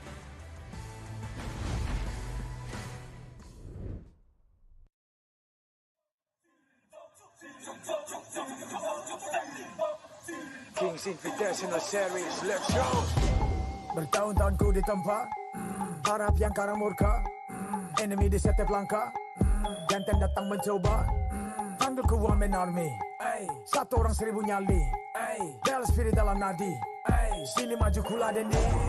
Langkah sudah jauh, mereka pikirku mau mundur dan buang sau. Kehormatan yang utama di puncakku pertama, berdiri hantam balik semua yang halangi arah. Pikir-pikir lagi kalau kau mau halangi genderang perang sebab bunyi sini hadapi. Old school tank mentally dia takkan berhenti, bukan instan imitasi. Coba ku lihat sapu cara bermain agak lain dengan strategi yang saya desain. Aku lemah mastermind di balik kekacauan. Satu punchline sapu ku mundur semua lawan. Insting tepukku deteksi ancaman, enemiku libas seperti Anoman. Yo satu pukulan tangan kosong, jatuh runtuh panggil aku Wukong. Power hantam lawan yang menghadap, sapu cakar lebih tajam lebih dari kopong pedang. Yang saya incar turawana bukan tata singgah sana, maka wajar apabila dong bilang tak bijaksana.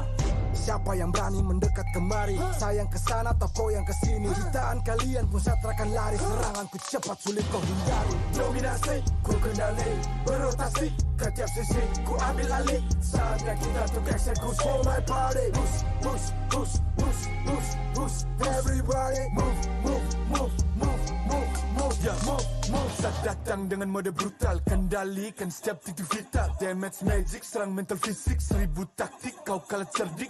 Mau coba jatuhkan sama mana bisa, siasatmu sudah saya analisa. Terdapat selak, gerak, geriku sulit tu dilabrak. Game over, hancurkan semua tawa. Kombinasi skill dan power, teleportasi ala Enoku yang LOK. Kau tahu ku tak bisa redam, pula tekadku yang takkan padam. Tu kehormatan yang tak bisa dibeli, saat saya genggam dan harap kembali. Adu mekanik tingkat tinggi, siapa paling berani, aku paling gigi. Pedang raja yang kuhulus, tebasannya bak angin menghembus. Long life the king, akulah raja, dentuman zira, ini mental baja. Akulah hukum dalam wujud nyata, seni tempurku susah tukar baca. Y'all better run, I've already won, nowhere to run, your time is done. Tidak bisa kau atasi, berat untuk kau hadapi, kalah pedangku menari, kau balik kanan dan lari,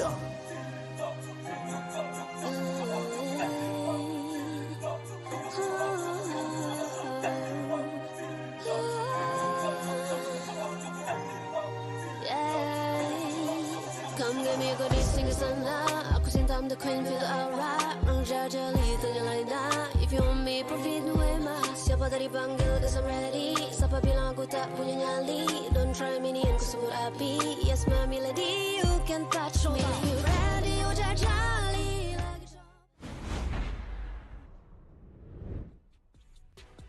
Hello, welcome back to the Honor of Kings Invitational Season 4 here in Jakarta, Indonesia's GPK Basketball Hall. I'm Sagi, and alongside me is also Blam. And Blam, I just witnessed some crazy backdoor that got denied by Nongshim Red Force. Exactly right. If you were definitely watching the game when you saw that denial at the back door, but it has, like I said before the break, said to Isaac, there is a concurring theme with each game within this series, whether it be Nongshim getting the correct team fight, whether it be Boom getting the correct team fight, or then the third game was hoping for a bit of a backdoor there, but then it was just that Boom Esports just could not find the correct team fight that they wanted to get that dub. So maybe game number 4 could be what Boom is looking for. And to talk about these global ban picks that we have on our screen, I was pretty shocked just now in game 1 that Luara was actually locked in for some Nongshim Red Force. Not only did they lock it in, they managed to make it work, which is what really surprised me. And I gotta say, I was really shocked. I think everyone was, but I mean, speaking of shocked, I feel like the support is definitely shaking up for the side of Boom Esports. Paris Online says, let's go Team Philippines, show them what you are made of. So there is some love and support for the boys and Boom. And even in the stadium, we're in Indonesia, but there is support for Boom. Yeah, support for Boom. I mean, Boom Esports itself is also an Indonesian organization that has a team in Philippines PKL itself. So maybe it's like the local Boom Esports audience tuning in to support the Philippines team, which is Boom Esports here. But coming into this game number 4 here, we do have Boom Esports selecting the red side, reactive red against Nongshim Red Force. And I gotta say, so far out of the 3 games, the early to mid game seems to be always in control of the side of Nongshim Red Force. It is for the side of Boom Esports to find ways to come in towards the series, to find those small cheeky wins thus far. That's the thing, though. I feel like Nongshim Red Force has had this identity since last year. Like, the early to mid game's always been good, but then it always comes to finishing the game that always seems different. And even though they've got new faces on the team, it still seems to be a little bit of the same issue. And honestly, I feel like it is something they definitely need to brush up on if they're going to go up against Nova Esports tomorrow. That is true here. I don't think that Nova Esports is going to be an easy target for either of these 2 teams. They are looking to make it all the way to the finals of KIS4. But before we actually decide who moves on, we need to see who gets this current win to push it potentially for Nongshim Red Force to the match point, or for Boom Esports to equalize the series once again. Right now, it's Nongshim Red Force on towards the blue side with a 1-score lead above their opponents. Boom Esports on towards the red side. I got a feeling Boom's definitely got to go for the Zhongfei in this game number 4, right? Like, they haven't had it just yet. Nongshim's had it, but not banned it in the first 2 waves here. And because they're on the red side, it would make sense for them to maybe try and lock in either their farm lane for Danny and then get draw solidified as well. However, it's going to be the Chicha here, because obviously Boom did pick it up in game number 2, got them the victory, and now Nongshim's like, okay, bet, let's lock it in as our first pick so we can then flex it to wherever we want it to go.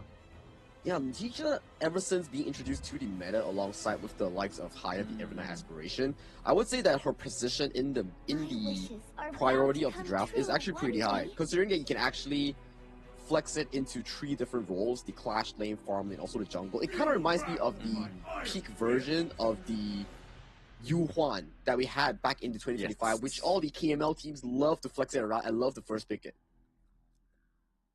Oh yeah, absolutely. I mean, yeah, the Hue one was like, it was pretty much the golden goose for the blue side. Even in 2024, when we didn't even have global ban pick, it was always constantly. And speaking of the golden goose, she is going to rear her head this time around, because I mean, this synergy did work for the side of for the side of Boom Esports, because when we got Chicha, we got the Tooncaster as well. The Hue one is going to go over to Namu here, which feels like it's a little bit of a. I feel like I'm in a different universe, because Namu has just been always playing these. Tank support, so seeing the Tooncaster go over to him is going to be a little bit of a different shaker here. Maybe could be the upset that Nongshim need. Yeah, they definitely need something different to stabilize themselves. Like we talk about Red Blam. The mid game, the early game looks fantastic coming in for the side of Nongshim Red Force.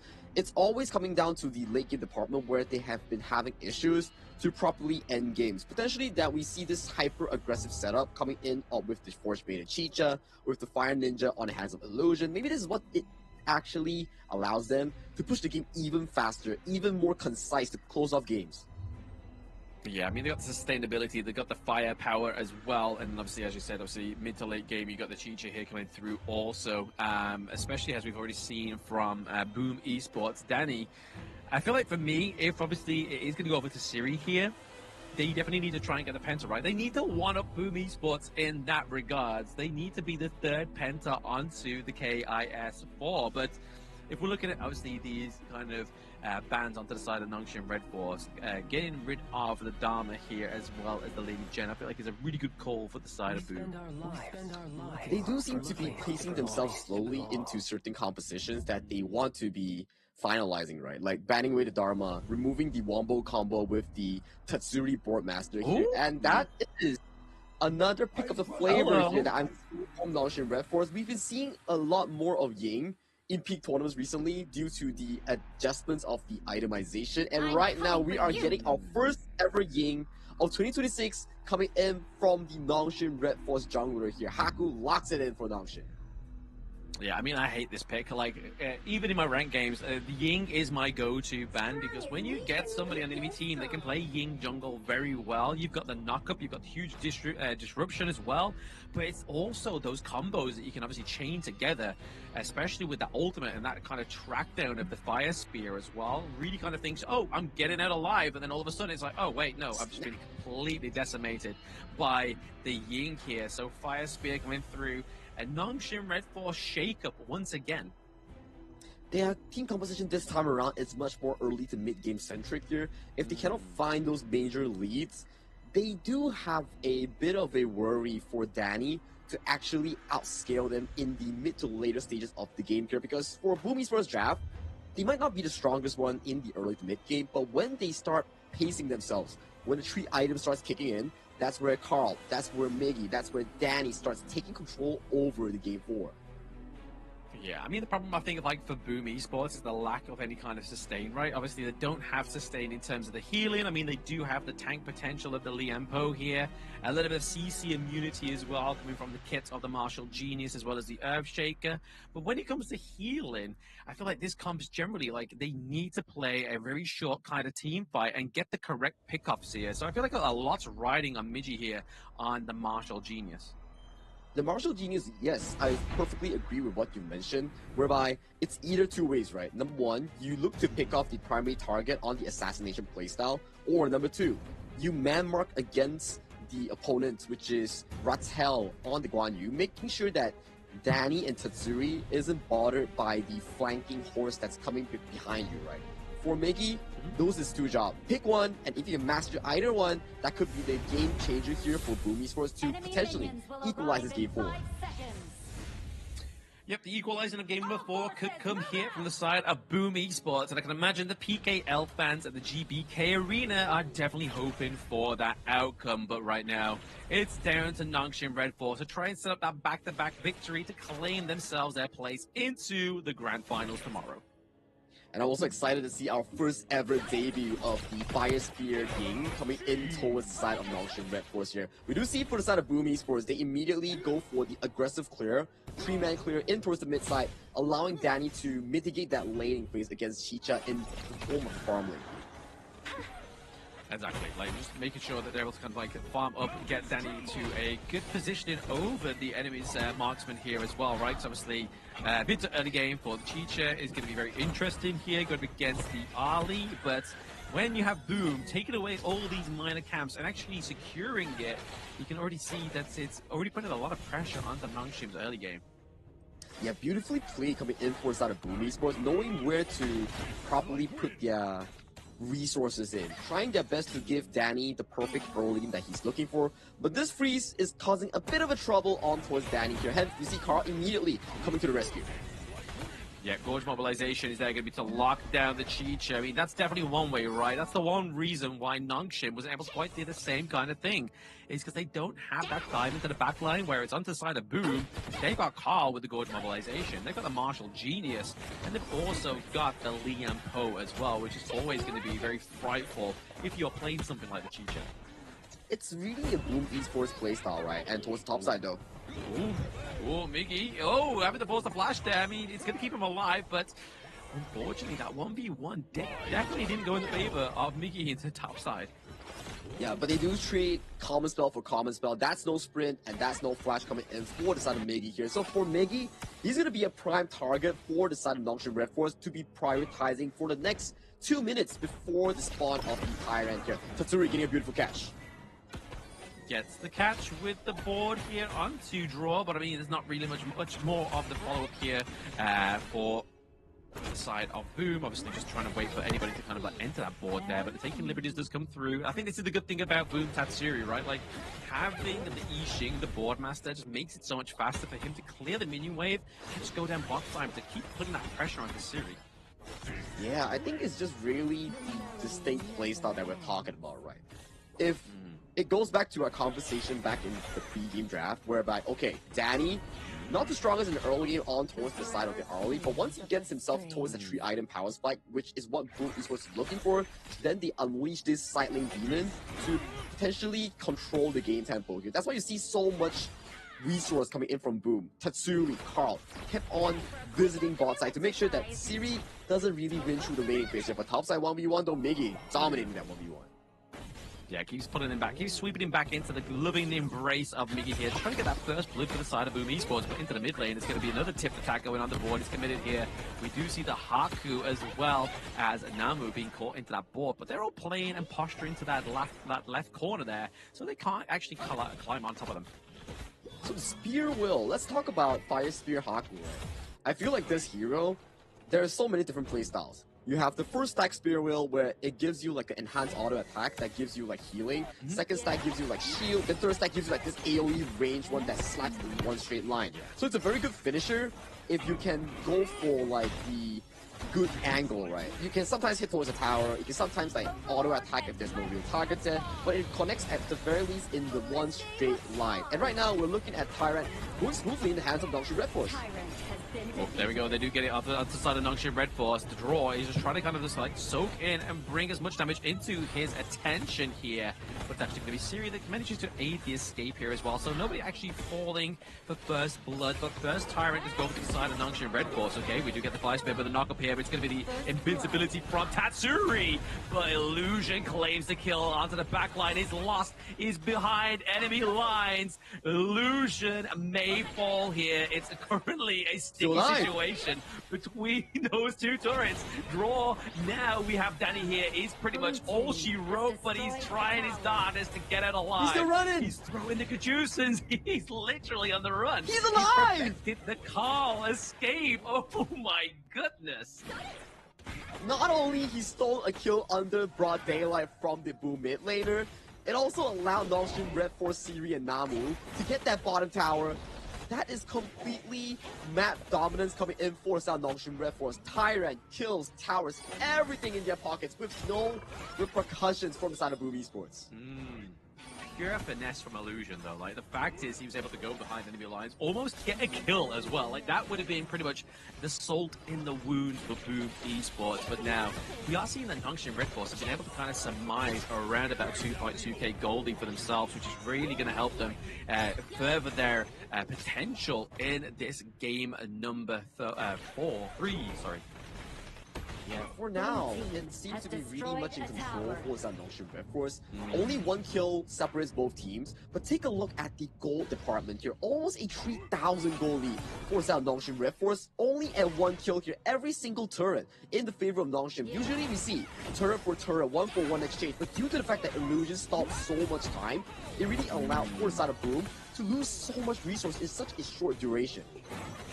Yeah, I think you're right at picking that one up, right? Obviously, having a distraction is great, but the fact is the distraction got out alive, which is also like an even bigger beneficiary of being a distraction here. And Illusion is waiting in the wing, maybe trying to get the potential pickup here, but you can see Siri slowly tormented. It's the catch there we was talking about literally moments ago.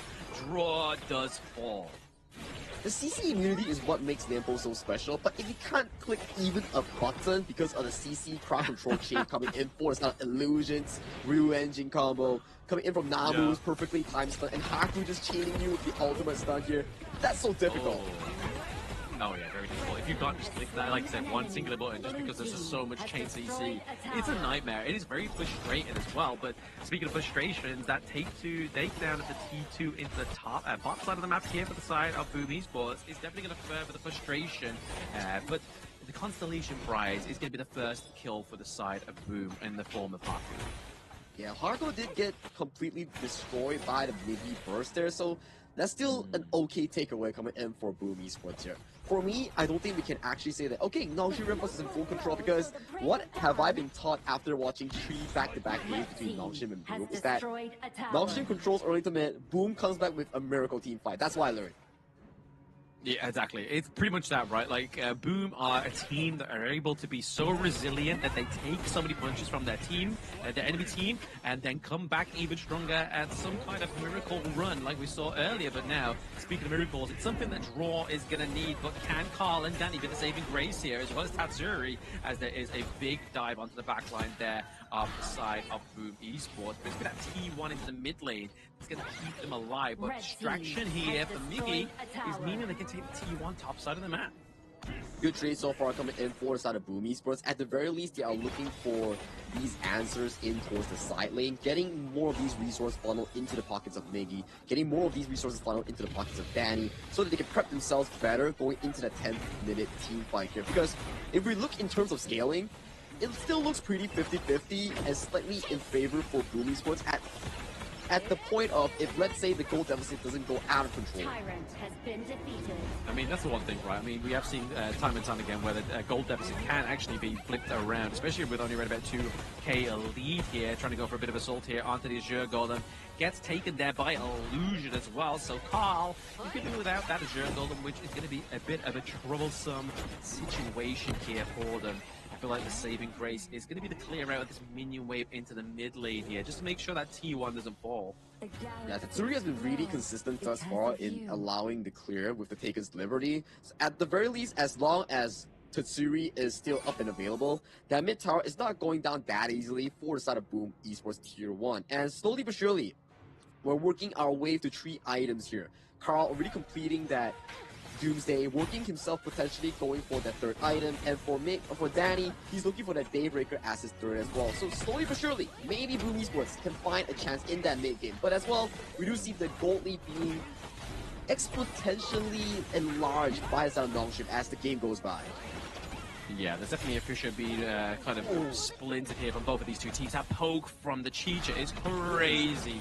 Already so much damage, but I mean, this is what happens when you have lack of sustain, a lot of squishy heroes onto the side of Boom Esports, but it also allows Illusion to completely skip the Venomous Staff and go for lifesteal as well, right? That's going to be a lot more of a saving grace here for him and keep himself alive, which has already been doing it so much by that insatiable poke.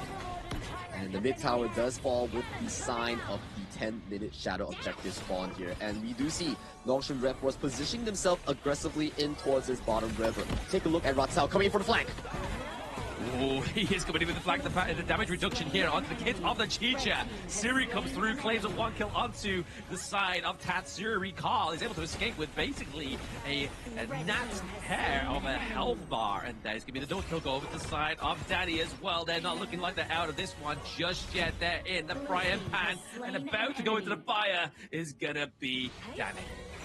Yeah, 2-for-2 exchange equalized coming in for both teams here. It was looking good for Nongxin Red Force with Ratel finding a very beautiful flank, but Miggy and Danny did light work in towards the side lane, picking up Ratel to give Illusion, equalizing the kill score here. But look at the objective take here. It's looking really good for Nongxin Red Force. They did secure the Shadow Tyrant after that play. They did secure the Shadow Tyrant after that play as well. Obviously, that's going to only enhance their damage, right? That's going to really kind of be a sore marker for the side of Boom Esports. It's already kind of proven a bit of a task for them to actually survive the team fights already. Like I've already said and alluded to, is the fact that they have so many squishy heroes, but no sustain. Yeah, no sustain. The only sustain that we can actually think of is potentially from the spell 1, but look at the burst onto his Illusion. Yeah, Illusion almost falling there, but also Miggy in the same heartbeat as well. But there's going to be the takedown of Siri. That's a lot of damage being taken off of the board here for Nongxin Red Force. Can Miggy actually find a way in to try and just capitalize on the takedown of Illusion? Because if Illusion falls as well, that nuke of damage is no longer going to be there. Yeah, the consistency is not really just there. DPS gone for the side of Nongshim Red Force, and you can see Boom Esports, they know for a fact that you have no DPS, we are currently getting more of the control coming back in towards this mid-game here. 12 minutes on the mark with Tyrant almost expiring. Boom Esports is looking to get some control. Yeah, Bratel actually being forced to the bot side of the map there from Danny, and kind of furthering that damage come through here, but Miggy tries to get the knock up here, but the untargetable from the Unending Sorrow is going to save Namu for now. Namu doing a really good job in baiting out some of these key spells here. You can see Draw and also Namu fighting for vision. The next Overlord in this top half of the map is going to be a crucial objective for both teams. Whoever gets it will have an opportunity to push the gold lead for their very own end. For Nongshim Red Force, it's about getting more map control. For Boom Esports, it's about getting back into the game with this relevant Overlord. And you can see Illusion once again bursting down Miggy. Ooh. Miggy almost falling down there. The radius doesn't quite hit him within range as well, but does actually manage to catch Draw. But he's not the target you're looking for. He's going to go in with the flash and the Trevor Smash. Actually only hits up to 2 there, but it's going to be the damage reduction here from Siri as well. Draw gets taken down by Haku. Haku is now into the front line, looking for another kill here as well. But it's going to be Danny into the back line with a little bit of a saving grace before he falls short to Haku.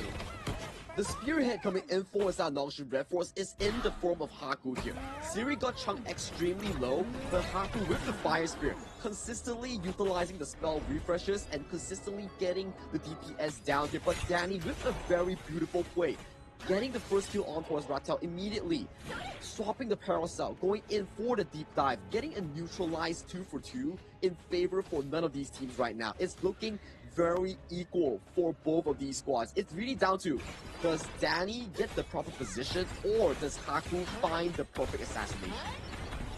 Exactly, but can they find a steal here? We have Carl at the back line here. Can he get the dunk on? But it's not. It's going to be the Shadow Overlord going for the side of Nongshim. So both Shadow objectives have indeed gone in the favor of Nongshim Red Force. But a good attempt there by the side of Boom Esports, but even more of an attempt here to try and get the life of Illusion. He's backflipping the Ryujin. Is not going to be enough, and then takedown goes over to Carl. This does open up the Shadow Tyrant in towards the bottom side for Boom Esports potential taking here. We do see 4v4 in towards this bottom river. Both teams are fighting for control. Nongshim Red Force does not want to allow Boom Esports near this potential Shadow objective.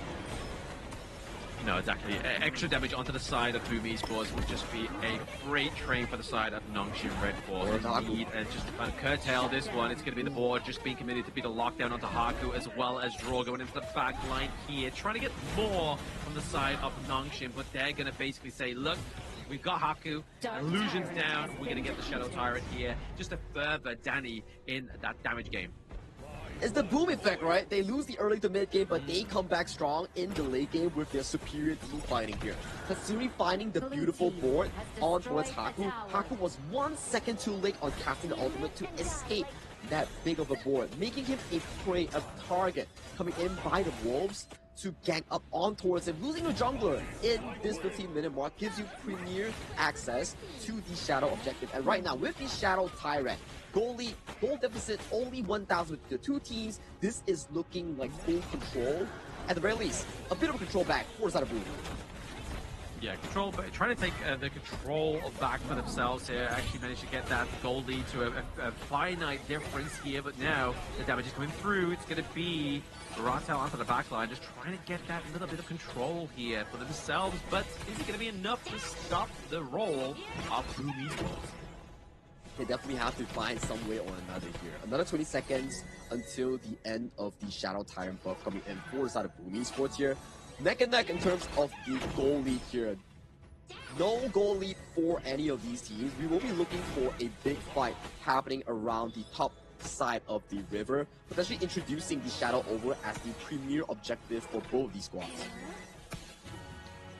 Yeah, I mean, either of these next Shadow objectives are definitely going to be what either one needs in terms of getting that opening of the map here, but you can see a little bit of a macro play from both of the clash lanes of these two teams, just trying to get pressure into these side lanes. I mean, more importantly for Nongshim to try and open up this base and just create that pressure into the back of the mind of Boom Esports. Yep, right now we do see some of the members of the side of Boom Esports aggressively positioning themselves in this top half of the match. Securing this Crimson Golem for Danny is definitely something that they need to, because once you get that Crimson Golem, it allows Danny to stick on towards Ratel and making sure that this horse doesn't go berserk in getting those crazy flanks that we see like 5 minutes before this exact game, right? And right now, the map is currently being split into half. Every single moment that we pan on towards the screen, it's Boom Esports member covering the bot side, and it's Nongshin members covering the top side. Both teams preparing for the upcoming objective, which is 15 seconds in the Shadow Oval. Yeah, trying to go for a bit of a mirror play and see which one comes out best is what both of these two teams are doing right now. But Danny's actually found himself at that T2 tower right now, down to the bot side of the map, and unfortunately the minions do get taken out just there, and Danny needs to be in that mid lane because they're setting up that Shadow Overlord here for the side of Nongshin Red Force. That's a spike nail, and also the ultimate coming here, committed by South Syria, but look at Engage! Yeah, double knock here from Illusion, but is that going to be enough damage here coming now through for Haku? It's going to be a very tremendous Trevor Smash come through as well. Tatsuri just looking for the backline, or at least looking to take some liberties and some punches onto the side of Nongshin. But Nongshin and Boom both get out alive. But is this going to be a potential start for the Shadow Overlord? I feel like if Boom go for this, it could be debated. It could be stolen here by Haku. Could potentially be the case, right? We need to see the Smite War that's going to be unfolded between these two teams here. And so far, Haku doesn't seem to be anywhere near this objective. And this Shadow Overlord, before the Tempest Dragon, goes in smoothly to the pockets of Boom Esports. Yeah, no, we saw there that Draw did a fantastic job at keeping away Nongshin Red Force at that Shadow Overlord here, but now it does mean that Nongshin are able to get that extra little bit of damage come through for themselves here now in the form of the Tyrant, which they need to perfect here, especially when the Tempest Dragon is on the cards within the next minute and 15 seconds.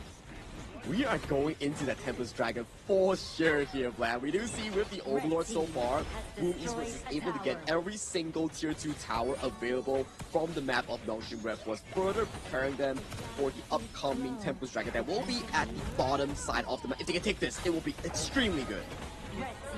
Yeah, very good at creating pressure, obviously onto the opposite side of the map where that Tempest Dragon is going to be spawned there, Sagi, but now it's all for Nongshin to make a good defense and maybe even get a push out from that crystal, because if they can't find a way out, it's going to be very oppressive here for the side of Nongshin Red Force if they are trying to get this third win on the board for themselves. But so far, it's looking like Boom may actually win this one. Yeah, with the top Tier 3 takedown coming in for the side of Boom Esports, you gotta admit, this is not looking good for Nongshin Red Force at all. Ratel pumps the ultimate. Ratel does pump the ultimate here at the moment, but okay, they do actually get the Sage Sanctuary just on that last moment of time there. It's going to be the saving grace, but maybe the potential takedown here as well. Danny falls. That's a lot of burst damage onto the side of Boom Esports that is now being completely eradicated there, but Miggy looking pretty low as well. Haku comes in with a takedown. They're looking for more. The Sage Sanctuary gets procced onto Carl, and now he falls as well. That's 4 members of the side of Boom, maybe 5 here with the flash in from Namu. It's a team ace.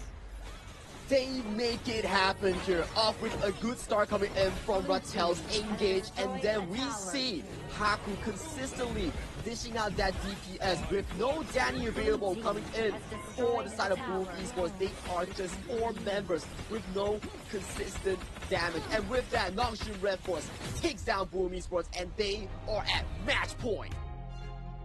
Once again, it was a struggle to finish that game for Nongshin, so it's still not a progression for the side of the Nongshin boys, right? They still need to perfect their late game, especially against Boom, like we've already stated once again. It even looks there like Haku's like, he's drained, man. That game was exhausting for the side of Nongshin.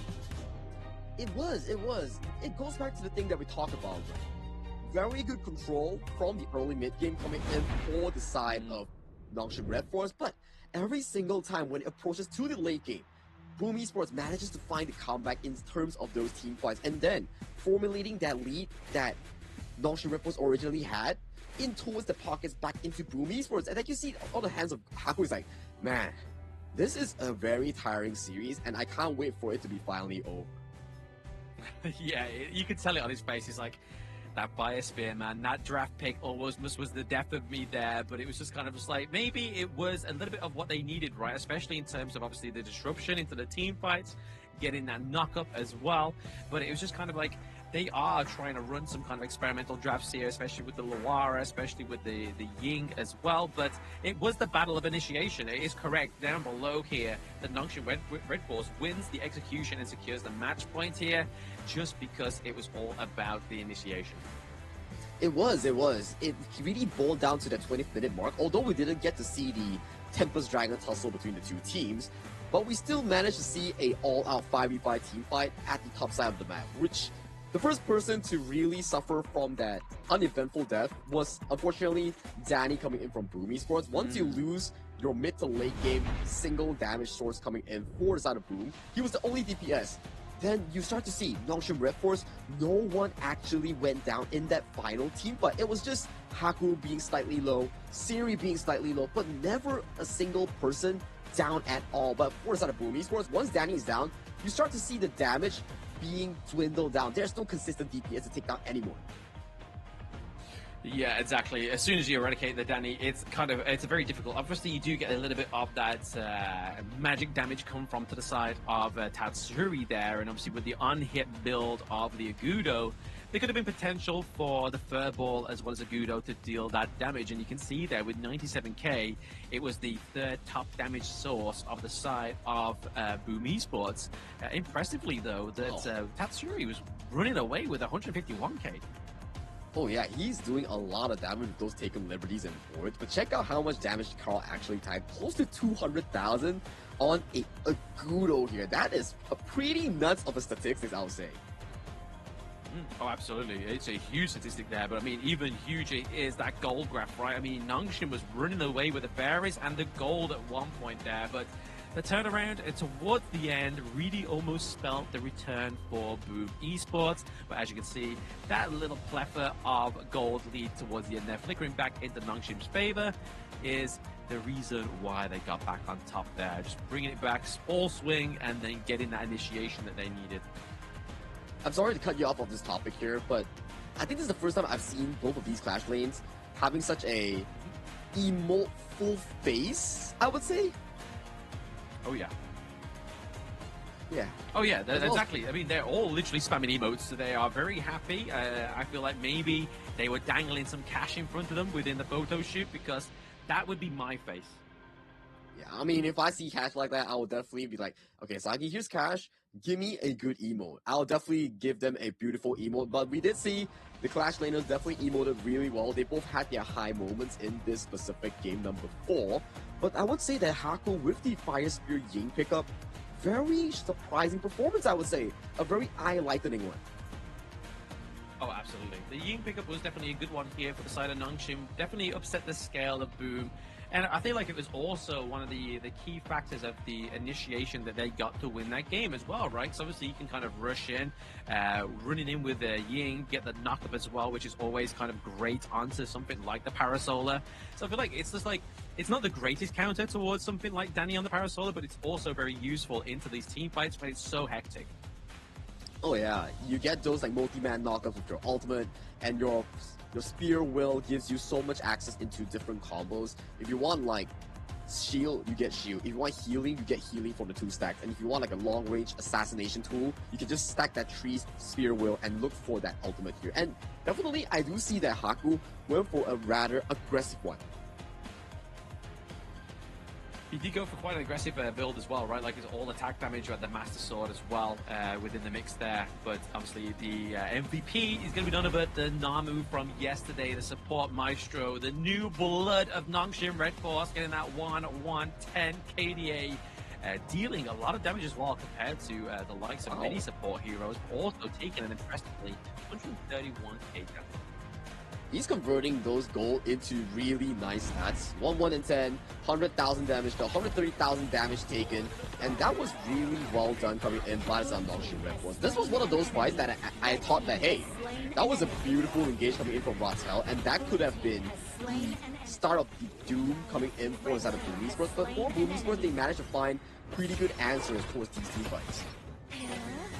Exactly. Really good answers in the team fights here. I mean, Boom were definitely trying their best in terms of trying to turn it into their favor. I mean, Draw did fantastic with the Tremor Smash. He's connecting onto multiple members at the side of Nongshim Red Force, but it's just like he was saying, as soon as Danny falls and then really relying on Tatsuri there to deal and get the taking liberties to get that kind of blunder into the early part of the initiation, or at least being within range to do that damage, was a bit of a problem there by the side of Boom. This was the final fight that we saw, where Danny went on the aggressive end. He engaged on towards Illusion and made it a 1-4-1. And as of this point, you can see blinking health bars coming in for Haku for Siri, but there's just no one doing the final touches on towards those members here. Hence, the importance of Danny being alive on this Parasola is just too darn important here. Hence, this final fight, I would say, rewarded to the side of Nongshim Red Force by Danny himself. Yes, Danny definitely was trying his hardest, right? Especially on the Parasolar pick, just being able to kind of just try and find some kind of way in, trying to just dismantle the whole part of Nongshim's lineup there. But just unfortunately, I feel like it is because of Haku just being able to kind of deny the exit of Parasolar. Just that 1 second earlier was the reason he was able to kind of proc that Sage's Sanctuary towards the end. It's also a showcase of how deep Haku's hero pool is compared to 2025 season, coming in with KML split, right? And now coming into KIS4, they definitely showed that group stage was their experimental ground to test out things that they didn't really get to test in scrims. And they bring the group stage experience to start dominating the entire competition, at the very least in their bottom half of the playoffs. Exactly right. Obviously, the hero pool to kind of shake things up, because obviously the journey so far with Nongshim into the Season 4 Invitational is a factor. Obviously, group stage was not their greatest friend.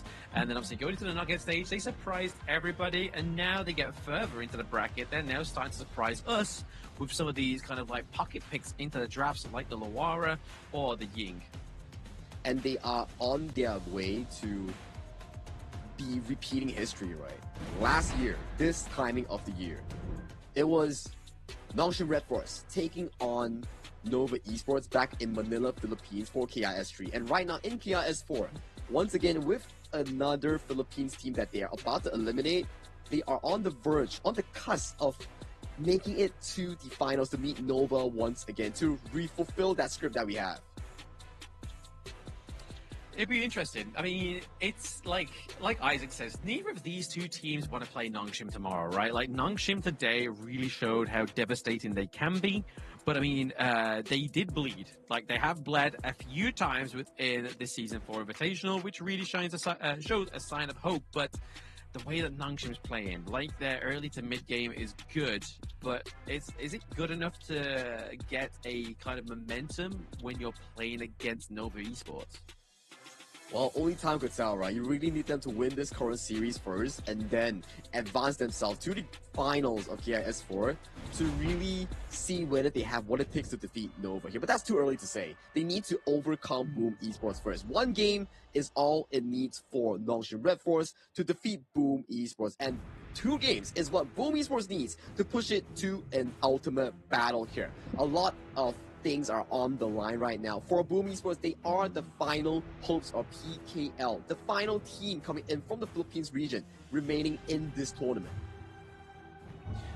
Exactly. I mean, we're getting into game number 5 as well, right? And this is the problem. It's like we are starting to see the hero pool start to dwindle a bit for some of the star players on both of these two teams, right? Obviously, like, Carl's already used his Agudo and lost with it as well, which is a pretty troubling sign for the side of Boom Esports. And Danny has used quite a few of his favorite marksmen. I mean, the only one he really kind of was able to replenish that pool was when they got the win with the Marco Polo, right? So they still have the likes of the Magistrate if they really want to go for it. I believe he still has the Lung available as well. Whether Nongshim's going to ban it in this pick here, unfortunately, he no longer has the Lung. So Danny has got to definitely kind of like reach in and maybe pull something out here. Yeah, so based on the global ban picks thus far, he has used up the Direnje, Chicha, Marco Polo, and Arlie. The available ones potentially might be only the Chano and Erwin that is up for grabs coming in for the side of Boom Esports, and you can see the priority coming in for Nongshim. It's no longer to realistically take any strong blue side picks, but to take away what Boom Esports wants to play in that mid lane pool. Ooh, okay. The Smith and Blade. Ganamo being first picked here. I feel like this is the first time it's ever been prioed here for the side of Nongshim Red Force. So I feel like they're definitely already starting to show a little bit of an identity that needs to form here for the side of Nongshim. It needs to be a solid front line for you to either set up those couple blades or at least create the distance needed here for illusion on the Ganamo. Yeah, potentially something like a Diadia or Mozi to realistically set up the freshly forged coming in from Illusion, or like the front line they talk about, which is Earthshaker, Lian Po here. As long as they have vision, as long as they have the bush control, it looks pretty okay for Nongshim Red Force to draft aggressively with the Lian Po and Arlie setup. Oh yes, Arlie coming through here for Siri, one of his prize picks as well within obviously the major East League that we known it as last year. Definitely had some stellar performances on this hero. Is it going to live up to Danny's performance that we saw from Boom Esports? Or more importantly, will Boom Esports draft something like the Xiao Xiao to be the counter here for the Arlie this time around? I think they definitely have to, right? Given if there is still the opportunity to draft it coming in towards the second half of the pick and bans. I do believe that Nongshim Red Force, with how much priority they give over to the side of Siri in the draft, we might see Xiao Xiao and relevant picks being removed away from the pool that could really give pressure for Siri in those team fights.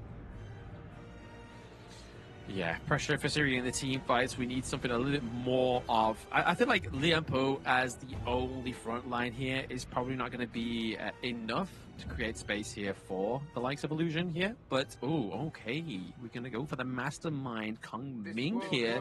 For the side of Boom Esports, I mean, this could still be flexed either mid or into the jungle, right? So I feel like it's definitely a little bit of a teaser to find out what they're going to go for here on the side of Nongshim Red Force. And it looks like one of the underdog picks here, the White Anchor, Ata, being picked up here.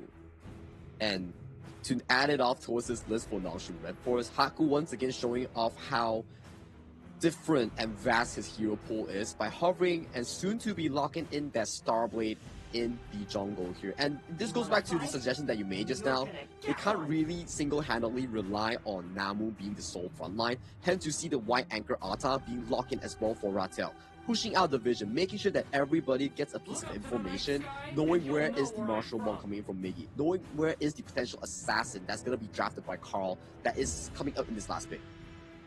Ooh, okay, the Broken Mirage coming through here, so it is going to be a little bit of a carry-centric into the mid lane here. Do you think Tatsuri is up to the job? I mean, playing something like the Kong Ming is very sort of similar to how you play Mai Shirunui, the Fire Ninja. You need to be a carry for your team, and unfortunately for Boom, when they did pick up the Mai Shirunui, there was no carry in sight there for them.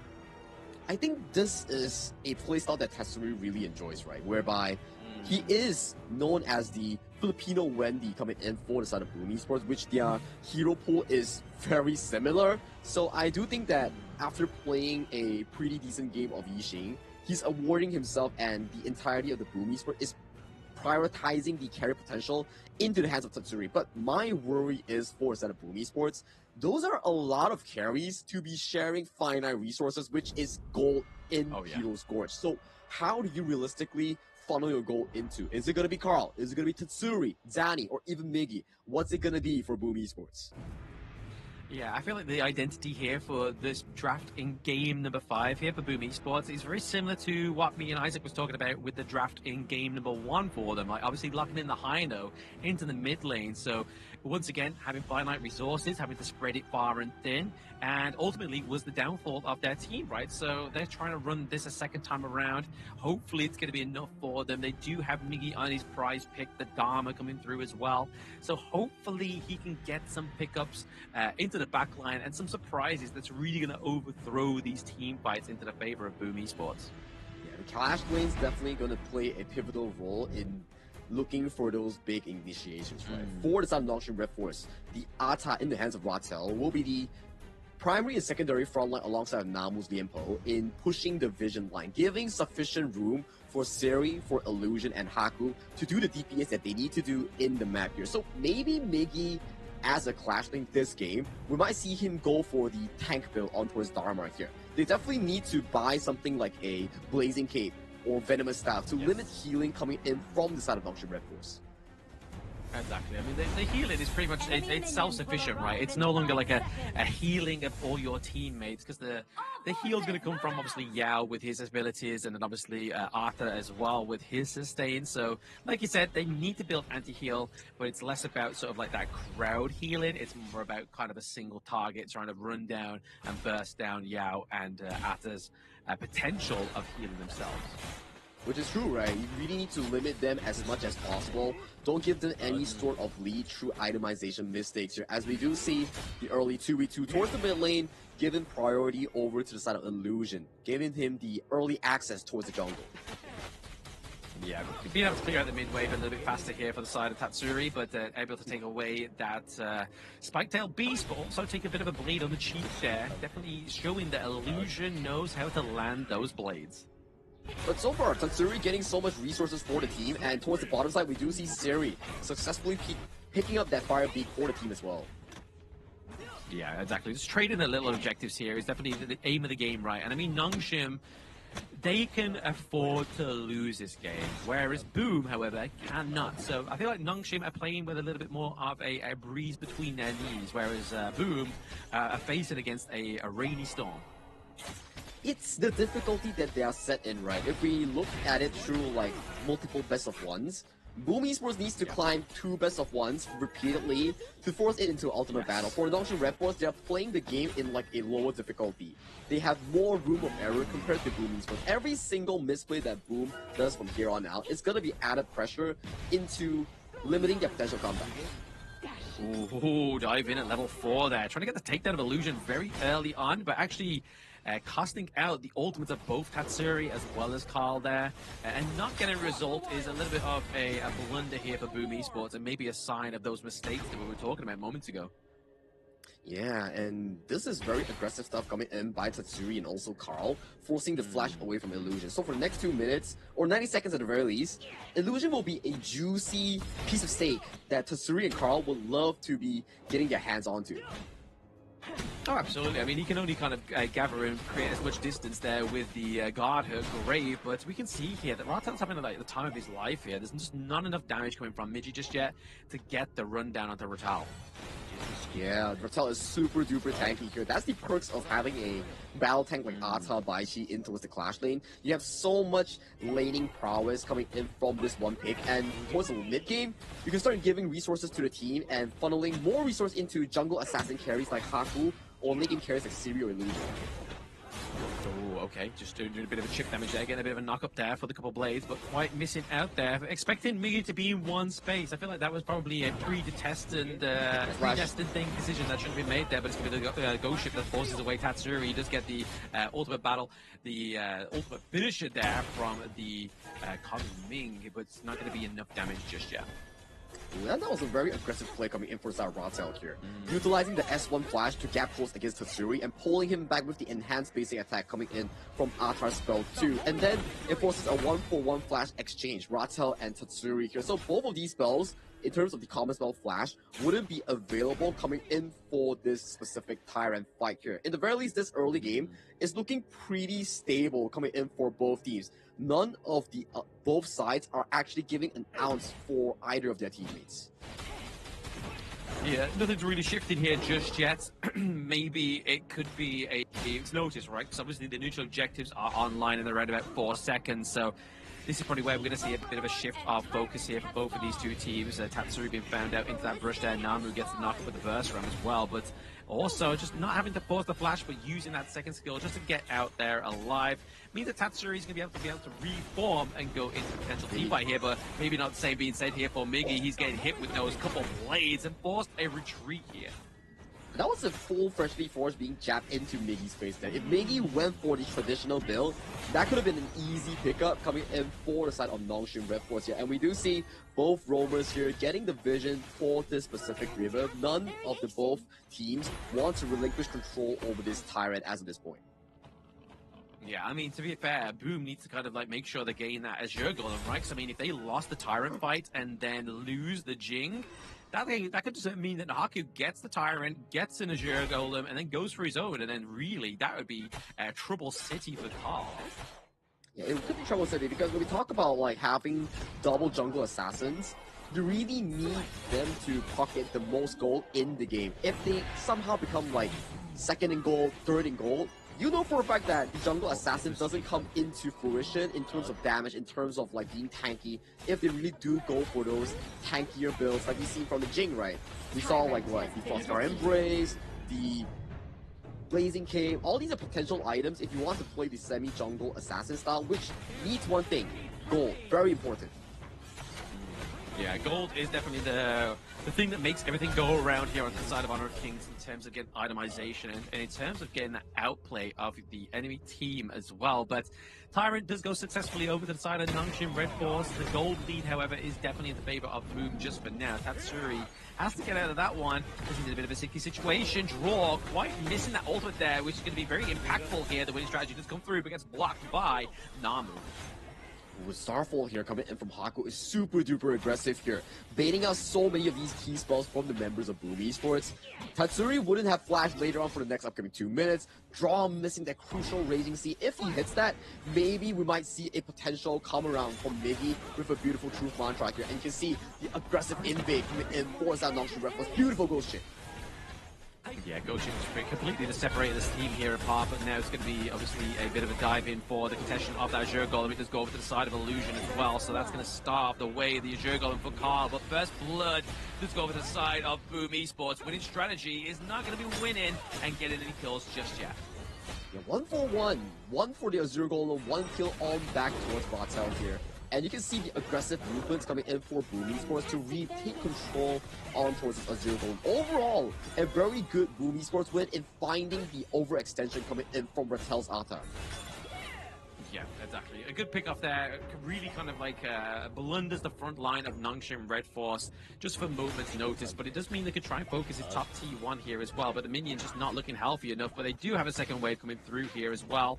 Haku, top side of the map, just really needs to mitigate any kind of push or pressure being mounted here by the side of Boom Esports. And take a look over to the side of the gold ranking thus far. We did talk about, hey, if you play a jungle assassin, you need to be top gold and top network, which is what Carl is doing so right now. And we can see top 4 in terms of gold, all members of the side of Boom Esports with a pinch of Siri at the top. So it's really good news, at the very least, out of these 4 games. This is the first time that we've seen Boom Esports control and pace themselves in the early to mid game. Oh, exactly. And they've got the draft that they need to, right? Like, if they weren't doing this at this moment in time, I pretty much think it's good night Irene here at the side of Boom Esports, right? Like, they would have no gold lead. It'd be very difficult for Carl to pull off such great kills, as well as Tatsuri as well. Because we're talking about that finite resource, right? And Danny seems to be very underwhelming so far. So I feel like he's taking a little bit of a hit when it comes to that resource share. Lots of face checking in towards Tatsuri. The beautiful Ghost Ship! Oh, beautiful Ghost Ship meant that Tatsuri had no return. An Illusion had 2 couple blades with his name on it. So that's going to be the kill going over to the side of Nongshim Red Force. But not only that, they're able to procure the Overlord as well. I would say that Ratel on this Ata, he's been playing hyper aggressively, and the Ghost Ships has been really, really on point in giving them the lead that they are actually looking for. You can see, the moment they get the kill onto Tatsuri, all the vision line coming in from Nongshim immediately pushes into the base, into the Crimson Gold area for the side of Boom Esports. Yeah, he's definitely be able to be the focal point here and take a lot of the damage that can be consumed here by Boom Esports as well, taking those winning strategies to the chin, taking those Jings, damage reflection as well as potential coming from Danny also, but that's the problem. When they take at least one of those damage dealers down, it then falls to just like, where do we go from here? Where's the front line? Where's Miggy going to be going from? But Ratel definitely playing very well. Yeah, he's scouting vision actively for the team, and look at how he's just being a pain in towards the side of Boom Esports, giving so much information required for Haku, Siri, and also Illusion to properly pace themselves here. He's actively always looking for the key few targets here. Where is Miggy? Where is Carl? Can Siri and Illusion play aggressive here? He controls the river and allows space for these 2 members to actively play aggressive for those turret takedowns, for those aggressive pokes in the Guardian mode. Yeah, controls the river, controls the narrative here for the side of Boom Esports. Like, they can't make the plays that they want to play if they have, if Ratel on Nongshim Red Force here has the intel and has the know-how of where they're going to come from. And you can kind of see here that potentially Car's like giving up on these potential team fights into the mid lane and just looking to steal away some resources from the enemy team here as the Shadow Tyrant and Overlord do come onto the line here, but Namu does find that Carl. Well, that was 6 cents coming in from Namu to just clear the vision, make sure that Siri, okay, don't check that bush first. We don't see Carl on towards the map. Let me clear it for you with the Radiance. It's like, okay, job's done. Let's pick up the Golem here, and then we pace ourselves to the next objective. Very well done by the roamer. Yeah, no one squishy, enter that brush, or you will not return out of that brush. Let me do my job. I am the tank, and let me get that intel. There is the Wintel here, and speaking of win, it's going to be a pickup here for Siri. He gets a takedown of the Tatsuri.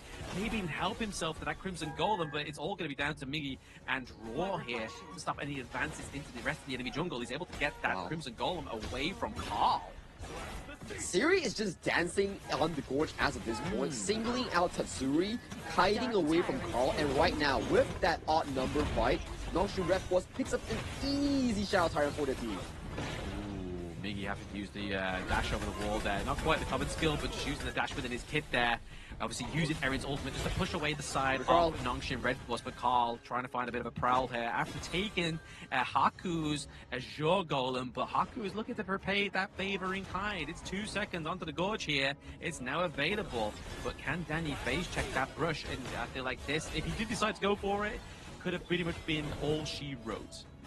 Yeah, it's a number advantage coming in for side of Boom Esports here. Hence, Haku was like, hang on a moment. If I go here, I might be resulting our team into a deficit here. So immediately pull back, and he allowed Siri on towards the cross map to gain more of the side lane control. And right now, with the mid tower being the next available target coming in for side of Nongshim Red Force, this might just be going down in the next few minion waves. Yeah, a big fight maybe being ensuing here into the mid lane. You can see the Haku's looking for some kind of way in around that Azure Golem, but Miggy looks to go be the first spearhead into this one. But Ratel taking too much damage there. He's down to half a health bar, but same set for Miggy.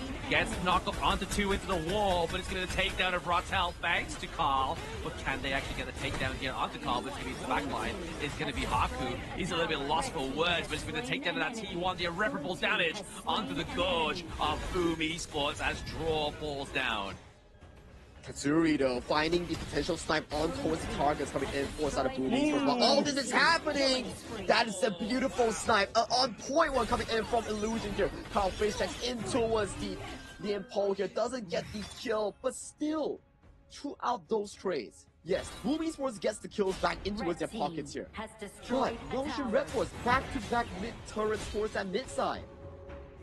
Yeah, they knew the ultimate sacrifice, right? They knew that if Ratel and Haku fell, and that meant that the distraction was there, it meant that T1 takedown, and even the bonus of that T2 was available for Siri to take up, but it's also all was set up by that knock-up there, but obviously the Mirror Mirage was just so good placed here for Carl, but it just wasn't enough. It was just playing into Nongshim's hand.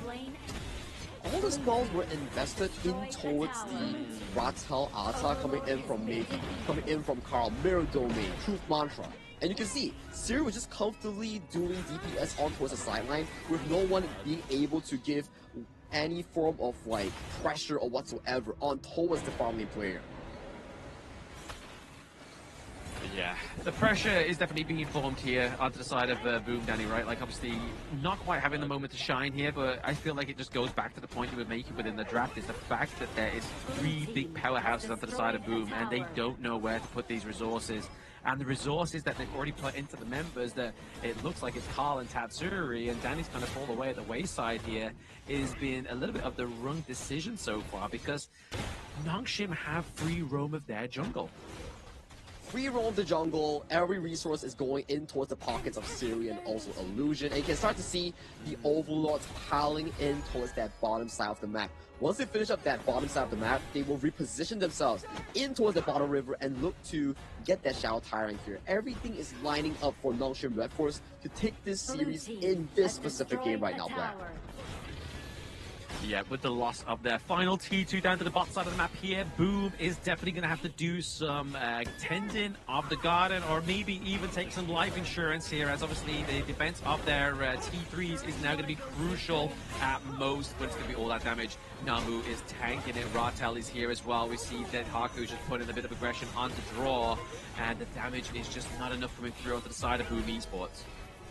But Boom Esports still did a valiant effort in defending their base. So no tier 3 has been taken down coming in for the base here. And you can see Namu very aggressive in his own gameplay, enforcing the positions from the side of Boom Esports. On the flip side, Carl did pick up the Azure Golem from his own base, and he does happily return to defending the base.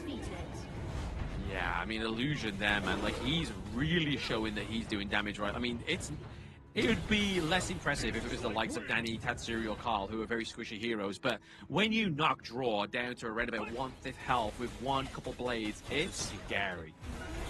You know he's farmed up, man. You know he's farmed up. Look at him aggressively throwing out those freshly forged every once or few moments here, chunking out multiple members of Boom Esports. Every freshly forged hit gives more room for Nongshim to start crumbling the side lane towers here.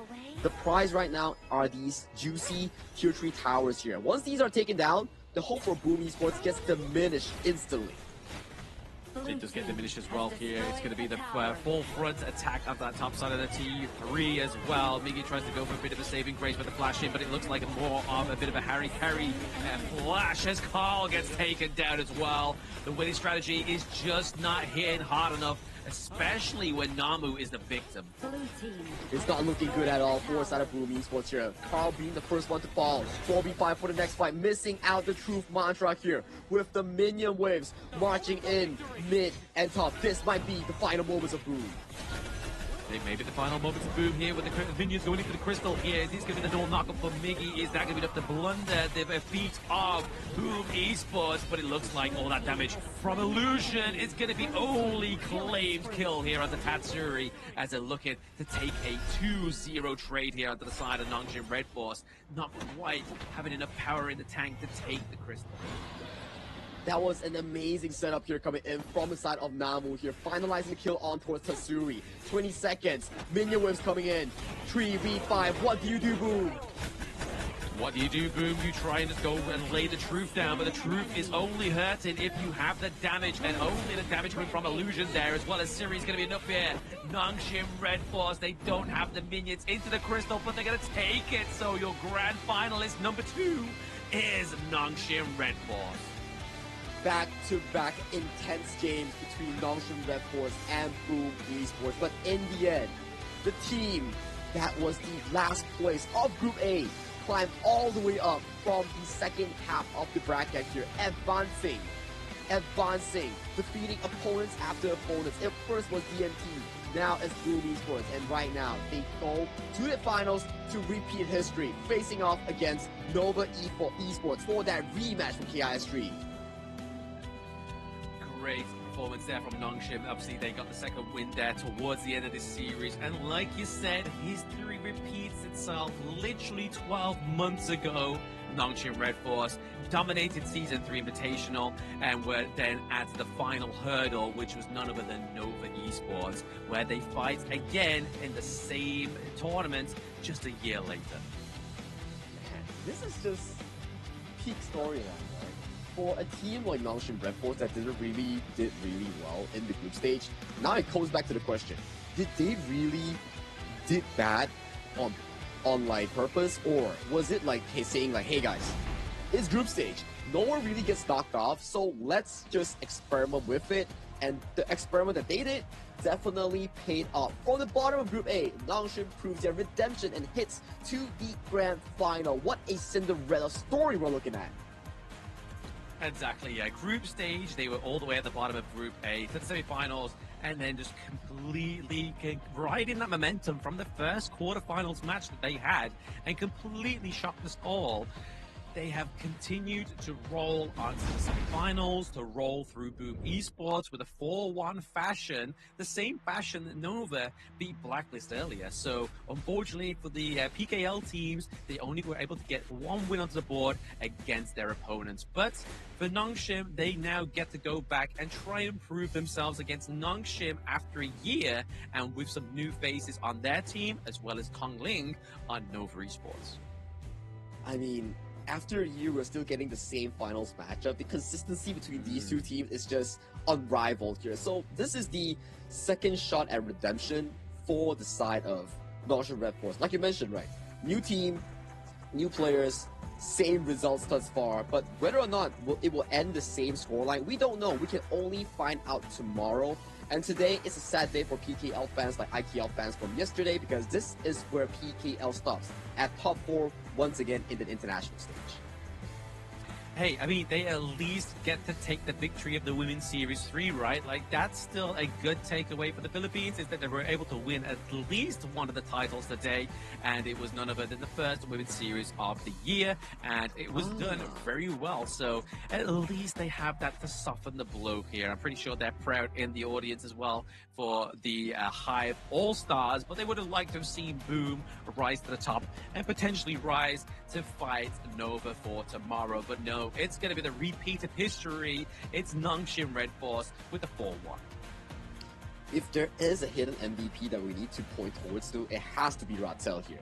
He opened up so much space, sacrificed so much resource for the team to funnel into the pockets of Siri, Illusion, or Haku, and he was constantly in the faces of Carl and Miggy. And at one point, it's like, go to devs, he's like actively saying like, hey, Carl, Miggy, put your spells on me, and the moment you do and I pass out, my players, my teammates are just gonna power on towards you, and that is exactly what happened in those team fights. Yeah, exactly. I mean, that's what they needed on the side of Nongshim. As soon as we saw the prio pick of the Ganemo, the Smith and Blade in this match, we knew that they needed to be the solid front line, right? I mean, and Namu, obviously second pick, wasn't quite going to be the enough front line that they needed. So the Arthur towards the end there really helped them out. But to be honest, though, you look at Danny once again. Danny really overshadowing everybody else in terms of the damage. 154k, even to his opponents as well. He's literally 40k ahead in terms of damage, but it just wasn't hitting the mark.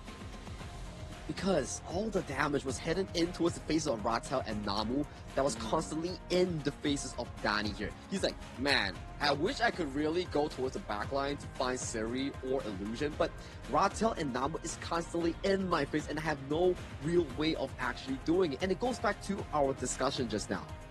You have so many carries coming in for a set of Boom Esports. Who's going to be the one giving up the gold? Because if Suri has no gold, there's no damage. If Carl has no gold, there's no damage here. So it's a bit of a greedy lineup here coming in for Boom Esports, an all or nothing draft.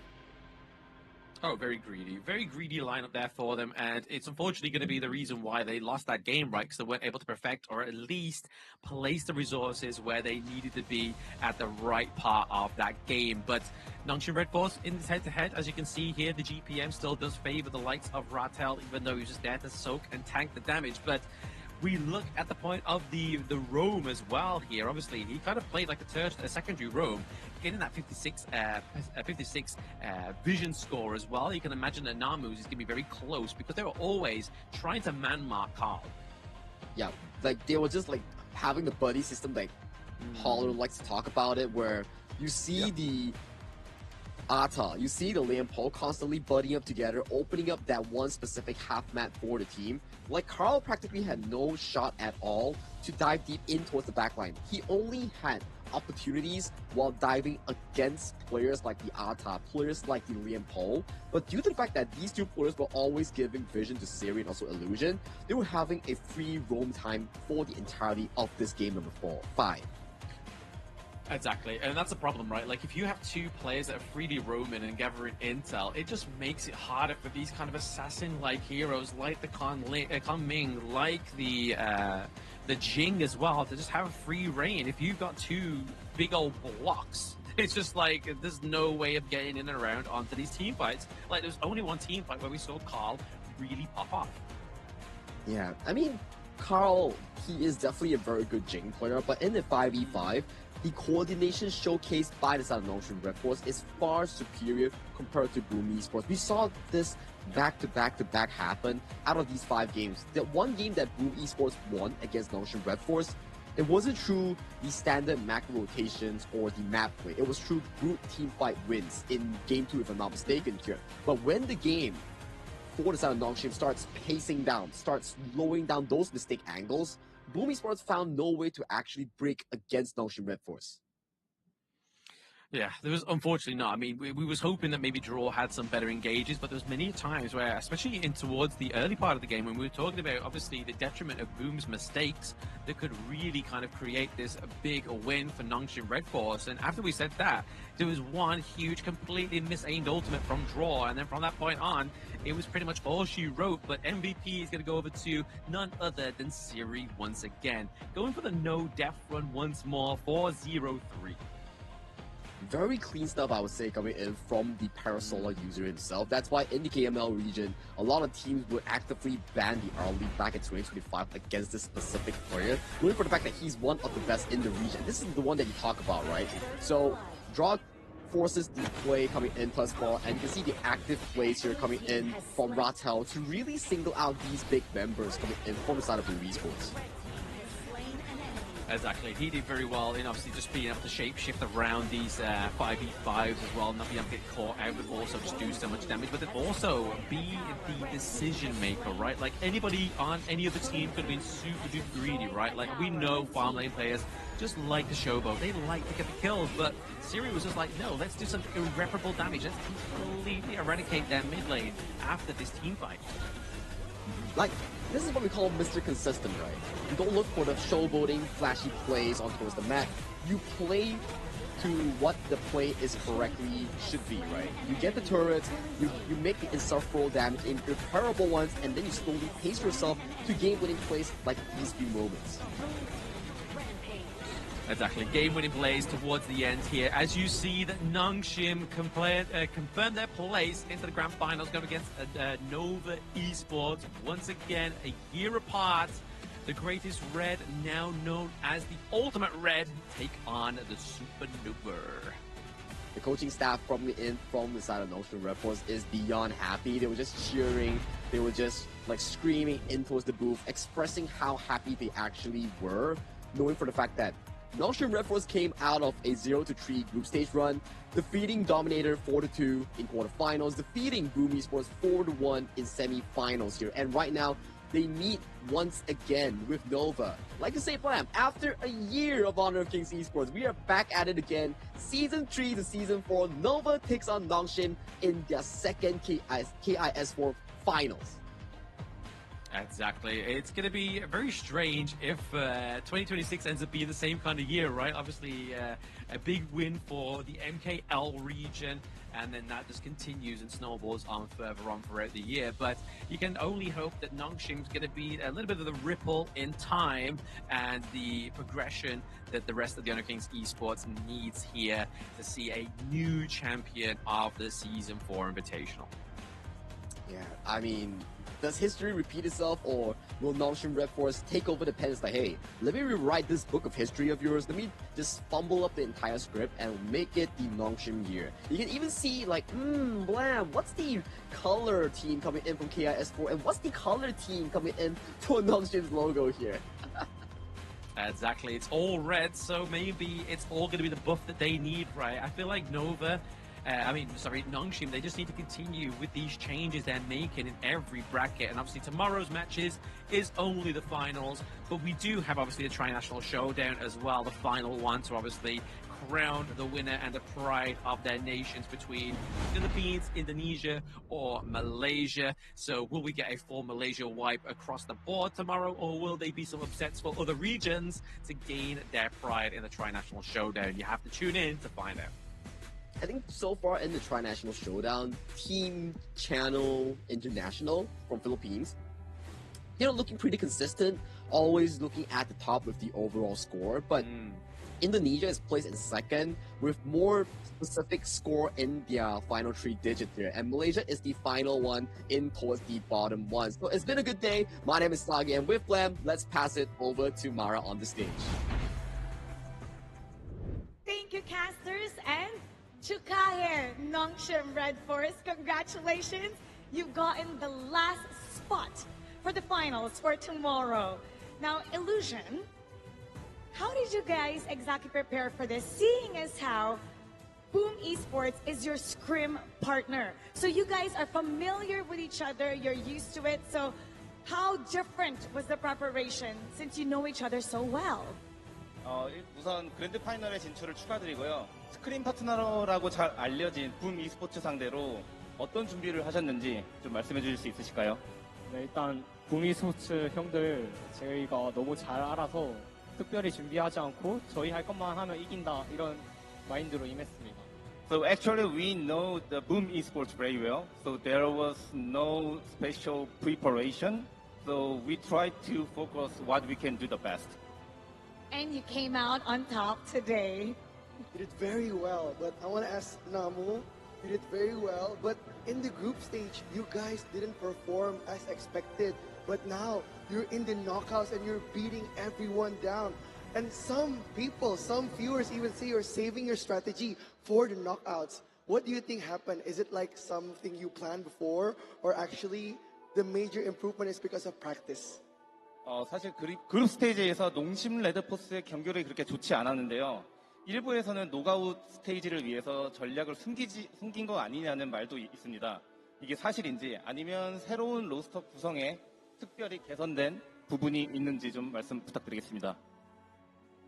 기존 선수들과 원래 하던 농심에서 이제 새로운 선수 2명이 와서 계속 적응 단계를 거쳐갔고 아직도 적응 단계인 것 같습니다. So there was quite major differences between the previous lineup and new rosters. So we tried to focus, make us harmonized. Yeah. Oh, so you're harmonizing. It's very great seeing you guys harmonize as one as a team, and you're doing amazing in the semifinals. And you can totally see them gelling together. Great chemistry throughout that series. Now, it's deja vu once again. It's going to be Nongshim Red Force versus Nova Esports in the finals, just like KIS3 going all the way here to KIS4. Earlier, we interviewed Nova, and Waypit is right over there. He said it's going to be 4-2. Nova's going to win, and it's going to be 4-2. What response do you have for Nova and Waypit that's watching you right now in the audience? 또 한 번 데자뷰 같은 장면이 연출이 됐는데요. KIS3에 이어서 KIS4에서도 노바 e스포츠와 농심 레드포스의 결승전이 되었습니다. 노바 e스포츠는 이번 농심을 상대로 노바 e스포츠가 4대2로 승리를 할 것이라고 말했는데요. 이에 대한 답변 부탁드리겠습니다. 네, 노바 형들 내일도 굉장히 재밌게 해드리겠습니다. So Nova, we're gonna make you fun again. Wow! It's gonna be an interesting matchup against the Supernovas. But Nongshim, and especially Namu, you have a lot of fans from all over the world, not only in Indonesia. Any messages to the ones that supported you, not only in Indo, but outside the whole world, to all the fans? 마지막으로 항상 변함없이 응원해주고 계시는 팬분들을 위해서 한 말씀 부탁드리겠습니다. 응원해주셔서 감사하고 앞으로도 많은 대회 남아있으니까 저희 여정 많이 응원해주시면 감사하겠습니다. So thank you for your supporting, and now this journey hasn't over. We have a lot to go in this year. Thank you. And thank you once again. Congratulations. Thank you very much, Nongshim Red Force. And you are going to rest for tomorrow because you're going to face the Nova Esports. So please be prepared, get lots of rest, and don't forget to eat well. Fighting! Fighting! Fighting! You may now rest. Thank you so much.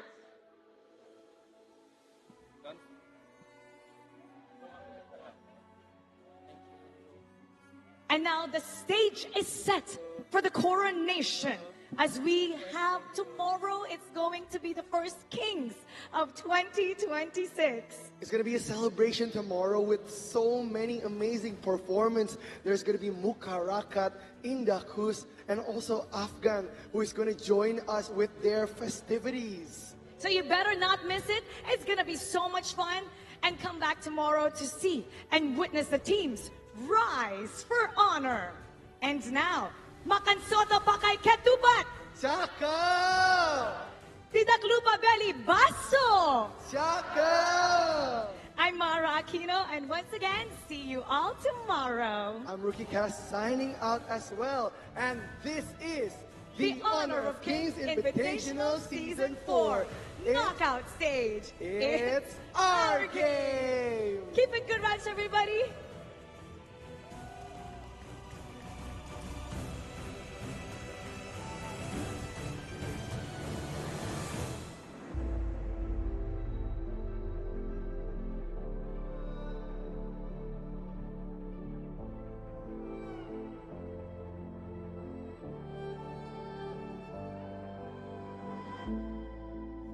Strangers to the fallout, it's what got us here. Ever changing, some chameleon, blood, sweat, and tears. We'll never make it if we fall to everything that brings us down. With a comeback is now. Blood, sweat, and tears. Fight for what we want. Doesn't matter the cost. Every day, put in work. Blood, sweat, and tears. Nothing comes overnight.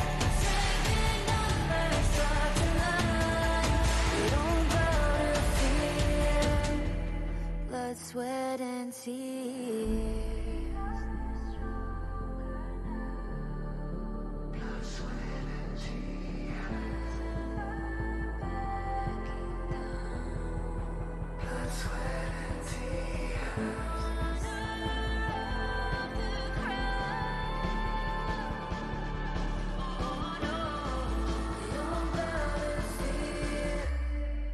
Blood, sweat, and tears. Fight for what we want. Doesn't matter the cost. Every day, put in work. Blood, sweat, and tears.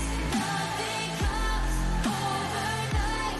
Strength in numbers, start the line. We don't bow to fear. Blood, sweat, and tears.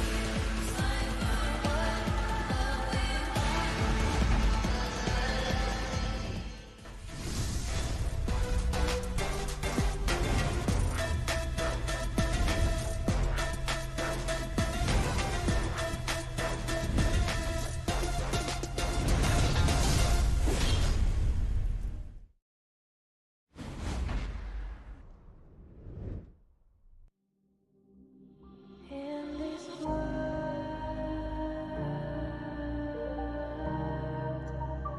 only ones in this world,